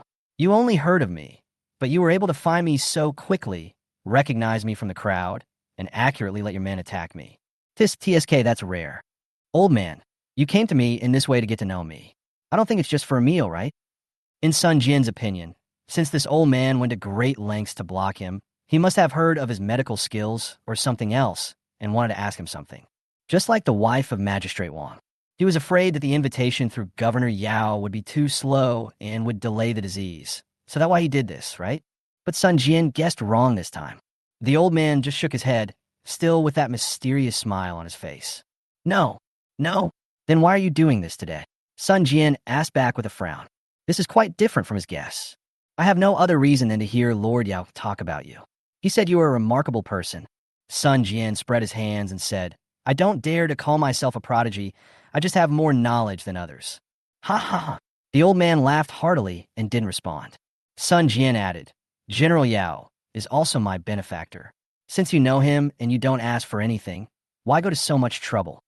The old man was silent for a moment and said, I am in charge of the Ministry of Revenue and the Ministry of Rights. I heard from Governor Yao that you, Sun Jian, not only is he an excellent doctor, he is also good at inventing all kinds of things. He is also good at farming, hunting, and fishing. He once wiped out a group of bandits that had been entrenched for years overnight. That's why I want to get to know you. Well, Lord Yao really tells you everything. Sun Jian sighed. Old man, for the sake of today's 100 tales of silver, please tell me what questions you have. I will tell you everything I know. The old man smiled and still shook his head. He didn't say anything, but Wangdan next to him was a shrewd man. After taking a look at their master's expression, he immediately understood and said to Sun Jian, My friend, you are too polite. My master doesn't have anything special to do. Today, he just wants to get to know you and discuss some issues. I heard that Governor Yao wanted to recommend you to be a government official, but you sternly refused. My friend, since you are a remarkable man and have achieved great success, why don't you want to serve as an official in the court? Sun Jian quickly shook his head. Become an official? No. Few officials have a good ending. Since you are friends of Governor Yao, and this old man also said that he is in charge of 2 departments, I will help you solve any problems. Governor Yao is my benefactor, and if he can't persuade me, you certainly can't persuade me either. Hearing this, the old man just nodded, his expression showing nothing. Sun Jian's answer was exactly what he expected. He was able to find Sun Jian specifically, so he must have a purpose for this trip. Chapter 66, you only know one side of the story. As for Sun Jian's unwillingness to be an official, he has his own ways and means to solve it, and these means will make Sun Jian willing to be an official. I wonder what you think about the current situation I am in. The old man said with a smile. Opinion? I'm just a commoner. How dare I comment on the country's politics and system? That's a capital crime. I don't have any opinion. Sun Jian smiled bitterly, picked up a chicken leg, and started to chew it. This thing was not easy for ordinary people to eat in that era. It's okay. People all over the country discuss national politics and national system every day. We can't arrest and kill everyone, right? Besides, what I am discussing today is just a conversation between friends, and it does not violate any law. There are no other people around, so you can speak frankly without violating any taboos. The old man put on a kind and gentle smile and stroked his gray beard while speaking. Sun Jian thought about it, and it did make sense. Moreover, it was he who brought up the topic, and the other person was a good friend of Governor Yao. Otherwise, he would not know so much about me. Since he was so open-minded to ask me for advice, there was no need for me to be afraid of any trouble. Old man, let's make it clear in advance that what I said only represents my opinion. I'm not saying that other countries' national policies are bad. Don't make a fuss about this in the future. Sun Jian continued, I am just a commoner, and you are of noble status. If you insist on asking me, I can only speak nonsense. Zhou Wanner and others also stopped eating and listened to Sun Jian's story. Everyone knows the current national policies of our great Dagan dynasty. Even the refugees have memorized them by heart. First, we implemented the equal field system, which distributed land to all people. This policy improved the labor force and productivity of the lower classes and increased tax revenue. The second is to rectify the currency and weights and measures, develop the society's economy, and then continue the imperial examination system of the previous dynasty and reform some policies so that students can also pass the imperial examination and enter the court as officials. The law was revised, many cruel punishments were abolished. It became more humane. Finally, the phubbing system was implemented, which integrated soldiers and farmers and increased the country's military strength. The old man, Wang De, and the three women nodded frequently as they listened. What Sun Jian said is right. We have been in military service for 10 years now, and these decrees have also been implemented for 10 years. It can almost be said that it is known to everyone. From these decrees and policies, we have to say that Emperor Ganwu of our great Gan dynasty is indeed a great ruler who carries on the tradition and forges the future. If we can continue to develop in this way, not only will the burden on the people be reduced, but the social economy, culture and education, and even national defense will be strengthened, and the emergence of a prosperous governance and prosperity is a foregone conclusion. Referring to his memories of his previous life, Sun Jian made a pertinent evaluation of Emperor Ganwu. When Wang De and others heard Sun Jian's remarks, their expressions changed greatly, and it could even be said that they were somewhat delighted. They both looked at the old man, but the old man was more patient. His expression didn't change much, and he didn't even lift his eyelids. Sun Jian didn't worry about the changes in these people's expressions, as that was indeed the case. As the founding monarch, Emperor Qianwu was a master in both civil and military affairs. His level and achievements were not only comparable to Sun Jian's predecessor, Qin Shi Huang, but also comparable to Emperor Wu of Han, Emperor Taizong of Tang, and Emperor Wen of Sui. Sun Jian paused here. When he said, yes, everyone asked questions. But there are some problems that cannot be solved by Emperor Qianwu of the Great Gan dynasty. Although he has spent his entire life making so many contributions, the 9 provinces are not yet unified, the 4 kingdoms are at war, and there are still flames everywhere. The people are living in purgatory, and their livelihood is in dire straits. The border areas are full of starving people, and human ethics have been completely lost. I cannot regard this kind of world where so much suffering is happening as a sign of prosperity. The old man narrowed his eyes slightly, and his gaze became deep. Wang De glanced at his master with an embarrassed expression and retorted, my friend, you are wrong. Your Majesty is a rare, saintly ruler in history. The current situation is because of the continuous natural disasters and invasions by enemy countries in recent years. If it is a few years later, before Wang De could finish his words, Sun Jian sneered and interrupted him. If it goes on for a few more years, I'm afraid the country will be destroyed.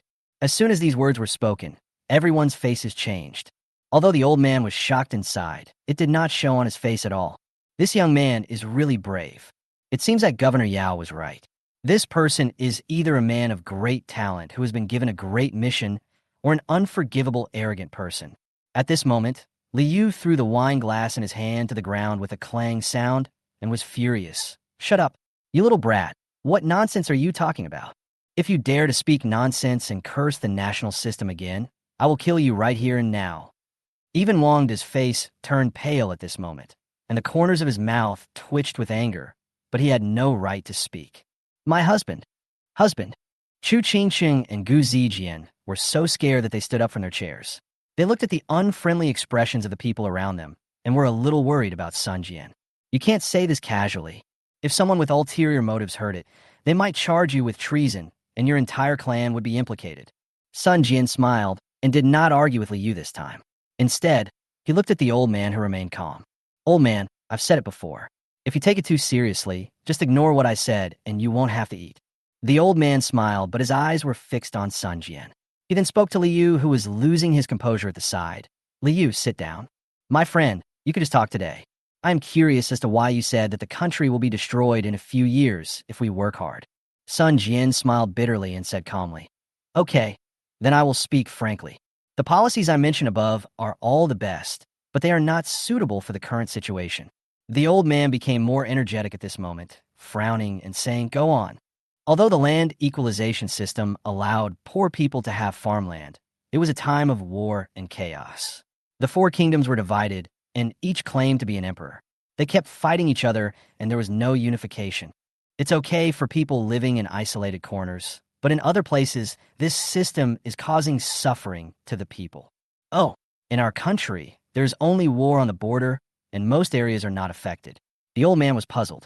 Even if there are natural disasters, it is because God is unkind. Why blame the government for the decree? Sun Jian smiled bitterly and said, "Old man, you only know one side of the story. What will we face once we go to war? What we face is conscription and taxation." Chapter 67, if this continues. How can Dagan not perish? 1 out of every 3 men is taxed. 2 out of every 5 men are taxed. High taxes are imposed, and grain is collected everywhere. You said the people can't even survive. What's the point of having land? At this time, the people will sell their land to the gentry at a low price in order to collect grain and pay taxes, and then they will farm for the gentry again in order to survive. Then the implementation of the equal field system will become meaningless.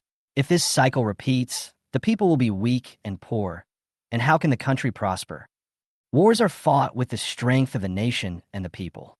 If the battles on the front lines continue to be stalemated for several years and the people reach their limit of endurance, people in various places will rise up in rebellion. If this continues, how can a country not perish? Wanda was choked by Sun Jian again and was unable to speak.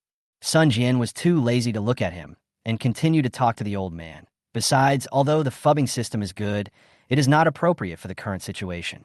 Human nature is selfish and has endless desires. In the current situation, there are disasters everywhere and refugees are everywhere.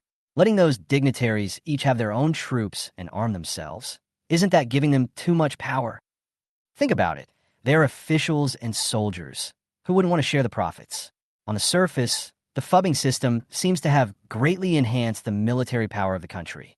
Once the war gets intense, the counties will have the power to fight back.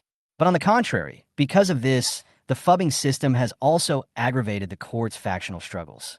The struggles between the various forces for their own interests will become more and more intense. But let's do it hard. Liu also wanted to speak, but when the words came to his lips, he didn't know how to refute. Sun Jian rolled his eyes at him and said, "Stop talking. Are you trying to say that everyone is united and the government's orders are what the people want? I'm telling you bullshit. If a man does not work for himself, he will be punished by heaven and earth. Human nature is greedy. Never test human nature at any time. There may be many loyal people in Dagan, but there is no shortage of selfish people either." After hearing what Sun Jian said, everyone's faces turned green and purple. Only the old man remained calm and expressionless. There are powerful enemies fighting outside, factional strife intensifying inside, bandits causing chaos in the distance, high officials exploiting nearby, natural disasters constantly happening in the deep, and foreign invasions in the shallow. If this continues, how can Dagan not perish? As soon as these words were spoken, the whole audience fell silent. Except for Sun Jian, who was still eating and drinking, everyone was stunned as if they were struck by lightning. If you think about it carefully, it is actually just as Sun Jian said. Every word makes sense and can stand up to scrutiny. Such remarks, such insights. I'm afraid there are really few people in the world who can tell it. Perhaps there is no shortage of talented people in the court, but without exception, even if they can sense it, they have no strategy to break the impasse. The old man sighed lightly. As for him, he knew the disadvantages of these policies. This is also what gives him a headache. But if these orders are not implemented, the current situation may be even worse. It seems that Governor Yao has really discovered a talented person this time. At least his intelligence is not inferior to that of several trusted ministers in the upper study. I just wonder if Sun Jian, who can spot difficult situations like many of his trusted ministers, can also solve them. But Sun Jian took a bite of the dish and continued. However, the country will not fall so quickly. After all, a lean camel is bigger than a horse. Emperor Qinwu of our dynasty is also wise and brave, and he is good at both civil and military affairs. I think as long as he is still alive, there will not be too much turmoil. After all the policies of governing the country are to strengthen his central power. Moreover, the current generation of old ministers all follow the lead of Emperor Ganwu. If the country is to be destroyed, it can only be the emperor of the future generations. You, repeatedly mentioning the word national destruction made Liu so angry that his entire body was shaking. But he couldn't refute anything. The old man glared at Liu. then turned to Sun Jian and smiled brightly. My friend, since you are well aware of the shortcomings of our dynasty, do you have any plan to break the impasse? No. Sun Jian spread his hands helplessly.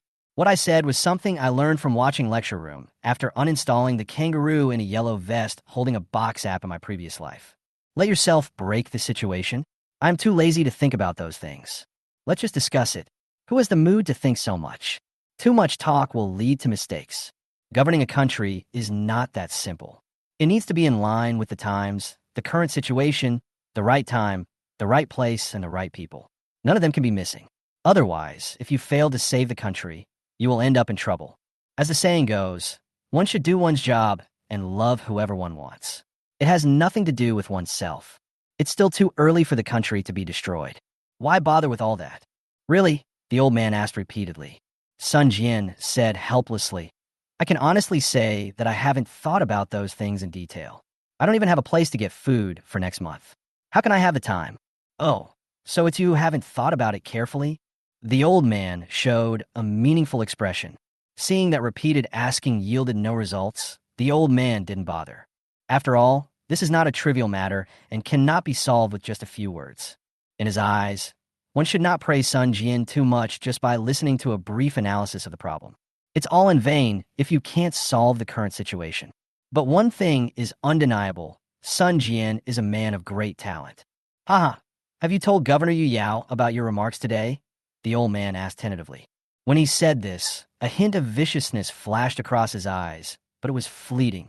If Governor Yao had heard this before, but concealed it, then no. Sun Jian shook his head. So what are your plans next, little friend? The old man continued his question in a different way. I don't have any plans. I'll just go home and continue farming and store up food first.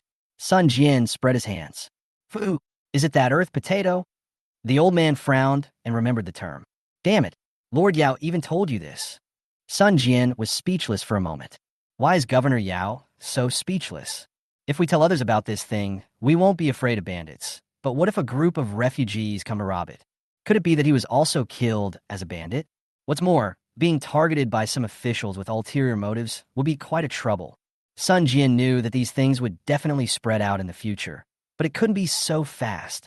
Before everything developed, he had to stay hidden. This was the way to win. What else did he tell you? Sun Jian asked. The old man pretended to be ignorant and still asked tentatively. Nothing else was said.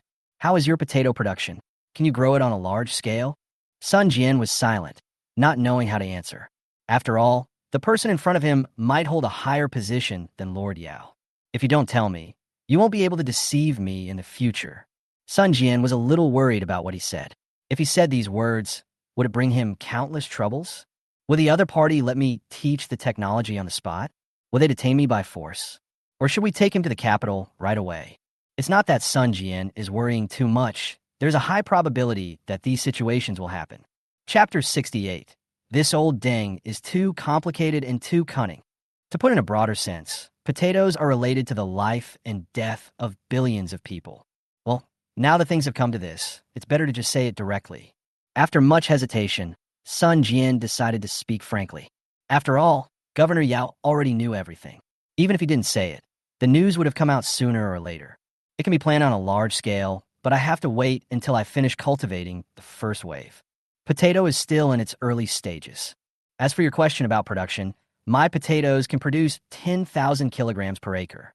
Regardless of the climate and soil, they mature very quickly and are rich in nutrients, no less than rice and wheat. Puff. As soon as these words were spoken, Wang Dagan, who was standing by, took a sip of tea and spat it out, almost choking himself to death. 1 acre of land produces 10,000 kilograms of grain? Are you afraid you have gone crazy? Where in the world can you find such crops? Liu was not in a much better condition. Fortunately, he had not drunk tea or alcohol just now. Otherwise, he would probably be in the same situation now. Wang De realized that he had lost his composure and quickly wiped away the water and coughed twice. Sun Jian just noticed that when he finished talking about the potatoes, the old man opposite him was finally a little moved this time. At least at that moment, his expression twitched slightly and then quickly recovered. This time it was the old man who asked Sun Jian a question. Really? Given your relationship with Governor Yao, why would I lie to you? As soon as Sun Jian finished explaining, he realized something was wrong. No, since Governor Yao could tell you these things, how could he not tell you about the yield per moo and the production situation? Well, old man, you are really thoughtful. Are you testing me? The old man smiled again and nodded. Master Yao did say that not only is the climate and soil not limited, but even the maturity period is very fast. Hearing this, Sun Jian's heart skipped a beat. At that moment, he suddenly felt a little fear towards the kind old man opposite him. I clearly didn't mention the maturity period just now, but he knew it all. He seemed to be cheerful and kind when talking to me, but when it came to his subordinates, his expression changed faster than turning the pages of a book. The most important thing is that I just said so many shocking words that everyone around me was frightened. He, on the other hand, didn't even lift his eyelids. This old dang is quite extraordinary and very cunning. It's simply not something I can contend with. If you think about it carefully, it seems that he is the one asking questions all the time, but it is not hard to find that every time he speaks, he is full of temptations. The old man obviously noticed a change in Sun Jian's expression. He seemed to guess what Sun Jian was thinking. He smiled kindly and said loudly, "My friend, don't worry about anything. I'm just concerned. I think how to grow potatoes in the future depends on you. After all, the new crop is related to the national system and destiny of Dagan. If potatoes can really do this, then I'm afraid there won't be so many people displaced in Dagan anymore, and there won't be the phenomenon of cannibalism anymore. It's all thanks to you, my friend, that you have such talent and were able to develop such a magical holy object." Oh, Sun Jian sneered and did not respond to the old man's words. He was well prepared, and he would not teach the potato planting technology to anyone. It is not impossible to cooperate with the court. After all, this matter cannot be concealed, but he must also be given sufficient and satisfactory conditions. He is not in a hurry for now, so he should arm himself first. I thought the old man would continue to worry about the potatoes, or even force Sun Jian to go to the palace with him. But who knew that the old man would do the opposite? He started to persuade Sun Jian to retreat directly. "My dear friend, I have enjoyed chatting with you today. How about we stop here today and see you again in the future?" What? Damn. He already knew about the potatoes, so he just stopped asking? Didn't ask for anything? Just kick me out? Why does this old man seem different from others in every way? Damn it. I really can't guess what he is thinking. Since everyone was trying to get him to leave, Sun Jian wouldn't insist on chatting anymore. All right. Sun Jian nodded, no longer hesitant, and clasped his hands together to express his gratitude for the hospitality. This group of people would not be uninterested in potatoes. No matter what he is up to, we will just have to deal with it. Then my wife and I will take our leave today. Old man, thank you for the meal. We'll see you again if we're lucky. After saying that, Sun Jian stood up from his chair. At the same time, Gu Zijian and Chu Qingsheng also stood up following their husbands. Only Zhou Wanner was still staring at the table in a daze. Wanner, just as Sun Jian was about to leave, he discovered that Zhou Wanner had not gotten up yet, so he hurriedly called out to her. "Oh, here it comes." Zhou Wanner quickly came to her senses, nodded embarrassedly to the old man and others, and then hurriedly followed Sun Jian's steps. Seeing Sun Jian going downstairs and waiting for others to leave, Li Yu and Wang Dicai looked at the old man with a complicated look and let out a long sigh. The old man didn't say anything, and Wang De and Li Yu didn't dare to bring up what Sun Jian had said today. The atmosphere was silent for a moment, and then Wang De seemed to remember something. He took out a small brocade box from his arms and handed it to the old man. "Master, it's time to take the pill. Old slave. Oh no, I will serve you and take it, okay?" The old man closed his eyes, rubbed the bridge of his nose, and sighed softly. No one knows what he is thinking at this moment. But who would have thought that at this moment, Sun Jian, who had already left, turned back again, which stunned everyone. "Young friend, what's wrong? Is there anything else?" Hey. Sun Jian touched the back of his head awkwardly and said to everyone, "I'm sorry, everyone. I forgot to take my things." Sun Jian suddenly picked up 4 jars of wine from the ground in the corner and smiled apologetically to everyone. "This thing is too expensive to miss. I'm sorry. Too expensive? Missed? Just because of 4 jars of wine. And they're all inferior wines? It's less than 100 coins at most. You call this expensive?" Li Yu's face darkened for a moment, and when he thought of the 100 taels of silver note that he lost due to his unjust death, 1,000 horses were galloping in his heart again. Sun Jian had half of his body away from the door, But he suddenly noticed from the corner of his eye that Wang De was holding a small golden box and a thumb-sized pill in his hands and was putting them into the old man's mouth. He frowned immediately, stopped, and stood there in a daze. "My friend, what have you forgotten again?" Seeing Sun Jian stop at the door, the old man smiled and asked, "Medicine. Are you taking pills?" Sun Jian walked forward and asked, "Yes, what's wrong with that?" The old man took the pill from Wang De, observed it for a moment, and was puzzled by Sun Jian's meaning. Wang De smiled apologetically and explained, "My friend, this elixir is called the rejuvenation pill. It was made with the help of a Taoist friend from the same palace as my master. It is said that long-term use can prolong life, strengthen the body, and refresh the mind." I wipe. Chapter 69. This thing is a chronic poison. Long-term use will lead to early death. Sun Jian was suddenly speechless and didn't know what to say for a moment. Is Wang De a spy from the enemy team? Or is it someone in the Great Zhou Kingdom who is responsible? Feeding your master this kind of food, are you trying to make him die early? But it seems that ancient emperors and noble ministers were very fond of taking elixirs. Especially after the emperors gained supreme power, they began to pursue immortality or longevity.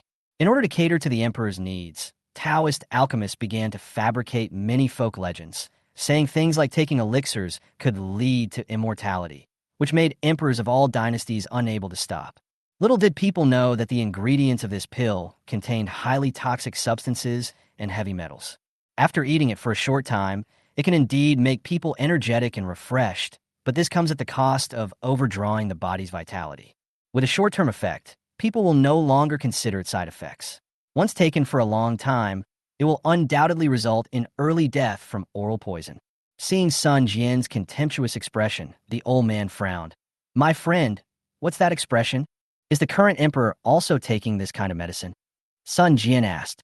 This, when mentioning Emperor Ganwu, Li Yu and Wang De both choked up. After they looked at each other, Wang De took the initiative to speak. "Yes, His Majesty is also taking this kind of elixir." "What's wrong with the elixir?" "We have sent people to check it layer by layer, and there is nothing wrong." "Oh, you know nothing. How can you check? What can you find out?" Sun Jian interrupted Wang De again, snatched the pill from the old man's hand, put it to his nose, and started smelling it. His action almost scared Li Yu and Wang De. This kid is so brave, so brave. No one in the world dares to snatch things from their master. He is the best in the world. No problem. The old man stretched out his hand to stop the two men and signaled them not to panic. With a kind face, he turned to ask Sun Jian, "My friend, is there anything wrong?" Sun Jian smiled bitterly and said to himself, "Even without testing, you can see and smell that it contains cinnabar, lead, sulfur, and mercury. Maybe there are other metal elements mixed in it." "What? What do you mean by lead and mercury?" Everyone was stunned, listening to what Sun Jian said to himself. "I didn't understand at all. There are some key words that they have never heard of." "Nothing. I was just talking nonsense." Sun Jian shrugged helplessly. After all, he took 100 taels of silver from the old man's men and broke their ribs, but they didn't blame him and instead treated his whole family to a meal. Now that he had discovered it, he couldn't just keep silent. "Old man, I advise you not to take this pill anymore. It's a chronic poison. Long-term use will lead to early death. Of course, it's up to you whether you want to listen or not. Also, if the current emperor is also taking it, then you should persuade him to stop taking it in the future, otherwise he will die in a few years." "What? Presumptuous." After these words were spoken, even Wang De became anxious. "You are so arrogant. My master has repeatedly given you face, but you are so arrogant that you even cursed the current emperor. I think you want to die." Wang De was so angry that he blew his beard and glared, and directly asked Li Yu to capture Sun Jian immediately. Everyone stepped back. The old man glared at the two of them with a frown on his face. The two of them gave up reluctantly, but they still looked at Sun Jian with hatred in their eyes. Sun Jian didn't care and shrugged. "Look at you all. You have never seen the world. If I had known you would be like this, I wouldn't have said anything. Old man, I see you are a good person. I have said this much. I will not mention it again. I'm leaving now. My friend, please stay." This time the old man tried to keep Sun Jian. The reason why he was not angry about what Sun Jian said was because he knew Sun Jian's abilities. Yao Tianzheng told him that Sun Jian's medical skills had already reached the pinnacle. Yao Tianzheng is the legitimate heir of a family of great medical skills. How could he be an ordinary person to be able to make Governor Yao say such words? Maybe Sun Jian was not talking nonsense at this moment. What else? Sun Jian had a cold face and was very alert. He thought the old man was trying to force him to stay. Lord Yao once told me that you cured the wife of the local county magistrate. Is that true? Sun Jian nodded. This is not something to be avoided, and there is nothing to be afraid of admitting. The old man stood up from his chair, looking domineering and majestic, and took a few steps forward. Governor Yao is the inheritor of my great medical skills. Although he has been in politics and serving as an official, his medical skills have never diminished. The imperial doctors in the palace are full of praise for him. People all call him a miraculous doctor who can bring people back to health and a living god. Then what? Sun Jian replied unhappily. He once said that the county magistrate was his student and that the county magistrate's wife was seriously ill and had not much time left, and even the gods could not save her. Even Lord Yao was helpless with such a disease, but you cured her with a few injections, and Lord Yao was amazed afterwards. Yes, it is true. The old man smiled slightly. So, you are also the heir of a family of medical skills? Successor of medical skills? After hearing this, Wang De and Liu looked at Sun Jian in shock, because Sun Jian once again refreshed their cognition. The martial arts are so powerful. His political views are beyond doubt. Even his agriculture is astonishing. And now a medical skill has emerged. This person is absolutely amazing. But this is not right. Any medical family would not be unknown, or even become a landless villager who can't even afford to eat. Besides, he is so young. How could he possibly have reached the pinnacle of medical skills? This is simply a fantasy, but it is better to be safe than sorry, if that is really the case. Could it be that what Sun Jian just said, that the elixir is poison, is actually true? But many kings and princes in all dynasties took elixirs, and it was the same. Although few of them lived long lives in the end, it was not so exaggerated. Sun Jian ignored other people's reactions, just shook his head at the old man, and started making up excuses. I'm not a descendant of medical skills. I was just lucky enough to meet a miraculous doctor in the mountains who taught me medical skills in my early years. The old man looked at her with a sharp gaze and nodded without caring whether it was true or not. I see. So you just said that this elixir is... Sun Jian placed the pill in his hand on the table and said softly, I will explain this red pill to you one last time in a way you can understand. Listen carefully. Those Taoists would first extract raw materials from many ores. Those materials themselves are highly toxic. Then they would mix in some edible things and start refining them in the furnace with flames. When the temperature is right, the raw materials would turn into liquid and finally cool and solidify to form a pill. Chapter 70. Gifts and favors? Give the old man a set of sex toys and a box of Viagra. It's just that the raw materials of this stuff are extracted from ore. Long-term use will cause chronic poisoning. Those so-called short-term beneficial effects are nothing more than the effects of those minerals in the body. People who take it will experience nausea, vomiting, diarrhea, and abdominal pain in the early stages, and blood in the stool, and difficulty breathing in the later stages. If this continues for a long time, you'll suffer from insomnia, muscle weakness, headaches, fatigue, oral congestion, slow reaction, and eventually liver and kidney failure and death. The old man's eyes narrowed, and it seemed that he had experienced many of the symptoms that Sun Jian described. Old man, why do you want to eat this? Sun Jian curled his lips and shook his head. As soon as these words were spoken, Wang De was the first to look pale. He picked up the pill on the table tremblingly, looked at Sun Jian, then at the old man, his whole body shaking. No, can't I? If this thing is really poison, then he, as the personal eunuch, will probably lose his head today. Although taking pills is the master's requirement, he also has the responsibility to supervise the poison. Thinking that his master might be killed, sweat broke out on Wang De's forehead. This is impossible. This elixir has been taken by those Taoists, including me, and the imperial physician. Sun Jian looked at him helplessly. Hey, I told you it's chronic poisoning. Did you stuff your ears with donkey hair? Damn it, if you want to doubt me, just continue to let your master eat you. Wang De was speechless again. The old man nodded, just glared at Wang De, then sighed and turned to Sun Jian. If that's the case, the alchemist deserves to die. It would not be too much to execute the whole family. My dear friend, I will investigate this matter in the future. Thank you for reminding me today. Post-investigation, it seems you still don't believe me. Sun Jian shook his head and sighed helplessly. These dignitaries are all suspicious. Whatever, I have said everything I should say. Don't worry about the rest. The old man explained, it's not that I don't believe it, but I need to have evidence for everything and not make rash decisions.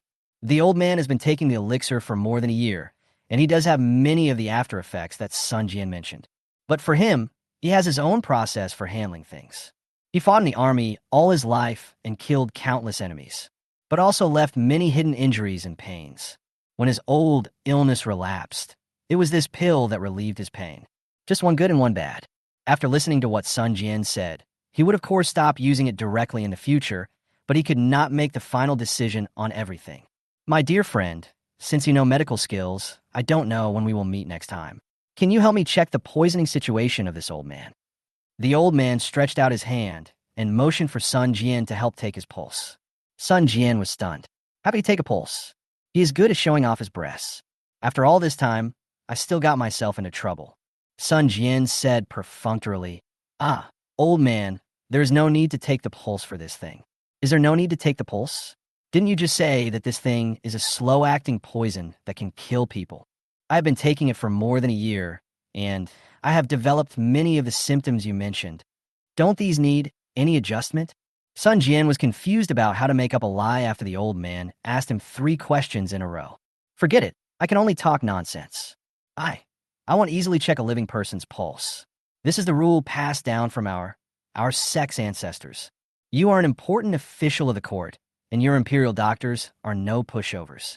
Since you have a good relationship with His Majesty, when you enter the palace, just let them take care of you. Besides, I am a nobody and my words carry no weight. What if something goes wrong? I don't want to get into trouble. In order to save his life, Wanda quickly said, then, instead of taking my pulse, you can just prescribe a medicine. I can go back and find the imperial physician to compare it. Check this matter. My friend's medical skills have been praised so highly by Lord Yao. It shouldn't be difficult for him to prescribe a prescription, right? Sun Jian's face was dark, the corners of his mouth twitched, and he was very embarrassed. Get a prescription? He is even less capable of this. He may not even be able to recognize all the medicinal herbs.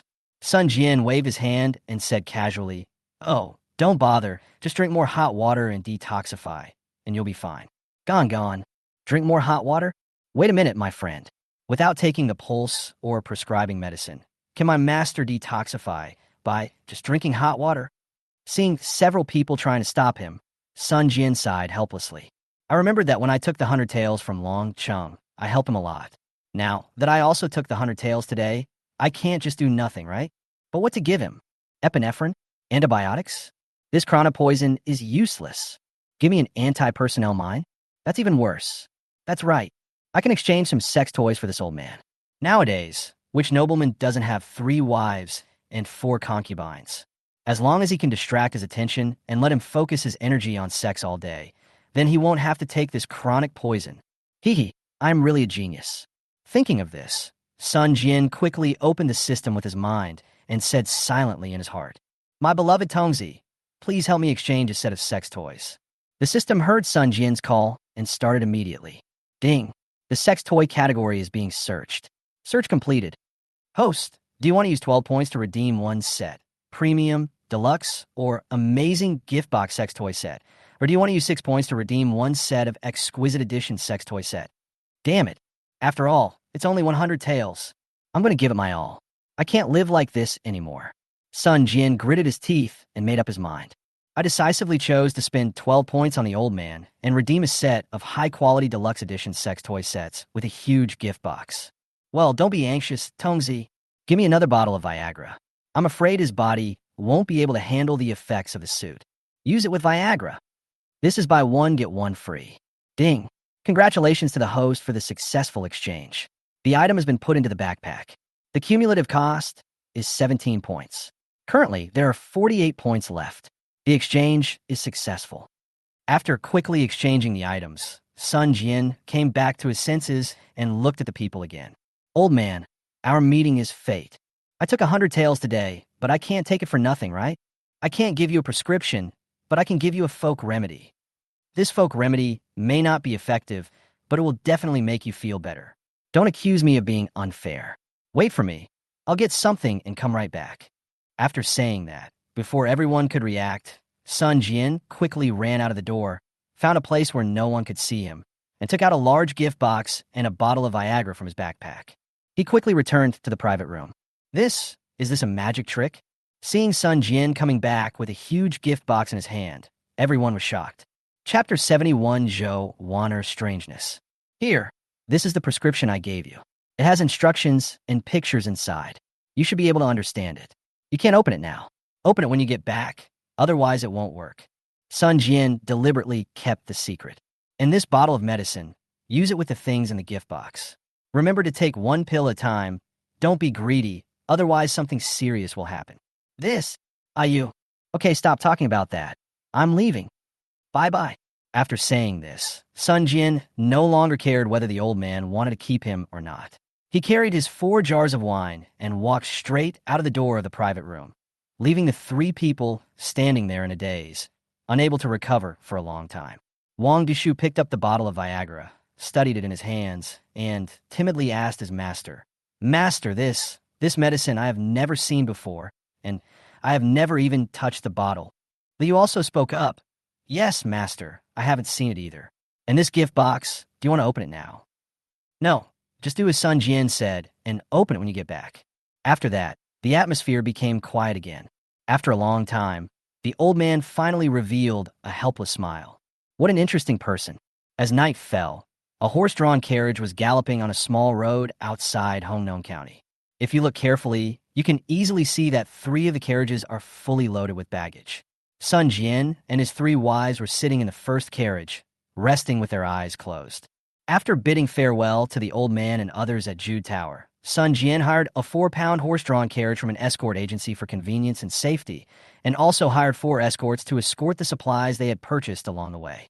Up to now, they had already traveled for 3 hours. If nothing unexpected happens, we will be able to return to Sunji Yazwang before midnight.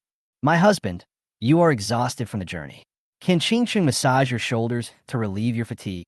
After sitting in the carriage for 3 full hours without any rest, Chu Qingqing was afraid that Sun Jian would be tired, so she made the request. No, it's all jostling around. Just take a rest. We'll be home in an hour. It won't be too late to press it again when we get home." Sun Jian smiled, looked at Chu Qingqing tenderly, and gently pinched her little face. All right. Chu Qingqing knew that her husband loved her, but because of this, she always tried her best to make Sun Jian more comfortable and take better care of him. Gu Zijian was not thinking about these things. She lifted the curtain of the carriage and looked out. "My husband, the cost of hiring a 4-pound carriage to transport the goods is already very high. Is it necessary to hire 4 escorts to escort us?" "It's necessary." Sun Jian opened his eyes lazily and spoke calmly. "Think about it. What era is it now? There are refugees and displaced people everywhere. If they can't get enough food, some of them will rise up in rebellion and occupy the mountains to rule. Who knows where a bunch of bandits will pop up?" Hearing this, Chu Qingqing was the first to nod her head, acknowledging that her husband was being far-sighted. Gu Zijian gave Sun Jian a helpless look. The words came to his lips, but he couldn't bear to argue with Sun Jian. "Are you afraid of bandits? It should be the bandits who are afraid of you." Gu Zijian smiled bitterly. "Sister Chu, you are too good to your husband and always go along with him in everything. In my opinion, it's totally unnecessary." These 4 escorts look strong and muscular, but it is not difficult to tell from their steps that they actually have no martial arts skills. It's so expensive to hire them, but it's useless. If we really encounter bandits, my husband and I are the only ones who can help. Gu Zijian imitated the words that Sun Jian often said, spread his hands helplessly, and put forward his own ideas. With our husband's ability, even if he were to encounter dozens of bandits robbing him, I'm afraid the bandits would be the ones who would suffer. "My husband, when did you start practicing martial arts? Why have I never seen that you have such high attainments in martial arts?" I recalled the scene yesterday at noon when Sun Jian had fought with the strong manly Mu. His martial arts skills are as good as my father's when he was alive. Among the famous generals of the time, Sun Jian's kung fu skills cannot be matched, but he is among the best. Sun Jian touched his nose and made up a story. Didn't I tell you before? I followed an old immortal in the mountains, learning medicine and martial arts.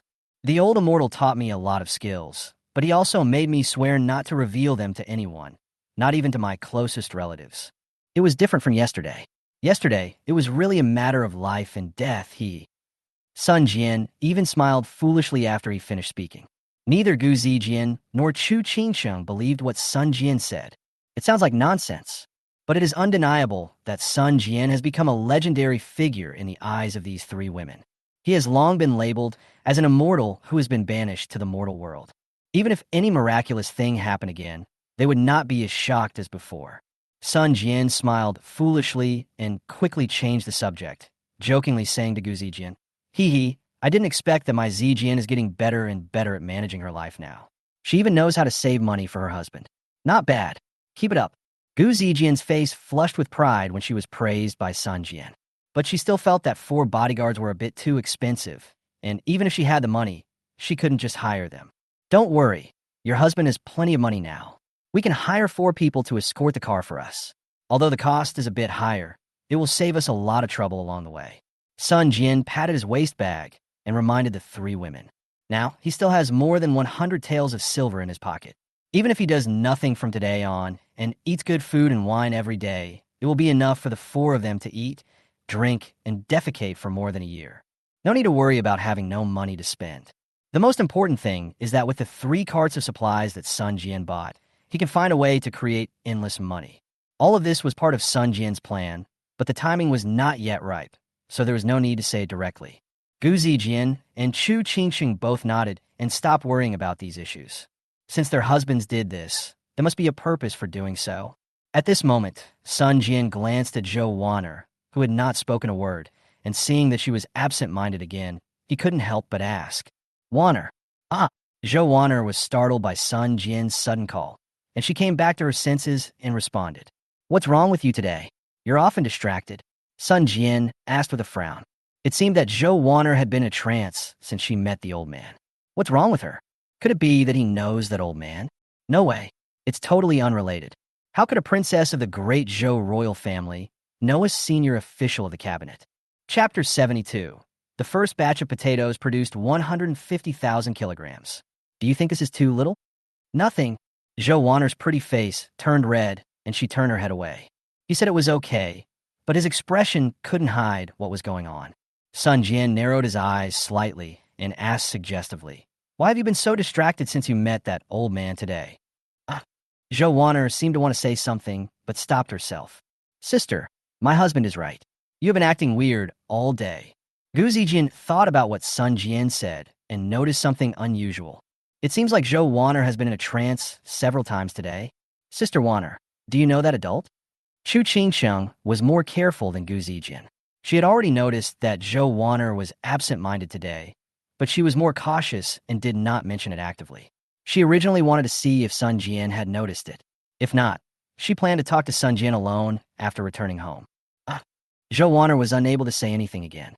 Instead, she turned her head and gave Sun Jian a complicated look. Seeing that Zhou Wanner was full of concerns and had difficulty in saying many things, Chu Qingsheng helped her to smooth things over. Sister Wanner, are you shocked by the martial arts that our husband suddenly displayed today? Yes. Zhou Wanner was stunned at first, then quickly took advantage of the situation and nodded repeatedly. Yes. Sun Jian took a breath. He naturally didn't believe this ridiculous reason, but he didn't open his mouth to ask further questions. But one thing is beyond doubt. That is, Zhou Wanner's abnormality is inseparable from that old man. Time passed quickly, and we arrived at Sun Jiazwang in a blink of an eye. When a villager on duty saw that the people coming were Sun Jian and his entourage, he quickly informed the villagers that Sun Jian had returned. This also resulted in a large number of villagers flocking to the village as soon as the horse-drawn carriage entered the village entrance. Seeing the densely packed crowd, all holding torches, the 4 escorts thought they were encountering bandits and robbers and were so scared that they nearly wet their pants. They were relieved when they learned that these were all villagers from the village. The villagers led by Lao Chao, Lao Jiang, Ergo, and Go Sheng were overjoyed to see Sun Jian return successfully and rescue his 3 ladies from the county prison. He was even more impressed by Sun Jian's abilities. For so many days, the The villagers were in a panic, fearing that something might happen to Sun Jian. Sun Jian is currently the pillar and core of the village. The villagers all knew that if something happened to Sun Jian, the good days of their Sun Jiazwang would be over. Sun Jian greeted the villagers one by one. Those who had laughed at him before now felt like they were seeing the king when they saw Sun Jian. They kept nodding and bowing like slaves and offered to help. With the help of everyone, Sun Jian successfully unloaded the goods he purchased into his own yard. After exchanging greetings with everyone for a while, Sun Jian dismissed many of the villagers on the grounds that it was getting late, leaving only the village chief, Lao Jiang, Lao Chao, and Ergo at home. I learned from Lao Jiang that County Magistrate Wang and Governor Yao had rushed to the county town in Kyoto overnight a few days ago in order to rescue Sun Jian, and they were also afraid that Sun Jian would fail to save his wife and fall into the trap. There is no news yet. Although the news came many days ago, Sun Jian was still moved. Judging from the current time, Governor Yao and County Magistrate Wang should have learned that I have returned to the village safely. After all, the old man found me yesterday through Governor Yao's message. Old Jiang, how is the matter I arranged for you in the county city going? Hearing Sun Jian's question, Lao Chao, Lao Jiang, and the other four all showed happy smiles on their faces. Lao Jiang was the first to report. Everything you arranged has been completed. As of yesterday, the first wave of potatoes has been successfully harvested, including 9 mu of hillside land and 8 mu of valley land, with a total output of 150,000 kilograms of potatoes. 150,000 Jin. Sun Jian. We used 1,000 sacks to carry it. Lao Jiang became more and more excited as he spoke, and almost jumped up on the spot. He had never seen so much food in his life. All this is because of Sun Jian. Only 150,000 Jin. Sun Jian shook his head in dissatisfaction. According to Sun Jian's idea, 17 acres of land could produce at least 180,000 kilograms of potatoes. Is this too much or too little? It must be missing. Seeing Sun Jian curling his lips and shaking his head, the village chief Li Liangji, Lao Chao, Ergo, and Lao Jiang all looked at him sideways. Is this too little? 1 acre of land can produce nearly 10,000 kilograms of grain. This is something that no one has been able to do in the history of several dynasties. Yesterday, several villagers even fainted because they were too excited about harvesting so many potatoes. But when it came to Sun Jian, it seemed like too little. Sun Jian ignored the surprised expressions of the others and continued. Someone must have hidden them during the process, but the potato seedlings were destroyed. But it doesn't affect anything. Judging from the production volume, most of them are fine. Hey. Seeing that Sun Jian said most of the problems were fine, the 4 of them breathed a sigh of relief.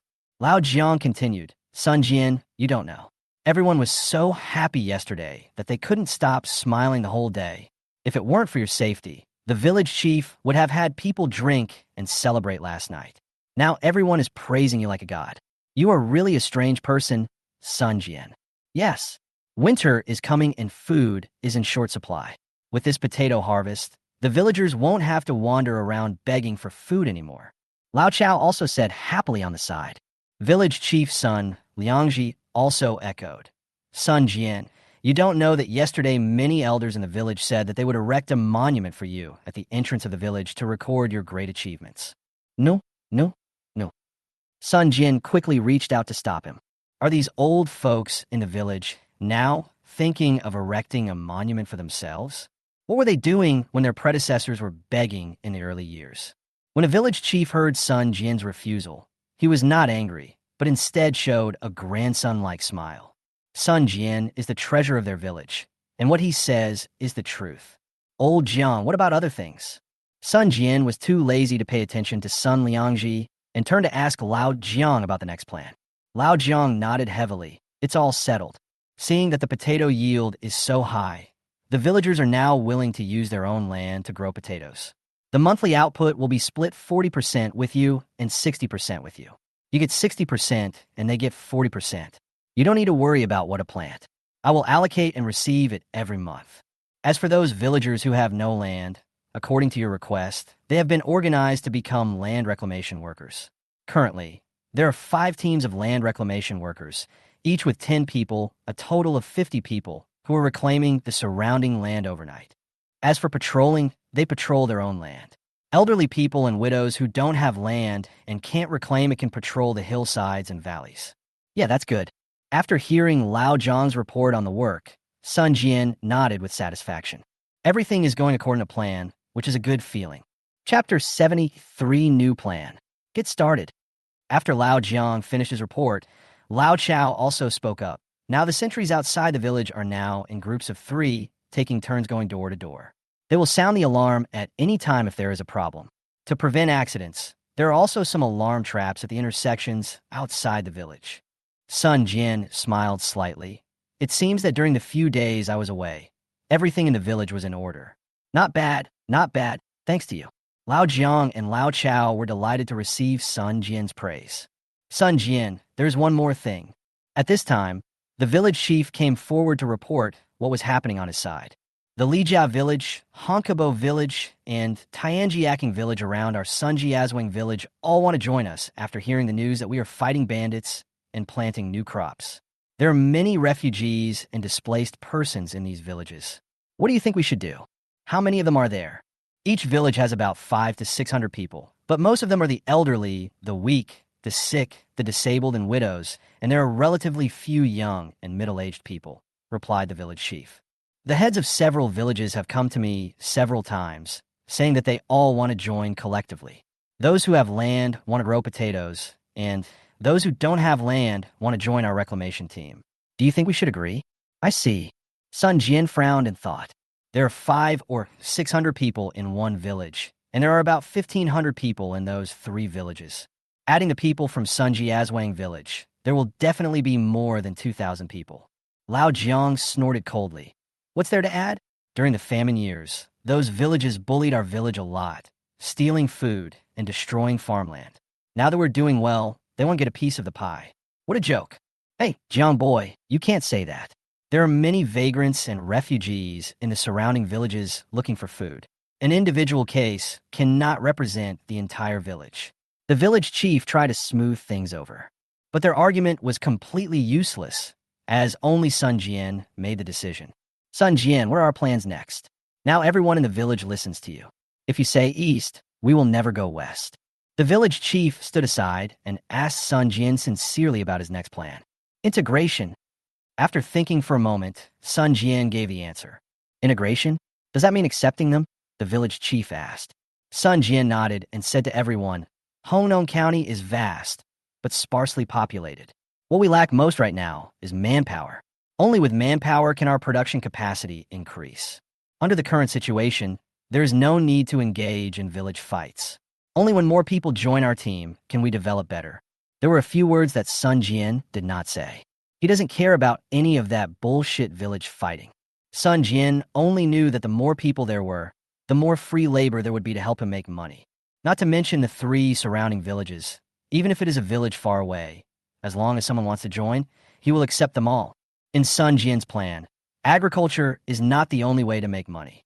Village chief, you can inform the surrounding villages tonight and ask them to gather at the east end of our village at noon tomorrow. No matter if you're young and strong, widows, orphans, or the elderly, weak, sick, or disabled, as long as you can move your legs and feet, come. I'll give them something to do after they come over.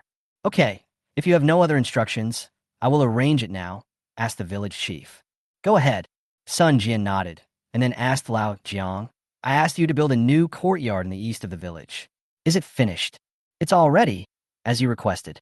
The wall is 3 meters high and covers 5 to 6 acres of land. There are more than a dozen rooms and pavilions. Good. Sun Jian nodded with satisfaction. I didn't expect that Lao Jiang was so efficient. He completed all my tasks in just a few days. Next, you can start working on it. This new courtyard was not built for living, but was Sun Jian's base for making money. In the words of later generations, this place is the enterprise founded by Sun Jian. In the future, Sun Jian will develop all kinds of things here and sell them all over the country. Reaching the peak of life and living with a wife and children will no longer be a dream. Lao Jiang, Lao Chao, ergo, the 3 of you should stay here today and help me with the work. Is there a new crop? When Lao Jiang heard that there was work to do in the middle of the night, his eyes suddenly lit up. All you know how to do is farm. Sun Jian rolled his eyes at him unhappily. This silly boy is usually very careful when doing things. Why does he only know how to farm? Farming is just to solve the current food shortage problem, but it is too difficult to get rich by farming. What a blockhead. Sun Jian first walked into the three women in the inner room and said hello, telling them that he was going out for a while and would be back later. What can we do to help you, sir? Chu Qing Chang couldn't help feeling distressed when she thought about how her husband had been traveling for most of the day and had to start working again right after returning without even having a rest. Yes, husband, we can't sleep without you. If you are short of manpower, we can help. Sun Jian smiled and said, if you can't sleep, then help me grow some more potato seedlings. Let's go. After saying this, Sun Jian ordered Lao Jiang, Ergo, and Lao Chao to take the 4 jars of wine and a lot of supplies and rush to the new courtyard that had just been built at the east end of the village. The 4 of them worked all night and finally prepared everything before dawn. Everyone didn't understand what Sun Jian was going to do. There are wooden basins, wooden barrels, and people who light the stove and boil the pot. Sun Jian deliberately kept the question in suspense and turned to ask Chao. Lao Gao, zao ju lai de king? Hey, I like to drink. Who doesn't like to drink? Wine is the essence of grain. The more you drink, the younger you become. But it is a rare commodity. To be honest, the last time I drank was 2 years ago. Lao Chao touched the back of his head and smiled foolishly. He thought Sun Jian wanted to invite them to drink, so he picked up the jar of wine and couldn't wait to drink it. Damn, what are you doing? Put it down. Sun Jian glared at Lao Chao. Lao Chao was so scared that he quickly put down the jar of wine in his hand with an innocent look on his face. Who the hell said I'd treat you guys to a drink? I'm going to make some wine. Wine. After these words were spoken, the 3 of them were stunned. Isn't wine made from grains? Why do people still use wine to make wine? Sun Jian simply opened all the wine jars and poured them directly into the big pot on the stove. Does the wine you normally drink count as wine? It's not very sour, the color is not very good, it's yellow and turbid, and most importantly, the alcohol content is pitifully low. The wine I'm going to brew next is a highly distilled wine with a rich color and a very high alcohol content. It's totally different from these rubbish wines. Strong alcohol? Everyone looked at each other in bewilderment. They had never heard of these things before, let alone seen them. This thing is beyond their understanding. Chapter 74, A New Plan Begins. Winemaking process. Do you know why I chose you 3? As Sun Jian spoke, he added firewood under the stove. The 3 of them shook their heads in confusion. That's because the 3 of you are all close to me and are reliable. I also trust you. Remember, what I teach you today cannot be passed on to others. You can only keep it in mind. You all have to watch carefully today. I will only teach you the winemaking process once. From now on, all these things will be done by you and the workers. While Sun Jian was busy with his work, he divided the winemaking process into 3 major parts and assigned them to 3 people respectively. Ergu is responsible for soaking and steaming. Lao Chao is responsible for fermentation and drying. Lao Jiang is responsible for distilling and producing wine. The process is divided among 3 people, and each person only masters one step of the process. Only when the 3 people come together can the entire brewing process be closed loop and none of them can be missing. As the old saying goes, you should not have the intention to harm others, but you must be on guard against others. Sun Jian chose them entirely out of trust in them, but trust cannot be eaten, and we still need to be on guard against them. The brewing technology of this era was extremely backward. People generally believe that only good grains can make good wine. In the end, not only did a lot of grain get wasted, but the wine produced was bitter, astringent, turbid, tasted bad, and had a low alcohol content. But even so, wine was always in short supply. But Sun Jian's brewing process was completely different. He did the opposite and used only the leftover grains. Not only does it reduce the cost of grain, but the wine produced is more natural with a mellow taste, rich aroma, and most importantly, a very high alcohol content. Sun Jian believed that once his highly distilled liquor came out, it would spread to all parts of the country in a very short time and would be in short supply. Highly distilled liquor is only the first step of his plan. Next, he will continue to develop other practical items in this small workshop and make all the money in the world. Of course, he must make steady progress in everything. Time passed quickly, and the 3 of them quickly mastered the knowledge taught by Sun Jian. Ergu, remember, these millets must be constantly washed with water to remove all other impurities. This includes broken grains and insect grains. There must not be any. The soaking time must last for more than 2 to 3 days, and the mountain spring water must be changed every 12 hours. Clear. Before steaming, be sure to pay attention to the water level. Put a layer of gauze on the grate and spread the grain on it. It should not be too thick, no more than 3 centimeters high.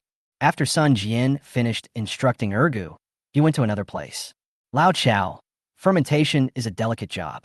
The temperature must be kept warm, the yeast must be mixed evenly, and the fermentation barrel must be boiled in boiling water before each use to sterilize it. Don't ask me what sterilization means. To put it simply, it means ensuring cleanliness. Ok. Lao Jiang. Please repeat the process I just taught you. After Sun Jian arranged Lao Chao's work, he went to Lao Jiang's shack. Lao Jiang thought for a moment and then answered, "Pay attention to the temperature. It can't be too hot. That's the 60% you mentioned. It needs to be wrapped in cotton cloth to cool. It also needs to be steamed and circulated for continuous distillation and then cooled. Also, when you collect the wine, discard the first and last wine. Continue filtering after finishing and distill it 3 times. Right?" Sun Jian. "Yeah, I remember it well." Sun Jian nodded, expressing his satisfaction with the performance of the 3. Now that you have mastered the theoretical skills, the next step is practice. Sun Jian estimated that the first wave of strong liquor would come out in the early morning of the next day. There was not much point for him to stay here, so he simply gave the 3 of them a few words of advice and turned back to go home. No one can teach them experience. They can only try it slowly. Fortunately, the people Sun Jian selected were pretty good. Lao Jiang is bold and careful. Although he is a little poor, the most important thing is that he is hardworking and has a flexible mind. Lao Chao was born a hunter with a strong physique and a calm mind. Although he had never practiced martial arts seriously, his archery skills were extraordinary. Although Ergu has no special strengths, he is indeed loyal to himself. Sun Jian was quite satisfied that he could select 3 such people to help him run a small workshop in a small place like Sunjiazway. After returning home, the 3 girls had not gone to bed yet. They were still in the cellar with lights on, helping Sun Jian grow potato seedlings. Chu Qingsheng and Gu Zijian were very happy to see their husbands coming back, but Zhou Wanner was still a little absent-minded. After dinner, Sun Jian wanted to have a heart-to-heart talk with Zhou Wanner to find out what was wrong with this little girl, but he didn't expect that she didn't give him the opportunity and ran to the side room to rest early. The communication was fruitless, and Sun Jian did not intend to continue to dwell on it. He hugged Gu Zijian and Chu Qingsheng and fell asleep early.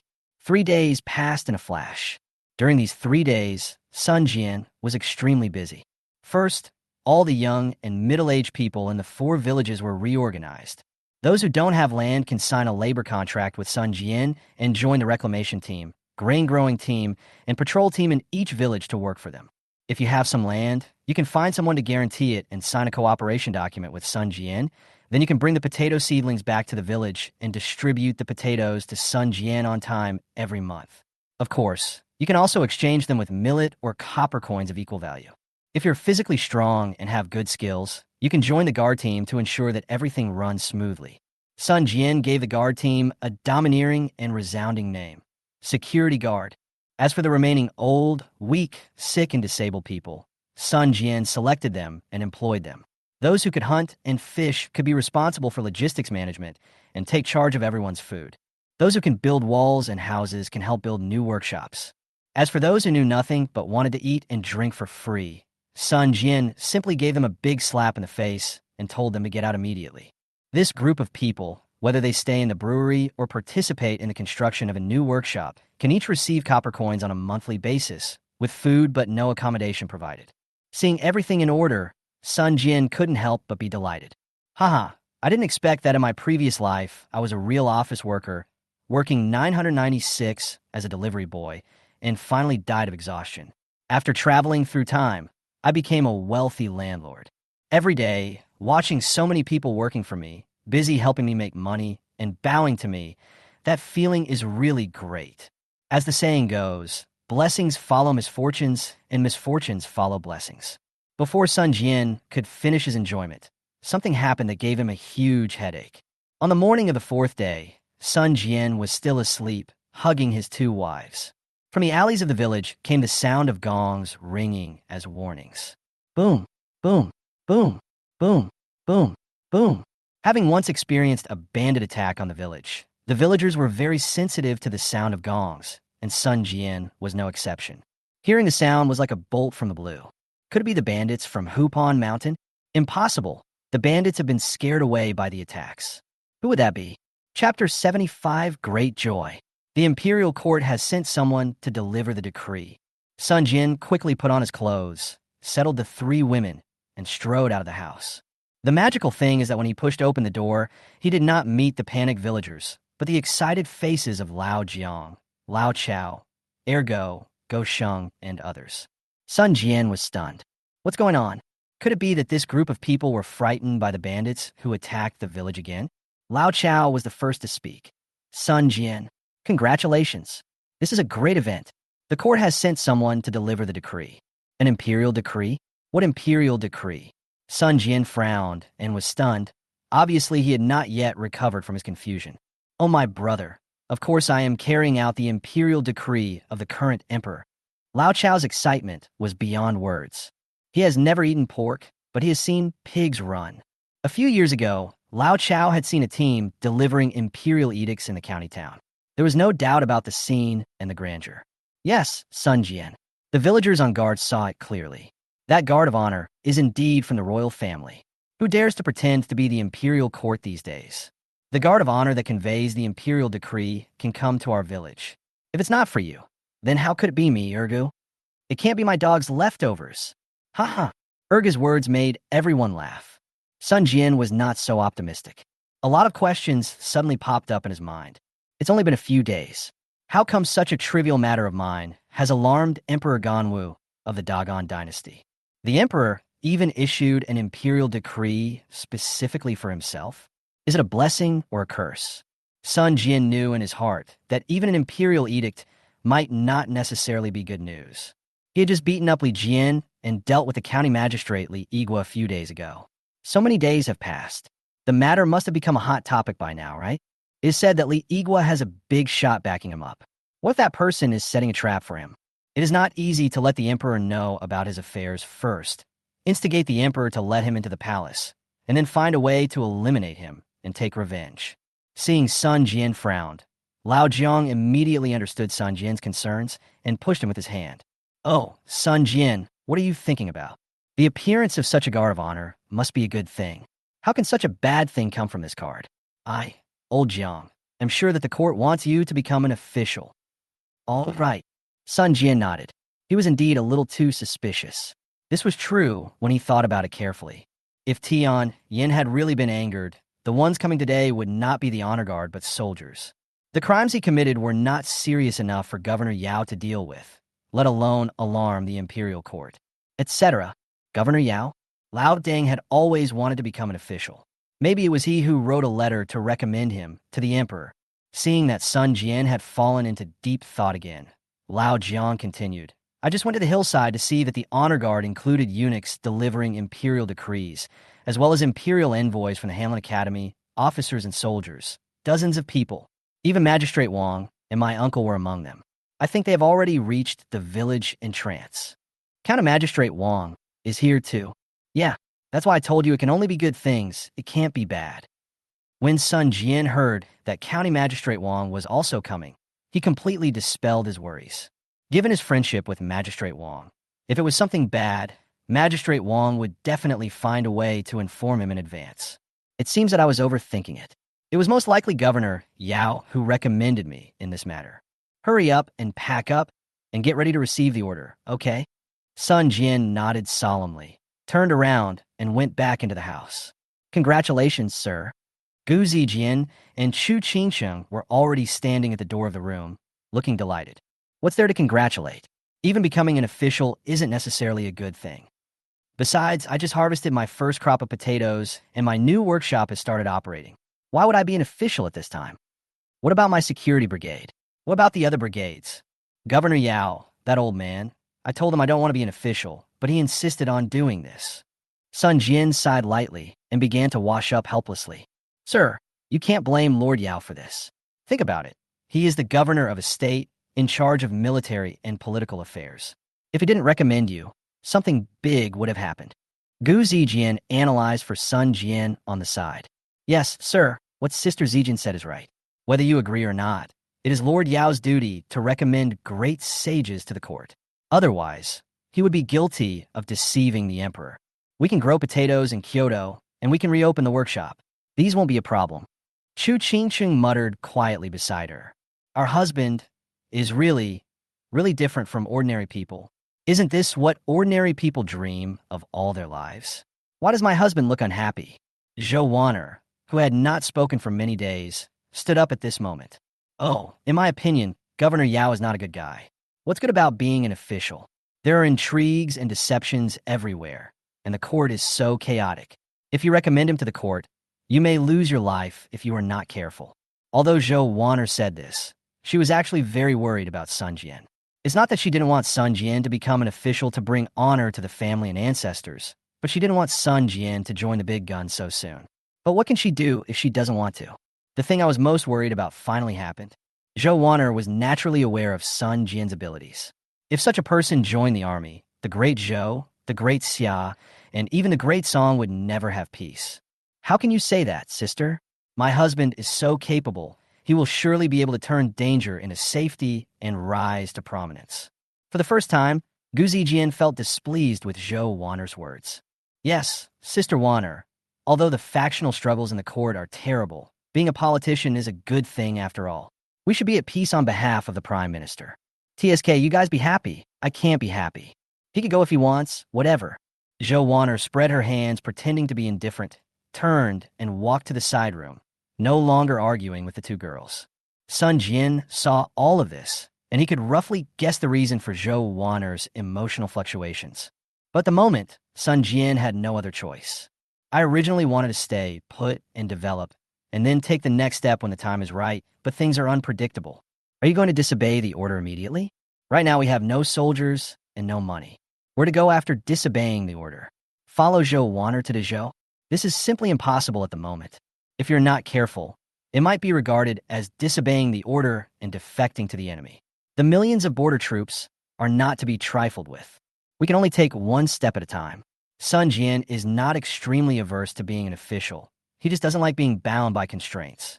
Sun Jian had just finished washing his face in the yard when Zhou Wanner's voice sounded behind him again.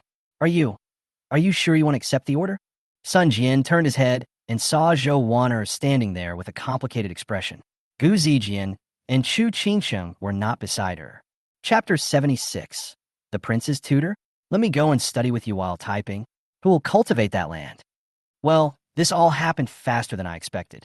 Under the current circumstances, there is no way I can refuse to accept the order. Do you really want to be an official for Dagan? There was a hint of pleading and resentment in Zhou Wanner's eyes. She bit her lips lightly and asked Sun Jian. Sun Jian was silent, just staring at the girl blankly, without rushing to reply to her. Perhaps realizing that she had said something wrong, Zhou Wanner quickly changed her words. What I meant is, do you really have to be an official? The imperial court is a dangerous place. I am worried about your safety. Oh, are you just worried about my safety? Sun Jian smiled and asked tentatively. Then what else? Zhou Wanner pouted. Sun Jian knew what Zhou Wanner was thinking. Her concern about him was not false.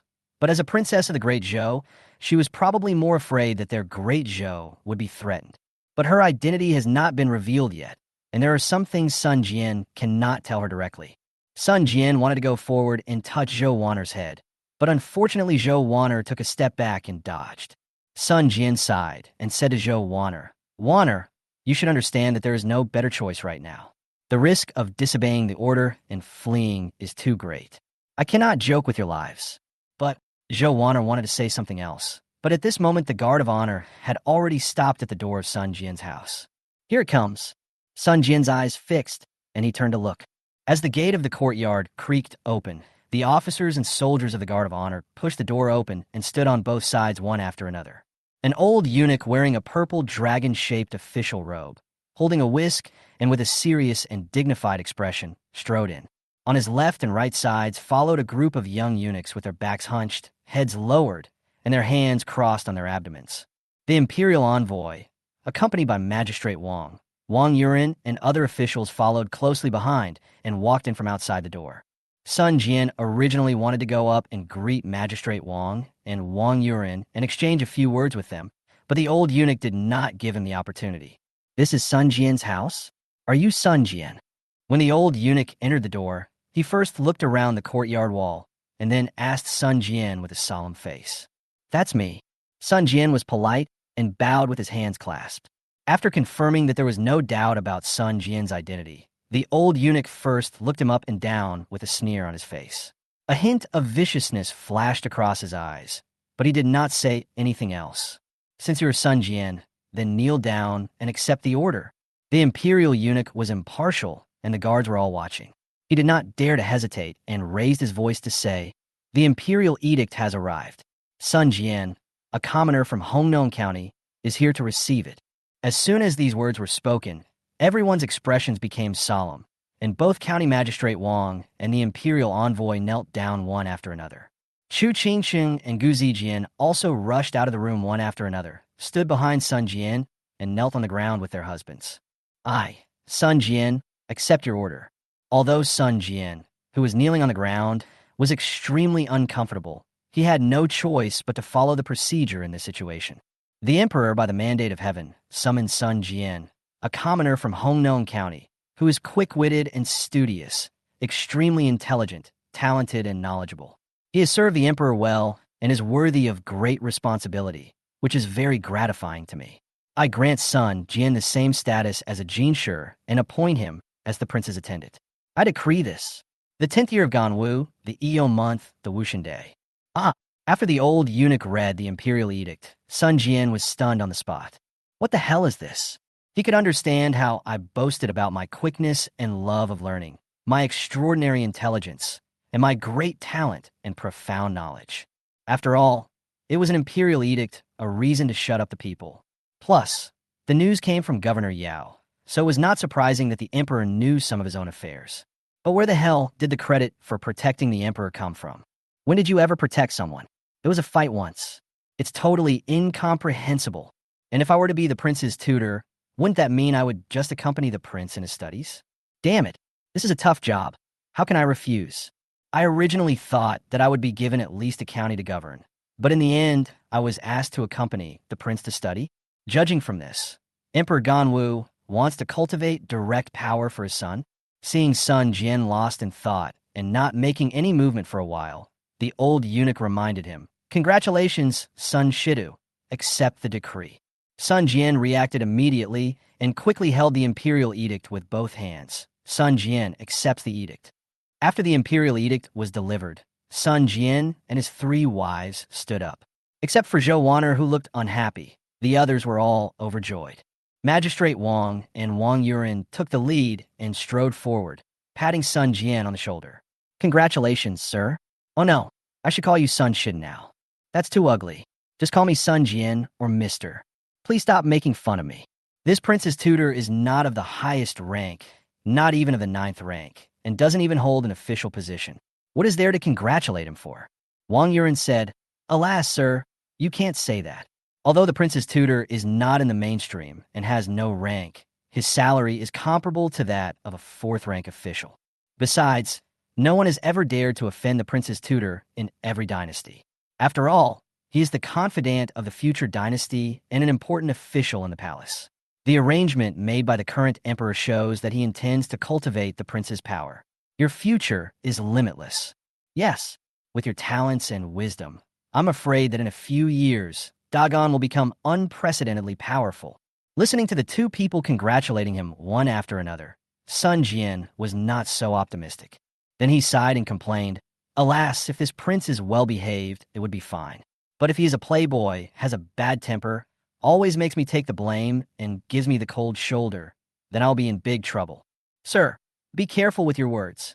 Sun Jian's words frightened County Magistrate Wang so much that he trembled quickly and stepped forward to cover Sun Jian's mouth, looking around nervously. Wang Yuren was not in a much better condition.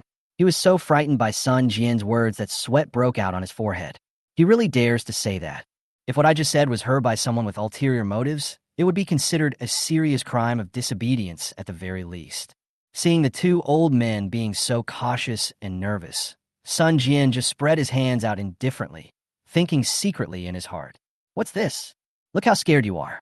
I was just about to say that since I am the prince's tutor, If the prince is disobedient, I have plenty of ways to punish him. Sir, you must be careful in everything you do when you are an official in Kyoto. If someone with ulterior motives hears what you just said, you could lose your life. Magistrate Wang leaned over and whispered in Sun Jian's ear. No. Sun Jian smiled bitterly and shook his head. He is not stupid and knows what to say and what not to say. Sir, I'll talk to you later. Take this. As he spoke, Magistrate Wang took out 2 large silver ingots from his waist bag and stuffed them into Sun Jian's arms. Chapter 77, You have to be careful of these people. Sun Jian took them. The 2 silver ingots weighed a total of 40 taels, and each ingot was 20 taels of pure silver, so they were not light in weight. Why? Sun Jian frowned, not understanding what Magistrate Wang meant. Wang Yuan reminded him, Sir, this has always been the rule. You will give them to Mr. Liu, the Imperial Envoy of the Hanlin Academy, and Mr. Zhang, the Deputy Chief of the Imperial Household Department, respectively. What kind of rules are these? I haven't even been to the court yet, and you're being so blatantly greedy. Before Sun Jian could finish his complaints, Lord Liu, the Imperial Envoy from the Hanlin Academy, and Eunuch Zhang, the Deputy Chief of the Imperial Household Department, strode forward. I, the old servant, would like to congratulate Mr. Sunday. Aha, congratulations to Sun Shidu. At such a young age, Mr. Sun is highly regarded by His Majesty. He has a promising future. The 2 men clasped their fists and greeted each other. On the surface, they seemed polite, but in fact they were waiting for Sun Jian's money. Magistrate Wang had been an official for many years. Although his position was not high, he knew the ins and outs of this matter. He quickly turned to Sun Jian and said, Sun Shidu, I would like to introduce you to this Eunuch Zhang, the Deputy Chief of the Imperial Household Department of the capital. The Saligian is one of the 12 major bureaus in my department. It is responsible for holding seals, writing, attending court, criminal law, and inter-court etiquette. This is Lord Liu, a scholar and editor of the Hanlin Academy, and the nominated Imperial Envoy to draft the Imperial Edict and convey the Imperial Edict. Sun Jian bowed to both of them and greeted them. After a few words of greeting, asking them to take care of him and provide him with support in the future, he stuffed the silver ingots that Magistrate Wang had prepared for him in advance into the hands of Eunuch Zhang and Lord Liu respectively. The 2 pretended to refuse, exchanged a few polite words, and finally took both of them into their arms. Mr. Sun is too polite. I will respectfully obey your command. Yes, Sun Shidu is obviously a man of great talent. Your Majesty has a good eye for selecting him. I will definitely take good care of Sun Shidu in the future. Everyone can say polite words, and Sun Jian is no exception. After pushing and pulling for a while, Sun Jian said loudly, Could you 2 wait a moment while I take care of my family affairs? After everything is settled, we will set off with the team immediately, okay? According to normal procedures, after receiving the Imperial Edict of Appointment, one must pack up and set off immediately. One cannot delay any further and must return to Beijing to express gratitude. But Eunuch Zhang and Lord Liu had just accepted 20 ingots of silver from Sun Jian, so they would naturally give Sun Jian some time to be lenient. Okay, Sun Shidu, just do it as soon as possible. It doesn't matter as long as it's not too late. Sun Jian also took advantage of the situation and said, Thank you for your hard work. The journey was tiring and it was not easy. You 2 should take a rest. I will arrange the affairs at home, and then we will set off. Seeing that the 2 men agreed, County Magistrate Wang gave Wang Yuan a look. Wang Yuan understood and immediately took the 2 adults to the village chief's house to rest. Sun Jian heaved a sigh of relief when he saw that everyone had left the yard, leaving only Magistrate Wang and his 3 wives. Thank you, Lord Wang, for the 40 ingots of silver just now. It's okay. It's just a small matter. Magistrate Wang waved his hand and landed next to Sun Jian. 40 taels is not a small sum. Here, I'll return it to you.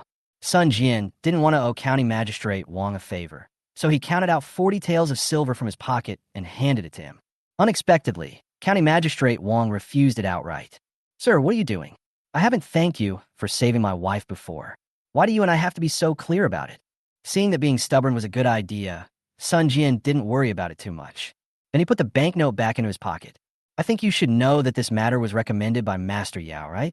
Since there was no one around, County Magistrate Wang didn't bother to be shy about anything. Alas, Master Yao recommended you on the one hand because it is my duty, and on the other hand because I care about the people of the world. The current emperor is in poor health, and there are internal and external troubles. Dagan is already in a precarious stage. Sir, please don't blame my teacher. He had no choice but to do it.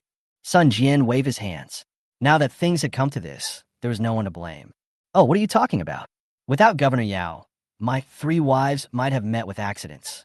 He is not trying to harm me. Please understand. After all, Sun Jian should thank Yao Tianzheng. If Yao Tianzheng hadn't stepped forward first to subdue that evil prefect, his 3 wives would probably have been touched by Li Jian that night. However, the imperial edict came too quickly. His small workshop had just started, the potatoes had just been harvested, and everything was developing well. But he was about to leave his hometown and go to Kyoto to take up a post. I'm deeply gratified that you are so understanding and righteous. Magistrate Wang patted Sun Jian on the shoulder and said, Sir, you will be an official in the court from now on. The court is full of dangers. You must be careful in everything you do. Wang came here this time to remind you of these things. Sun Jian listened attentively. After all, he was still too unfamiliar with the imperial court. If he was not prepared at all, no matter how smart he was, he would not be a match for those old foxes in the court. After all, Mr. Wang is a low-ranking official, so his words carry little weight. Governor Yao asked me to state these words to Mr. Yu. County Magistrate Wang began to tell Sun Jian in detail the people he should pay attention to in the court. The court of Dagan is now divided into 4 factions. The first is the many old ministers headed by His Majesty's lineage. You are the prince's tutor appointed by His Majesty. I think these old ministers will only question you at most and will not do anything else. Then there is the lineage of the current Prime Minister Lin Xuanfu, headed by the Longxi clan. Special attention should be paid to him. He is the first of the 3 dukes and has the title of Grand Commandant. The Longxi clan under his control has produced many talented people who are scattered in various ministries, departments, and offices. It can be said that the clan is flourishing and deeply rooted. This person is too cruel and ruthless. He does things by any means necessary and is very cunning. Well, he is second only to the emperor and above all others. It seems that His Majesty trusts him very much. People like him should be won over. Sun Jian nodded, agreeing with what Magistrate Wang said. No, I'm reminding you to stay away from him and be more careful with him. Stay away? Be careful? Sun Jian frowned and asked, Isn't that right? This person is a high-ranking official. I think he should be the emperor's confidant. I am also the prince's tutor. Logically speaking, the prince will take the throne 100 years after the emperor. They should have the same goal. Why should I be careful and stay away? Perhaps Governor Yao and I are overthinking it. As the prince's tutor, you will not be able to come into contact with such a powerful official in a short period of time. But you must remember to try not to have any dealings with him or have any intersection with him. Why do you make me more confused the more you talk? Why should we be careful and stay away? Could it be that he has other intentions? Chapter 78, damn it. Wouldn't it be a life or death situation for me to become an official? County Magistrate Wang shook his head and rejected the idea. I only heard Master Yao mention it, and I don't know the specific reason. Master Yao said that if His Majesty were still alive, this person might not cause any trouble. But if His Majesty were to encounter an accident, this person would inevitably develop other ambitions, as he has been in control of the court for many years. In the past few years, this person has not even taken the crown prince seriously, let alone a mere tutor like you. Damn, he doesn't even take the crown prince seriously? Then how dare your Majesty appoint him as the Grand Commandant, or the Prime Minister? County Magistrate Wang sighed. There are so many things going on here that I can't explain it to you in a short time. Anyway, Dagan needs the support of the Longxi clans right now, and the Longxi clans have grown too fast in recent years. They have become towering trees with deep roots and disciples everywhere. Your Majesty, even if you want to make a move, you must not do so without absolute certainty. However, Prime Minister Lin has been fine over the years. He has not sided with any of the princes and has been loyal to your Majesty. This is a blessing in disguise. Understood. It seems that Lin Xuanfu is quite smart and knows how to protect himself. If he really sided with the prince, formed a clique for personal gain, and threatened the prince's position, then Emperor Ganwu would not tolerate him. As a founding emperor, Emperor Ganwu probably had the means to check and balance this force. Apart from your Majesty's faction and Prime Minister Lin's lineage, the rest are the Crown Prince's lineage and the Second Prince's lineage. In recent years, their fights have become increasingly fierce. Wait, how many princes does your majesty have? Sun Jian was a little confused for a moment by what County Magistrate Wang said. Except for the princess, your majesty has 9 princes to be exact. Damn it, 9 sons compete for the throne. Do you want it to be so exciting? As soon as Sun Jian heard what Magistrate Wang said, he took a deep breath. Suddenly, I remembered a TV series I watched in later generations. The fight between the 9 princes for the throne was so fierce. Although there are 9 princes, 4 of them have died young.